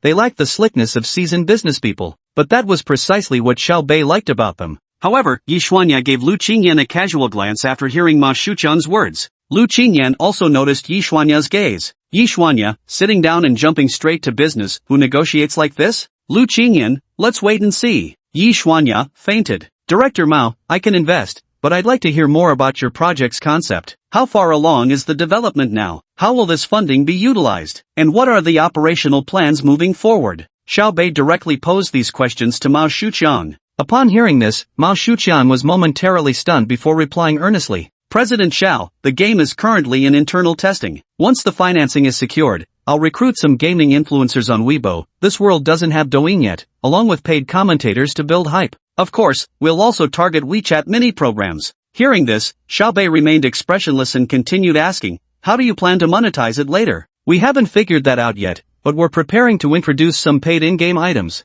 That being the case, Mr. Mao, how many shares can you offer? 30% for 2 million. Mao Shuqian answered without hesitation. Xiao Bei shook his head slightly. 30% is too small, I want 50%. This can't be, President Xiao. Though our company is small, it's the fruit of my labor. What if I said I wouldn't interfere with management, and could even provide better operational strategies and profit-making methods? Xiao Bei sipped his tea quietly, waiting for Mao Shuqian to make his decision. Hearing this, Mao Shuqian froze momentarily, his eyes fixed on Xiao Bei as if lost in thought. The conversation between Xiao Bei and Mao Shuqian made Yi Xuanya even more certain that the two were acting. What kind of business negotiation was this? But soon, she was stunned. Mr. Xiao, if you truly have better operations or even better profit methods and won't interfere with management, then it's acceptable. After some thought, Mao Shuqian finally agreed. After all, what Xiao Bei had offered was already considerable. Moreover, he genuinely couldn't procrastinate any longer, because his own financial chain was on the verge of collapsing. Alright, Mr. Mao, let's sign an investment contract first. After that, I'll share my ideas with you. Please wait a moment. Mao Shuqian immediately went out to prepare the contract. After Mao Shuqian left, Yi Xuanya was about to expose Xiao Bei when Lu Qingyan noticed the situation. He hastily interjected, Junior, you want to invest in this company? Chapter 68, Xiao Bei's train of thought. Facing Lu Qingyan's inquiry, Xiao Bei nodded. I've looked into their project before, and it happens to align perfectly with an idea I have, so I'm planning to invest. Then won't you think it over some more? This is 2 million yuan we're talking about. Lu Qingyan's family circumstances were quite decent, but today Xiao Bei's actions still gave her quite a shock. although her best friend Yi Xuanya kept insisting that Xiao Bei was just putting on an act. However, Lu Qingyan's intuition told her that Xiao Bei was not one such person, judging by the aura he carried and her first impression of him. That kind of demeanor isn't something just anyone can imitate. Just at that moment, Mao Shuqiang walked in. "President Xiao, take a look. This is the investment contract." Mao Shuqiang handed the contract to Xiao Bei, who took it and carefully reviewed it, finding no hidden traps. Then he smiled and said to Mao Shuqiang, "President Mao, the contract looks fine. Shall we sign now?" "That's wonderful. President Xiao, I have one more doubt. When can the 2 million be transferred?" Mao Shuqiang was truly strapped for cash. The financing funds really couldn't be delayed any longer, or he wouldn't even know how to pay salaries. Xiao Bei was naturally aware of his predicament, so he replied with a smile, "Once the contract is signed, the money will be transferred immediately to the corporate account." "That sounds great." Without a second thought, Mao Shuqiang immediately signed his name on the contract. Xiao Bei also signed his name on the contract. Lu Qingyan and Yi Xuanya watched as the two signed the contract. Yi Xuanya was momentarily stunned at this moment. Now she also couldn't be certain, was this junior really going to invest or was it all an act? First, this junior had maintained an air of composure throughout. Second, when Mao Shuqiang asked Xiao Bei when the funds would arrive, Xiao Bei had immediately replied they could be transferred right away. If Xiao Bei were truly that kind of scumbag pretending to be successful, then it would be completely illogical. Because right now, both I and Lu Qingyan were standing right beside him. The most plausible excuse should have been to say the transfer would take a few days, or at least process by the next day. That way, neither my bestie nor I would have known whether he actually sent the money or not. At that point, he could casually claim to have transferred the money and Photoshop a screenshot. Who could tell if it was real or fake? But what was he saying now? Transfer right away? Then wouldn't both me and my girl get to see it? Could I really be overthinking things? President Xiao, the contract is signed. Now, tell me your thoughts? Although Mao Shuqiang was in urgent need of money, the contract had already been signed, and the funds were guaranteed to arrive, so he wasn't overly anxious. Instead, he was quite intrigued by the operational and profit-generating ideas Xiao Bei had just mentioned. With the weight off his mind, he finally felt a rare sense of relief. Xiao Bei took a sip of tea upon hearing this. Marketing team, proceed with your initial approach for vertical ad placements. Now listen carefully to what comes next, this is crucial. Xiao Bei glanced at Mao Shuqiang, who nodded in response, signaling for Xiao Bei to continue.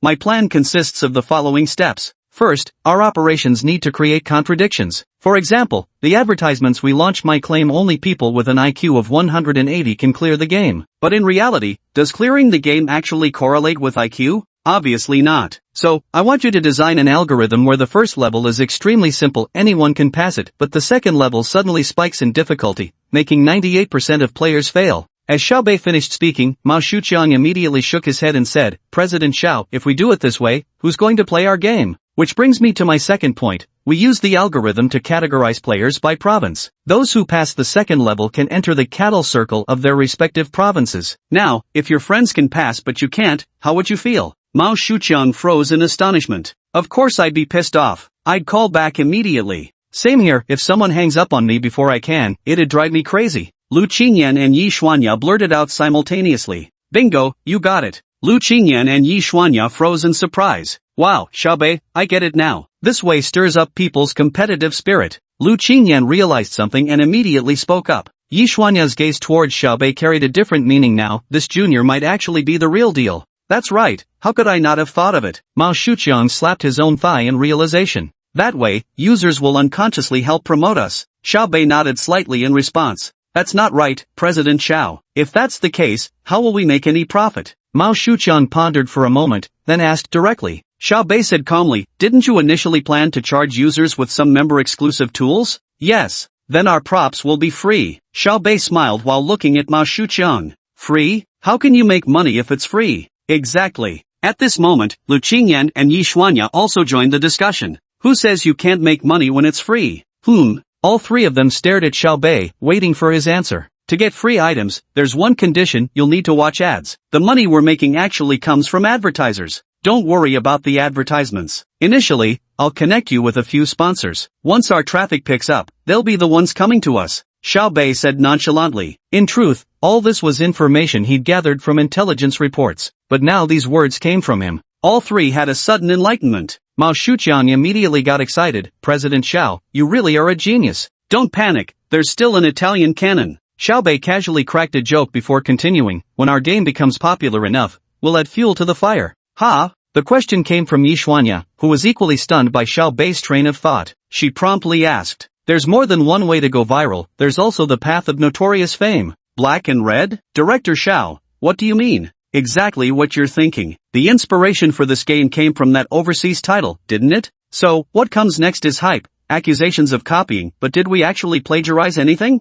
"Not at all," Mao Shuqiang immediately said. "Then isn't that perfect? In that case, this is exactly what I think." After finishing speaking, Xiao Bei took a leisurely sip of tea. At this moment, the two senior girls were already looking at Xiao Bei with a hint of admiration in their eyes. "Alright, Chairman Mao, I've explained the operations and profit model to you. Now give me a corporate account number so I can transfer the funding." "Great, great, great." After adding each other on WeChat, Mao Shuqiang sent the corporate account details to Xiao Bei. Xiao Bei directly took out his phone and plugged in the USB security token. Then, under the gaze of all three, he directly transferred 2 million into the corporate account. When the notification of a successful transaction appeared on his phone, Lu Qingyan suddenly grabbed Yishuanya's arm tightly, breathing rapidly. Yishuanya wasn't faring much better either, silently settling her sunglasses onto the bridge of her nose. She thought to herself, my wide-eyed expression must have looked incredibly foolish. Chapter 69, Xiao Bei gains a nickname, Green Tea. 2 million. A freshman in college directly invested in a company. And it was a straight-up investment of 2 million in cold, hard cash? And it even offered reasonable advice. Alright, Yishuanya realized she'd been thinking too much, it was her own petty-mindedness. But what Yishuanya didn't know was that neither Lu Qingyan nor Xiao Bei would bother overanalyzing her. In Xiao Bei's eyes, the girl's approach was perfectly justified. Shouldn't young women learn to protect themselves? In Lu Qingyan's eyes, sister here refers to someone responsible for herself. But at this moment, Yishuanya was genuinely shocked. Junior, are you trying to reach for the stars? Yishuanya hailed from the Magic City, Shanghai, and her family background was considered quite affluent. Still in college, but her family had already bought her a Mercedes worth over 300,000 yuan and even prepared an apartment in Shanghai's Pudong district as her dowry. Logically speaking, 2 million shouldn't be that shocking, right? But it depends on what the 2 million is used for. For some privileged second-generation rich kids, spending 2 million might just evoke envy at most, since such extravagance is already within their expectations. But what about Xiao Bei? Investing 2 million directly into the company, seemingly with more profits to come, this didn't just shock Lu Qingyan. The same goes for her. Then she gazed at Lu Qingyan with undisguised envy. Why the envy? Just boarding a high-speed train and she managed to snag such an accomplished young catch. Looking at Lu Qingyan now, she was utterly speechless. Her mind was completely consumed by philosophical reflections. Who am I? Where am I? What am I doing? Her financial situation was far inferior to Yishuanya's, and her social circle was even narrower. While luxury bags and cosmetics were daily sights for her, casually investing 2 million was absolutely unthinkable. This was beyond her wildest imagination. Since Xiao Bei was busy greeting Mao Shuqiang, he naturally missed the shocked expressions on the two young women's faces. Otherwise, he would have definitely quipped, think bigger. After leaving Jianyu Technology, the trio returned to their car. At this moment, Lu Qingyan and Yishuanya, sitting in the car, were still in shock, unable to process what had happened for a long time. Through the rearview mirror, Yishuanya stole a glance at Xiao Bei and suddenly felt that the junior in front of her was utterly inscrutable. When she first saw his outfit, she had thought, here's another pretentious poser, unsure if anything about him was genuine.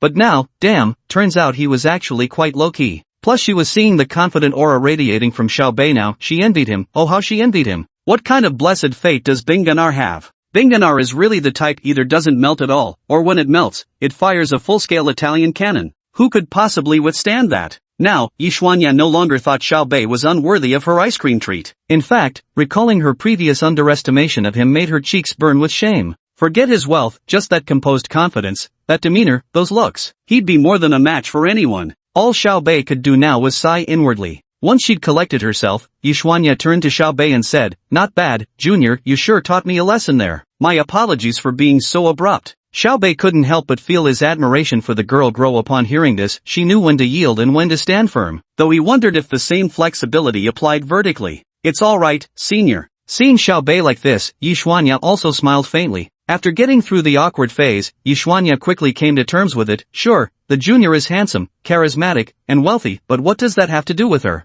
She wasn't gaining anything from it, anyway. On the contrary, seeing her best friend land such a great catch, she couldn't be happier for her. So why overcomplicate things? With that, she asked, where should we go next? Lu Qingyan instinctively turned to glance at Xiao Bei. Her meaning was crystal clear. Any ideas? Xiao Bei was slightly taken aback, Puzzled, wasn't it your turn to play host as the locals? After a brief moment of consideration, he said, let's head to the hotel first and get our accommodations settled. Junior, didn't you just say there were no hotels nearby? Lu Qingyan pouted as she stared at Xiaobei. Witnessing this, Yishuanya shook her head helplessly. What a simpleton. Clearly, the other person wanted to get closer to you. Are you actually serious? Seeing this, Xiaobei chuckled slightly and said, ha, well, what I meant was there aren't any cheap ones nearby, but 5-star hotels are still available. Upon hearing this, Lu Qingyan's face flushed slightly as she shot an exasperated glance at Xiaobei. Her expression clearly conveyed, oh really, you little rascal, daring to tease me? This princess isn't happy anymore.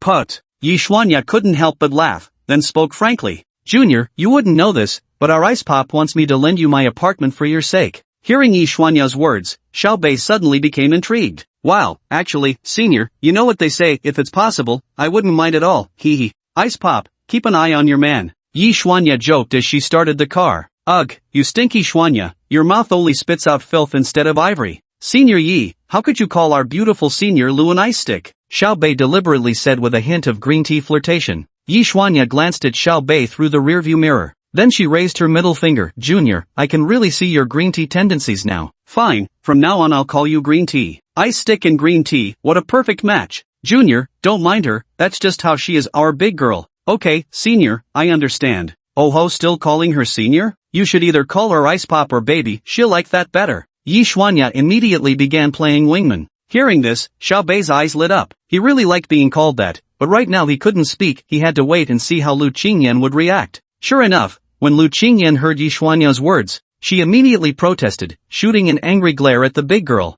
Shut your filthy mouth, big girl, she cried out in fury. Calling me senior sister isn't quite right. How about you call me, Qingyan? Yes, just call me Qingyan. As she finished speaking, a visible blush spread across Lu Qingyan's delicate face. Yishuanya laughed heartily. Well then, you can just call me big sis. No, Junior, call her stinky mouth. Xiaobei sat in the back, watching the two beauties playfully bantering in front of him to please him, feeling utterly pleased inside. Rebirth, damn, it feels amazing. Whatever works for me, as long as you're happy. The elder girl had a cheerful personality and didn't sweat the small stuff. Ha, it's settled then. From now on, Junior, you can call her stinky mouth and me Qingyan. Then don't call me Junior anymore, you can just call me Bebe actually. Xiaobei chuckled with a sly grin. Freshman, I can see you're quite the sly one, trying to take advantage like this? Yishuanya said with a laugh. My name is Xiaobei. If you don't call me Bebe, what should you call me? Yishuanya and Lu Qingyan exchanged glances before speaking in unison. We'll call you green tea from now on. Chapter 70, Lu Qingyan declares sovereignty. Xiaobei resisted this idea. Green tea definitely can't compare to Bebe, right? Xiaobei grumbled discontentedly.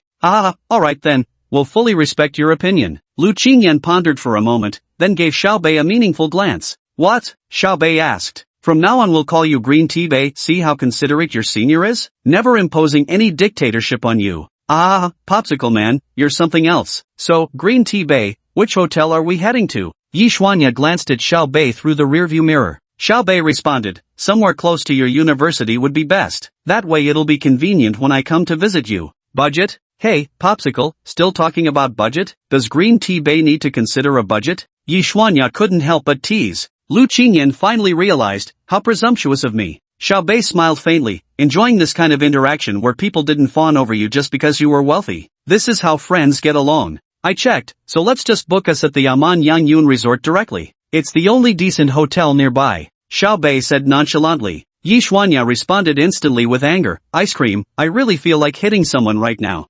Who? Lu Qingyan asked. The green tea bitch, she's being pretentious again. If I hit her, you wouldn't be upset, would you? Of course I wouldn't be upset, I'd join you in hitting her. Tee-hee-hee. Xiaobei heard their conversation and couldn't help but chuckle. Objection. Objection overruled. Chatting and laughing, the trio arrived at the Yangyun Anman Hotel. You two go check in first, I'll park the car. Think about where we're going later, parking fees are crazy expensive. After saying this, Yishuanya drove off to find a parking spot. Hearing Yishuanya's words, Lu Qingyan instantly flushed red with embarrassment, stamping her feet in frustration. Waving her little fists at the departing car, she scolded indignantly, that foul mouth of yours, always driving off at the mouth. Are you two going to check into a hotel first? What kind of outrageous talk was this? Lu Qingyan's delicate face flushed crimson as she stole a glance at Xiaobei beside her. Seeing this, Xiaobei chuckled mischievously and said, come on, little Qingyan, let's go check into a hotel. You, ha ha ha. With that, Xiaobei directly grabbed Lu Qingyan's hand and walked inside.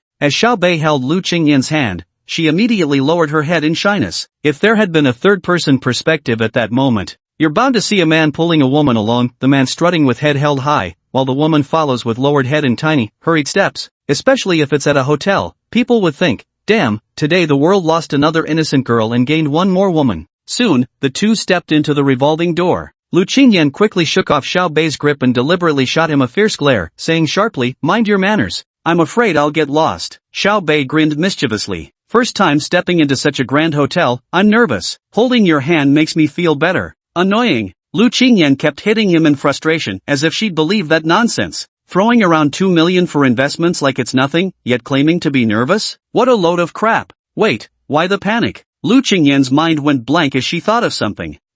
You're just trying to take advantage. Tell me, do you often hit on girls like this? Lu Qingyan demanded. Please, this is actually my first time holding hands. Look, my palms are sweaty. If Ji Qinglan were here now, she'd undoubtedly glare at Xiaobei and snap. What, my hands don't count? Lu Qingyan froze momentarily at Xiaobei's words. How could such a handsome dad be holding hands for the first time? In that instant, Lu Qingyan's shyness completely evaporated. It's both our first time, who's afraid of who? Actually, Lu Qingyan also had feelings for Xiaobei, but she was just held back by pride, feeling things were moving too fast. Really don't feel a thing? Then dare you try holding hands? Go stay where it's cooler. Her heart fluttered from having her hand held, prompting Lu Qingyan to hastily change the subject. Xiaobei, how many days do you plan to stay in Shanghai? Barring any unexpected circumstances, I'll probably spend the entire National Day holiday here. Xiaobei replied nonchalantly. Lu Qingyan felt a slight flutter of joy in her heart upon hearing this. Then, hand in hand, the two made their way to the hotel's front desk. Hello, sir. How may I assist you today?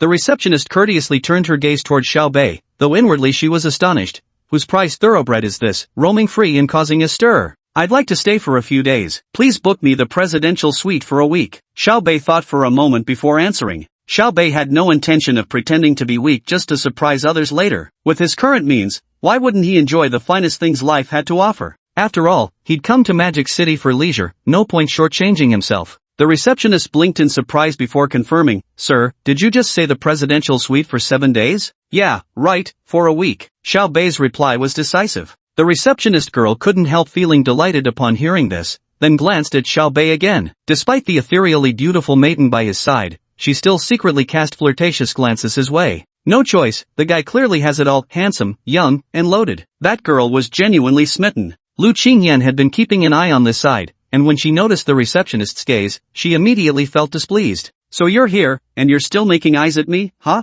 Treating me like thin air? So Lu Qingyan made her boldest move. She directly let go of the hand she was holding and, under Xiaobei's puzzled gaze, linked arms with him, declaring sovereignty. Xiaobei felt the sensation on his arm and was inwardly delighted. Lu Qingyan even shot a fierce glare at the receptionist. The receptionist, though inwardly furious, maintained a polite smile. Sir, our presidential suite costs 100,000 yuan per night. For 7 nights, that would be 700,000 yuan. Will that be acceptable? Just swipe the card. When Xiaobei got out of the car, he had already taken his wallet out from his backpack. He handed his bank card and ID to the receptionist lady. And the lady's ID? The receptionist lady smiled professionally at Lu Qingyan. Hearing this, Lu Qingyan was momentarily stunned, her pretty face flushing slightly. Just as Xiaobei was about to speak, Lu Qingyan directly took out her ID card from her purse. At this moment, Xiaobei felt a tapping on his arm. He immediately understood Lu Qingyan's intention, but in the end, Xiaobei was the one who benefited. He couldn't have been happier. Though he knew full well that Lu Qingyan definitely wouldn't stay with him overnight. But there's always a chance, right? Lu Qingyan remained oblivious to Xiaobei's lecherous gaze at the moment, acting instead like a feisty little hen. She glared challengingly at the receptionist. Her message was clear, this is my territory, bitch, stay out. That's my man, so keep your restless heart in check. Chapter 71, I must stake my claim too. After booking the room, the two walked toward the elevator under the receptionist's resentful gaze. They had just stepped into the elevator, when Lu Qingyan turned her slightly flushed face toward Xiaobei. Junior, Shu. Xiaobei smiled at her, signaling her to stay quiet for now. Lu Qingyan felt somewhat at a loss, but she obediently closed her mouth. Yet her mind continued to wander recklessly. Would my junior think I'm that kind of frivolous woman? Ugh, this is unbearable. Lu Qingyan, can't you be more reserved? Lu Qingyan, what should we do now? Soon, the two arrived at the presidential suite on the 36th floor. Xiao Bei opened the door, not even taking a moment to notice the suite's lavish decor. Instead, he pulled the still-dazed Lu Qingyan into his arms without hesitation. He immediately closed the door behind him. At this moment, Lu Qingyan was stunned, leaning against the door with Xiao Bei pressing against it, one hand braced on the door. Facing Lu Qingyan, they both stared straight at each other. In Xiao Bei's eyes, there was a strong sense of aggression. Meanwhile, Lu Qingyan appeared somewhat flustered. Her gaze kept darting around nervously. She immediately turned her gaze to Xiao Bei and whispered, Junior, what are you trying to do? Xiao Bei gazed at Lu Qingyan, who at this moment resembled a shy little kitten. The corners of his mouth lifted slightly. Seriously, isn't this clearly Edison Chen's bad boy charm? Why call it the crooked mouth dragon king? Then, under Lu Qingyan's astonished gaze, Xiao Bei directly cupped her chin with one hand. Senior, were you just staking your claim just now? Lu Qingyan's eyes darted away as she screamed internally, wow, my junior is so domineering, I love it so much, woo. Yet she still replied with restraint, no, it's just, woo. Lu Qingyan was still stammering when Xiao Bei leaned in and kissed her. When flirting with a girl, you need to take the initiative and make the first move. If she doesn't reject holding hands, it means she's interested in you. Just pick the right time and place, then be a little bold and assertive when you make your move. Of course, if even holding hands gets you rejected, then just forget about learning, because you'll not only get beaten up but also get invited for tea by the police officer. Taking the initiative leads to stories, that's emotional intelligence. Taking the initiative leads to accidents, that's just being a creep. Lu Qingyan was instantly stunned by Xiao Bei's sudden kiss. Her big eyes wide open, she stared at Xiao Bei's handsome face. For a moment, his mind went blank. Who was he, and where was he? Yet his body acted on its own, responding instinctively. She didn't know why she was responding either. Was this what a kiss felt like?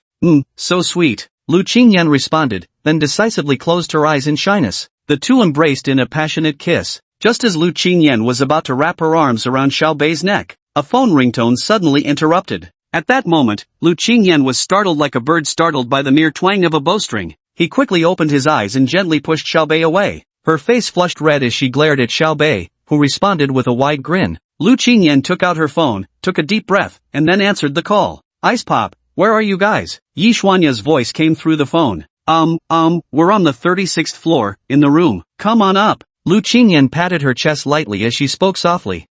Something's off with you too, isn't there? Yi Xuanya gossiped over the phone upon hearing this. Hey, you big girl, always with the sharp tongue. Hurry up and come upstairs. With that, she hung up the phone and immediately turned a fierce gaze toward Xiao Bei, striding right up to him. Placing her hands on her hips, she glared at Xiao Bei. How could you do this, you big meanie? Watching Lu Qingyan's adorable demeanor, Xiao Bei suddenly pulled her closer. Junior, what are you doing? Please don't, Danier will be up here soon. Little Qingyan, you're such a hypocrite. If you can claim sovereignty, why can't I? Xiao Bei said shamelessly. Lu Qingyan turned her gaze to meet Xiao Bei's eyes upon hearing this. Xiao Bei's eyes were strikingly beautiful, clear and luminous. But, who declares sovereignty like this? Do you like it though? Xiao Bei pressed further, shifting the dilemma squarely onto Lu Qingyan's shoulders. Lu Qingyan's inner thoughts, I love it. But girls always say one thing and mean another, they're reserved. With shyness, she turned her gaze towards Xiao Bei. She didn't know how to respond. Right at that moment, a knock sounded at the door. Lu Qingyan glanced at the door, then gave Xiao Bei a meaningful look. Xiao Bei still didn't let go of Lu Qingyan, whispering, Little Qingyan, do you like it? Seeing this, Lu Qingyan realized Xiao Bei was being shameless. You big bully, I like it, okay? Now let me go, Big Nyor is coming. Having gotten the answer he wanted, Xiao Bei finally released Lu Qingyan. Afterwards, the two composed themselves slightly. Lu Qingyan hastily ran to open the door as if fleeing. As soon as she opened the door, Yi Xuanya scrutinized Lu Qingyan with a discerning gaze. Her face was flushed. Damn, Bing Gun, the vibes between you two are kinda weird. Not at all, your mouth never stops making dirty jokes all day. Yi Xuanya stepped into the room, taking in the extravagant decor. Is this what the world of the wealthy looks like? The entire suite was spacious, featuring 3 bedrooms, 1 master and 2 guest rooms, along with an outdoor swimming pool, a study, a grand hall, and a kitchen that blended Eastern and Western styles. It could be described as the height of luxury. Xiao Bei smiled faintly but didn't respond, walking directly to the refrigerator instead. He wanted to see what drinks were available. Upon opening it, he spotted a whole row of Filico water. Without a second thought, Xiao Bei grabbed 3 bottles. Would you like some water? Yi Xuanya was touring the rooms with Lu Qingyan when she heard Xiao Bei's remark. The two returned to the living room, and upon noticing the water in Xiao Bei's hand, Yi Xuanya's eyes widened in astonishment once again. He said uncertainly, Are you sure you want to treat us to this water? It's just a bottle of water. Here. With that, Xiao Bei directly handed the water to Lu Qingyan and Yi Xuanya. Wow, girl, even the packaging of presidential sweet water looks this fancy? Lu Qingyan stared at the water in her hand, a conical bottle crowned with an elegant cap. She initially thought it was custom-made mineral water provided by the presidential suite. Yi Xuanya blinked in surprise, then turned to Lu Qingyan and explained. Silly, this isn't custom, it's Filico, priced at $219 per bottle. Yi Xuanya was genuinely shocked. Even though her family was well off, they wouldn't spend money on such expensive water. Being wealthy doesn't mean being a sucker. What? That's over 1,500 yuan per bottle? Alright, today Lu Qingyan felt like she'd been constantly assaulted by revelations. A single bottle of water actually cost 1,500 yuan. Alright, it's just a bottle of water. Go ahead and drink it. With that, Xiao Bei unscrewed the cap directly. In fact, Xiao Bei from his previous life had also tasted this water before. Since Xiao Bei had already said so, Yi Xuanya didn't stand on ceremony either. Green Tea North, you're a real one. You're officially my bro now, sis approves. Chapter 72, Think about the single dogs. After drinking their water, the three sat chatting in the living room. So where are we heading next? Lu Qingyan asked, looking between the two of them. Old Zhang and Empress Dowager just called me. We happen to have our weekly dinner gathering tonight, so let's go eat together. Yi Xuanya said plainly. Xiao Bei chuckled inwardly upon hearing this, another chance to see beautiful women. Indeed, Xiao Bei was now convinced that the Shanghai Conservatory of Music was full of stunning beauties. Damn delicious. Big girl, can I come along? Nonsense, your precious Shayan would never let you eat a feast alone at the hotel. What's more, you're my buddy now, how could I possibly leave you out of a meal? Big girl, you. Lu Qingyan noticed Yi Xuanya teasing her again and wanted to say something, to protest somehow. But thinking back to the passionate kiss she had just shared with Xiao Bei, her face flushed crimson. She didn't say anything more, instead stealing a glance at Xiao Bei. Xiao Bei also looked at Lu Qingyan, the corners of his lips curling into a faint smile. Yi Xuanya watched the scene unfold and immediately felt certain that these two must have been up to something behind her back. Otherwise, why would there be this nauseating stench of romance lingering in the air? Tell me, what did you two do while I was gone just now? Yi Xuanya watched the two with a gossipy expression, her curiosity itching inside her. You're so dramatic, there's nothing like that. Lu Qingyan quickly brushed it off with an excuse. Xiao Bei smiled faintly at this, then changed the subject by asking, shall we go eat now? Green Tea Bei, I don't think you're actually here for the food, you just want to check out the girls, don't you? Yi Xuanya gazed at Xiao Bei with a smile and added, but my other two roommates are real characters too. Xiao Bei wanted to droolingly ask what kind of premium goods she meant, but instead, he simply smiled faintly and remained silent. Lu Qingyan was here now. Though he was a scoundrel through and through, he figured even scoundrels should be loyal to their own principles. What do you mean, eat? It's still early. Let's figure out where to go first, we can't just stay here forever, can we? Lu Qingyan inquired. Yi Xuanya also turned her gaze toward Xiao Bei, both women now clearly waiting for his decision. One was a native of Modu, Shanghai, and the other had been studying there for 3 years. Pretty much every place worth visiting had already been explored. For a moment, Xiao Bei had no idea where to go. Actually, he wouldn't mind staying in the hotel, who knows, he might even get to enjoy some playful intimacy. Just then, Xiao Bei caught sight of a flyer on the table. On it, bold letters read, Modu Auto Show. Xiao Bei pondered, given how frequently he'd be visiting the Magic City in the future, was he really going to have the girl show for him every single time? So Xiao Bei directly picked up a flyer from the table and pointed at it. Let's go here then. You're buying a car? Yi Xuanya looked at Xiao Bei, but quickly realized what a dumb question that was. Truly an unnecessary question, what kind of young master would go out without a car? Great! Lu Qingyan didn't have any objections. As long as Xiao Bei was going, she'd happily follow along. Seeing that both Lu Qingyan and Xiao Bei had reached an agreement, Yi Xuanya could only nod in assent. Truth be told, she was also curious about what kind of car Xiao Bei intended to buy. The three of them left the hotel, and Yi Xuanya went to retrieve her car. Xiao Bei and Lu Qingyan waited in the hotel lobby. At this moment, after that passionate kiss with Xiao Bei, Lu Qingyan would feel shy whenever they were together. Xiao Bei and Lu Qingyan now sat on the lobby sofa of the hotel. Noticing Lu Qingyan's silent shyness, Xiao Bei leaned slightly toward her and whispered in her ear,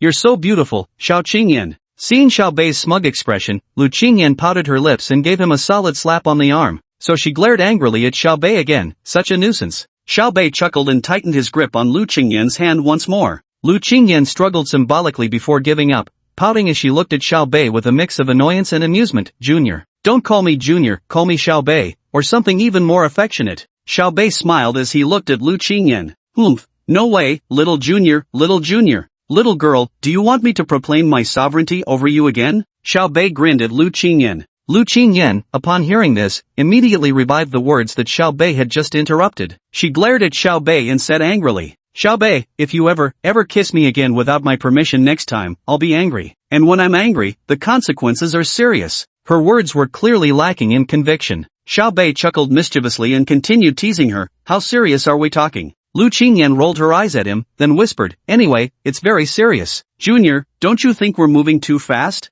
If time could represent love, then we shouldn't have met so late." Actually, Lu Qingyan wasn't truly asking if things were moving too fast. Many boys facing such a question might immediately pledge loyalty, saying things like not at all or similar responses. Well, congratulations, you'd then be labeled as a simp. After all, there's a saying that goes, what you can't have always stirs desire, while those who are favored feel secure in their arrogance. In reality, when a girl asks this question, what she truly means is that she feels you obtained her too easily, making her appear frivolous, and she fears you won't cherish her. It's a classic manifestation of insecurity. So at this moment, whatever you do, don't give a clueless straight guy response like "I don't think so," or "it wasn't too fast," or similar nonsense. This won't leave a good impression. On the contrary, it'll only make the girl distance herself from you faster. This is the charm of the Xia language. Words can touch the soul, but they can't strike it. So, single dogs, did you learn nothing? Sure enough, after hearing Xiao Bei's words, Lu Qingyan smiled faintly in her heart. Right at that moment, Yi Xuanya's call came in, putting an end to their brief moment of ambiguity.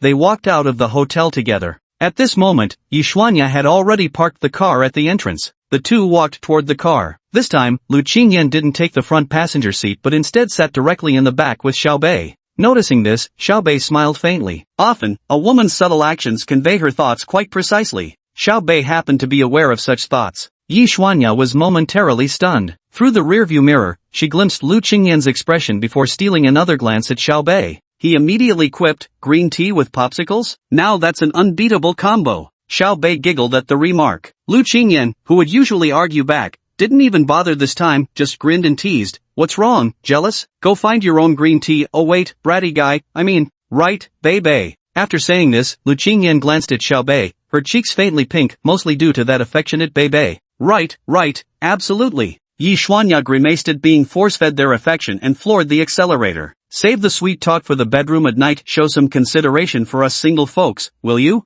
Chapter 73, It's all about chemistry. Yi Xuanya no longer deserved the nickname Big Girl. With that ferocious temper rivaling a Siberian tiger, she ought to be called Tiger Girl instead. Xiao Bei was also puzzled. How could a delicate Jiangnan girl be so fierce? Definitely not someone to mess with. During the ride, the now uninhibited Lu Qingyan held hands with Xiao Bei in the back seat. Yi Xuanya was so annoyed her teeth itched, whining endlessly. Being single isn't a crime, but this couple's PDA is downright intoxicating. Half an hour later, at the underground parking lot of Pudong Stadium, Yi Xuanya parked the car, and the three of them walked together toward the outdoor football field inside the stadium. The auto show was being held there. It must be said, the auto show in the city that never sleeps was truly packed with people. By the time the trio arrived at the entrance of the auto show, the crowd was already surging like a tide. Seriously, what's wrong with these people? Who visits a car exhibition in this blazing heat? Yi Xuanya grumbled under her breath. Put. Xiao Bei and Lu Qingyan couldn't help but burst into laughter simultaneously. Yi Xuanya looked at Xiao Bei and Lu Qingyan and grumbled, "Did I say something wrong? Isn't it better to stay home blasting the AC, munching on watermelon, and binge-watching dramas?"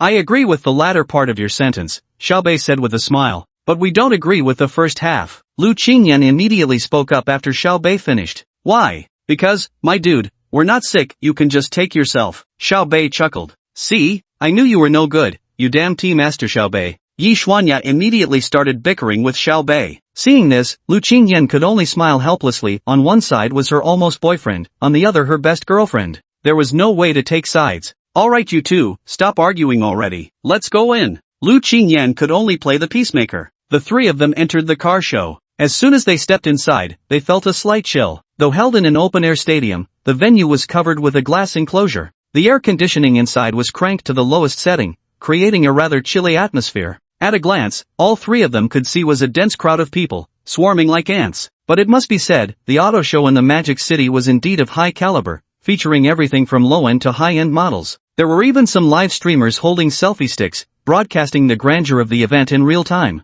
The trio didn't linger in the low-end or mid-range sections, heading straight for the high-end area instead. In truth, Lu Qingyan and Yi Xuanya had already reached a tacit understanding. Green Tea North would never settle for low or mid-range. Soon the trio arrived at the high-end section, where Yeshuanya's gaze was already glued to the car models. She deliberately nudged Xiaobei with her elbow and exclaimed, "Damn, that car is sick." At first Xiaobei genuinely thought she was talking about the car until he followed her gaze. He burst out laughing, "You little tiger cub, are you checking out the car or the model? What's with the act? So many bikini girls and you're not looking?" Yeshuanya flashed a pervy grin as she stared at Xiaobei. Xiaobei was utterly baffled. Yeshuanya, this crazy girl, just how exactly had her family raised her? "Nope, my darling Qingyan is all I need." "Qingyan, did you hear that? This tea-loving Xiaobei wants to see you in a bikini." Yeshuanya seized the moment to stir the pot right in front of Lu Qingyan's face. "Damn it, tiger girl, you fucking wronged me. Just shooting your mouth off like that, huh? Hit me if you dare, you little shrimp." "Who said I'm little? You ever tried me?" "Ice Pop, your man here's got some nasty thoughts about me. He shouldn't hit him quick." Lu Qingyan rolled her eyes at Yeshuanya. "What, do you think I'm an idiot?" While the three of them were joking around, behind them stood a female streamer from the Douyu platform, busy introducing cars. Suddenly, she noticed strange comments starting to appear on the live chat. "Damn, that guy up front is escorting two absolute beauties. You bastard, step aside and let me handle this. With women already outnumbering men in Xia Kingdom, how dare that bastard monopolize two of them? Damn, that figure, that face, isn't she way hotter than those bikini girls? Wow, that guy is so handsome. Host, go interview him quick. Say something like, might the approaching warrior deign to share his name?" The female streamer's name was Yang Bei, an outdoor host on Douyu with 200,000 followers on the platform. Seeing the barrage messages from her audience members. "Alright, today Xiao Yang will throw caution to the wind and boldly go ask. Definitely not because the guy is handsome or anything." With that, she walked straight up to him. "Hello, you three, do you mind if we interrupt for a quick interview?" Yang Bei approached Xiaobei and his two companions. When she got a close look at Xiaobei, Lu Qingyan, and Yeshuanya, even she couldn't help but pause in surprise. The man was strikingly handsome, and the women were truly beautiful. Great.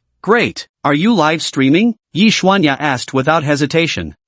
Yes, girl, I am live streaming. Would you three be okay with saying hello to my viewers?" Yang Bei asked again. Yeshuanya said with a smile, "I'm fine with it." "Me too." Lu Qingyan gave a slight smile. Seeing that both beauties had no objections, Xiaobei naturally had no issues either and nodded immediately. Yang Bei then aimed the camera at the three of them. When the viewers in the live stream saw the three of them, the barrage went wild. "Damn, these two ladies are seriously stunning. Wow, the one on the left, Lu Qingyan, gives off such first love vibes. The one on the right, Yeshuanya, is totally my ideal type. Wow, am I the only one who noticed how incredibly handsome this guy is?" Just as expected, good-looking people always hang out with other good-looking people. After greeting each other with smiles, the viewers immediately urged Yang Bei to start asking questions. Yang Bei also looked at the three of them with a smile and asked, "Little bro, little sis, are you here to buy a car?" Yeshuanya, yes and no. "It's not me buying, my buddy here is." After saying that, Yeshuanya directly pointed at Xiaobei. Lu Qingyan also smiled and nodded.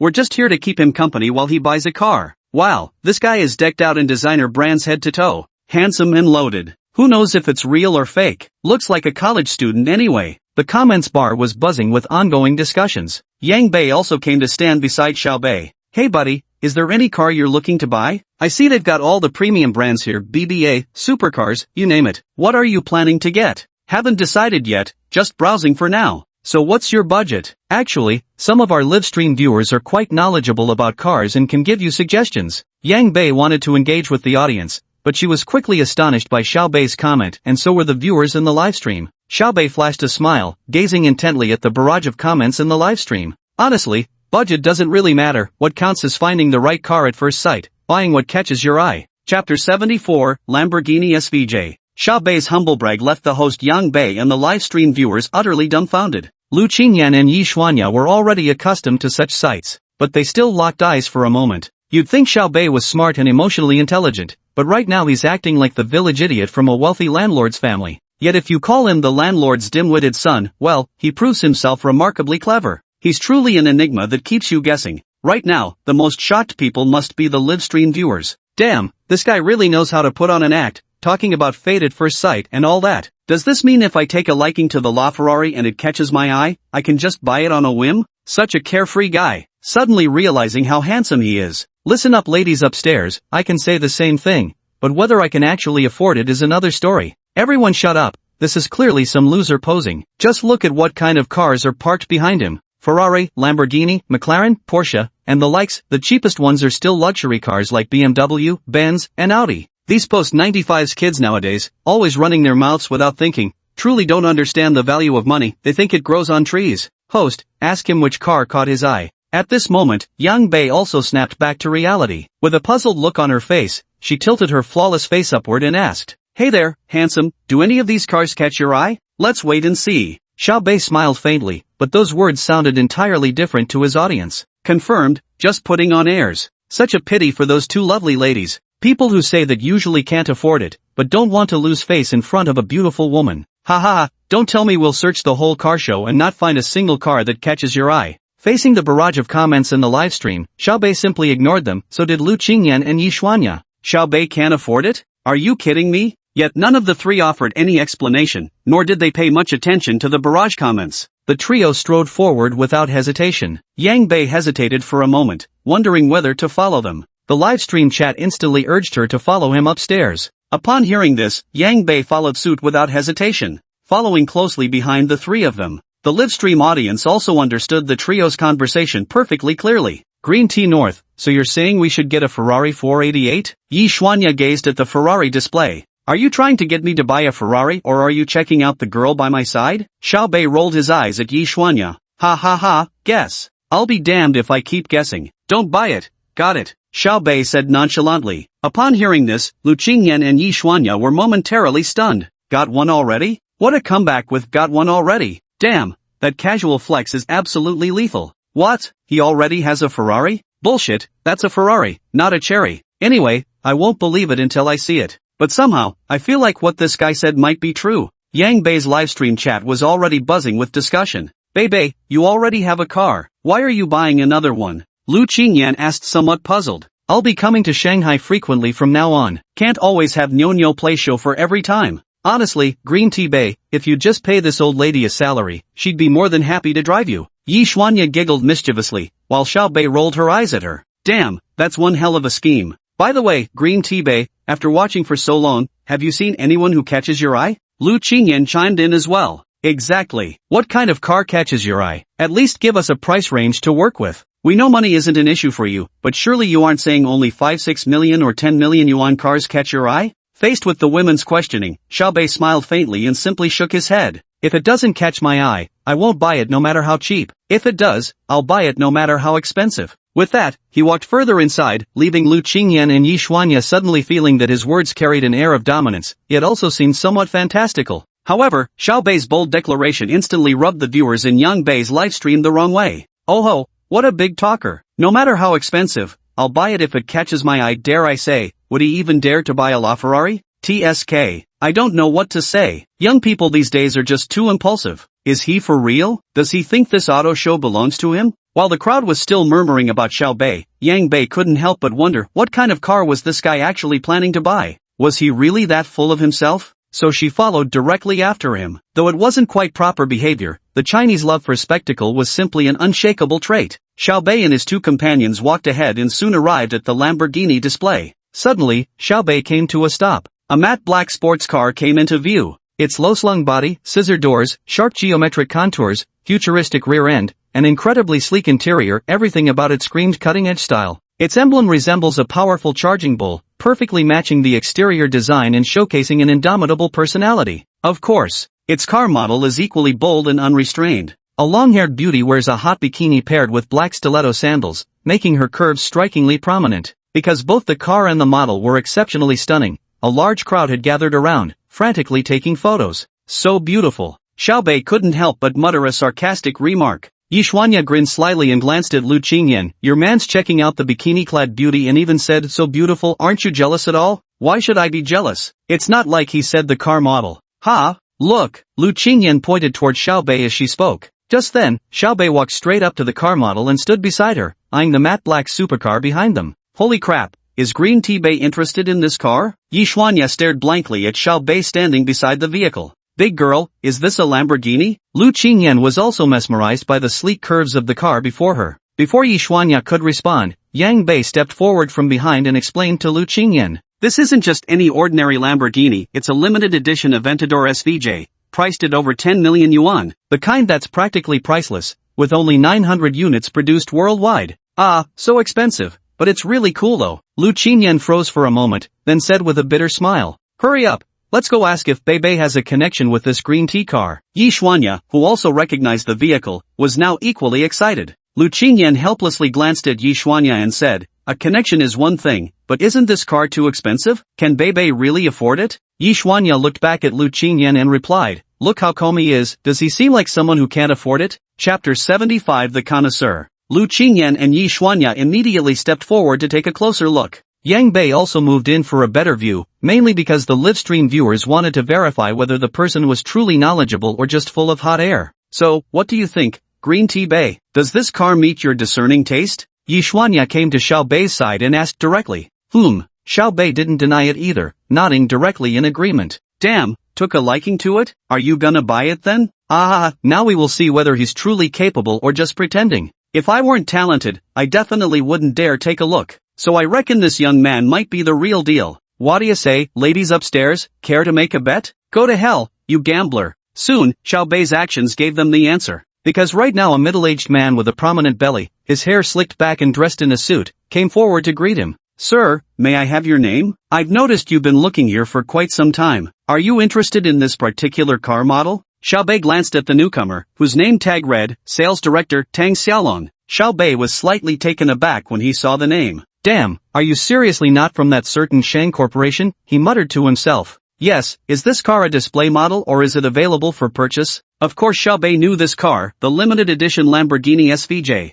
If this had been Ferrari's brand, it wouldn't be something money alone could buy. Because for Ferrari's limited edition models, purchasing qualifications were mandatory unless you bought secondhand, like Xiao Bei's LaFerrari. But Lamborghini was different. Usually, as long as you had the money and found a good one, you could buy it. "Sir, may I ask your name?" "My surname is Xiao." Tang Xiaolong smiled slightly upon hearing this and then said, "Mr. Xiao, you've come at the right time. This car is indeed available for purchase, and no one has reserved it yet." Hearing this, Xiao Bei smiled faintly. He decisively reached into his pocket and pulled out his bank card. "I'll take this car." Swipe the card. Xiao Bei wasn't being impulsive by not asking for more details, he simply liked it. After all, this was a car he had admired in his previous life, and he was already intimately familiar with its performance and specs. Tang Xiaolong was stunned by Xiao Bei's actions. Yi Xuanya widened her eyes, while Lu Qingyan continued to smile at Xiao Bei. Yang Bei was stunned, just like the audience in the livestream. Holy crap, without even asking the price, he just buys it straight away?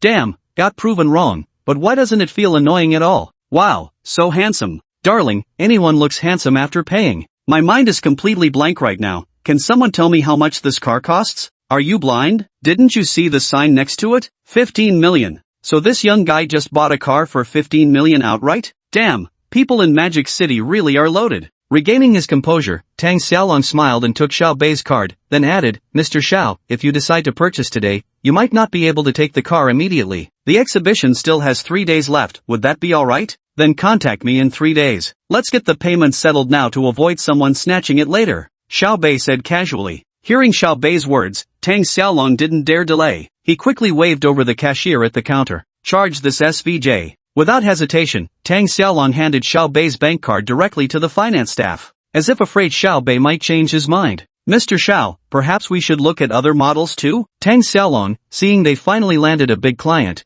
was determined to milk this opportunity dry. Xiao Bei originally considered driving the Lamborghini, but quickly realized a supercar could only pick up one girl at a time. This was Shanghai, after all, plenty of beauties around. That just wouldn't do. Truth be told, Xiao Bei wasn't too fond of Rolls Royces. They always felt a bit too stuffy for his taste. Now that he was living as a young man again, he might as well embrace a younger mindset. Perfect timing, it seems Lamborghini still has an SUV available. Xiao Bei scanned his surroundings and soon spotted a yellow SUV. It bore the distinctive Lamborghini family front fascia, though an SUV, the vehicle still radiated an aggressive, battle-ready aura. "Manager Tang, let's add one more URUS, you should be able to deliver this car immediately, right?" Tang Xiaolong couldn't contain his excitement upon hearing this. Damn, he thought. He must be the young master of that family. Absolutely, young Master Xiao. The URUS can be driven away immediately after payment. Do you offer license plate services? Xiao Bei pondered for a moment. Young Master Xiao must be looking for a premium license plate, right?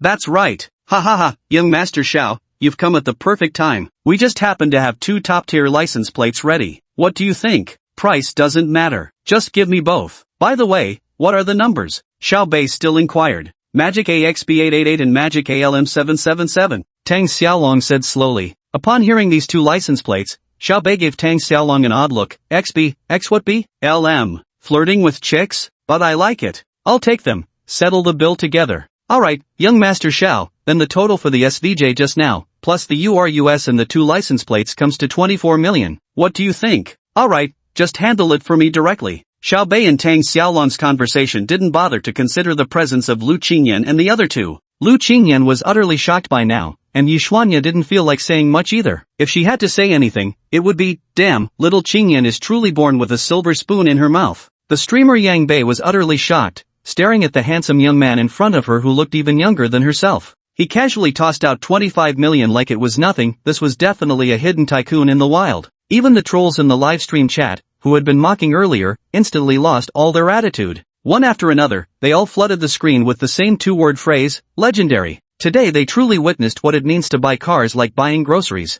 Soon, the accountant came over with the invoices and all the paperwork for both vehicles. President Tang, the payment has been processed. Mr. Xiao, here are the vehicle registration documents and keys. These are for the SVJ, and these are for the URUS. Got it. Xiao Bei took the documents. Young Master Xiao, why don't we take the URUS to get it washed? How about we wait in the lounge inside? Fine. As it happened, Xiao Bei wasn't in the mood to linger either, so he took Lu Qingyan and Yi Xuanya straight inside. As for Yang Bei, sorry, but if she'd been slightly prettier, Xiao Bei might have actually brought her along. Or perhaps in certain places, where there are things that surpass ordinary standards, Xiao Bei might make an exception, but relying solely on a pretty internet-famous face? Sorry, that's not happening. Your boy here is taste, a connoisseur of, no, wait, an aficionado of fine taste. Chapter 76, a legendary figure. Tang Xiaolong led Xiao Bei and the others into an inner VIP room. Just as he entered, Xiao Bei surprisingly spotted a half-familiar face. Damn, Beizi, you're here too? The person was none other than Chen Qi. One familiar face was him, while the half was none other than Wang Shirtsong, the guy seated at the same table as Chen Qi. Tang Xiaolong saw Chen Qi greeting Xiao Bei and instantly realized that this young Master Xiao, whom he'd never met before, must have quite some background. He knew exactly who Chen Qi was. Anyone who could be acquainted with Chen Qi certainly had significant connections. Brother Chen, you're here too. Where are Brother Zhang and Brother Feng? Xiao Bei walked over with the two women. At this moment, the two women also spotted Wang Shirtsong. Exchanging glances, Yi Xuanya was filled with bewilderment. What in the world? Since when did our junior hang in such high circles? They didn't come, just me alone. Had I known you were coming, I would have joined you. As he spoke, Chen Qi also noticed the two beauties standing behind Xiao Bei. He immediately flashed Xiao Bei a meaningful look. Xiao Bei responded with a faint smile. Come on, Bei, let me introduce you Wang Shirtsong, no need for further introduction, right? Seeing Xiao Bei approach, Chen Qi immediately took on the role of intermediary and began making introductions. Shirtsong, this is the young man I was telling you about earlier, quite capable. You can share that idea you mentioned with him too. Actually, when Chen Qi and Xiao Bei greeted each other just now, Wang Shirtsong had already turned his gaze toward Xiao Bei. Handsome, with an extraordinary aura, and the two beauties standing behind him were stunning as well. To be honest, he was envious. Not envious of Xiao Bei's money, but envious of Xiao Bei's looks. Inner thought, if I had looks like that, could Sun Yining still refuse me? Quickly snapping out of his thoughts, Wang Shirtsong stood up and extended his hand. Hello, Xiao Bei, long time no admirer. I'm Wang Shirtsong. Hello, Xiao Bei. Xiao Bei also extended his hand and shook hands with Wang Shirtsong. Following brief introductions, everyone took their seats together. Wang Shirtsong's courteous attitude toward Xiao Bei stemmed from Chen Qi's prior explanation. The owner of a LaFerrari, who spent 500 million to buy supercars, and with one phone call wiped out the Lin family, such influence was something even Wang Shirtsong didn't possess. If we were to truly categorize the second-generation elites in Xia country, there are three types. The first are those like Wang Shixiang, descendants of prominent business families, the top-tier second generation. Another type consists of the children of high-ranking officials, also known as princelings. There's also a third kind, those whose families excel in business while also having deep political connections, a fusion of princelings and wealthy heirs. So now, in Chen Qi and Wang Shirtsong's eyes, Xiao Bei was the third wheel. And these second-generation rich kids are either utterly mediocre or insanely impressive. Clearly, Xiao Bei belonged to the latter category, which was why he commanded such respect from someone like Wang Shirtsong. Xiao Bei had met a legendary figure from his past life, yet he felt no inner excitement. Perhaps in this lifetime, he had grown stronger himself, so facing Wang Shirtsong felt perfectly natural. But Lu Qingyan and Yi Xuanya behind him had no idea. What did they just witness? The top-tier young master, Wang Shirtsong, showing such respect to this green tea Bei? One could only imagine Green Tea Bay's background must be absolutely extraordinary. Young Master Wang, your reputation precedes you as well. After sitting down, Xiao Bei said with a smile. Wang Shirtsong smiled faintly. It's nothing worth mentioning. By the way, young Master Xiao, since you're Brother Chi's friend, you're also my friend. Let's exchange WeChat, just call me Shirtsong.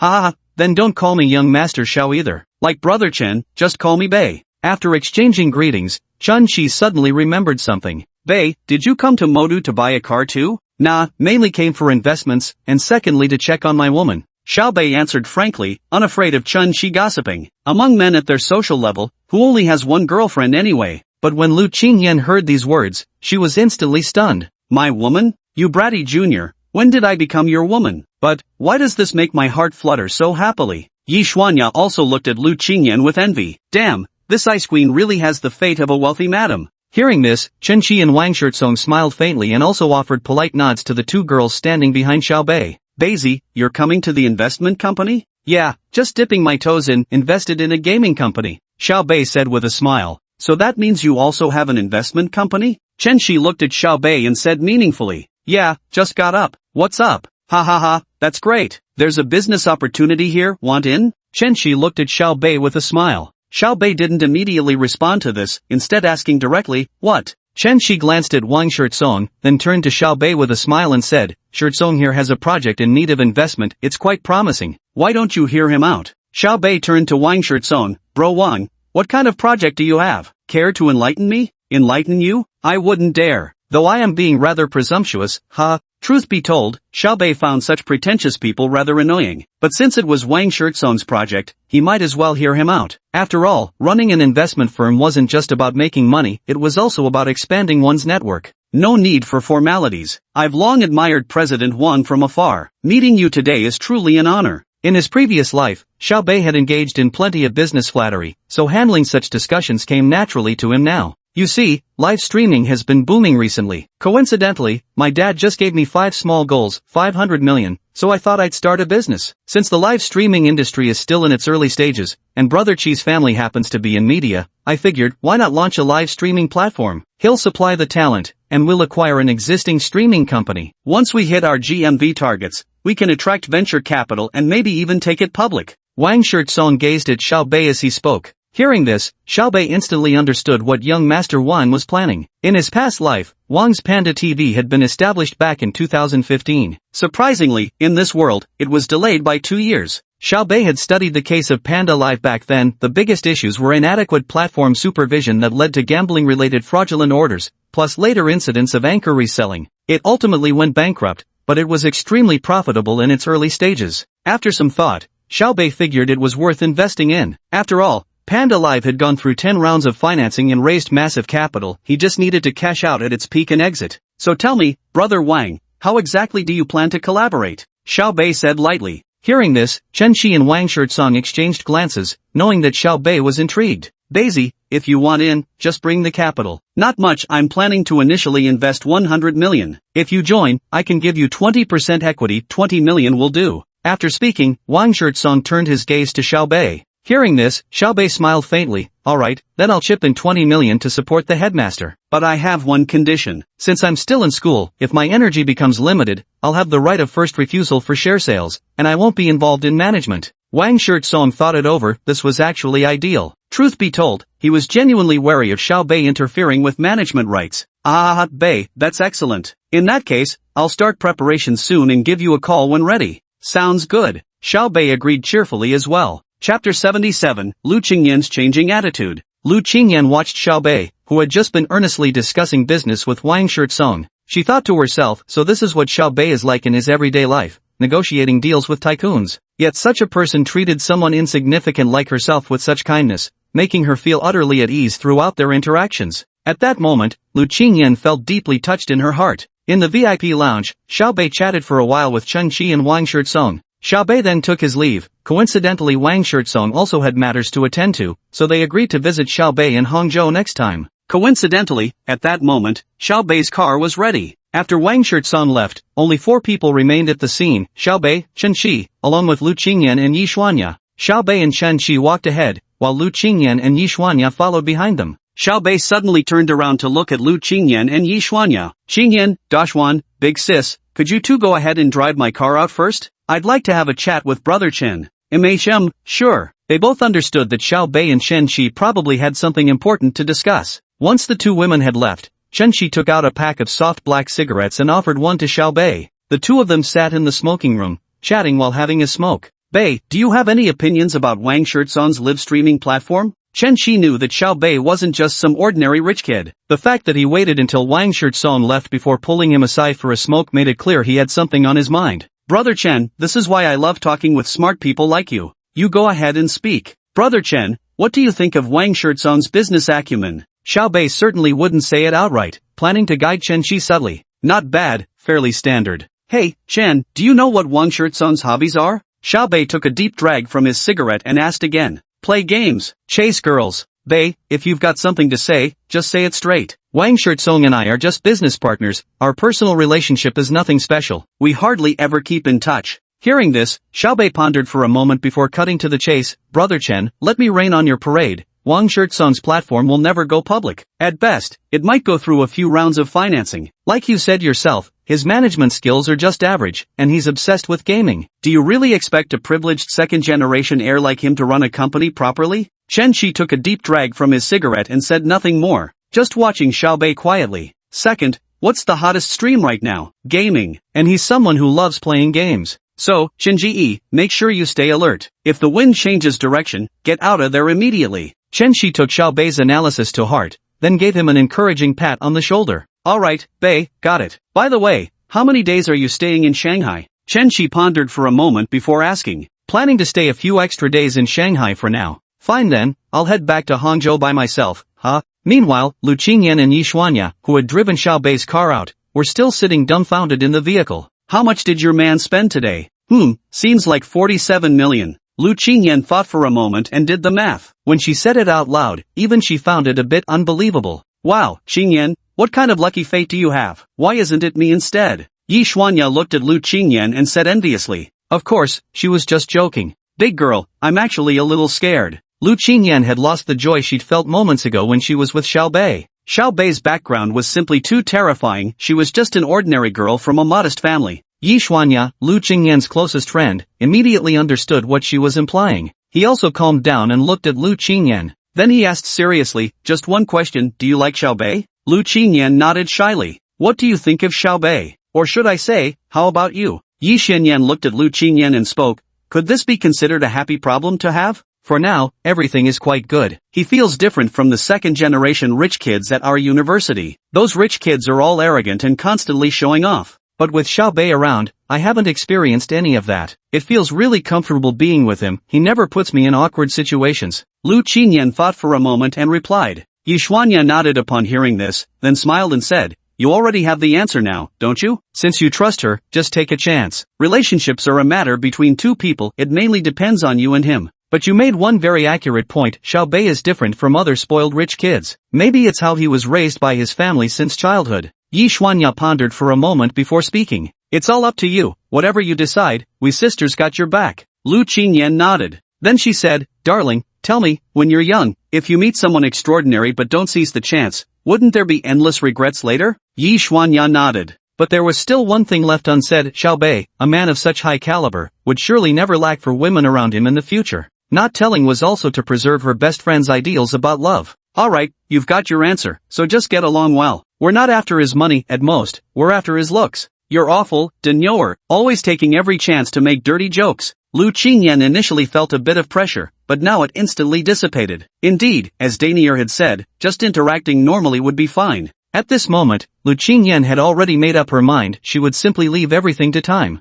Right at that moment, Xiao Bei walked out of the auto show. Yi Xuanya looked straight at Xiao Bei and said bluntly, alright, since you're here and it's getting late, let's head to the restaurant now. I'm starving. Lu Qingyan also smiled softly, stepping forward to naturally loop her arm through Xiao Bei's, as if it were the most effortless thing in the world. Yi Xuanya saw this and was instantly speechless. So, us single folks just have to eat your lovey-dovey displays, is that it? Haha, then you find one too, Xiao Bei joked. Cut it out, the man who can conquer me hasn't been born yet. With that, Yi Xuanya turned to Xiao Bei and Lu Qingyan, saying, you two wait here for me. I'm going to get my car. Ugh, can't even enjoy a luxury ride. What a bummer. You could always just ride with me, you know, Xiaobei offered with a casual smile. Nah, forget it. This lady here isn't in the mood to be flexed on. With that, he left in a breezy manner. Watching Yishuanya walk away, the two exchanged a knowing smile. Little Qingyan, hop in. Your big brother will take you for a ride. Humph, being shameless again. I ought to smack you. Would you really be willing to? I absolutely would. The two got into the car while bickering. Lu Qingyan naturally took the front passenger seat. At this moment, Xiaobei leaned forward, closing the distance between him and Lu Qingyan. Seeing this, Lu Qingyan knew Xiaobei was up to his mischief again, but this time she didn't resist, she simply closed her eyes. Yet after a long moment with nothing happening, she couldn't help but open her eyes again, only to find Xiaobei had already fastened her seatbelt, watching her with an amused smile. Lu Qingyan realized she had misunderstood, her fair face flushing slightly pink. Just as she was about to say something, Xiaobei directly kissed her lips. Lu Qingyan didn't refuse. Instead, she even wrapped her arms around Xiaobei's neck, passionately responding to him. Chapter 78 Cooking the Rice? The two didn't stop until they were breathless from kissing. Lu Qingyan's delicate face flushed slightly as her glistening eyes gazed at Xiaobei. She licked the corner of her lips with her tongue. Then she watched as Xiaobei just kept smiling at her like that. She was still a bit nervous, afraid that Xiaobei might suddenly kiss her again without warning. Even now, she could feel her lips, they seemed slightly swollen. My lips are swollen from your kisses, you big jerk. Really? Xiaobei pretended not to believe her, lowering his gaze to stare at her tender pink lips. The atmosphere began to feel a bit off. Smack! For seemingly no reason, Xiaobei got hit. A sharp slap echoed as it landed on his arm. Why did you hit me? What kind of dirty thoughts were you having? Ha! As if you knew what I was thinking. Of course I know. Then say it. No way. I already know. Say it. If you're right, I'll admit it. Go away. You're so annoying. Lu Qingyan got flustered again. It was obvious what mischievous thoughts Xiaobei harbored, but how could she possibly voice them out loud? Just as she was fuming indignantly, a series of beeping sounds came from behind. Through the rearview mirror, they saw Yishuanya's car approaching them. With a swift turn to the right, Yishuanya maneuvered her vehicle directly beside the Lamborghini Urus. Lu Qingyan quickly pushed Xiaobei back into the driver's seat to settle him down. No sooner had he sat properly than he saw Yishuanya rolling down the passenger side window. Xiaobei likewise lowered his own driver's side window. Looking down at Yishuanya from his elevated position,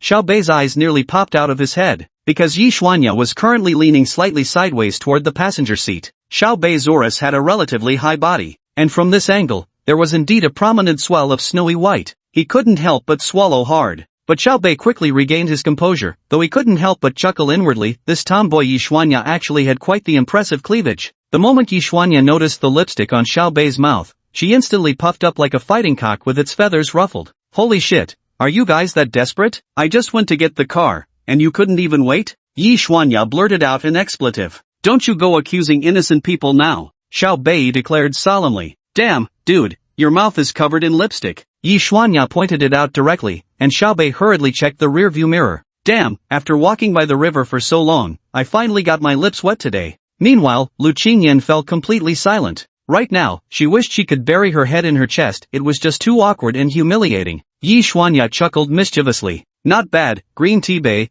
you're picking this up fast. Whatever, enough talking, just follow me. Let's go eat now. With that, Danier put on her sunglasses, rolled up the car window, and floored the gas pedal, speeding off. Xiaobei immediately followed. At that moment, Lu Qingyan suddenly lifted her head and glared at Xiaobei with fierce eyes. Pouting her crimson lips, she said, "It's all your fault, you jerk. That was so embarrassing just now. What's there to be embarrassed about? Now everyone will know about our relationship." Humph. What relationship? What exactly is our relationship? Lu Qingyan gazed at Xiaobei with a completely serious expression. Xiaobei said earnestly while driving, "As boyfriend and girlfriend." Humph. Did I agree to that? You jerk. Ha ha, then will you agree to be mine? Xiaobei said with a laugh. No way, you haven't even properly confessed. I refuse to agree to this. Then wouldn't I be taking advantage of you for nothing? Xiaobei isn't that kind of person unless, maybe just a little longer? Go die. You, at most you're now a probationary boyfriend. Yes, still under observation. Lu Qingyan suddenly had a spark of inspiration,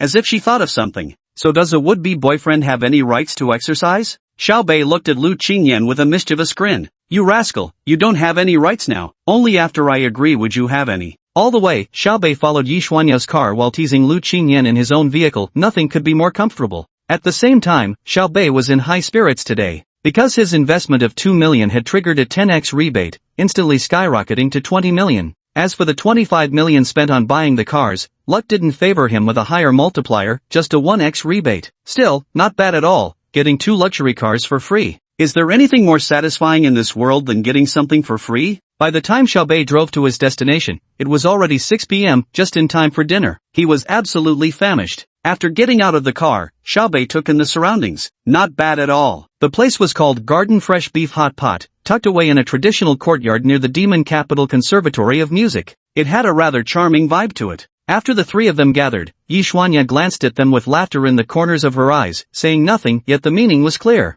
She then led Xiaobei and Lu Qingyan inside. The moment they stepped into the courtyard, they were met with an unexpected sight, a small pond at the center, wreathed in delicate wisps of mist. The courtyard was filled with 8 gazebos, each with its own table already occupied by guests. A very atmospheric hot pot restaurant. Passing through the courtyard, we arrived directly at the West Wing room. Yi Xuanya pushed the door open and stepped right in. As the door swung open, 2 women and 1 man were seated inside. Upon seeing Yi Xuanya and Lu Qingyan, they all raised their hands in cheerful greeting. Wow, big girl, Ice Pop, you're finally here. I'm so hungry I can see my abs. Big girl, hurry up and order some food. Let's eat. Ice Pop, what were you and Big Girl doing so early in the morning? Just ditching your sisters like that? Wait.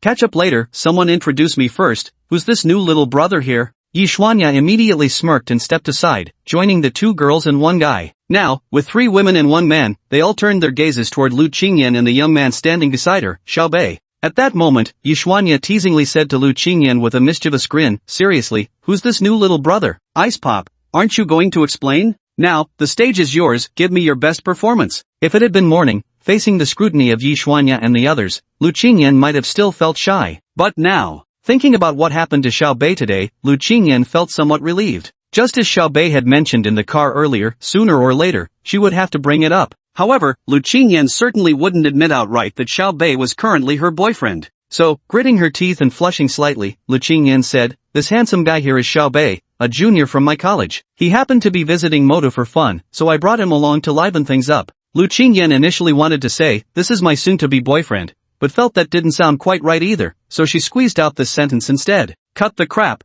Popsicle, who are you trying to fool? Confess and be lenient, resist and be severely punished. Yi Xuanya added fuel to the fire from the side. Clearly, they weren't satisfied with Lu Qingyan's introduction. Xiaobei immediately noticed a girl sitting next to a guy retorting at him. What, Ice Pop, you're taking action first and asking permission later, trying to force a fait accompli? Chapter 79, Lu Qingyan's roommate. No, what do you mean force a fait accompli? Lu Qingyan stiffened upon hearing this statement, stomping her foot anxiously on the spot. Oh, I haven't even said anything yet, and you're already this worked up? A girl teased Lu Qingyan with an amused look. His gaze kept shifting back and forth between Lu Qingyan and Xiaobei. So you're a junior, right? It's true, Lu Qingyan asserted firmly, puffing out her cheeks. That's great. You're so handsome, junior, and I'm single, how about considering me? The girl looked at Xiaobei and said with a laugh. Who would have thought that just after she finished speaking, Lu Qingyan became anxious. Old Buddha, what are you doing? Don't harm the junior. I'm single, and the junior is single too, why not consider it? Besides, such a handsome junior, no loss here.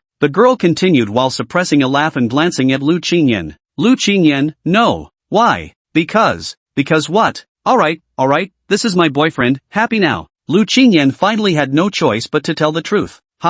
Weren't you just calling him junior a moment ago? That's right, Popsicle, you're melting a bit too fast. Xiaobei knew it was his turn to step and now little Qingyan was being ganged up on for teasing. Actually, she was mainly just hungry, so he immediately stood up to intervene. Hello, beautiful senior sisters, I'm Xiaobei. Xiaobei stepped forward directly, greeting everyone, then turned to look at the only guy present. Senior, nice to meet you. What should I call you? Hello, Junior. I'm Su Penghua, Zhang Shibing's boyfriend. Hello Senior Su, we're comrades in arms from now on. Su Penghua looked at Xiaobei, smiling slightly as he nodded. The previously tense standoff atmosphere in the room was instantly diffused by Xiaobei. As the private room quieted down, Xiaobei immediately turned his gaze to Zhang Shibing standing beside Su Penghua, offering another polite nod with a smile. Senior Zhang, it's a pleasure to meet you. I look forward to your guidance in the future. Hello, Junior Xiao, Zhang Shibing. The girl giggled, resting her hands on Su Penghua's shoulders as she eyed Xiaobei up and down. His heart gave a slight jump. Wow, could this ice cream vendor have stumbled upon a deity? While Zhang Shibing was sizing up Xiaobei, Xiaobei was also examining the woman and man before him.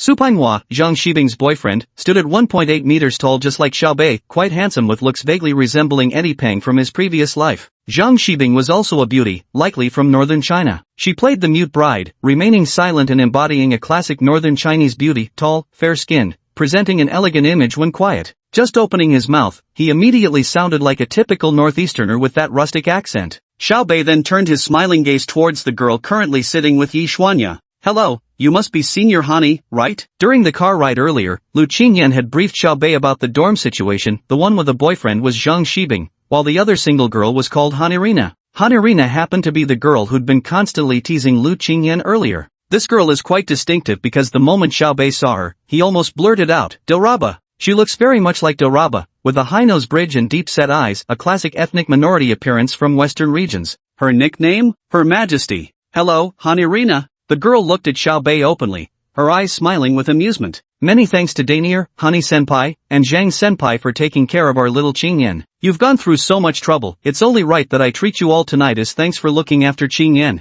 Xiaobei had exceptional emotional intelligence, instantly easing the initial awkwardness of their meeting with his gracious words. Hanirana was thoroughly pleased with Xiaobei's attitude and replied boldly, Oh, it was nothing, we're all sisters here. By the way, since Danier already lets you call her that, it means you're alright. No need to call me Honey-senpai anymore, just call me Her Majesty the Dowager Empress. Xiaobei smiled faintly and nodded. Then just call me Old Zhang and him Old Su from now on, Zhang Shibing also said with a laugh. Actually, the reason for saying this stemmed from Danier's influence. Danny's attitude pretty much reflected the entire dorm's stance. Besides, Xiaobei was now Lu Qingyan's boyfriend, they'd all be moving in the same circles from now on. The teasing finally died down as everyone gradually took their seats. They gathered around a square table. Lu Qingyan sat next to Xiaobei, with Yi Xuanya on their right and Hanirina on their left, while the other couple settled across from Xiaobei and Lu Qingyan. Today they came for fresh beef hot pot, and Xiaobei also learned that Lu Qingyan's dormitory holds a monthly gathering, valuing their friendship greatly. Since it was hot pot, everyone had to mix their own dipping sauce. Xiaobei was about to get up when Lu Qingyan grabbed him. Let me mix the dipping sauce for you, we come here often.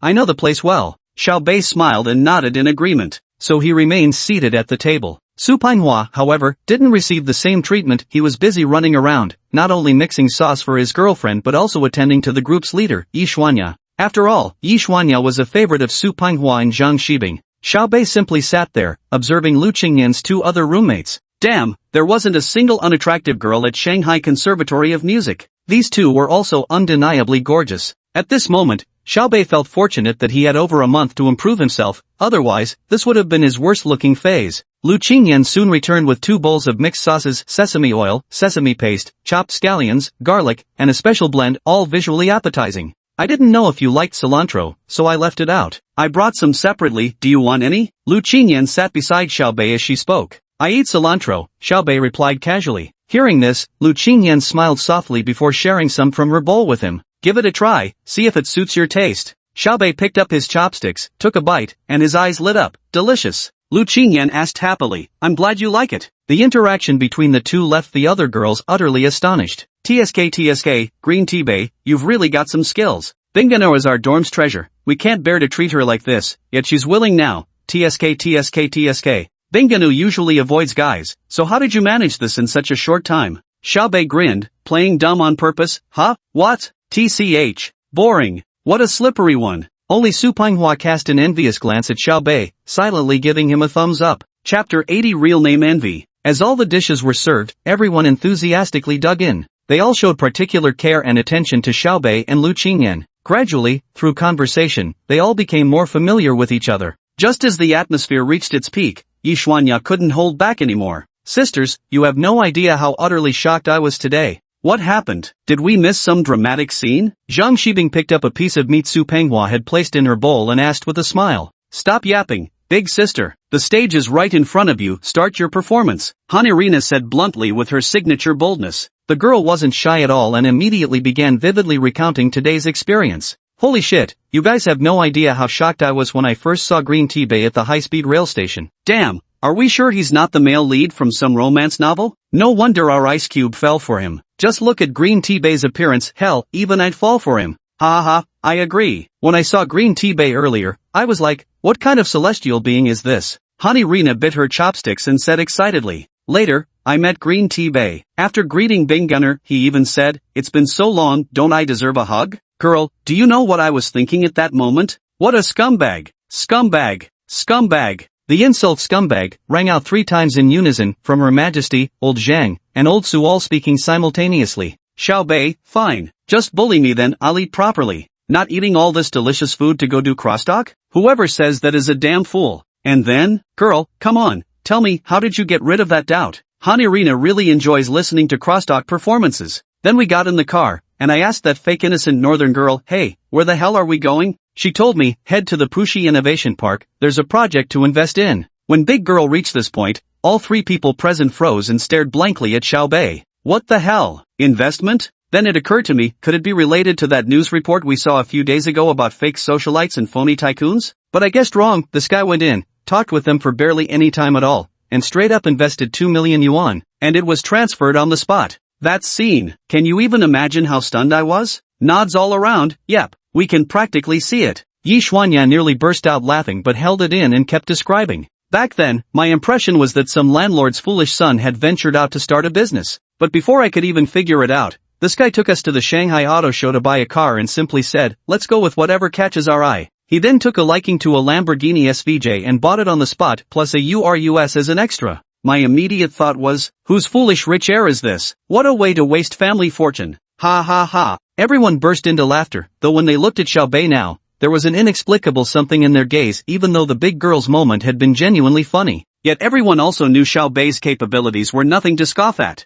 But that's not all. What shocked me most was when we went into the VIP room. Guess what, or rather, who I saw. Who? The crowd asked curiously. Damn it, Principal Wang. Really? Is it the President one we know? Damn, what happened next? Come on, keep going with all the dramatic flair. Hanirina was practically banging on the table. Lu Qingyan and Xiao Bei exchanged a glance. Lu Qingyan whispered, well, that's just how they are. Let's focus on our meal. Here, have another piece of beef. Here we were still eating, while over there the comic crosstalk continued. It was that President Wang. When we first went in, President Wang was chatting with someone. Oh my god, I just found out that guy was Chen Qi. You're talking about the young master of Chen Tian Media? Su Penghua was stunned. That's right, it's him. He knows Green Tea Bay, and then the shocking part happened. While Chen Qi, President Wang, and Green Tea Bay were having tea together, they directly finalized a cooperation deal. Back then, I already knew that Green Tea North wasn't just some rich family's spoiled brat, total CEO vibes. After leaving the car exhibition, I was completely clueless all the way here. My legs were trembling so badly while driving that by the time I arrived, I rushed straight to the restroom to relieve myself. Finally understood what they mean by 2 liters of piss per 100 kilometers of driving. With a loud roar, everyone present laughed so hard they nearly collapsed. Xiao Bei shook his head while laughing.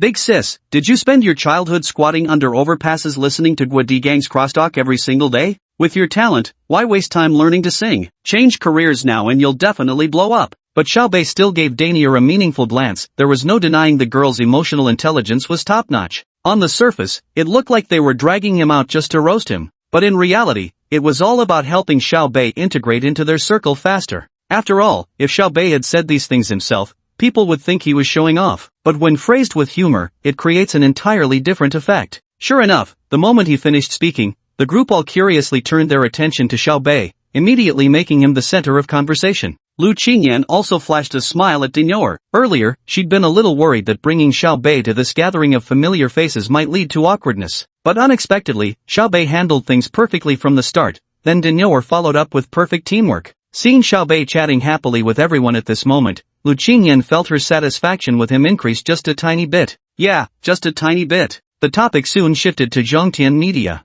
Hanirina, being naturally sociable, asked bluntly, Green Tea Bay, what's your relationship with Chen Qi? Xiao Bei thought for a moment before replying, not bad, we just hung out together. Ha ha ha, that's great. So, Green Tea Bay, when we step into the entertainment industry later, can you have our backs? Damn right. Xiao Bei smiled as he looked at Hanirina. Alright, with that said, I wouldn't even mind if you and Ice Pop rolled into bed together tonight. Hanirina laughed as she cracked a joke. Lu Qingyan, old Buddha, what are you saying? This isn't the ride to kindergarten, I wanna get off. Hanirina, Ice Pop, for your happiness, and for our future bliss, why don't you sacrifice some charm tonight and do us sisters a favor? Lu Qingyan blushed and moved to hit Hanirina. The group buzzed with lively energy. Zhang Shibing clicked his tongue in amazement, whispering to Danier that Popsicle Guy's luck is insane, just taking a bus and picking up such a top-tier junior. Danier nodded, her gaze turning profound. Yeah, honestly, I can't help feeling envious. If I were the one who met him, I might have made a move myself. Chapter 81, What Wishful Thinking? Lu Qingyan and Han Irina finished their playful tussle.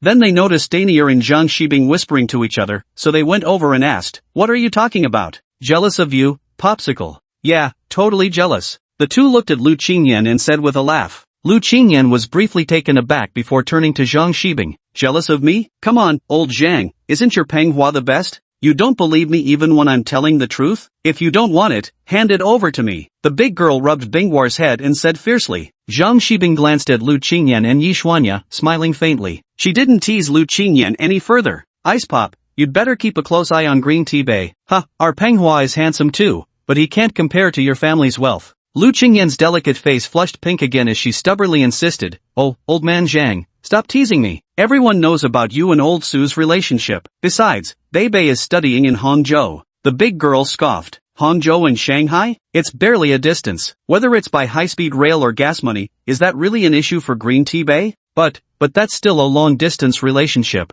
After Lu Qingyan finished speaking, her entire demeanor visibly dimmed, her mood clearly taking a downturn. Danny Uzi and old Zhang exchanged glances, neither comforting Lu Qingyan at this moment. Some things can only be eased by oneself. Relationships are a matter for two people, sometimes even they can't figure it out, let alone a third party. All they could do was to keep a close eye on Lu Qingyan and stand by her side no matter what. At this moment, Daniel suddenly realized how wonderful it seemed to meet an extraordinary person during the best years of her life. But precisely because she had encountered the finest and most outstanding person, if they didn't end up together, it would be hard not to compare others to them in the future. Of course, if they could stay together forever, it would all be worth it. But the path was of our own choosing, wasn't it? Some people don't even get the chance to be moths drawn to a flame. Love, especially campus romance, is beautiful yet so often ends in regret. Though Xiao Bei was eating, he remained acutely aware of the shifting atmosphere within the private dining room. Now witnessing Lu Qingyan's brief moment of disappointment just now, Xiao Bei smiled slightly and directly raised his glass to everyone, saying, "Come on, let's make a toast. Since I need to drive, I'll use a drink instead of alcohol. To our friendship, may it last forever." Upon hearing Xiao Bei's words, the atmosphere, which had been a bit somber just moments ago, immediately lifted, and everyone enthusiastically agreed in unison. "Cheers! To friendship! May it last forever! Cheers!" After a round of drinks, today's gathering came to an end. Though everyone had initially thought about heading to a bar to keep the party going, but thinking about tomorrow's rehearsal, he had no choice but to drop the idea for now. "Green Tea Bay, we've got rehearsal tomorrow. If you're bored playing alone, just let old Su take you out to have fun." Danier truly lived up to her reputation as the big sister of the dorm. She really knew how to arrange things. Xiao Bei responded with an understanding smile and a nod. The atmosphere today was quite pleasant. Everyone showed him respect without any superficial sycophancy, which made Xiao Bei feel comfortable. After leaving the restaurant, it was already past 8 p.m. The group stepped outside the restaurant. They also noticed the Lamborghini Urus parked nearby. "Wow, is this really a Lamborghini?" Han Irina asked with wide eyes. "Are you blind? Can't you see the Raging Bull logo?" Danius teased with a laugh. "Wow, no way, I got a ride in this Raging Bull," old Buddha exclaimed, her eyes gleaming as she looked at Xiao Bei. Xiao Bei nodded with a smile. Just then, old Zhang grabbed old Su's hand and walked over. "Ladies, we're heading off first, see you tomorrow." "See you tomorrow, bye-bye, bye-bye. Lao Xiao, if you're bored tomorrow, just hit me up, you've got my WeChat," old Su said to Xiao Bei. "Absolutely, I won't stand on ceremony." The young couple bid farewell to everyone before leaving. As Xiao Bei watched the pair head towards a BMW M4, it became clear that old Su also had considerable means. After old Zhang and old Su left, only Danier, the old Buddha, Lu Qingyan, and Xiao Bei remained on the scene. "So, want to ride with me back to school?" Xiao Bei looked at the old Buddha. "Absolutely. A Lamborghini? I haven't ridden in one before." "Alright then, old Zhang, you ride with Xiao Bei. I'll drive alone, much more comfortable. You talk too much, every time we're together, I'm afraid we'll crash." "Wow, big girl, who are you calling talkative?" The old Buddha dashed right in front of big girl, glaring at her fiercely. "What do you think?" Big girl smiled as she looked at the old Buddha. "Pfft, just because you're older, you think you're so great. That's impressive, you don't have any." After saying that, Daniel even glanced at old Buddha's chest before deliberately pushing out her own. It amounted to a dimensional crushing blow. "Oomph, just wait and see. This coming month, I'll be eating papayas non-stop." Green Tea North, unlock it, I want to experience the Lamborghini. Xiao Bei smiled faintly and unlocked it directly. Then Lu Qingyan and old Buddha got into Xiao Bei's car together, while Big Girl returned to her own vehicle. Oh, by the way, let's go to the peninsula. Big Girl checked the time and said to old Buddha and Lu Qingyan. The two nodded. After getting in the car, Xiao Bei followed the big girl's vehicle back to an apartment. Xiao Bei didn't ask where this place was, because someone would inevitably explain it later. Soon they arrived at the 16th floor. Daniel directly opened the door to unit 1601. Lu Qingyan now explained, this is Daniel's apartment. Sometimes we stay here too. Today we ate hot pot and reek of the smell. The dorm water isn't hot at this hour, so we came here instead. Lu Qingyan said this to Xiao Bei.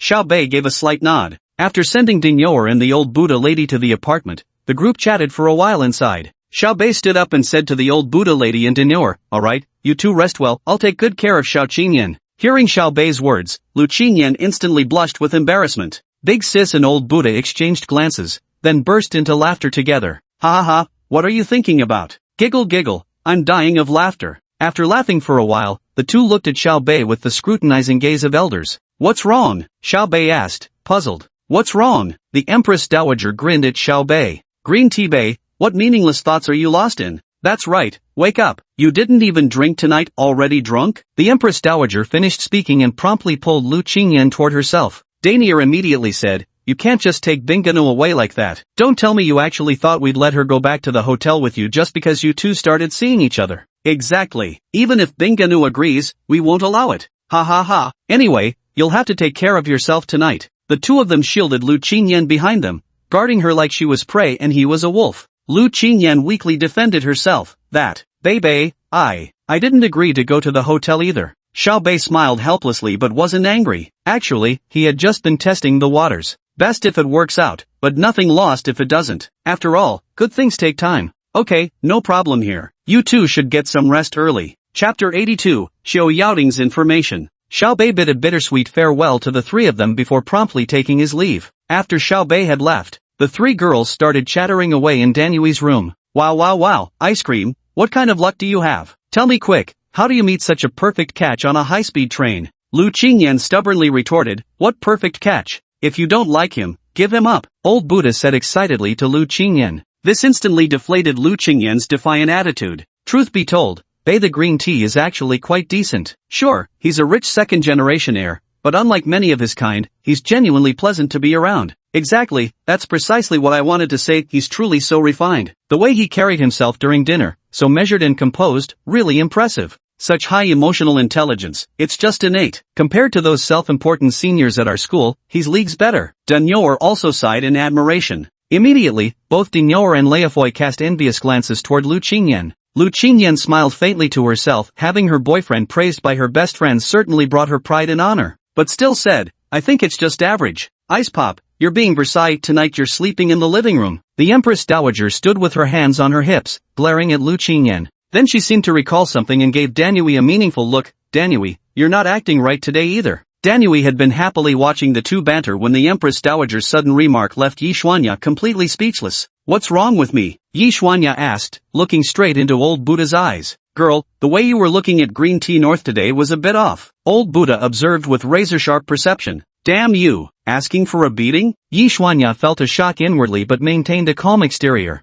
Giggle, see? I hit the nail on the head. Now you want to silence the witness. Popsicle, save me. Old Buddha immediately dodged behind Lu Qingyan's back. Wow, old Buddha, you can't expect ivory from a dog's mouth, you can't just spout nonsense like that. Pfft, I'm not spouting nonsense, just admit it. Ice Pop, Big Sis is trying to steal your man. Old Buddha kept pressing. Lu Qingyan smiled faintly and replied straightforwardly, first of all, who doesn't know Big Sis has a thing for tough guys? Besides, with Bei's qualities, he'll never lack admirers in the future. But if she becomes our sister, that'd be even better. Instantly, the entire living room fell silent. The Dowager Empress looked at Lu Qingyan with disbelief, then reached out to feel Lu Qingyan's forehead. No fever at all, yet you're talking nonsense. Hey, I'm serious. Lu Qingyan smiled as she watched the two. In truth, during dinner earlier, she had already noticed something off about the way Yi Xuanya gazed at Xiao Bei, and it wasn't just Yi Xuanya, the Dowager Empress was doing it too. But she didn't say anything, because she knew that being with Xiao Bei might mean facing such situations in the future.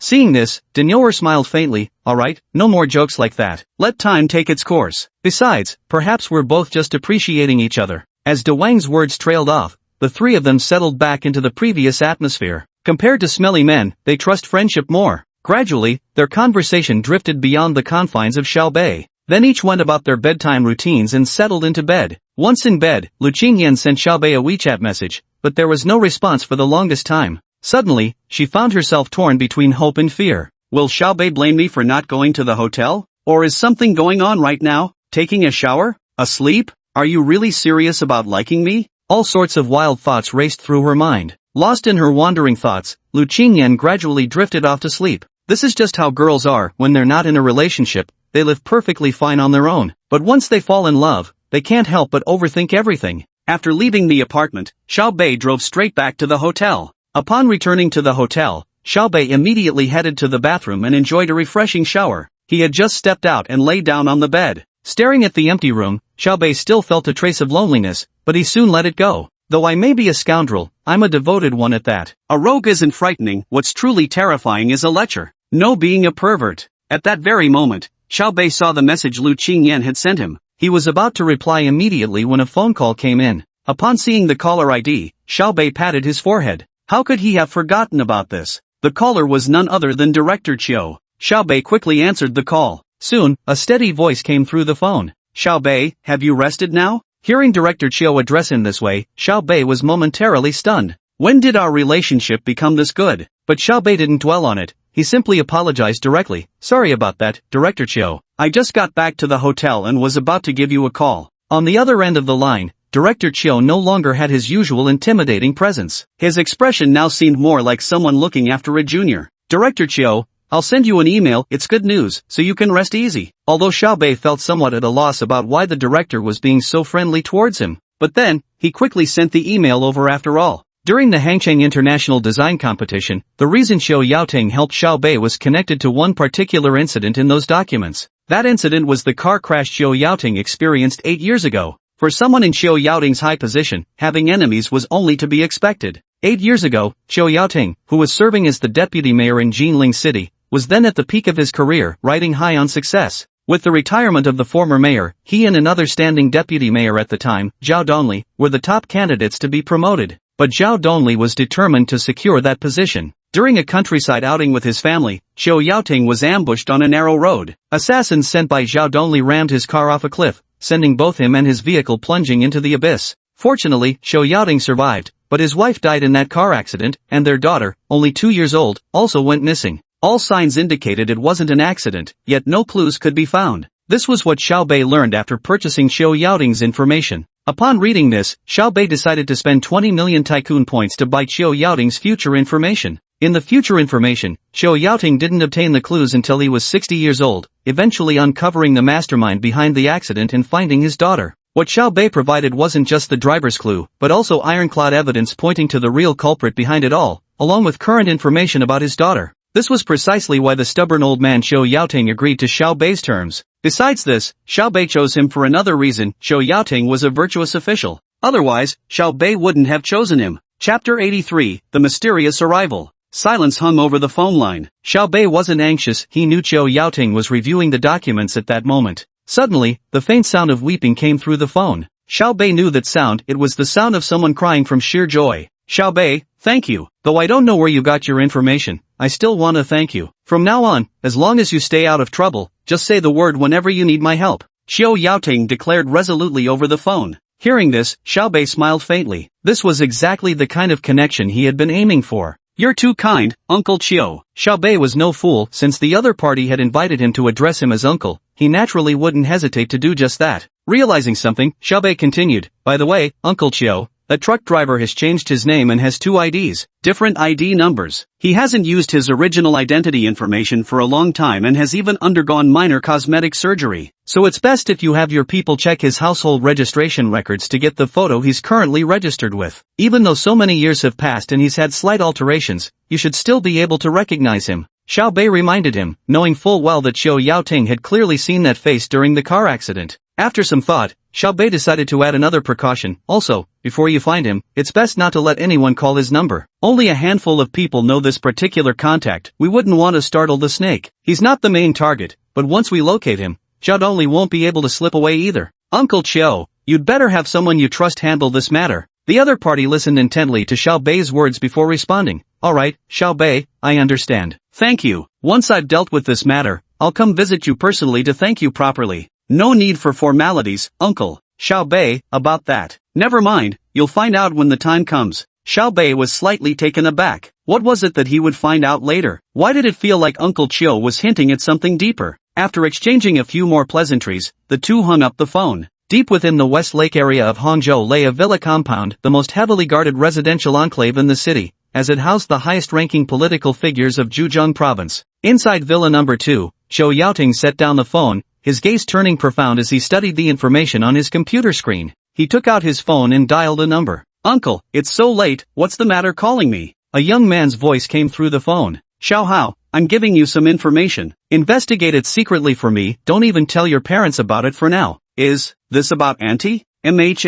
Got it, uncle. I understand now. After hanging up, Zhou Yaoting let out a slight sigh of relief before his thoughts turned to Xiao Bei. Truly, no man from the Xiao family is a pushover. Who knows how many people will lose sleep once this crown prince returns to the Xiao household. The Xiao residence, Zongnanhai, imperial capital. In a study, a dignified middle-aged man had just hung up the phone, his eyes brimming with excitement. Everything depends on these next few days. In the Magic City, inside the hotel, Xiao Bei hung up the phone. He had originally planned to reply to Lu Qingyan with a message, but seeing how late it was, he guessed she must already be asleep, so he dismissed the thought. Xiao Bei originally wanted to lie down and sleep, but after recalling Zhou Yaoting's words earlier, he couldn't shake the feeling that something was about to happen soon and it might concern him personally. After some thought, Xiao Bei directly summoned the system, intending to purchase another copy of Zhou Yaoting's information for further review. But in an instant, his eyes widened in shock. What the wasn't it 20 million God of Wealth points before? How did it skyrocket to 10 billion points now?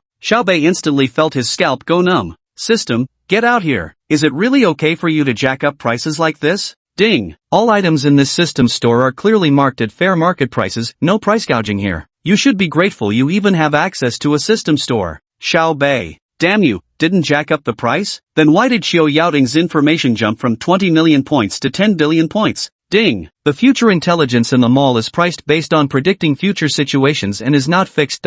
Hearing the system's explanation, Xiao Bei froze for a moment. Fine, you're the system, you call the shots. Xiao Bei was about to close the system but suddenly thought of something. Can I check other people's information? What about my own? At this thought, Xiao Bei's heart surged with excitement. I really am a genius. Without hesitation, Xiao Bei mentally commanded the system, pull up my own data, past, present, and future. Ding. Would you like to spend 100 billion God of Wealth points to purchase information about Xiao Bei's past? Ding. Would you like to spend 1 million God of Wealth points to purchase information about Xiao Bei's present? Ding. Would you like to spend 500 billion God of Wealth points to purchase information about Xiao Bei's future? What the hell? System, you bastard, are you doing this on purpose? Xiao Bei was genuinely stunned by his own intelligence pricing. Were his current intelligence reports really less valuable than past or future ones? But Xiao Bei quickly regained his composure. After some thought, he began to form a rough guess. When I bought Zhou Yaoting's information before, the price was still quite low. Now that it has increased,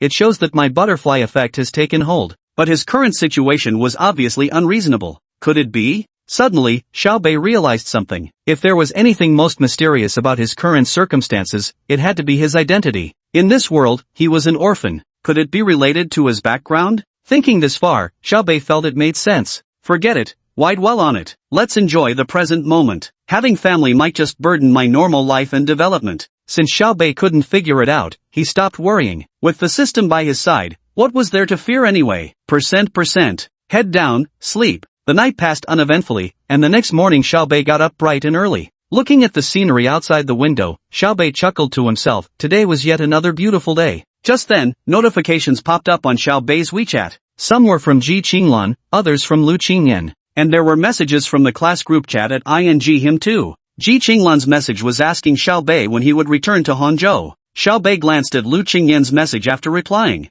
Lu Qingyan, you big meanie, are you upset? You're ignoring me, pouting. Seeing this, Xiao Bei quickly replied. Xiao Bei, yesterday during my shower, got busy with some things after coming out. Was about to reply but saw you'd probably fallen asleep, so I didn't. For such emotionally charged messages, Xiao Bei would usually offer an explanation. After all, one must soothe their own woman. Xiao Bei sent the reply, then noticed no response after a while. After some thought, figured she must be at rehearsal. At this thought, Xiao Bei chuckled to himself. How about going to the Shanghai Conservatory of Music for some fun today? Knock, knock, knock. At this moment, knocking sounds came from outside Xiao Bei's door. Who is it? Xiao Bei was slightly taken aback. After a brief hesitation, he decided to go answer the door, wearing just a pair of shorts. As soon as he opened the door, he saw a burly man standing before him, with several figures in black behind. Who are you? Alike. So incredibly alike.